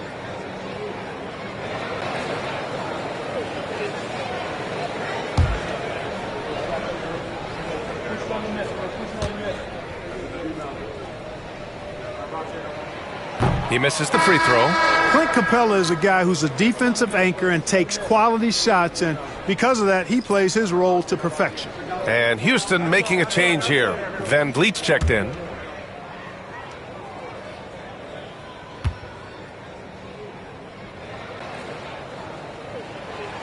So he comes up empty, missing both. Denver has gone 1 of 2 from deep in the second quarter. To the paint. Here's Pickett. Oh, nice finish from the low block. That one's good. Pickett's got his first 2 points. And a little under 2.5 minutes gone by here in the second quarter. Pass to Smith. Van Vliet with it. Lets it go from the wing. That one doesn't go. He's just 2 for 5. And so it's Johnson with it. He brings it up for the Nuggets. Brown passes to Pickett. Valanciunas against Smith. Here's Brown. Shoots over Shepard. The shot by Brown, no good. The Rockets have gotten only 1 of 4 shots to go in. Pass to Shepard.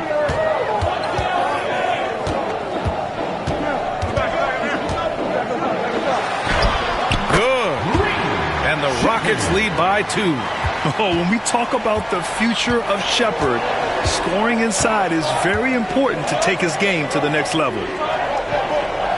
Valanciunas sets a screen. Here's Johnson. Ooh, Thompson with the block. Here's Brown. He had an 18-point outing in their last game against Portland. On the money with a shot from the left block. Boy, at the offensive end, his game is so impressive. I mean, he's a threat every time up the floor. Here's Shepard making a mark on the offensive end, scoring around 13 a game. Goes up on the baseline, and it's Denver with a rebound. Valanciunas has got a rebound number 5 here tonight. To the middle. Gordon with the big finish. And, you know, over time, Gordon's offensive game has evolved. I mean, he's capable of getting it going from anywhere now. Pass to Shepard. To the inside. Here's Smith. Cans it from short range. That's a textbook example of how to move the ball. Boy, you got to love that action. The Nuggets have gotten 4 of 8 shots to drop in the second. Thompson against Johnson.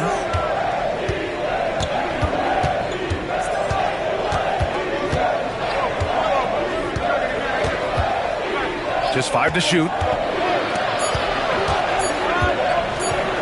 From about 16, Capella with a rebound. For Houston, they've gone 3 for 7 here in the second quarter. Smith passes to Van Vliet.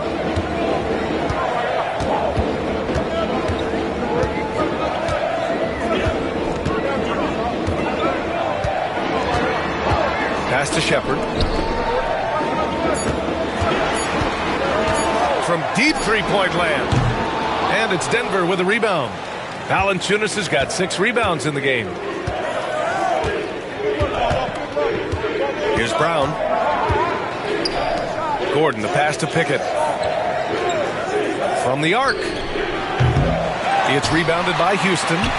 Victory eluded them last time in Denver when they faced the Nuggets. This time around, they're looking for better execution offensively. They have to avoid mistakes. And it really was the turnovers that fueled the blowout. I mean, a lot of questionable, poor decisions by them with the ball. When that happens, you can get blasted. And so it's Michael Malone here calling timeout. He wants a few moments to regroup with his players.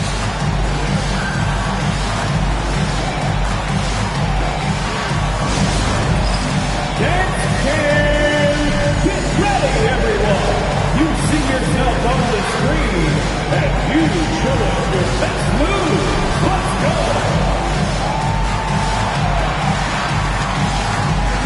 All right.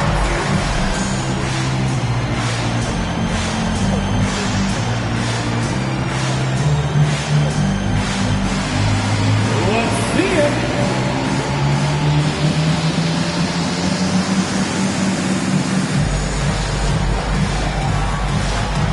You gotta dance like everyone's watching.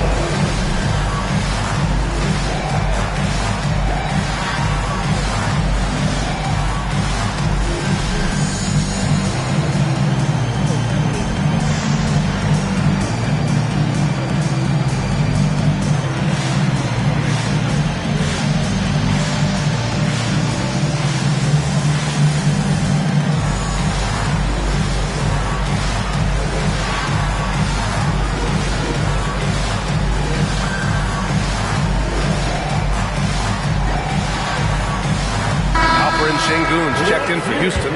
Durant comes in for Fred VanVleet. Nikola Jokic is checked in for the Nuggets. Murray comes in for Pickett.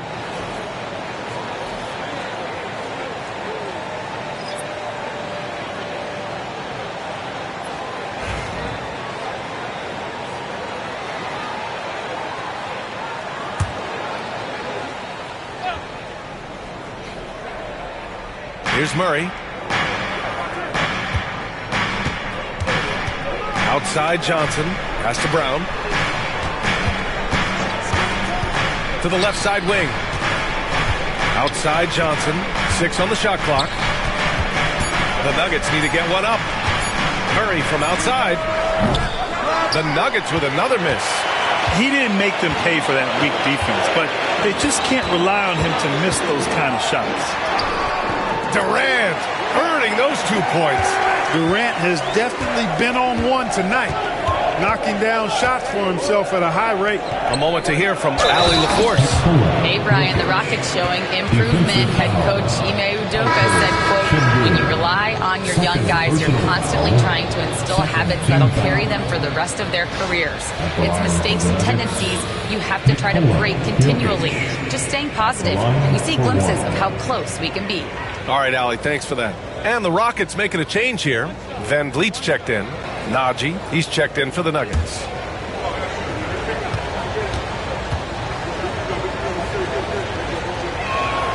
Well, Grant, when you think of Jamal Murray and all he's been through, health is of utmost importance for him. Oh, extremely important, B.A., because when Murray is healthy, he's a lethal player and a huge part of this team's success.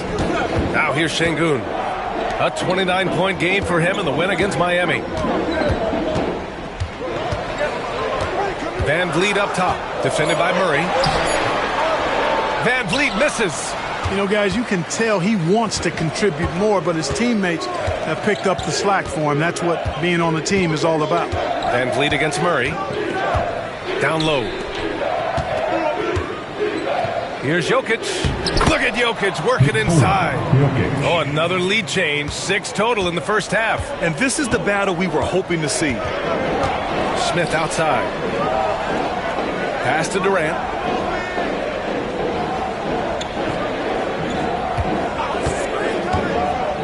To the paint. Here's Şengün. And that comes off the assist by Durant. Şengün's got his 3rd bucket of the night. What a move by Şengün in close. Determination for sure. Here's Brown. Back to Murray. Puts it up from the high post. Hits the rim on the way in, and the bucket is good. You have to love the unselfishness on display there. Excellent passing. Smith outside.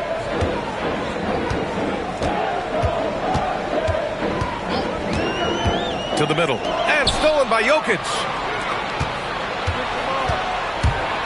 Murray drives in. And it's Murray finishing it off. I think when you're guarding Murray, you're always worried about his jump shot, but he's also deadly off the bounce, so pick your poison.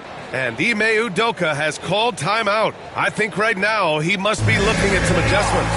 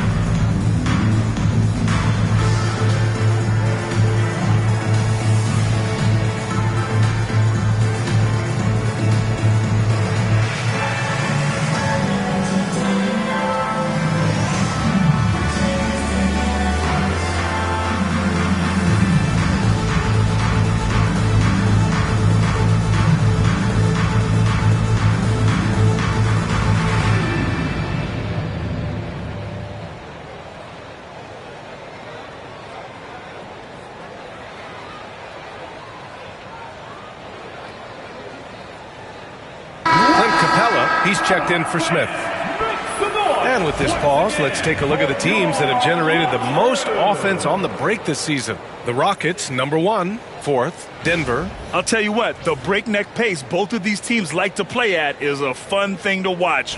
Neither squad wastes any time getting out in transition and looking to score. Rockets trail by 3. Pass to Shepard. Van Vliet against Murray. Inside. Here's Durant. Shoots over Johnson. Durant, no good. The Nuggets have gone 8 of 15 in the second. Murray deciding where to go with it.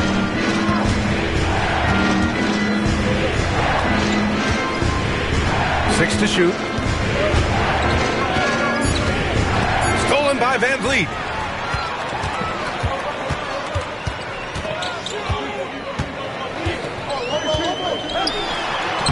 Using his post moves to get the 2 points. Van Vliet's got 5 points in the quarter. Just straight tricking the defender with the shot fake. This is how it's done. Pass to Najee. Outside Johnson. Now here's Jokic. 4 on the clock. This one for 3. Capella with a rebound. Capella's got 4 rebounds in the game. Durant with it. To the middle. Oh, and the jam by Capella! How about the force of that dunk by Capella? Wow! There's the AT&T 5G Slam Cam, capturing the moment.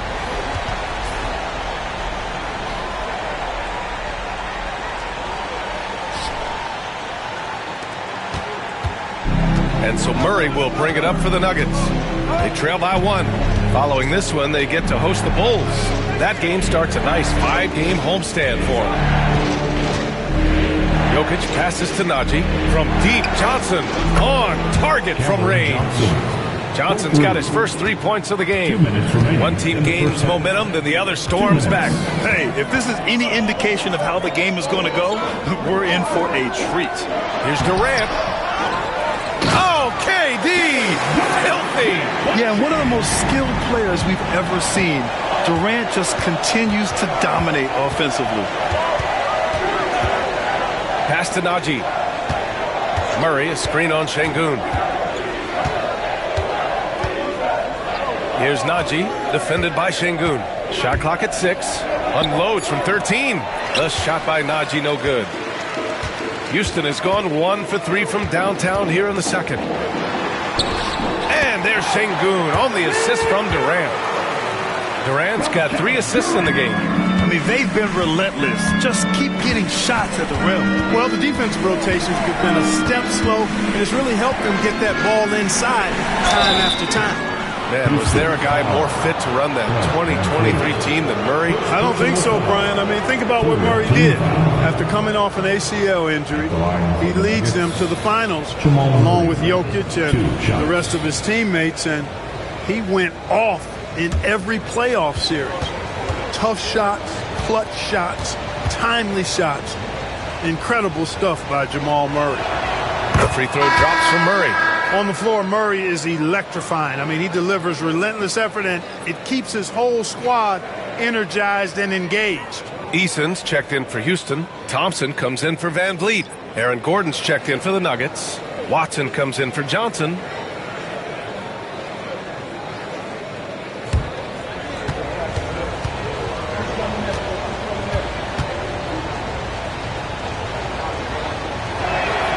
That one falls, so he hits both of them. Free throw shooting is about mechanics, confidence, and your mental approach. He's locked in from there most every night. Durant with a screen on Murray. On the take. And he got the whistle on the way up. So he'll be headed to the line for a pair. Well, we have a chance to hear from Shams Charania. He's calling in right now. Shams, great to have you on, bud. Thanks, guys. And the Rockets got their guy with the number 3 overall pick, Reed Shepherd. He brings elite shooting, blue blood basketball pedigree. He has immediately made himself a key cog in their rotation. I'm told the Rockets have high hopes for Reed Shepherd for years to come. A lot on his plate, without question. All right, Shams, thanks for the update.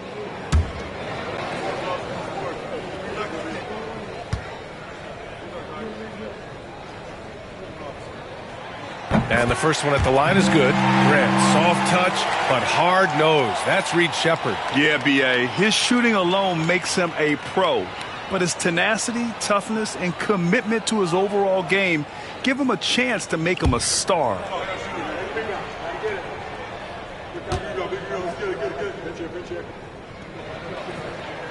That's also good, so he hits both free throws. Yeah, when I watch Reed Shepherd play, I'm sometimes reminded of John Stockton. The type of handle and the way he goes to the cup, quicker and more athletic than he appears. You know, I know that's big shoes to fill, but I just like the similarities and the intensity. The Rockets trail. Pass to Shepherd. For three, Durant. Yes, sir! KD for three. Picking up right where he left off. Hit 2 triples in the first quarter. Now he gets another to fall. Now 8 seconds separating the 2 clocks. Here's Murray. Oh, and makes it with the kiss. Murray's got 13. He's turned it on here in the second quarter, getting his offensive game on track. For three, Durant. Nikola Jokic grabs the miss. Jokic has got 10 rebounds here tonight. So active. Pass to Brown. Stolen by Thompson.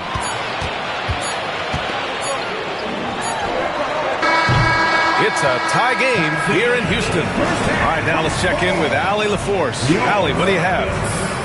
53. KD, you're really getting up and down the floor out there. How much fun is it when the offense is flowing like that? Well, I think this team is very well disciplined, and they do all the details. And we just wanted to play harder, man. And I think we got some steals, got some fast break points, and we're playing together. Everybody touching the ball. It's just fun when we playing like that. So we got to continue to do that. Well, the discipline is paying off. Thanks, Kevin. Okay, Allie, appreciate it. And folks, we'll be back after halftime to begin the third quarter. Please direct your attention to center court and get ready for the fan half-court shot. Runs. They're measuring up the shot.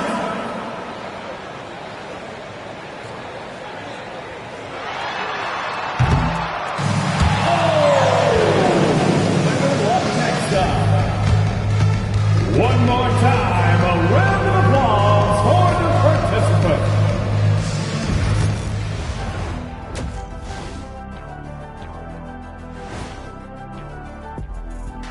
Welcome to our halftime show. Some excellent basketball so far with Denver in a close game.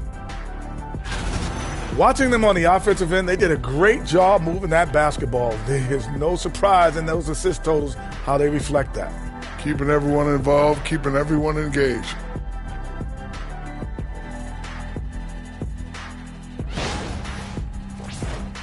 All right, guys, let's swing it over and see what the fans have been posting. Here we go. Deep 3 Christie wants to know the following. If you guys could be one animal, what would it be and why? Well, since my nickname is the Jet. What's that have to do with being an animal? Because you think I want to fly. Oh, okay. Maybe like an eagle, but it's not. I'd like to be a cheetah. You mean a bald eagle? Get it? I would be a dinosaur, Ernie. You know the name I'm about to tell you. Shaqosaurus Rex, the ruler of the animal kingdom. Well, you're definitely a dinosaur in real life, so it's fitting. Thanks for tuning in. Now it's time to head back over to Brian Anderson for the start of the third quarter.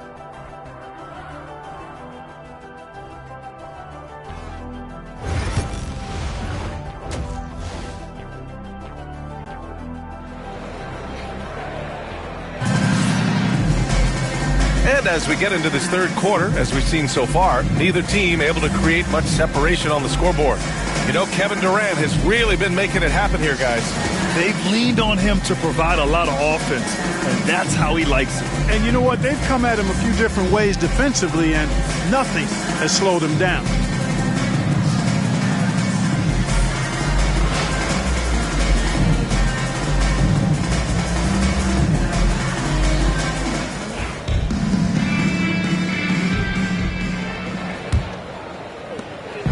And so it's Durant who brings up the ball for the Rockets. Getting underway in the second half. Here's the 5 from Michael Malone. Pairing up in the backcourt, Murray and Brown. Gordon and Jokic together in the middle. And it's Watson in at the 3. Here's Shepard, defended by Murray. 5 to shoot. Back to Thompson. Beyond the arc. Gordon pulls it in. Denver has got 6 out of 15 threes so far in this game. Outside Murray. Back to Gordon. It's rebounded by Houston. Şengün's got 9 rebounds in the game. Boy, he's getting it done.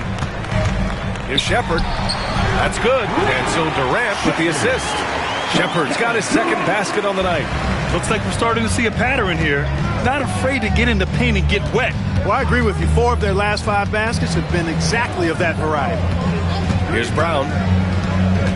Gordon with a screen on Şengün. Brown. That 3's off the mark. And he probably thought he was going to bury that one.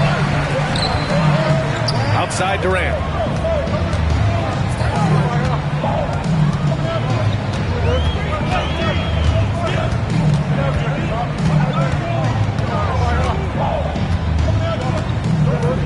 Durant draws the double.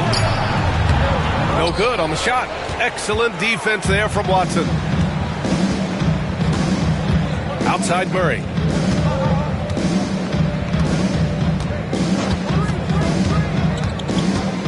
To the right side.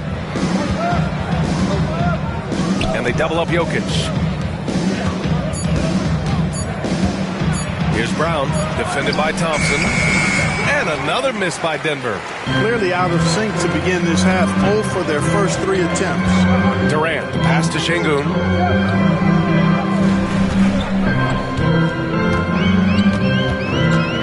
Pass to Thompson. Şengün, the screen. From 12 feet. And it's Denver with a rebound. Jokic has got 12 rebounds here tonight. Big time effort. Far from an ideal start here. I mean, this half just 1 for 4 so far.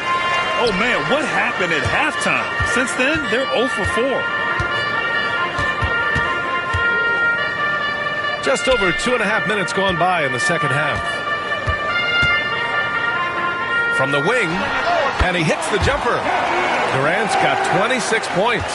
That mid-range shot, a go-to one for KD. Now here's Murray. 13 points in the game. Here's Jokic. Jokic finishing through the D. This offense needed that one after 4 misses to start the half. And Ime Udoka has called timeout. He'll take the opportunity to regroup.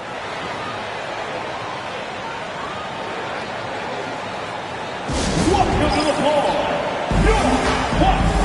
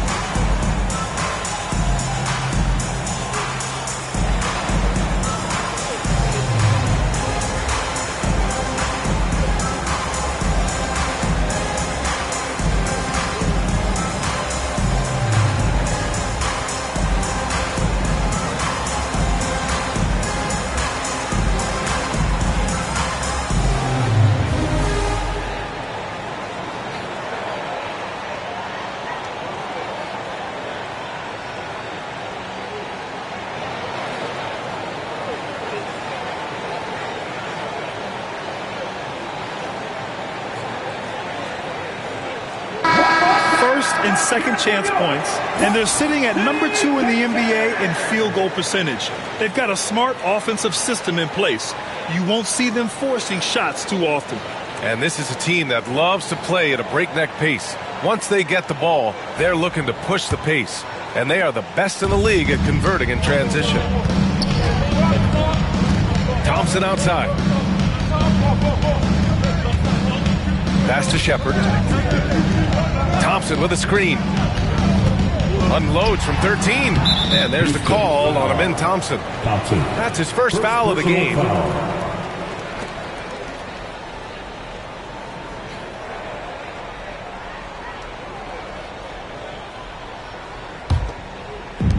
The Nuggets have gotten just 1 of 5 shots to drop since halftime. Pass to Jokic. Now here's Watson, guarded by Durant. Watson passes to Jokic. That misses. Had a chance to tie it. And here's Durant. He'll bring it up for the Rockets. They've only allowed 2 points so far in the second half. You know, inside is where Thompson excels, and the concentration allowing him to finish there. Outside Watson. Gordon with a screen on Durant. Gordon outside. Pass to Jokic. They kick it out to Murray. The shot is good on the assist by Jokic. Murray's got 16 points now. Look at how instant Murray's shooting can be. Gets the pass, plants the feet, and drills it. Here's Shepard, defended by Murray. Pass to Durant. Down low.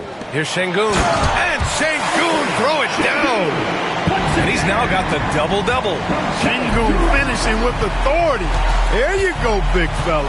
Make him feel you. And here's Gordon.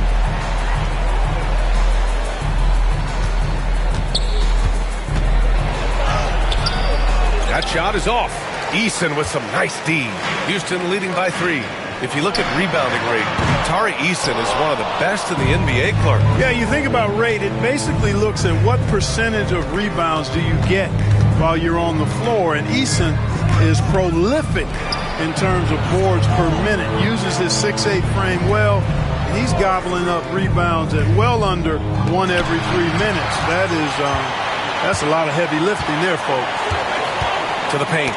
And stolen by Jokic. Fast break. Here come the Nuggets. Shot is good by Gordon.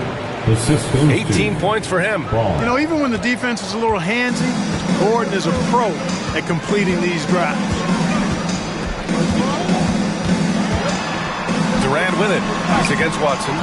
Durant, no good. Denver has gone 7 for 17 from three-point range so far in this matchup. Pass to Watson. And he drops it in from the low post. Watson's got his second basket of the night. He drops yet another dive, just facilitating this offense like a maestro. Well, when you look at the assist totals, heck, they've been clearly the better team. Now here's Thompson to the inside, and stolen by Jokic. And there's the lob.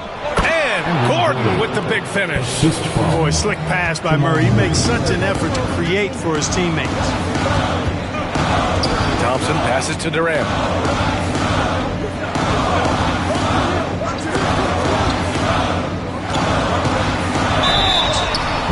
And he drew the blocking foul. So he'll go to the line to shoot a pair. It's on Nikola Jokic. First team foul. And some stats here, guys. The scoring breakdown for Denver. Well, you know, they've been tremendous, I think, when it comes to sharing the basketball. You know, getting guys involved on the plays and creating offensive opportunities for everybody. Equal opportunity offense is fun to watch. I give credit to the coaches and players. Clearly the staff stress scoring inside as well. And the players are definitely executing. The first free throw is good. Talk about a modicum of consistency. Kevin Durant has played at an elite level since he's been in the league, and that's a lot of years, and continuing to do just that. Van Vliet's checked in for the Rockets. And Denver with a change here, too. Hardaway's checked in for Brown.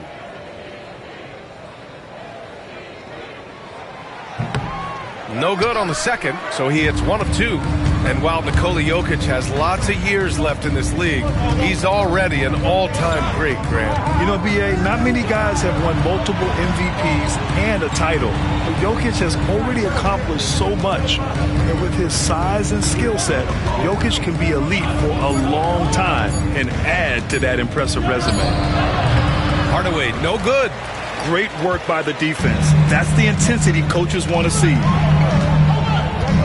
Thompson passes to Eason.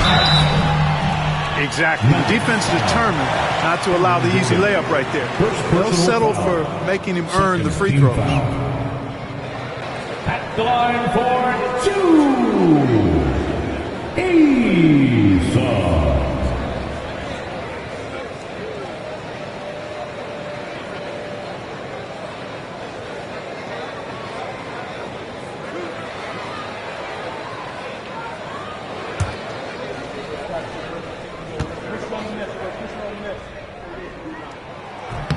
That's good from Eason.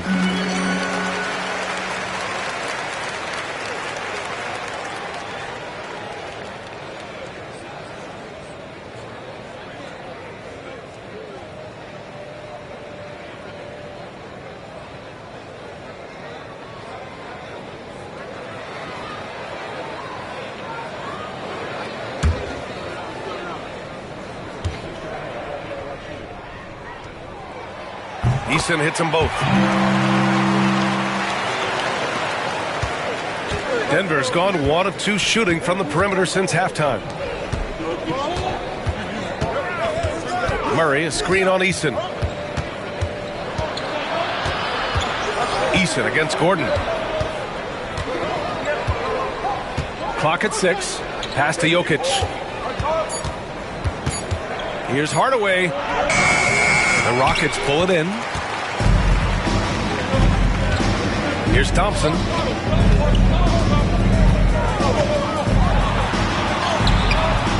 The shot off that time. Good D by Hardaway.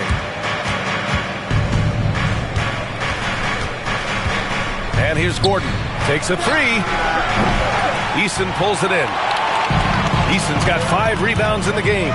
Going into halftime, he had 2 threes in his pocket, but hasn't added to that total since. Van Vliet, the pass to Durant. Inside, here's Şengün. Oh, a big-time jam! Slams it right over Gordon. Excellent in the screen and roll. Şengün with a wide base and natural strength, and he makes excellent decisions with the ball. And that replay courtesy of the AT&T 5G Slam Cam. Now here's Murray. He's got 16. And he lobs it up. And Gordon with the big finish. The great read between those two guys. The defense didn't stand a chance, B.A. These two teammates right here, Grant, they are connected. And I tell you what, guys, that's a big play to make in a close game. Potential momentum builder there. And Houston has possession. Denver getting their last shot to go. Şengün against Gordon. Şengün in the post. Another shot. Nikola Jokic grabs the miss. And the Nuggets shooting 47% on this one. Looking efficient. Foul beyond the arc. And he almost hit the shot. He'll go to the line for three. When Hardaway Jr. is forcing the issue like that, it draws the defense's attention, and I like his aggressiveness as a scorer. This is his first trip to the free throw line tonight. Guys, I like that this is a part of his game that has really been consistent this year.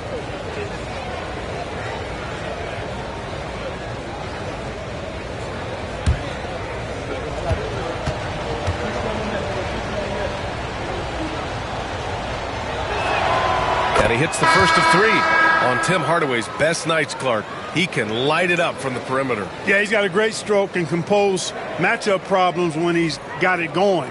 When that happens, it forces opponents to adjust their defensive posture.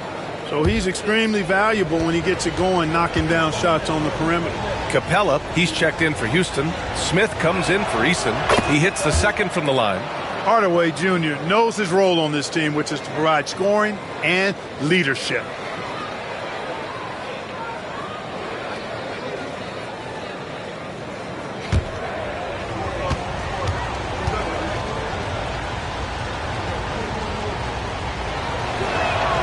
And he nails the third.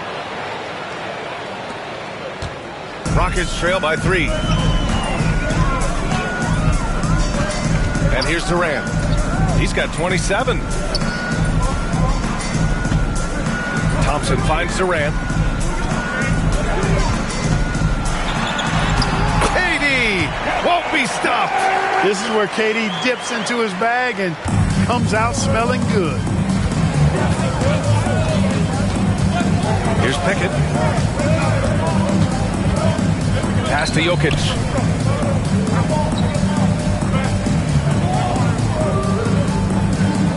Six on the shot clock. The baseline J, and the jumper is on the mark. Jokic has got 4 points this quarter. I don't know if this is one of Jokic's preferred spots, but his smooth stroke allows him to cash in from anywhere. Screen by Capella. Durant, pass to Capella. It's hauled in by the Nuggets. Second chance effort. No good off the back of the rim. Well, that's a good player missing from point-blank range. That's one you got to convert. Here's Pickett, and it's Denver with another. Assisted by And here's Van Fleet. He'll bring it up for the Rockets. Trailing by 5. Pass to Durant. Here comes Durant. Good, and Van Fleet gets the assist.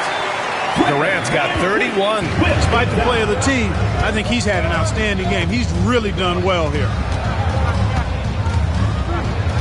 Pickett passes to Jokic.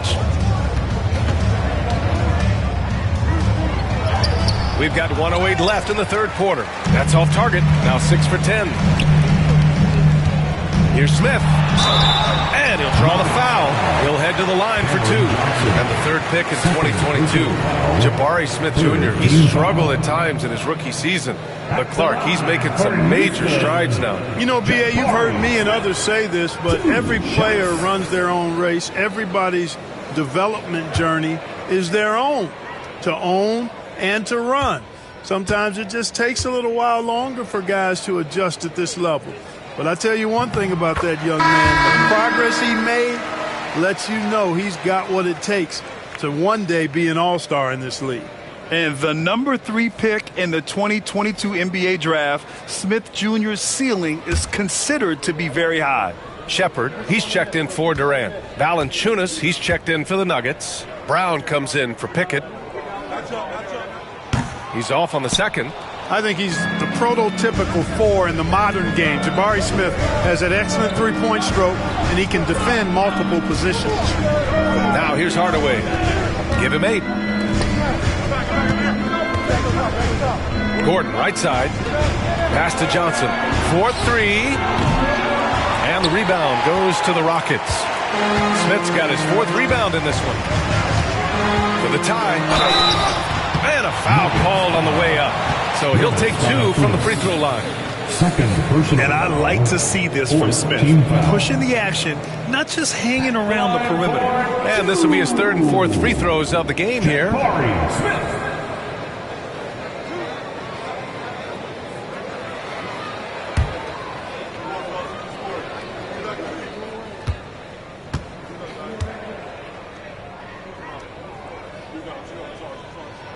That's good from Smith.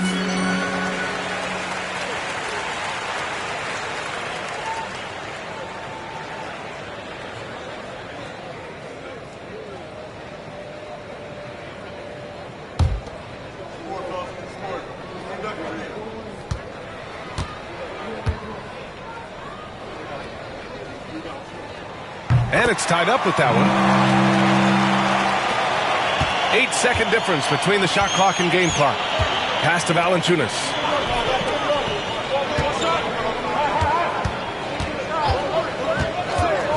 Now Johnson, defended by Thompson. Gordon outside. Clock at 6.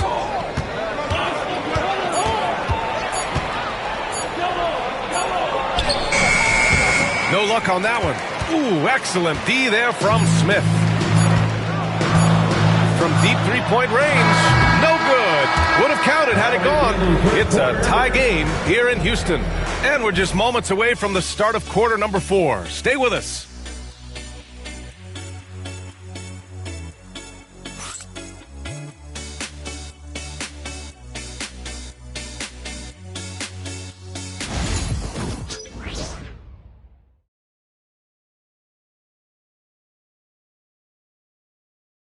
And it's time now to bring you our State Farm assist of the game. And he definitely deserves the award. Reading the defense like a point guard. Terrific versatility coming from a big man. Not something that the majority of big guys possess.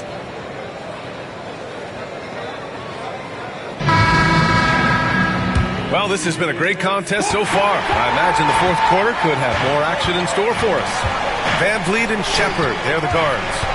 Smith and Şengün play together in the front court. And it's Tate in at the small forward position. That's the 5 for Houston right now. And here's the upcoming schedule for the Houston Rockets. On Tuesday, they'll go up against C.J. McCollum and the Atlanta Hawks. And then on Thursday, they'll begin a road trip starting in Utah, going up against the Jazz. And for their matchup with the Suns, this is one that they expect to win.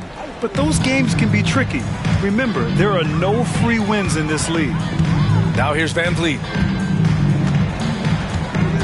To take the lead. Knocks down the triple. And the Rockets lead by 3. Just another day doing what he does. Van Vliet lines it up and drills it. Pass to Valanciunas. Hardaway from outside. The rebound by Shepard.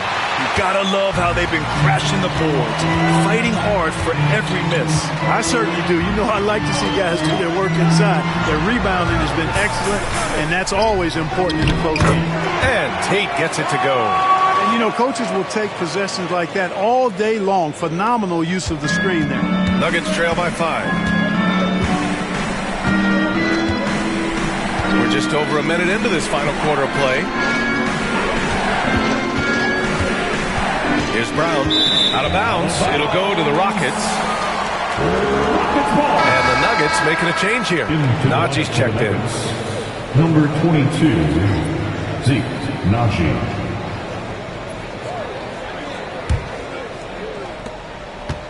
Houston leading by 5. Pass to Şengün.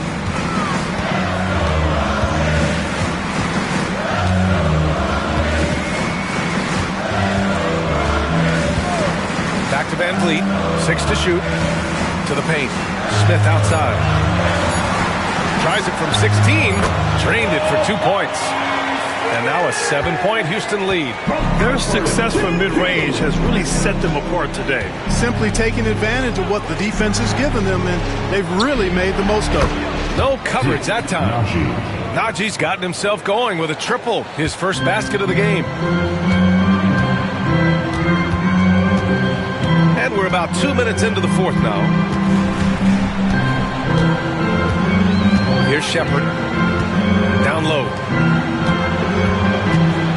Van Vliet, the pass to Tatum. Şengün, the screen. From deep. Rebounded by Denver. Here's Brown. Pass to Najee. Van Vliet against Murray. Najee. And he takes the fantastic lead pass up strong for the slam. Outstanding distribution there. I mean, what impressive passing ability. Şengün, a screen on Murray. To the middle. And Şengün throw it down. Working that pick and roll action superbly. Şengün knows exactly where he needs to be.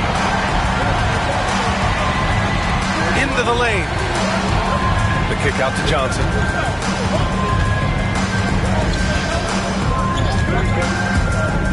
To the paint. And the dunk by Valanciunas.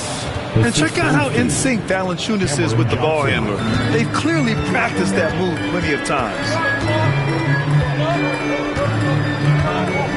Here in the fourth quarter, just under 2.5 gone by. And even from where we're sitting, you could clearly tell it was a foul. No question about it. I mean, a ton of contact and a good call by the official. For Houston, Shepherd, 2 shots.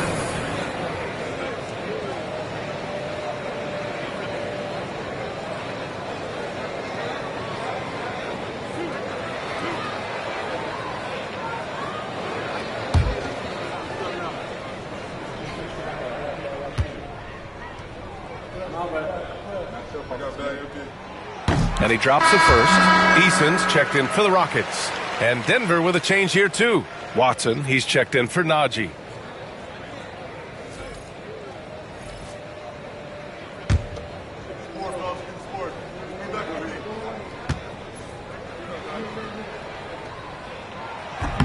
He's perfect from the line this time. They're shooting better from the free throw line since halftime.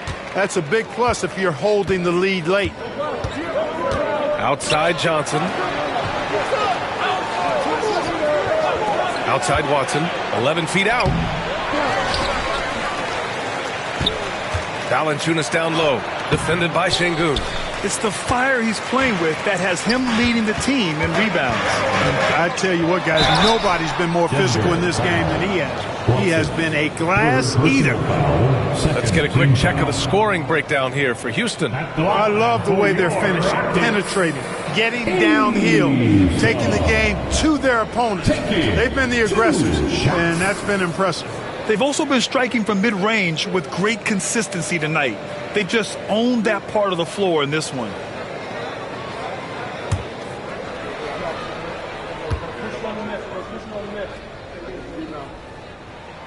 That's good from Eason.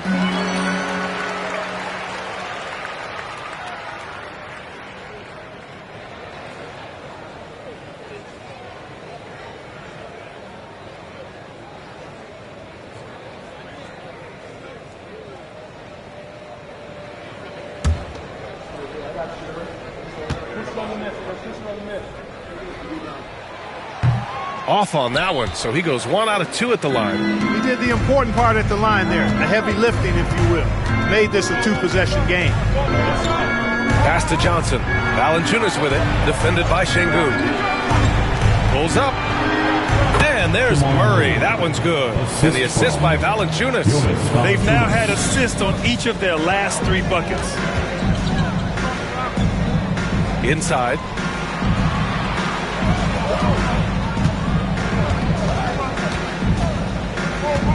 Van Vliet against Murray. Van Vliet, the pass to Smith. 3 on the clock. Shoots. Houston with another miss. Nuggets trail by 3. Down low. Here's Johnson. Oh, and Johnson slams it in. And plays like that one can make the difference in a close game. And it definitely got the bench on their feet, too. Making a statement for sure. I mean, we'll see if they can maintain that aggressive approach, guys. Here's Van Vliet. Denver getting their last shot to go. Here's Şengün over Valanciunas. And Şengün gets it to go. Şengün's got 4 points this quarter. With a tough road ahead, they worked hard to get a good shot. Pass to Brown.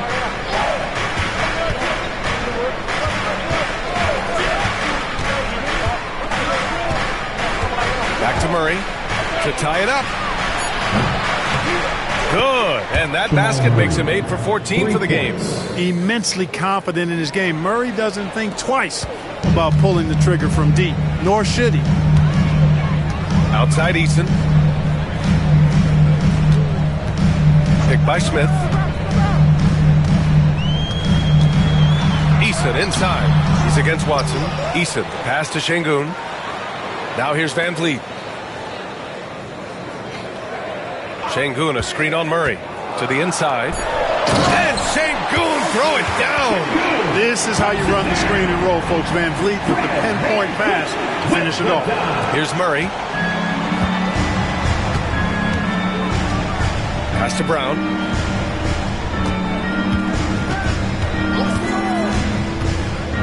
Back to Murray. Here's Valanciunas. The putback. Oh, he hangs in there and cashes in on the second chance points. And those second chance buckets are major bonus points if you can get them. Here's Shepherd. Screen by Eason. Lets a three fly. Hits the trifecta. Yeah, Shepherd has a knack of getting his teammates open looks. And so it's Michael Malone here calling timeout. Looking to get everyone dialed in and engaged. Let's make some noise for your Rockford.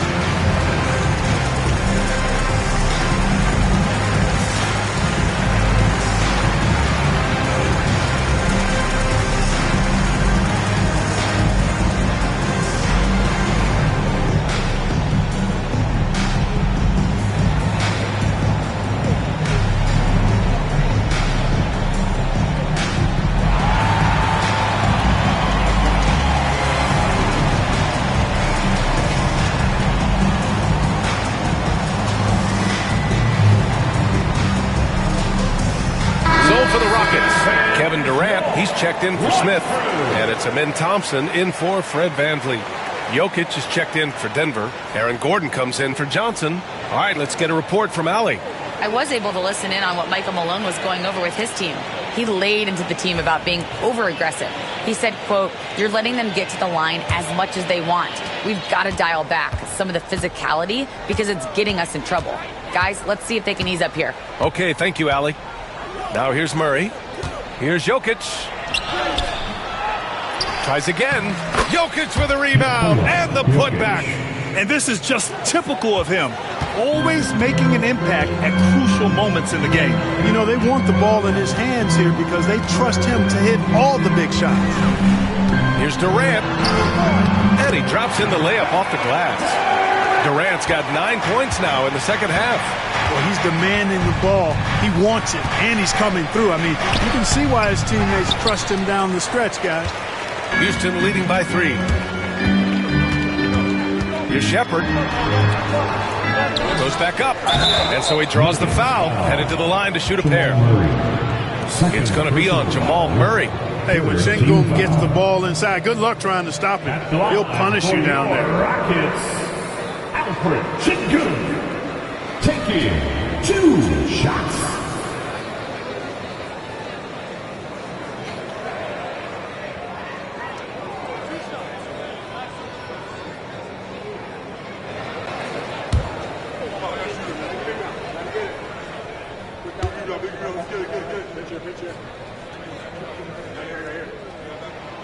That free throw good from Şengün. Tell you what, Alperen Şengün is a big with the modern-day game. He scores in bunches inside, but he also can pass it and shoot it from the perimeter, too.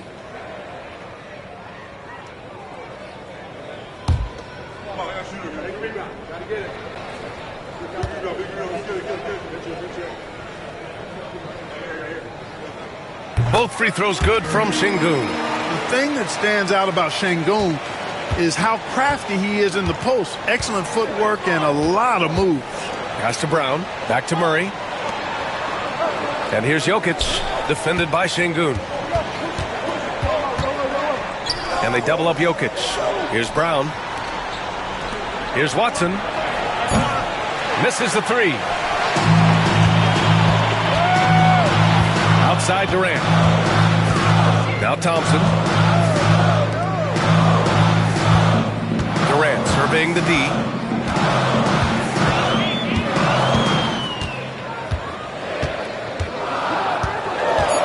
They double team Durant. Here's Şengün. That's good. And so Durant with the assist. Durant's got assist number 8 now on the night. And so here's Denver. 7-point differential. Murray passes to Watson. Back to Murray. Lays it up and banks it in.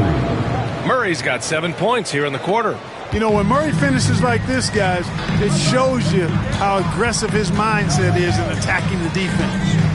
A shot from the high post. Again, Houston.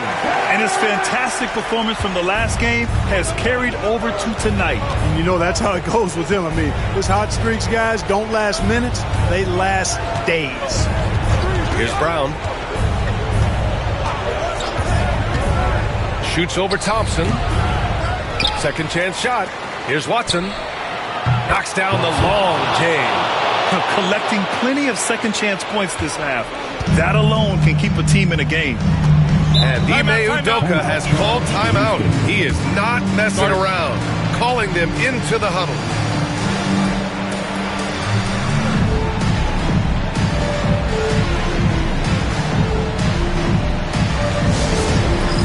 It's time for the big scan. If you see yourself on the big screen, then you know what to do. Show us your moves.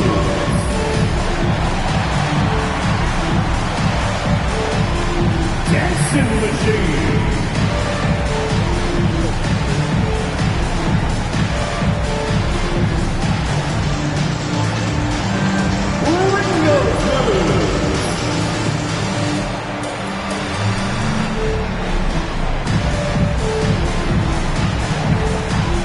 Unique dance lessons.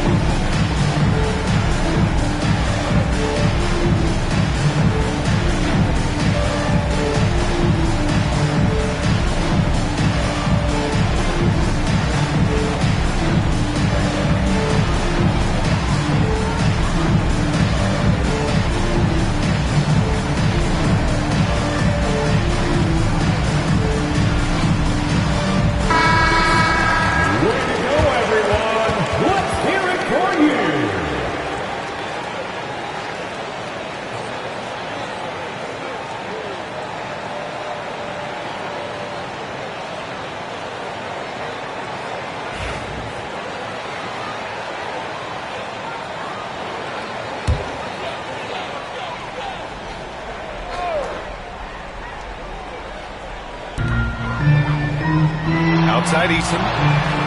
Ball stolen. Here's Brown, defended by Thompson. Gordon, the pass to Watson. And here's Murray. Here's the three. Pure from three-point range. And it's now only a 1-point Houston lead. You expect he's going to find a way to pull through in the clutch. Here's Shepard, defended by Murray. And here's Thompson for three. And it's Denver with a rebound. Jokic has got his 20th rebound here tonight. Murray up top. 2 minutes to take the lead. 2 minutes. Second shot opportunity. Thompson with the block. Decent reach and solid instincts, allowing Thompson to get a hand on it. 1:53 left to play in the fourth. Now here's Durant, defended by Watson. Durant, so effective inside. And we've seen Durant now hit big shots before. This guy relishes the moment. Pass to Jokic. Good D by Şengün. And here's Thompson. He'll bring it up for Houston. Outside Durant.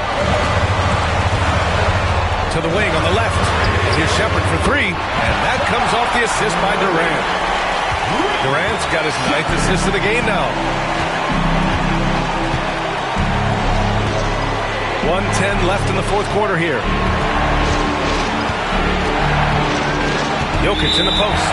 Defended by Şengün. Out of bounds. It'll be Rockets ball. Brutal play at this point. It's frustrating because they've battled so hard all night. A remarkable defensive play. The replay showing once again the tenacity on that end. You can almost feel the mindset he has. I mean, when the game's this close, he's going to bring it at that end of the floor. The Rockets lead by 3. Outside Durant.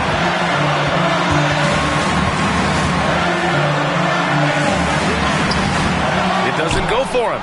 Excellent defense there from Watson. To the middle. Here's Gordon. And it's good. And that one brings them within 1. Talk about stepping up in a big way. Well, that was 1-2. He wanted the ball. Nobody else was taking that shot. Pass to Durant. Here's Shepherd from deep. Nikola Jokic grabs the miss. 6 seconds separating the shot and game clocks. And an intentional foul right there. Second personal foul. 4th team foul.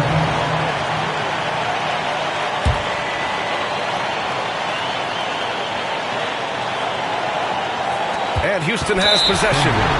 They lead by 1, and that's an intentional foul. Yeah, and that was a smart move. I mean, you have to foul right there. You just don't want them to run out the clock. Yeah, they have to extend the game. I mean, plain and simple. Use every second you can on the clock here.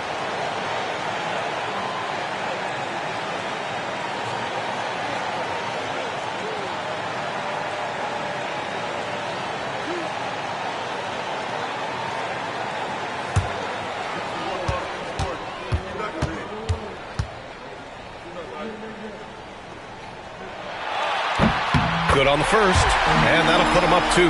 And what I like about Thompson, along with the high-level athleticism, he has a high-level feel for the game. And he cannot convert on the second. That misses. And this is so critical. They now have to score every trip up the floor. It's not over yet. Launches it. Oh, my! What a shot! Clutch bucket. A defensive stop now could be all it takes to close out the win. And we've got a timeout called by Ime Udoka. And Coach didn't want to take any chances in this situation, which is why he called the TO. All right, guys, how do you see him managing the next possession? It's always interesting to see what play a coach has saved for a situation like this. And we call those ATOs, or plays run after a timeout. They often make the difference in a game.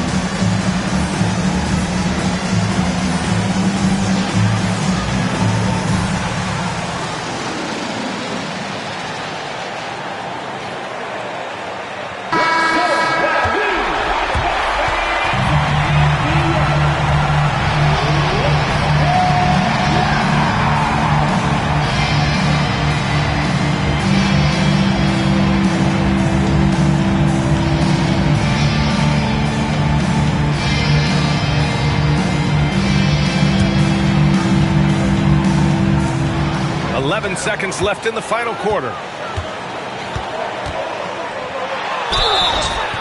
Oh, he missed it! And if you can't force the turnover on that play, then that's not a bad foul. Yeah, I agree with you there, but at least they did get the clock stopped. That is the one saving grace of that situation.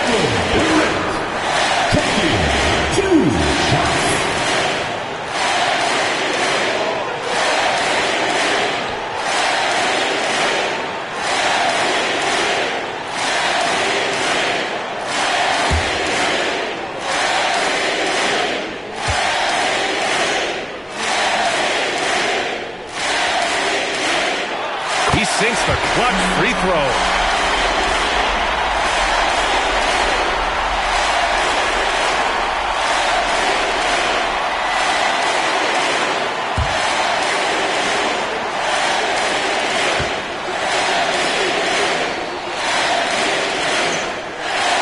And so he's good on both free throws, and that gives him a lead. And he doesn't let the pressure get to him. Cool and confident from the line.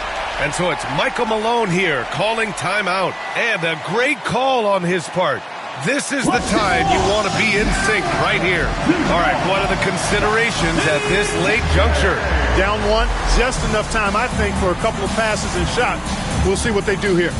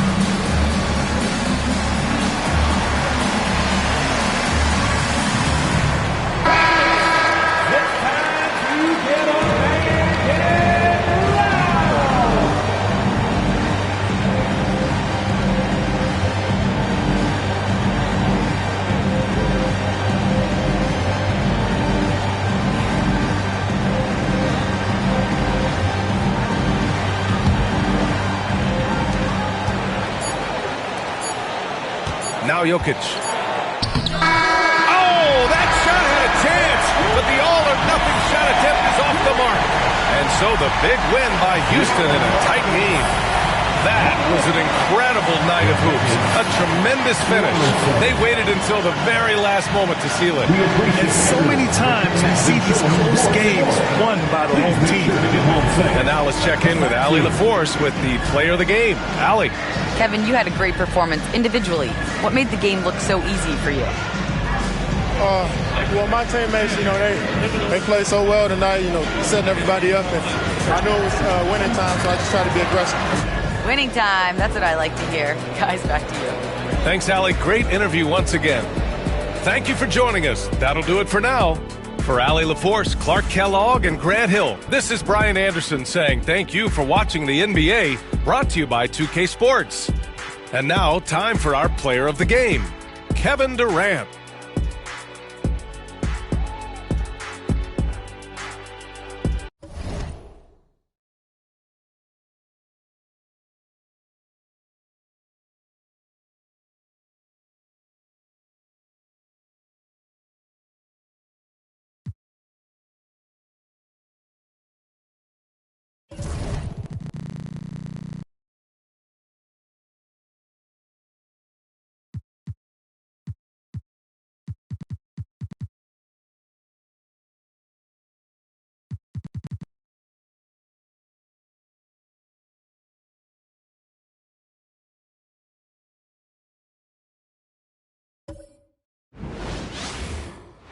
Hi and welcome everyone here on 2K Sports. Can't wait to get some NBA action going. This is Kevin Harlan with Greg Anthony and two Hall of Famers. Doris Burke here at the table, and on the sideline, David Aldridge. And let's now take a look at some of the numbers for Shai Gilgeous-Alexander. And the biggest takeaway when you look at his numbers is how good his three-point shooting has been the past 5 games. He's finding the open spots on the perimeter, and when he's getting good looks, boy, he is not missing it. So here's Oklahoma City's starting group. Gilgeous-Alexander runs things with Dort to his side. Holmgren is out there with Williams, and it's Williams at the small forward. And for the Clippers, Garland is out there with Bradley Beal. Then it's Ivica Zubac. Then there's Kawhi Leonard. And it's Collins in at the 4-man position. Entering the home stretch of the season, GA, how excited are you for the play-in tournament? Oh, it's a lot of fun, Kevin. You can go from a 10th seed to making the playoffs. It makes this part of the year that much more entertaining. Now here's Williams. Outside, Gilgeous-Alexander. Clock at 6. And Gilgeous-Alexander throws it down. I love when Shai does not just settle for a layup, finish with authority. What a pretty dunk. Outside, Beal. Garland against Gilgeous-Alexander. Leonard kicks to Beal. Zubac with the screen for Beal. Shoots over Dort. Beal can't get it to go. Garland against Dort. Wants to get it to Holmgren and does. And given that Holmgren is 7 feet tall, he's a threat to throw it down at any time. Leonard against Williams. Leonard with the bucket. Poor design there defensively. They know he's a knockdown shooter from that spot. That's not coming with the right mentality. The defender neither closes the space nor challenges the shot. That's frustrating as a coach, boy. Here's Gilgeous-Alexander. And the rejection by Collins. Now, that's just John Collins erasing shot attempts with that long wingspan. Beal with a screen on Williams. Inside. Beal can't get it to go. Boy, that's one he wishes he could have back, especially against soft defense. Holmgren the pass to Williams. Jacks up a 3. It's hauled in by the Clippers. And the way he was able to reach out towards that release had an impact. Oh, no question. He altered that shot, and most of the time, that's just as good as blocking it. Well, there's an unpredictability to his offensive game. He is always keeping the defense off balance. Holmgren the screen. And here's Gilgeous-Alexander outside. Gets the three-pointer to fall.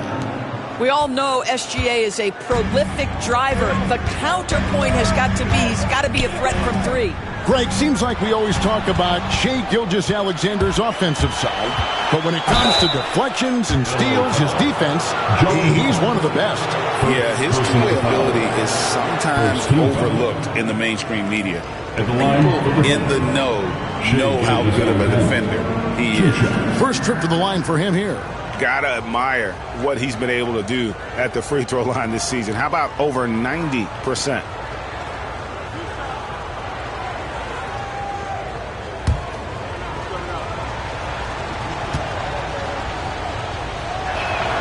First one falls for him. Doris, do you think the Oklahoma City Thunder has the best young core in the NBA? Well, they are absolutely loaded with talent, Kevin. Not only that, they fit together.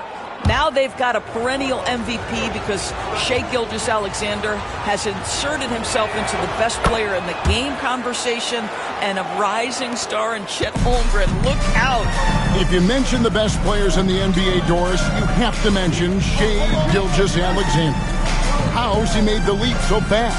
Yeah, Kevin, this is an interesting growth and development story because Shai Gilgeous-Alexander has shocked everybody. He can get to any spot on the floor. He's one of the most relentless drivers in the game. You have have to respect his three-point threat, which balances out that dribble drive game, and he's willing to compete defensively. Sky is the limit for this young man. Here's Gilgeous-Alexander. Kawhi Leonard making his last shot. It's good. Well, you see that Shai Gilgeous-Alexander is an excellent decision maker, such a dependable catalyst for this offense. Now here's Leonard. Playing Memphis, he was nearly unstoppable. And the rejection by Holmgren. On the wing, Gilgeous-Alexander. He's covered by Beal. Williams kicks to Dort. Holmgren sets the screen for Dort.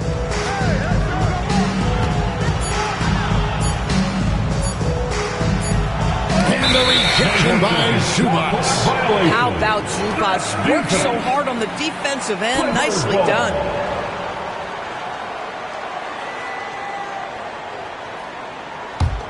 Clippers trail by 5. Outside, Beal. Back to Garland. Pass to Leonard. Over Williams. Another miss by Leonard. Normally he'll drill that shot, and I'm sure they'll look to find him in that spot again. No doubt. Very good play call, good execution. Sometimes it just doesn't fall. Now here's Gilgeous-Alexander. He had a career game last time out. Bucket after bucket. And now the latest from our reporter, David Alder. Well, a bit ago, Teron Lou and I were able to chat. He said SGA has this special ability to lull a defender into a slower pace and then suddenly make a quick move that leaves everybody just standing there. Coach feels the attention has to be on him. He wants to force somebody else to beat them. Guys? Thank you, David. His first personal foul. First team foul.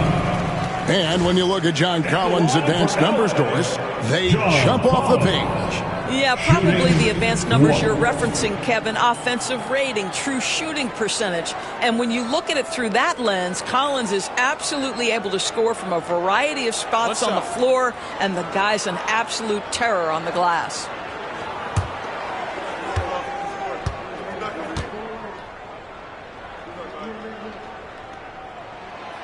And what a new era for the Clippers, Greg, playing here in their own arena, the Intuit Dome. You had no more sharing, right? No more covering up Laker banners. It feels like the Clippers are on their own 2 feet now. This was the goal for the ownership group, and they made it happen. Williams can't get it to go. It's Garland with the ball for L.A. Trailing by 2. Want to keep rolling here following the win against Memphis. Yeah, and that was a solid effort on their part. Pretty much what we would have expected, and everything seemed to go according to plan. I think the key, they had great energy, stayed super focused, and never let it get too close down the stretch. Didn't feel them breathing on him. Right now trying to get into a rhythm, but so far this quarter, boy, he is struggling to make anything go down. Outside, Dort hands it from downtown. Boy, tremendous job having hands ready, feet prepared. Catch and shoot opportunity for Lou Dort is good. Leonard kicks to Garland.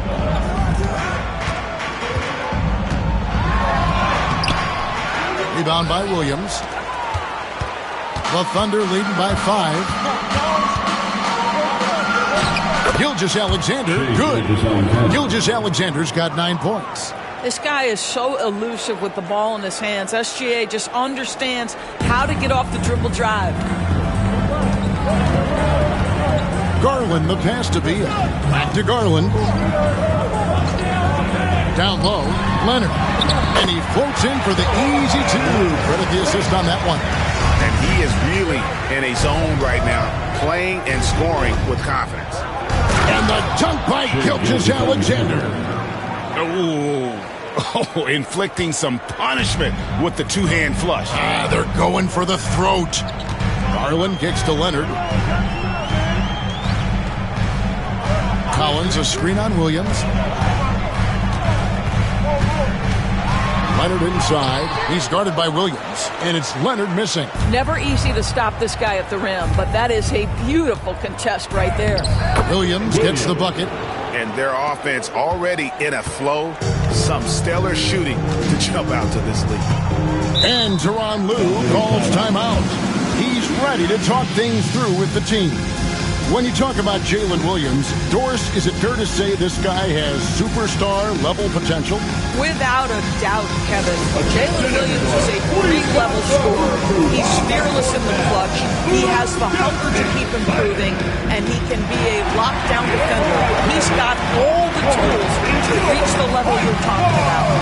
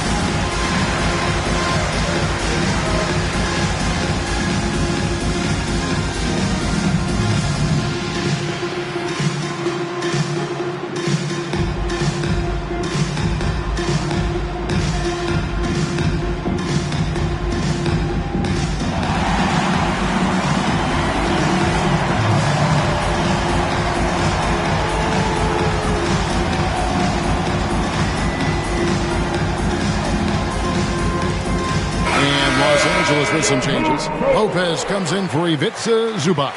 And it's Bogdanovich in for Bradley Beal. Hartenstein, he's checked in for Oklahoma City. Alex Caruso comes in for Dort.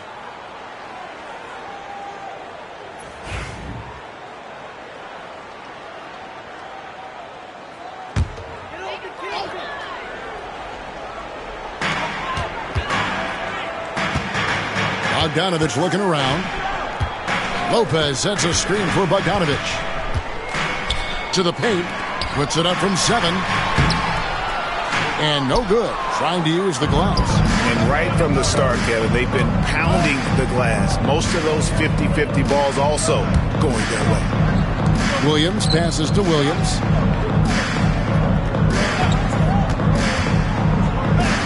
And the layup is good. And it's an 11-point Thunder lead. And this has been a great job of just getting into the middle of that defense and really scoring effectively from the paint. Now, here's Bogdanovich. He's a good contributor to his team, averaging about 10.5 points a game. Williams kicks to Gilgeous-Alexander. Shoots over Garland. Second chance shot. And there's the nice layup by Hartenstein. And the Thunder lead by 13. Pretty much all of their buckets coming from inside the paint now. Garland against Gilgeous-Alexander. Can they get it?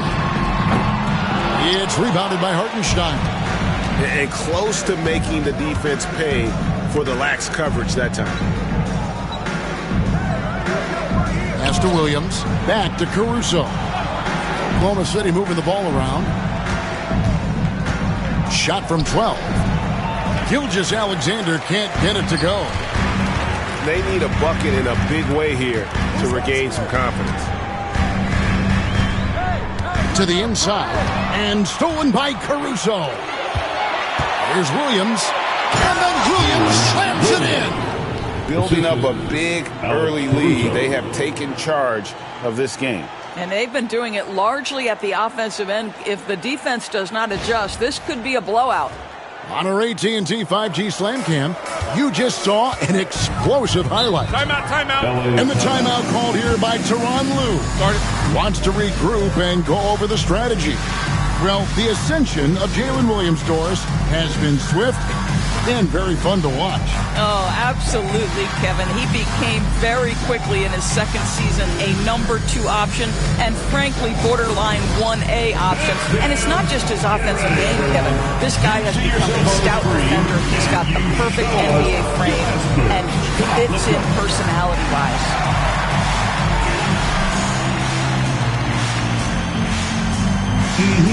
Let's see those dance moves.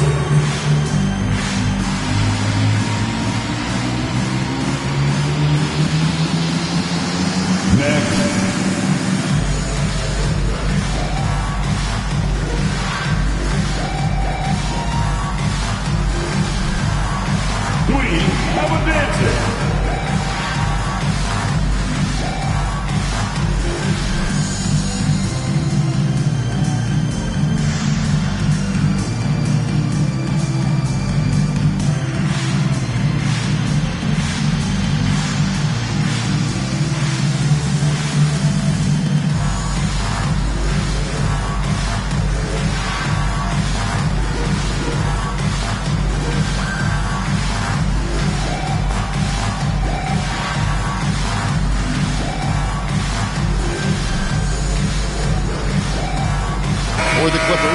Zubac is checked in for Lopez.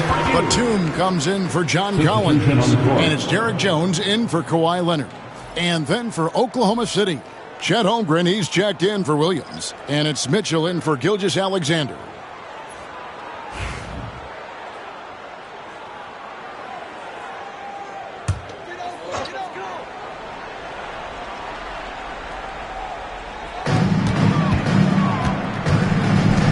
Williams against Bogdanovich.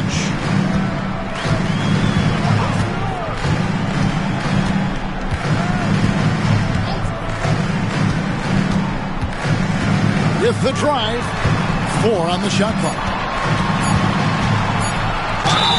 Recently, Doris, the Clippers have had their most successful stretch in franchise history. Well, think about it, Kevin. They've only missed the playoffs twice, going all the way back to 2012. They made their first conference finals in team history back in 2021. Not bad for a franchise that had one of the worst win-loss records in league history.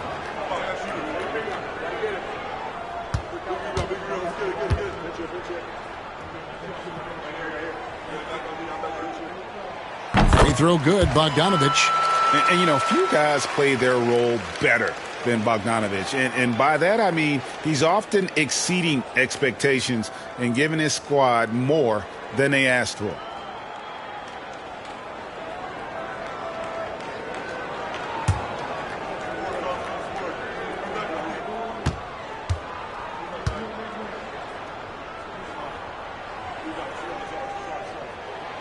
Good on both. And here's Williams now. He'll bring it up for Oklahoma City. 13-point lead. They defeated Charlotte in their last game. Yeah, and that one, unbelievable shooting display, especially from long range. That turned out to be the difference. Well, and I think what that was a product of was their movement off the basketball. Just tremendous work on the perimeter. Here's Garland. The Thunder making the shot.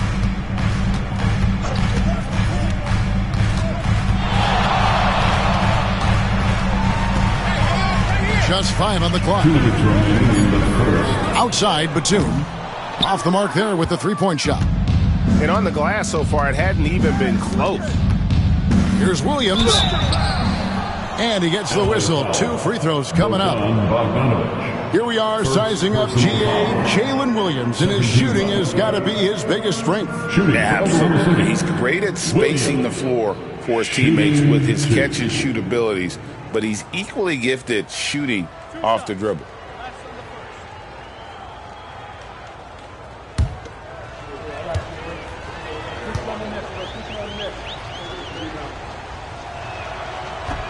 The first one falls. What I love about Jalen Williams, he makes his presence felt on the game. Athleticism, tireless work ethic, and offensive skills that are just blossoming with each repetition. Donnie's checked in for Garland.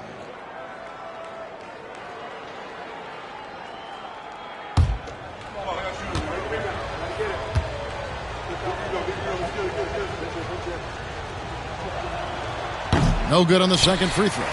And talk about fit doors and guys who play to their strengths. What about Zubac? He does a great job. He does, Kevin. A 7-footer who wants to play like a 7-footer. He's an outstanding rebounder. He doesn't need the ball offensively. You know he's going to show up and give you great effort every night. Now here's Caruso. Nicholas Batum unable to get his shot to go. Outside, Bogdanovich. Pass to Jones. Bogdanovich with a screen on Caruso. Here's Jones. And 2 free throws coming up. Unable to get that one to go with all the contact. First personal. We have a chance now to look at the teams that have created the most points off turnovers this season. Number 1, the Thunder. You know, it's not just the turnovers they're forcing. I mean, they're converting at the other end. And you know what? It puts a lot of pressure on you to play perfect.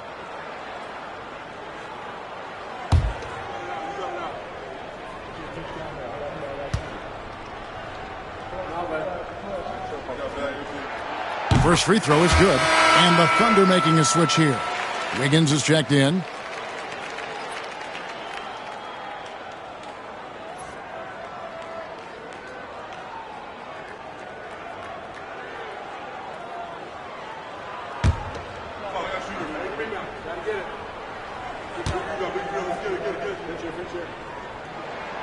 And so Jones nails both of them. Oklahoma City leading by 14. Mitchell left side. Wiggins in the post. Bogdanovich on him. Back to Mitchell. Pass to Caruso. Shot clock at 6. Inside. Holmgren gets the bucket. And looking to get stronger, Holmgren fights through the bump. Tons of time for him to grow into that frame. Dunn looking over the floor. Jones with it. And contact on the shot, so he'll be shooting free throws here. Got one on Holmgren.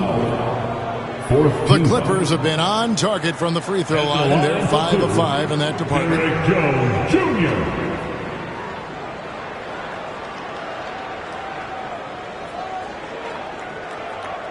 Shooting 2.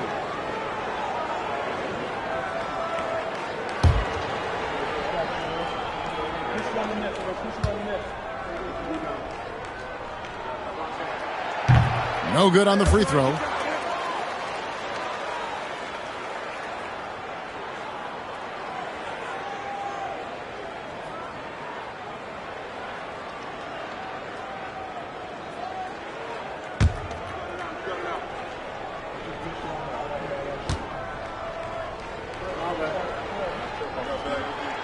And the second free throw, good. 40 seconds left in the first quarter. Caruso, the pass to Holmgren.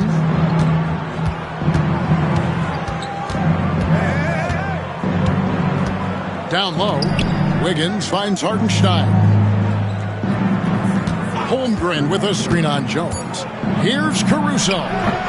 Batum grabs the miss. Not sure what the D was doing there. Clearly a breakdown. You can ill afford to give a guy like him that good a look. Hits it from three-point range. Well, just good heads-up play by Batum. Spots the open man, but delivers it on time and on target. For 3, Holmgren. And he got that one up in time, but doesn't go in. Domination in the first quarter. It's been pretty lopsided. Thunder out in front. They lead by 12. Let's take a quick break now, and then it's on to the second quarter after this.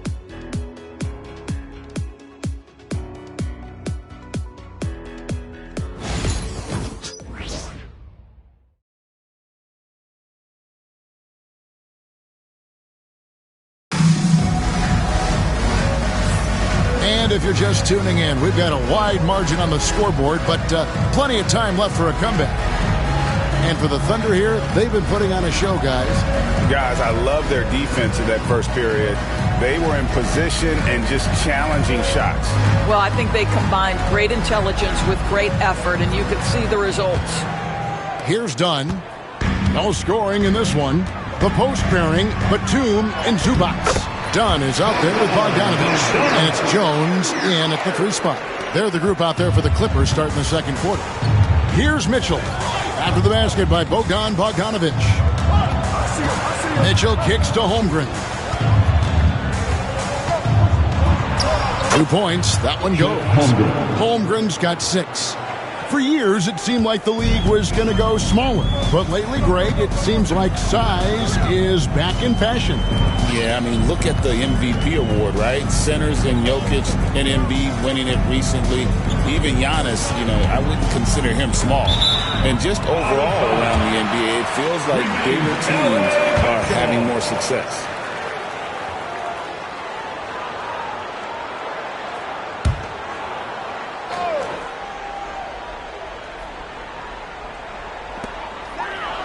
Pass to Dunn. 5 to shoot. Jones sets the pick for Dunn. And a miss there with a chance to cut the lead to single digits. The edge on the glass is the difference. It's allowed them to build this lead. Here's Hartenstein. Good, and the assist goes to Mitchell. He has 6. They're finding lanes to the hoop now with consistency. 5 buckets in a row from the paint. Bogdanovich passes to Jones. And it's Jones finishing it off. Forget about going for the long-range bomb to cut into that lead. Just take it to the hoop, my friend. And how? Brilliant throwdown. Now, here's Mitchell. Still yet to score. Wiggins outside. Lets it go from deep. That one's in, his first shot this game. And the lack of effort to fight over the screen there makes that an easy shot. You know, we see this all the time. You're basically, as a defender, hoping the man misses rather than putting in the work to get over screens. With a short break in the action, gives us a chance now to send it over to David Aldridge. Kevin, the Clippers are intent on winning big. Coach Tyronn Lue said half of it is great talent, and I think half of it is execution. As we get to the playoffs, it's a whole different animal. We got to be 100% execution with our talent. That makes for a dangerous team. Kevin? Very dangerous. All right, David. And here is Los Angeles now. The Thunder making the shot. Batum wide open. He fires. Nailed from three-point land. Batum's got his first 3 points of the game. Mitchell passes to Hartenstein. To the middle. And then jammed down as he goes right over Ivica Zubac. My goodness, that was absolutely filthy. Oh, nasty. This building is stunned. He dug deep, Greg, into his bag of tricks there. And the timeout called here by Tyronn Lue. Wants to talk some things over. Might be seeing some things to adjust.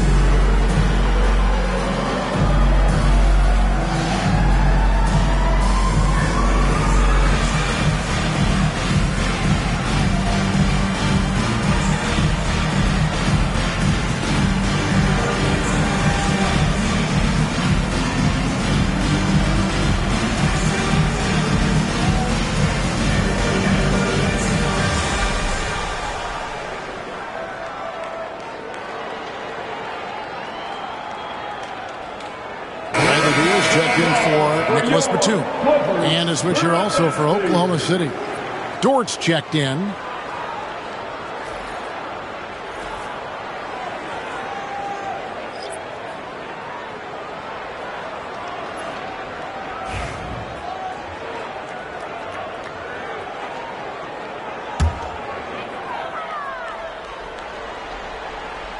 Now about 3 minutes gone in the second quarter of basketball. Heel against Dort. Ball's knocked loose. Stolen by Dort. Pass to Caruso. Now Holmgren from downtown. It's hauled in by Dunn. And the great shooters know when they got enough opening to go for the three. I didn't think it was a bad choice on that possession. Rebound by the Clippers. Closing in on 4 minutes played here in the second quarter. Bogdanovich, that's for two. Tipped away. Well, terrific defense. They obviously respect his ability and just want to make it tough. I got yours. And here is Holmgren. He has 6. Caruso, the pass to Holmgren. Wants to get it over to Dort and does. Basket good. I'm sorry, that's poor defense down low again. It's been a mismatch thus far in the paint. And it's the Clippers with the ball. It's an 18-point game. Jones with the screen on Caruso. Shooting foul as the whistle blows. He'll shoot 2 free throws. Second personal foul. And a breakdown here, guys. The hustle stats for Oklahoma City. They're really mucking things up for the opposition, racking up steal after steal, just not letting them develop any kind of offensive rhythm. Yeah, they've also been alert and active on the defensive end, creating turnovers and turning those into points on the offensive end. He misses the free throw. Garland, he's checked in for the Clippers. And a switch here also for Oklahoma City. Jalen Williams is checked in for Alex Caruso.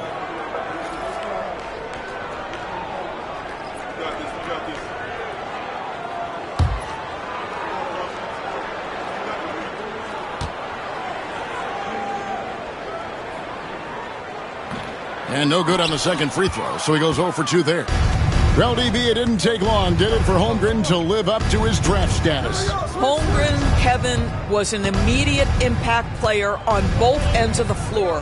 At his size, to be able to shoot with range and the rim protection he provides, it was absolutely worth the wait for his team. This young man has got a toughness that has shocked even me. Here's Beal after the made shot from Chet Holmgren. And the rejection by Holmgren. Long 7-1 with that 7'6" wingspan. Holmgren can alter a block just about every shot in his vicinity. Now, here's Mitchell. They lead by 20. It's the most we've seen. Boy, he won't miss many from that spot. The defense gets lucky there. Garland against Holmgren. Trying to get something going. Garland kicks to Zubac. Outside for Beal. 6 on the shot clock. Back to Zubac. Thunder with the rebound. Hartenstein's got his 4th rebound with that last one here tonight. +8 in the rebound differential. One more reason why they're in control. Hartenstein with it. Zubac defending. For 3, Holmgren. That's in. That's his 5th field goal. He's shooting a hot 71%. 5 for 7. They've been struggling here on offense. Yeah, a bit of a dry spell for sure. Outside, Beal.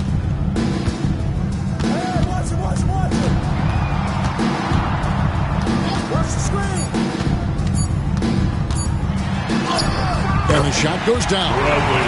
Beal's got his second bucket. Boy, that is just tremendous concentration from Bradley Beal. Defense all over him, no problem. Back to Williams.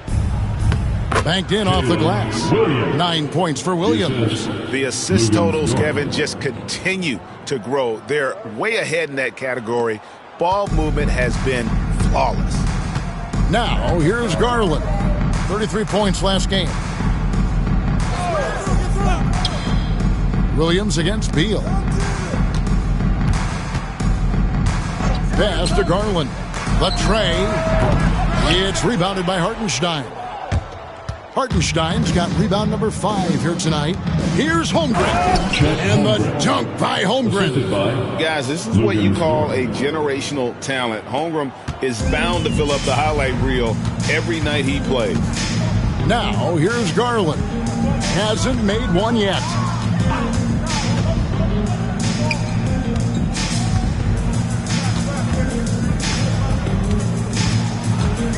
Teardrop shot.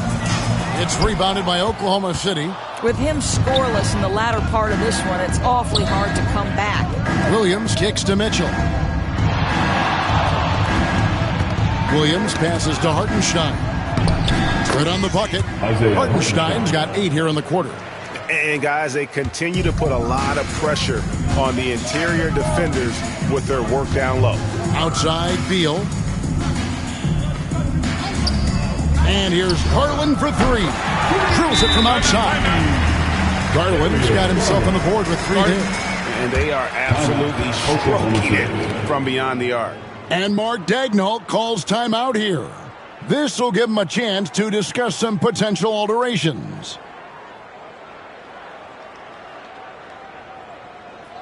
Coming onto the court, it's your Clippers.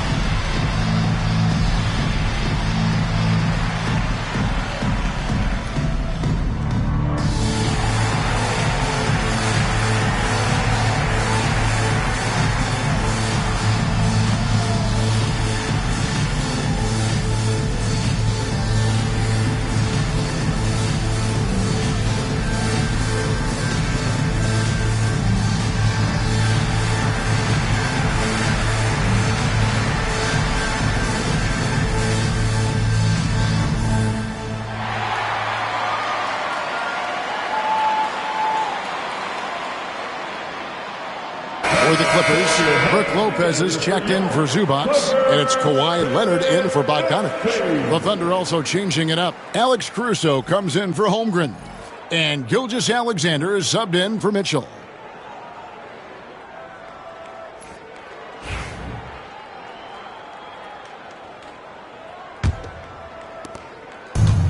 Oklahoma City's gone 2 of 4 from three-point range so far in the second quarter. Double team on Gilgeous-Alexander. Launches a three. Dort misses. The Clippers have gone 5 of 11 from the field since the beginning of the second quarter. Leonard, no luck. And so Caruso will bring up the ball for the Oklahoma City Thunder. After this one, they're off to Sacramento to take on the Kings. That'll be the second of this 2-game road trip. Gilgeous-Alexander. Whistle blows, bucket is good, and he'll have a chance at the line to make it a 3-point play. This is his third free throw attempt of the game. First team foul. Shooting for Oklahoma City, Shai Gilgeous-Alexander. At the foul line for one.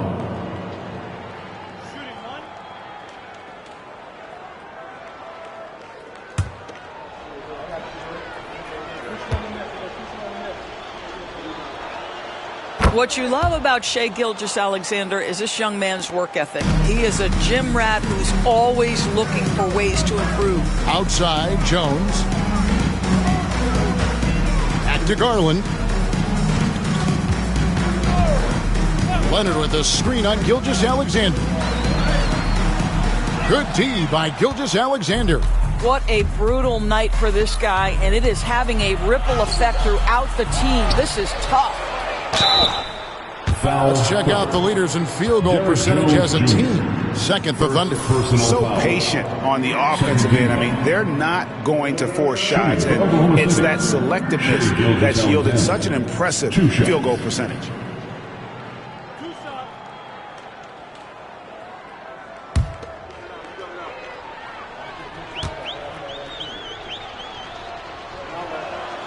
That's good from Gilgeous-Alexander. What's been amazing to watch is Shai Gilgeous-Alexander going from good player to now putting his name at the very top of the list in terms of great guards in the league.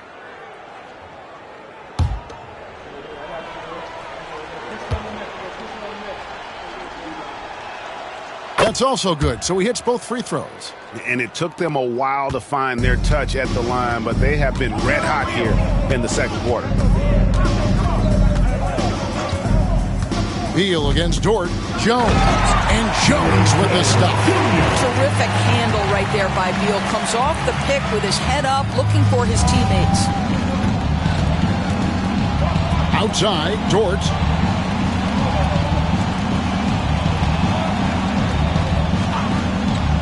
Back to Gilgeous-Alexander. Comes up empty down low. The Clippers are gone 6 of 14 shooting here in the second. Leonard inside. He's guarded by Williams. Oh, and here comes Gilgeous-Alexander all alone. Now, Gilgeous-Alexander has length, has anticipation, makes a defensive play, and turns it into offense. Beal deciding where to go with it. Outside Garland. Lopez sets a screen for Garland. Three-pointer. A three-pointer is right on target. Garland's got a pair of triples in the second now for the Clippers. 2 minutes remain in the first half. 2 minutes. Gilgeous-Alexander against Garland. And it's Gilgeous-Alexander missing. Los Angeles has gone 4 of 8 tonight from three-point land, shooting 50% on the three ball here. Fouled in the act of shooting. Gets the bucket anyway, so a three-point play chance for him. 2 shots.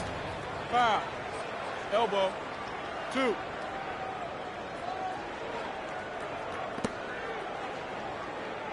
The big challenge in Beal's career, Doris, has been staying consistently healthy, right? There's no question about it, Kevin, because you never have doubted the talent. I mean, Bradley Beal is a three-tool player. He came into the league as an elite shooter, but now has become incredibly good with the basketball in his hand. The good news, he's always been resilient and fought hard to come back as quickly as possible.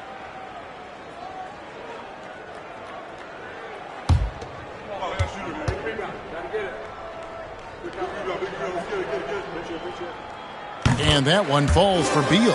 First and foremost, Bradley Beal is a scorer. He's always working the angles, trying to find his next opening to attack, and it rarely takes him long. Back to Gilgeous-Alexander.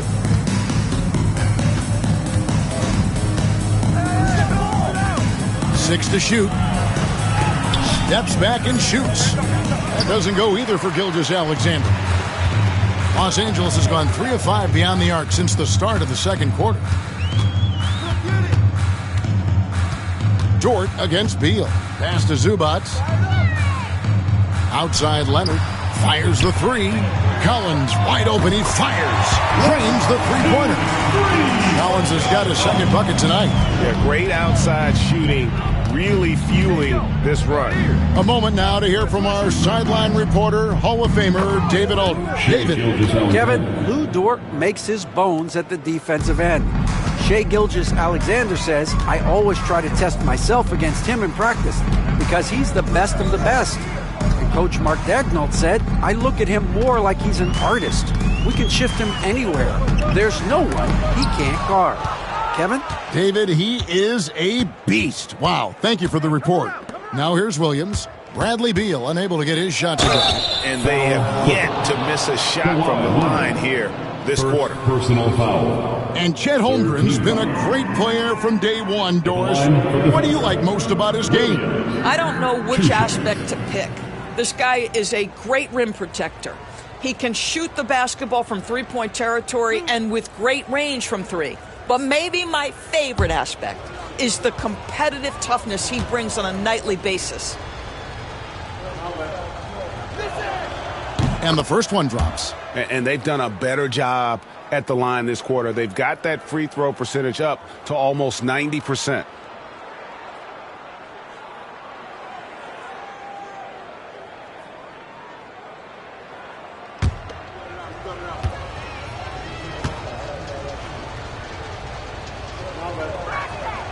Both good from the line that time. There's 31 seconds left to play here in the half.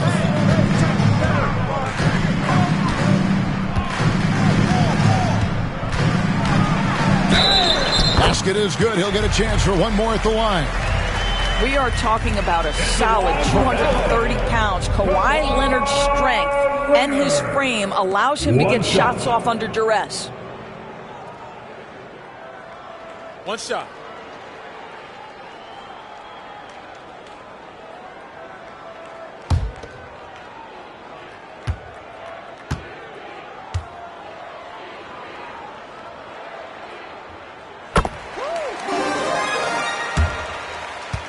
The Thunder leading by 21.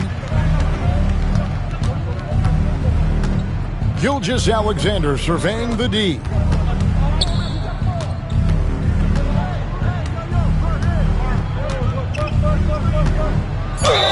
Fouled on the shot and picks up 2 points. So one free throw coming up. And obviously his momentum from the last game has carried over here tonight. No, I think that's the one thing every player is searching for. Consistency. They're giving this guy a chance to carry the offense once again.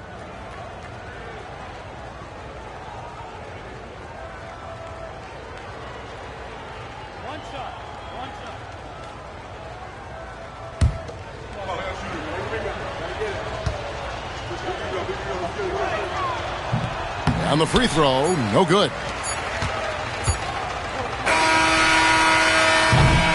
And so it's Oklahoma City in very good shape with a 23-point lead at the end of the quarter. The scoring has been tremendous, and they are shooting lights out with very high accuracy. It's time now to go courtside as we send you over to David Aldridge from the sideline. David, take it away. Thanks, Kevin. Here with Coach Teron Lou. Teron, what problems are you seeing out there? Just be able to make shots. We just got to relax and we got to keep playing. Thanks for your time, Teron. Back to you, Kevin. All right, David, thank you. We'll be back after halftime for the start of the third quarter.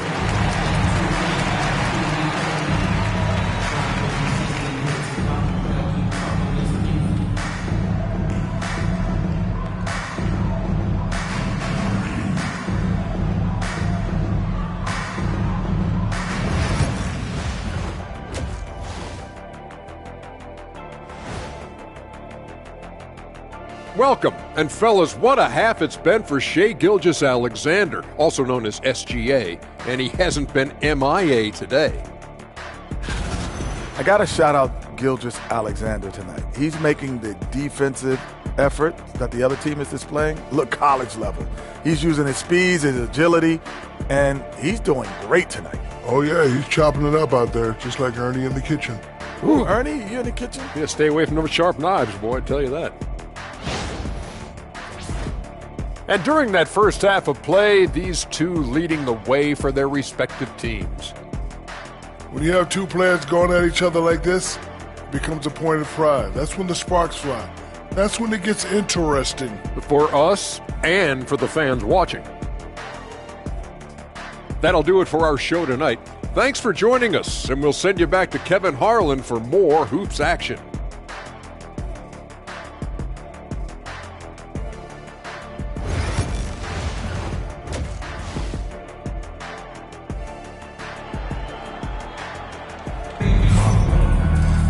Well, we've got a second half of basketball for you. We think it's going to be pretty good. A big comeback, though, is needed for this game to be competitive, and it probably has to happen quickly. You know, Shai Gilgeous-Alexander has been exceptional here tonight, guys. That first half looked like a dunk contest mixtape. Was just destroying the rim. This guy plays fast, he's aggressive, and if you let him get to the cup, there is nothing that you can do about it. And with a big gap on the scoreboard, the second half begins with very different goals for these teams. One side trying to mount a comeback, one side trying to protect their lead. Here's who Mark Daigneault is going to put out there to start the second half. Gilgeous-Alexander runs things with Dort to his side. Williams is out there with Williams, and it's Holmgren in at the 5 down low. Collins a screen on Gilgeous-Alexander. 16 feet away. Thunder with the rebound. Williams has got 4 rebounds in this game. And physically, there's no doubt they've been the stronger team. A plus 10 rebound advantage tells you all you need to know. And they call the foul, so he's got the and one chance here to make it a 3-point play. Gilgeous-Alexander has that ability to adjust in midair, take the contact. That is nicely done. This will make 5 trips now to the free throw line for him tonight. One shot.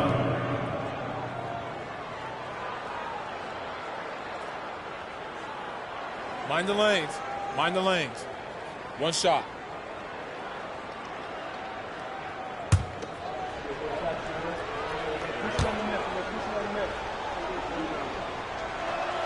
That's good from Gilgeous-Alexander. Los Angeles has gone 5 of 9 when they put up the 3-point shot tonight. With the step back. Garland against Gilgeous-Alexander. And finished off by Collins. Just tremendous recognition from Collins there. Sees an opportunity to be a target at the rim, and his teammate puts it on time. Oklahoma City moving the ball around. Williams passes to Williams. And a wide open look for Gilgeous-Alexander. Wide open, couldn't capitalize. And so it's Leonard with it. He'll bring it up for the Los Angeles Clippers. Outside, Beal. Collins setting the big for Beal. Good on the 3-point shot. Beal's got 10 points in the game. Well, this is what you want, right? Bradley Beal coming off the screen with purpose. Gilgeous-Alexander kicks to Williams. Back to Gilgeous-Alexander.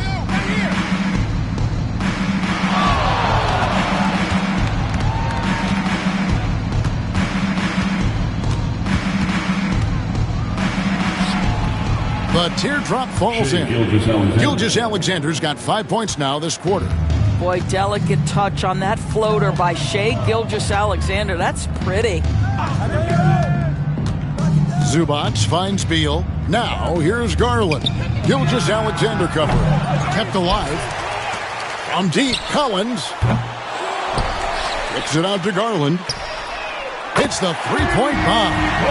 9 points in the game so far. And really, as the three-pointers keep dropping, you get the sense that the frustration is mounting for the defense. Bounce pass from Gilgeous-Alexander. And he comes up with the deuce. And that's 15 points for Chet Holmgren. They're doing work here in the second half. 3 or 4 to start. And Tyronn Lue calls timeout. He's made the decision. He wants to huddle up with his guys. Who wants a free t-shirt? Louder. Get louder.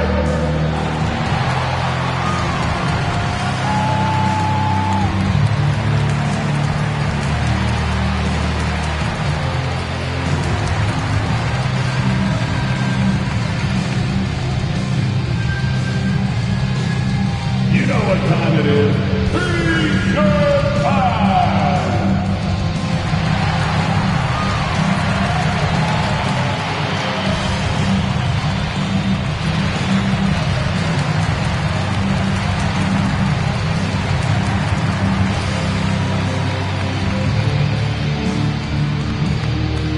All right, folks, if you want a t-shirt, come on and make some noise.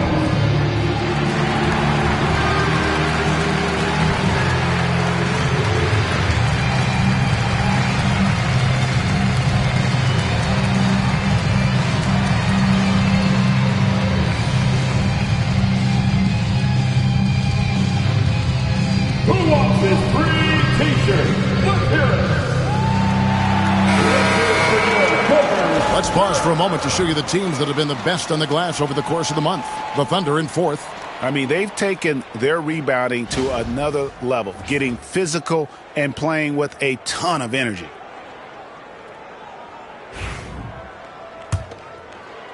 A little over 2.5 minutes off the clock in this final half of play. Garland surveying the D. Here's Leonard, and the rejection by Holmgren. Wow, Chet Holmgren sending it back. He is willing to take on any kind of challenge. Beal against Dort. Williams from outside, cans it from downtown. Williams has got 5 now. Well, if you offer no resistance defensively, he's going to knock down the 3. It's really that simple, guys. Beal against Dort. Back to Garland.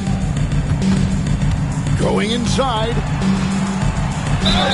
And that one clearly a foul. Gets the whistle and 2 shots coming up. That one on Gilgeous-Alexander. Doris, when the Cavaliers made the trade for Donovan Mitchell, Darius Garland then began to do a lot of his work off the ball. He had to, Kevin, and he made no secret of the fact that this was an adjustment. When you are accustomed to being the primary initiator, moving off the ball takes time. But to his credit, he's adapted beautifully. Free throw good, Garland. GA, you look how Garland can create for himself. Very good off the catch or the bounce. So deadly off of those high pick and rolls because he can dribble into that 3. A playmaker that can do that is a headache. Garland knows how to create that space and get his looks. And good on the second, so he makes them both. Well, Darius Garland is relatively new to this league, folks, but one thing we know unequivocally, he is so skilled offensively. Now here's Williams. He has 5. Pass to Holmgren. Williams kicks to Dort. Oklahoma City needs to get off a shot. Williams' shot is off. And it's Leonard with the ball. He'll bring it up for the Clippers.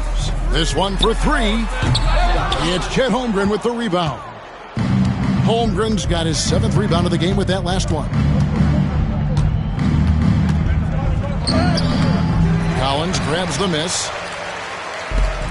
Los Angeles has gotten a positive outcome on 7 of their 14 three-pointers in this game. Not bad at all. Garland, no good. Well, that's just inconsistency from him, and it's happened all night, and it hasn't helped their cause. Pass to Dort.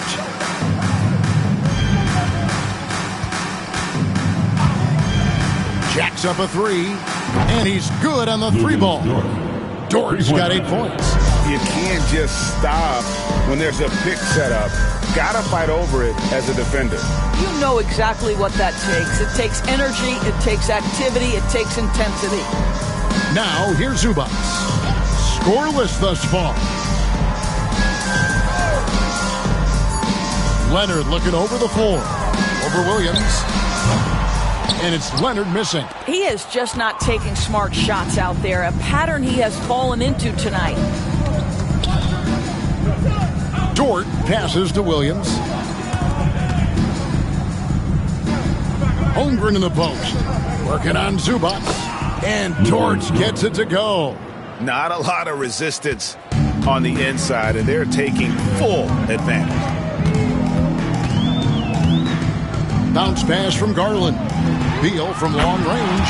That drops, and it comes off an assist from Garland. Garland's got 3 assists now in this one. Gilgeous-Alexander kicks to Williams. Back to Gilgeous-Alexander. And Gilgeous-Alexander throws it down. Boy, this guy is an absolute force of nature on the offensive end. SGA, I don't know what the defense is going to do with you. Leonard with the ball. He's got 9. Looking to get back on track here. He takes it up and lays it in. 11 points in the game. This is a small forward who, because he's 230 pounds, can hold his own down in the low post. That is nicely done. Outside, Gilgeous-Alexander. Pass to Holmgren. Elbow shot is on the way. And there's another one for the Thunder. No doubt about the consistency when it comes to scoring the basketball for him tonight. A real nice lift for their offense. Here's Garland. And it's blocked by Gilgeous-Alexander. That's aggressive defense. Shea always competing on that end of the floor. Williams kicks to Williams. And it's off from three-point range. LA is gone 3 of 7 from three-point range here in quarter number 3. It's good. Leonard's got 13. Works that one inside. Nice. Thunder have gone 8 of 12 from the field since the beginning of the third. Here's Gilgeous-Alexander. That one goes in. Well, all night he has made an impact at the offensive end. Now he's trying to shut the door. Garland the pass to Beal. Garland against Gilgeous-Alexander. Zubac a screen on Gilgeous-Alexander. Outside for Beal.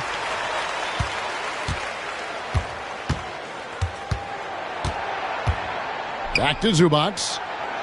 And the rejection by Holmgren. Williams with the ball. He's picked up by Collins. Williams. And a look at how the hustle game has been going for the Thunder. A high-effort brand of defense has been paying off for them in this one. They've managed to either block or alter a ton of their opponent's shots. The other thing that jumps out about their performance tonight, the amount of steals really pressuring those ball handlers. Oklahoma City's gotten the three-point bug tonight. They've taken 15 shots outside the arc. 6 of 15. And a look at the block shot number over the last few seasons for Brook Lopez. The blocks just aren't coming for him nearly as much as they were a few years ago. I think he's lost a little something in terms of that intimidation factor and that ability to change a game with his interior defense, and that's too bad.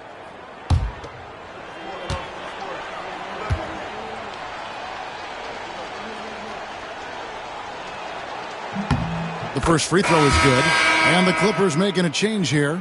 Bogdanovich is checked in. Alex Caruso, he's checked in for Oklahoma City.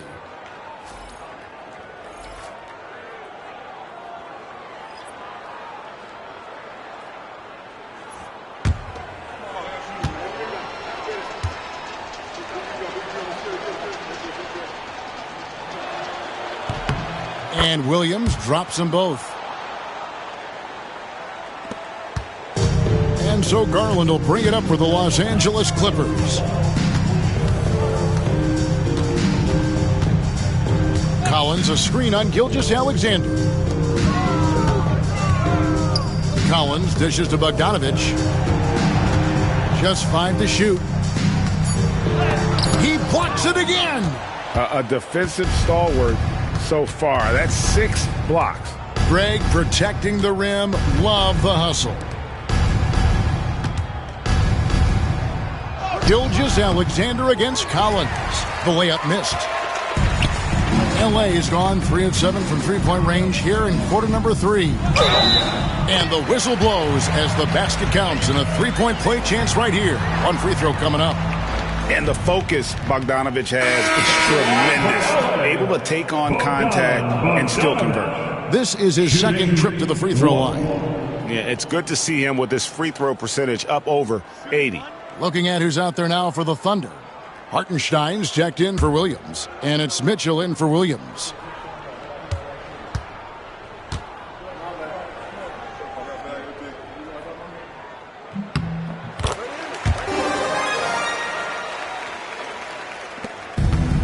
Oklahoma City's gone into the three-point range 4 times since halftime and buried 2 of them. Hartenstein with the screen for Gilgeous-Alexander. Over Garland. A tad short, but it's good off the front iron. Gilgeous-Alexander's got 11 in the second half. And Los Angeles guys shooting 37% so far in the third quarter. And they're not satisfied with this lack of offensive execution. And there it is for him. Showing off his inside game. Bogdan is an all-around scorer. Hartenstein with the screen on Garland. Bounce pass from Gilgeous-Alexander. Count it. Hartenstein's got 14 points for the game. And after really leaning on that three-point shot in the first half, seeming like they're just getting away from it here in the second. More of the shots coming from the interior. Now here's Leonard. He's got 13. Collins passes to Bogdanovich. Back to Collins. 2 minutes remaining in the third quarter. 2 minutes. Bogdanovich inside. Covered by Mitchell. They grab their own miss. Kicks it out to Garland. No good from outside. And the well is running dry for him right now. Nothing falling. And this is where you hope that he can find something easy so he can see the ball go through the net. Boy, has he put his foot on the pedal here this quarter. He's doing a terrific job in terms of leading their offense. Now here's Leonard. He's an offensive force, averaging nearly 26 points a game. And there's Garland. That's good on the assist by Collins. Garland's got a pair of threes now here in the third for the Clippers. Outside, Gilgeous-Alexander. 1:05 left to play in the third. And he makes good on the layup. Gilgeous-Alexander's got 37. I'll tell you, this lead's not going anywhere with this guy making plays. What a quarter. Leonard with no one around. Gets an open look and hits. 15 points for Kawhi Leonard. Well, the mid-range is certainly the area that he is most comfortable. Kawhi Leonard, that's where he started, folks. Gilgeous-Alexander. That's short off the rim. Los Angeles has gone downtown a lot since halftime. They've missed 5 of their 9 attempts out there. Leonard with the bucket. This is how dominant Leonard can be. And once he finds his comfort zone, he keeps his foot on the gas. Now, here's Gilgeous-Alexander. 37 points for him. 17 seconds left in the third quarter. Uses the glass to finish the layup. Big miscommunication on defense. He recognizes it and quickly takes advantage. And that's typical of this guy. He's always reading the situation, reacting quickly, and capitalizing. Up the floor. And the jump by Holmgren. And I think that play sort of sums up what we've seen tonight. Just simply being outplayed both sides of the ball. Smart basketball defensively, turning into easy points. The 3 quarters of play all in the books, and this one all but over already. It's the Thunder running away with it. And when we return, we'll get the fourth quarter rolling right here on 2K Sports.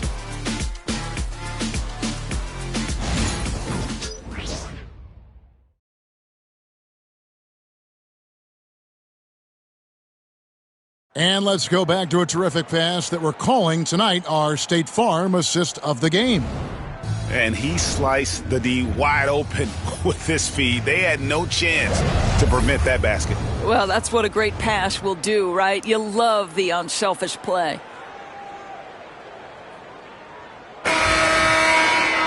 And there have been two very different performances from these teams today as we get going in quarter number 4. We've got Bogdan Bogdanovic. Bradley Beal is out there with Garland. Then it's Brook Lopez, and it's Jones in at the power forward. So that's the lineup on the floor for the Clippers. Mitchell kicks to Caruso. Hartenstein with the screen for Caruso. Goes back up, and the layup is up and in. Well, they've been better than good on the glass today, and there is a glaring discrepancy between these two teams in that area. Lopez sets a screen for Beal. And the 3 off target. And so it's Mitchell who brings up the ball for the Thunder. Greg, we see the NBA fining players for certain actions or statements. Multiple offenders are always going to be under the microscope, Kevin. Sometimes they end up playing into those expectations, so those punishments can appear a bit skewed. Always good to get another look at a terrific defensive play. And that block might serve as a spark for this team. We'll see if it can ignite them. And the Thunder making a change here. Jones is checked in.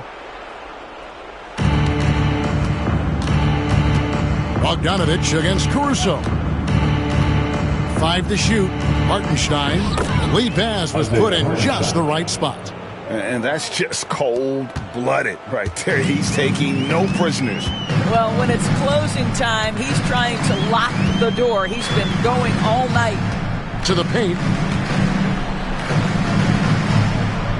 Bogdanovic against Caruso. And foul on the shot, so he'll get a chance at the line. And I want to see more of this. Bogdan getting assertive and just forcing his will on the D. Bogdanovic.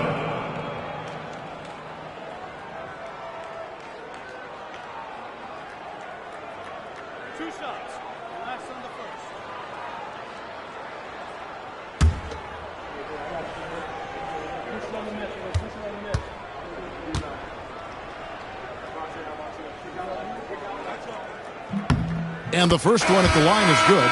And even though they're down, they are putting on a show at the free throw line. Kenrich Williams, he's checked in for the Thunder.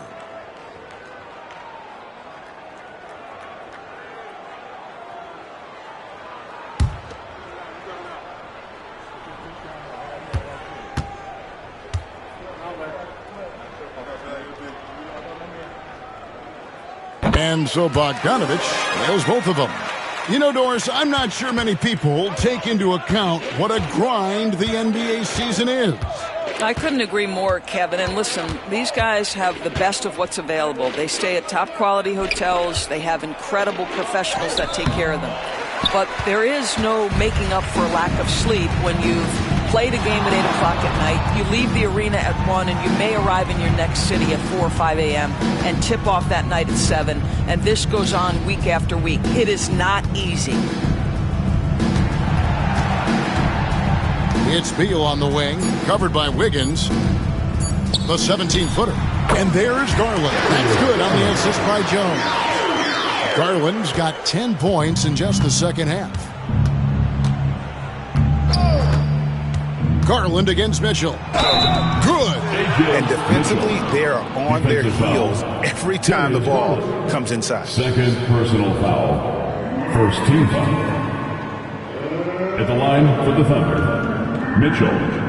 At the foul line for one. One shot.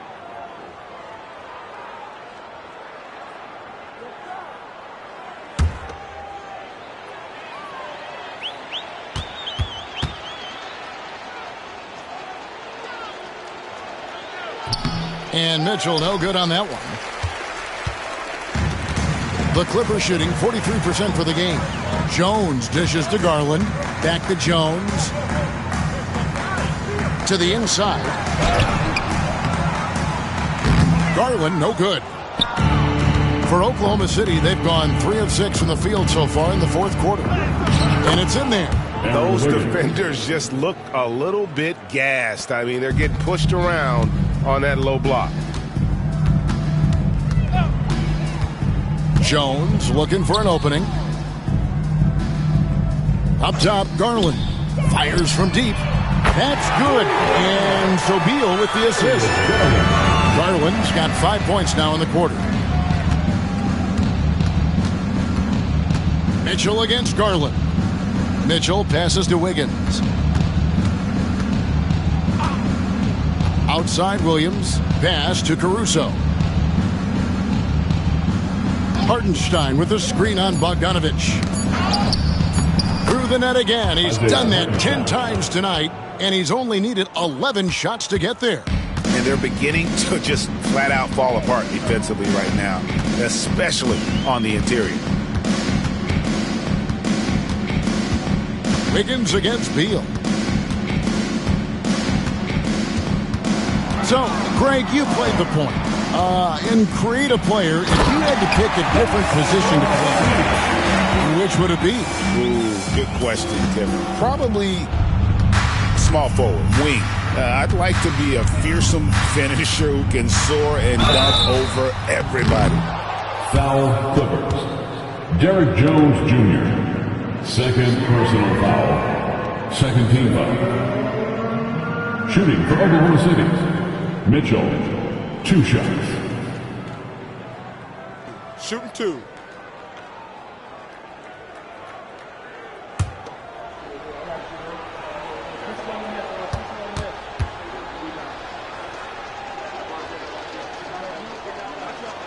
Free throw dropped for Mitchell.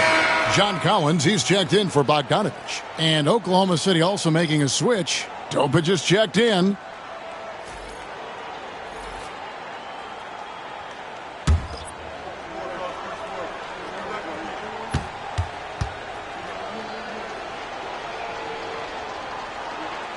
And Mitchell drops them both. Los Angeles has gone 1 of 2 from three-point range here in the fourth. Outside, Beal.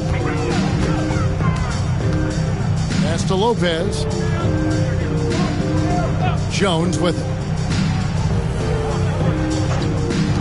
Shot clock at 6. Shot by Collins, no good. And it's Mitchell with the ball for the Oklahoma City Thunder. Caruso sets the screen for Mitchell. Lets it go from deep. Oklahoma City gets it back.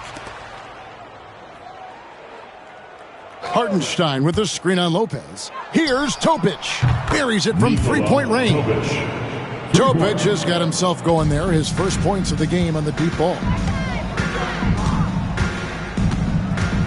Beal against Mitchell. And here's Garland for 3. Caruso grabs the miss. Thunder have gotten into a pretty good groove, going 6 of 10 here in the final quarter. Hartenstein, and the officials call goaltending, so they'll award the basket. And the NBA helping establish academies and even leagues, Greg, on foreign soil. Do you expect more to come?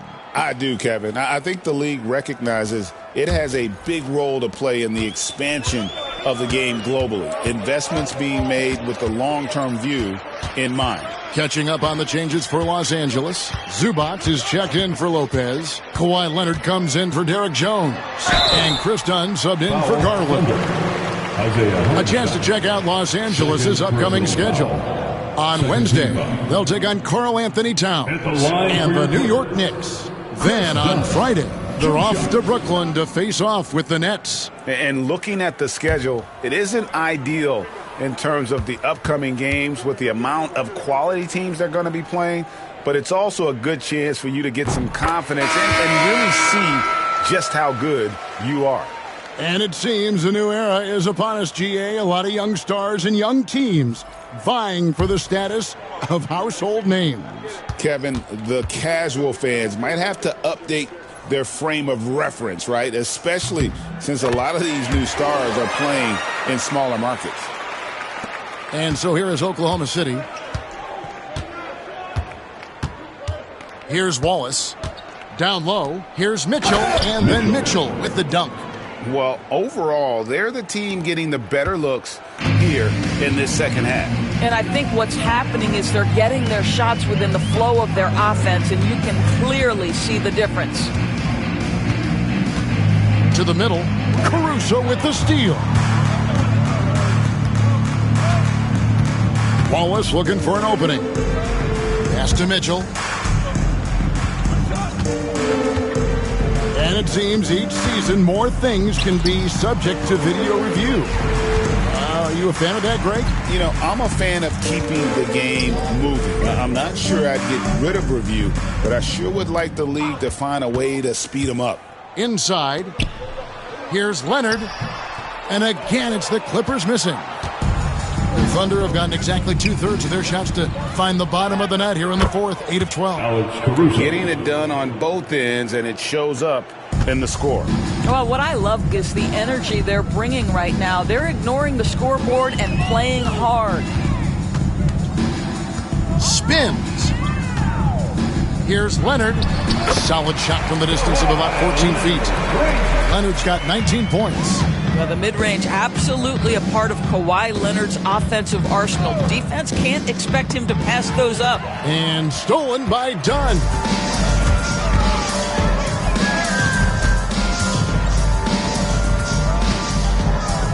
And that'll be Oklahoma City's ball as it goes out of bounds. Beal's checked in for the Clippers. Garland comes in for Dunn. And then for Oklahoma City, Jones checked in for Mitchell. And it's Isaiah Joe in for Wallace. Oklahoma City's gone outside a lot tonight. 17 times, in fact. 7 of 17. Here's Wiggins. It's hauled in by Zubac. Zubac has got rebound number 12 here already in the game. Bucket is good. Garland's got 15 points in just the second half. I like the toughness required on that finish by Darius Garland. Boy, oh boy, that was nice. The willingness to mix it up on the interior, so important. Wiggins outside. Goes up and lays it nice and easy. Unwilling to let up, even for a moment. That's his killer instinct, just fanning the flames. One thing I enjoy is watching players who don't pay attention to the score. You lock in on the moment and play the right way. Now, here's Garland. Covered by Joe. They get it back, and they get it back. And that one is good from Zubac. Yeah, that's Zubac just carving out space with that big frame. Oklahoma City has gone 1 of 2 from three-point range here in the fourth. Wiggins, a screen on Leonard. Caruso, the pass to Wiggins. And the layup's good off the glass. This is what we call highly efficient play. Working off the screen, getting to the cup. Outside Collins. To the paint. And out of bounds as the Thunder gain possession.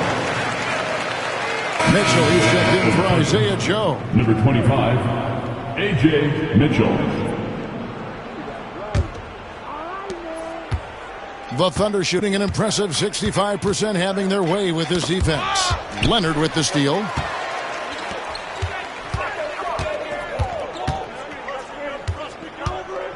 Outside Garland. Leonard sets a screen for Garland. It's rebounded by Oklahoma City. Hartenstein's got 10 rebounds here tonight. So active. Garland against Mitchell. To the inside. Pass to Caruso. Clock at 6.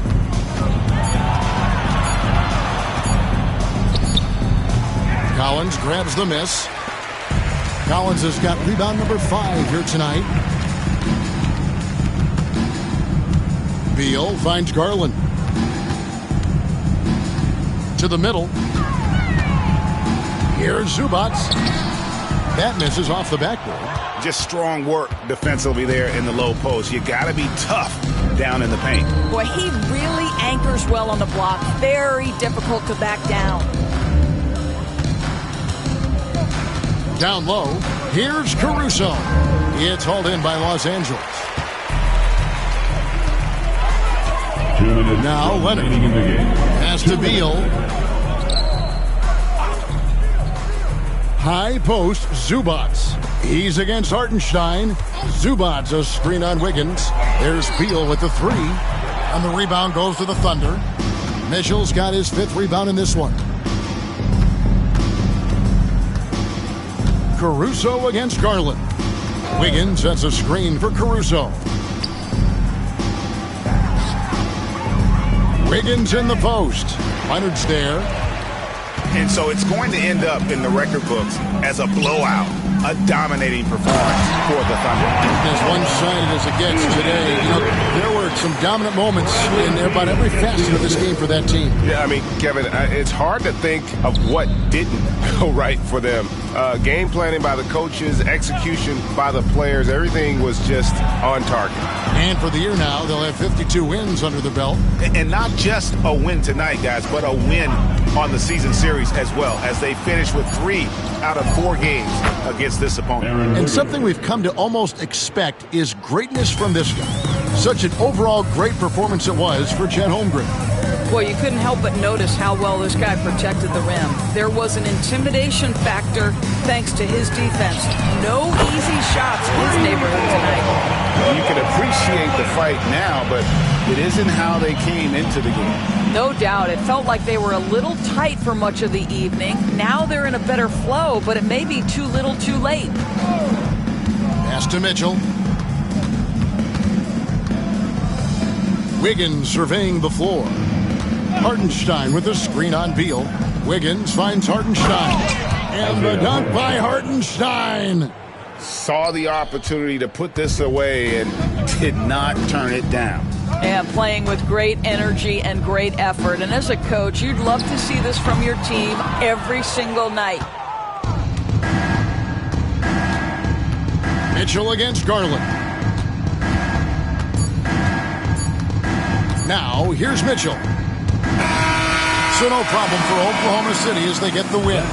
To come into an opponent's building and dominate the way they did tonight says, I think, Greg, an awful lot about this team. I guess they don't need home field to feel at home. I mean, Kevin, just a masterful performance all the way around. And that'll wrap it up, folks. For Greg Anthony, Doris Burke, and David Aldridge, this is Kevin Harlan. Thanks for tuning in. And now, our player of the game, Chet Holmgren.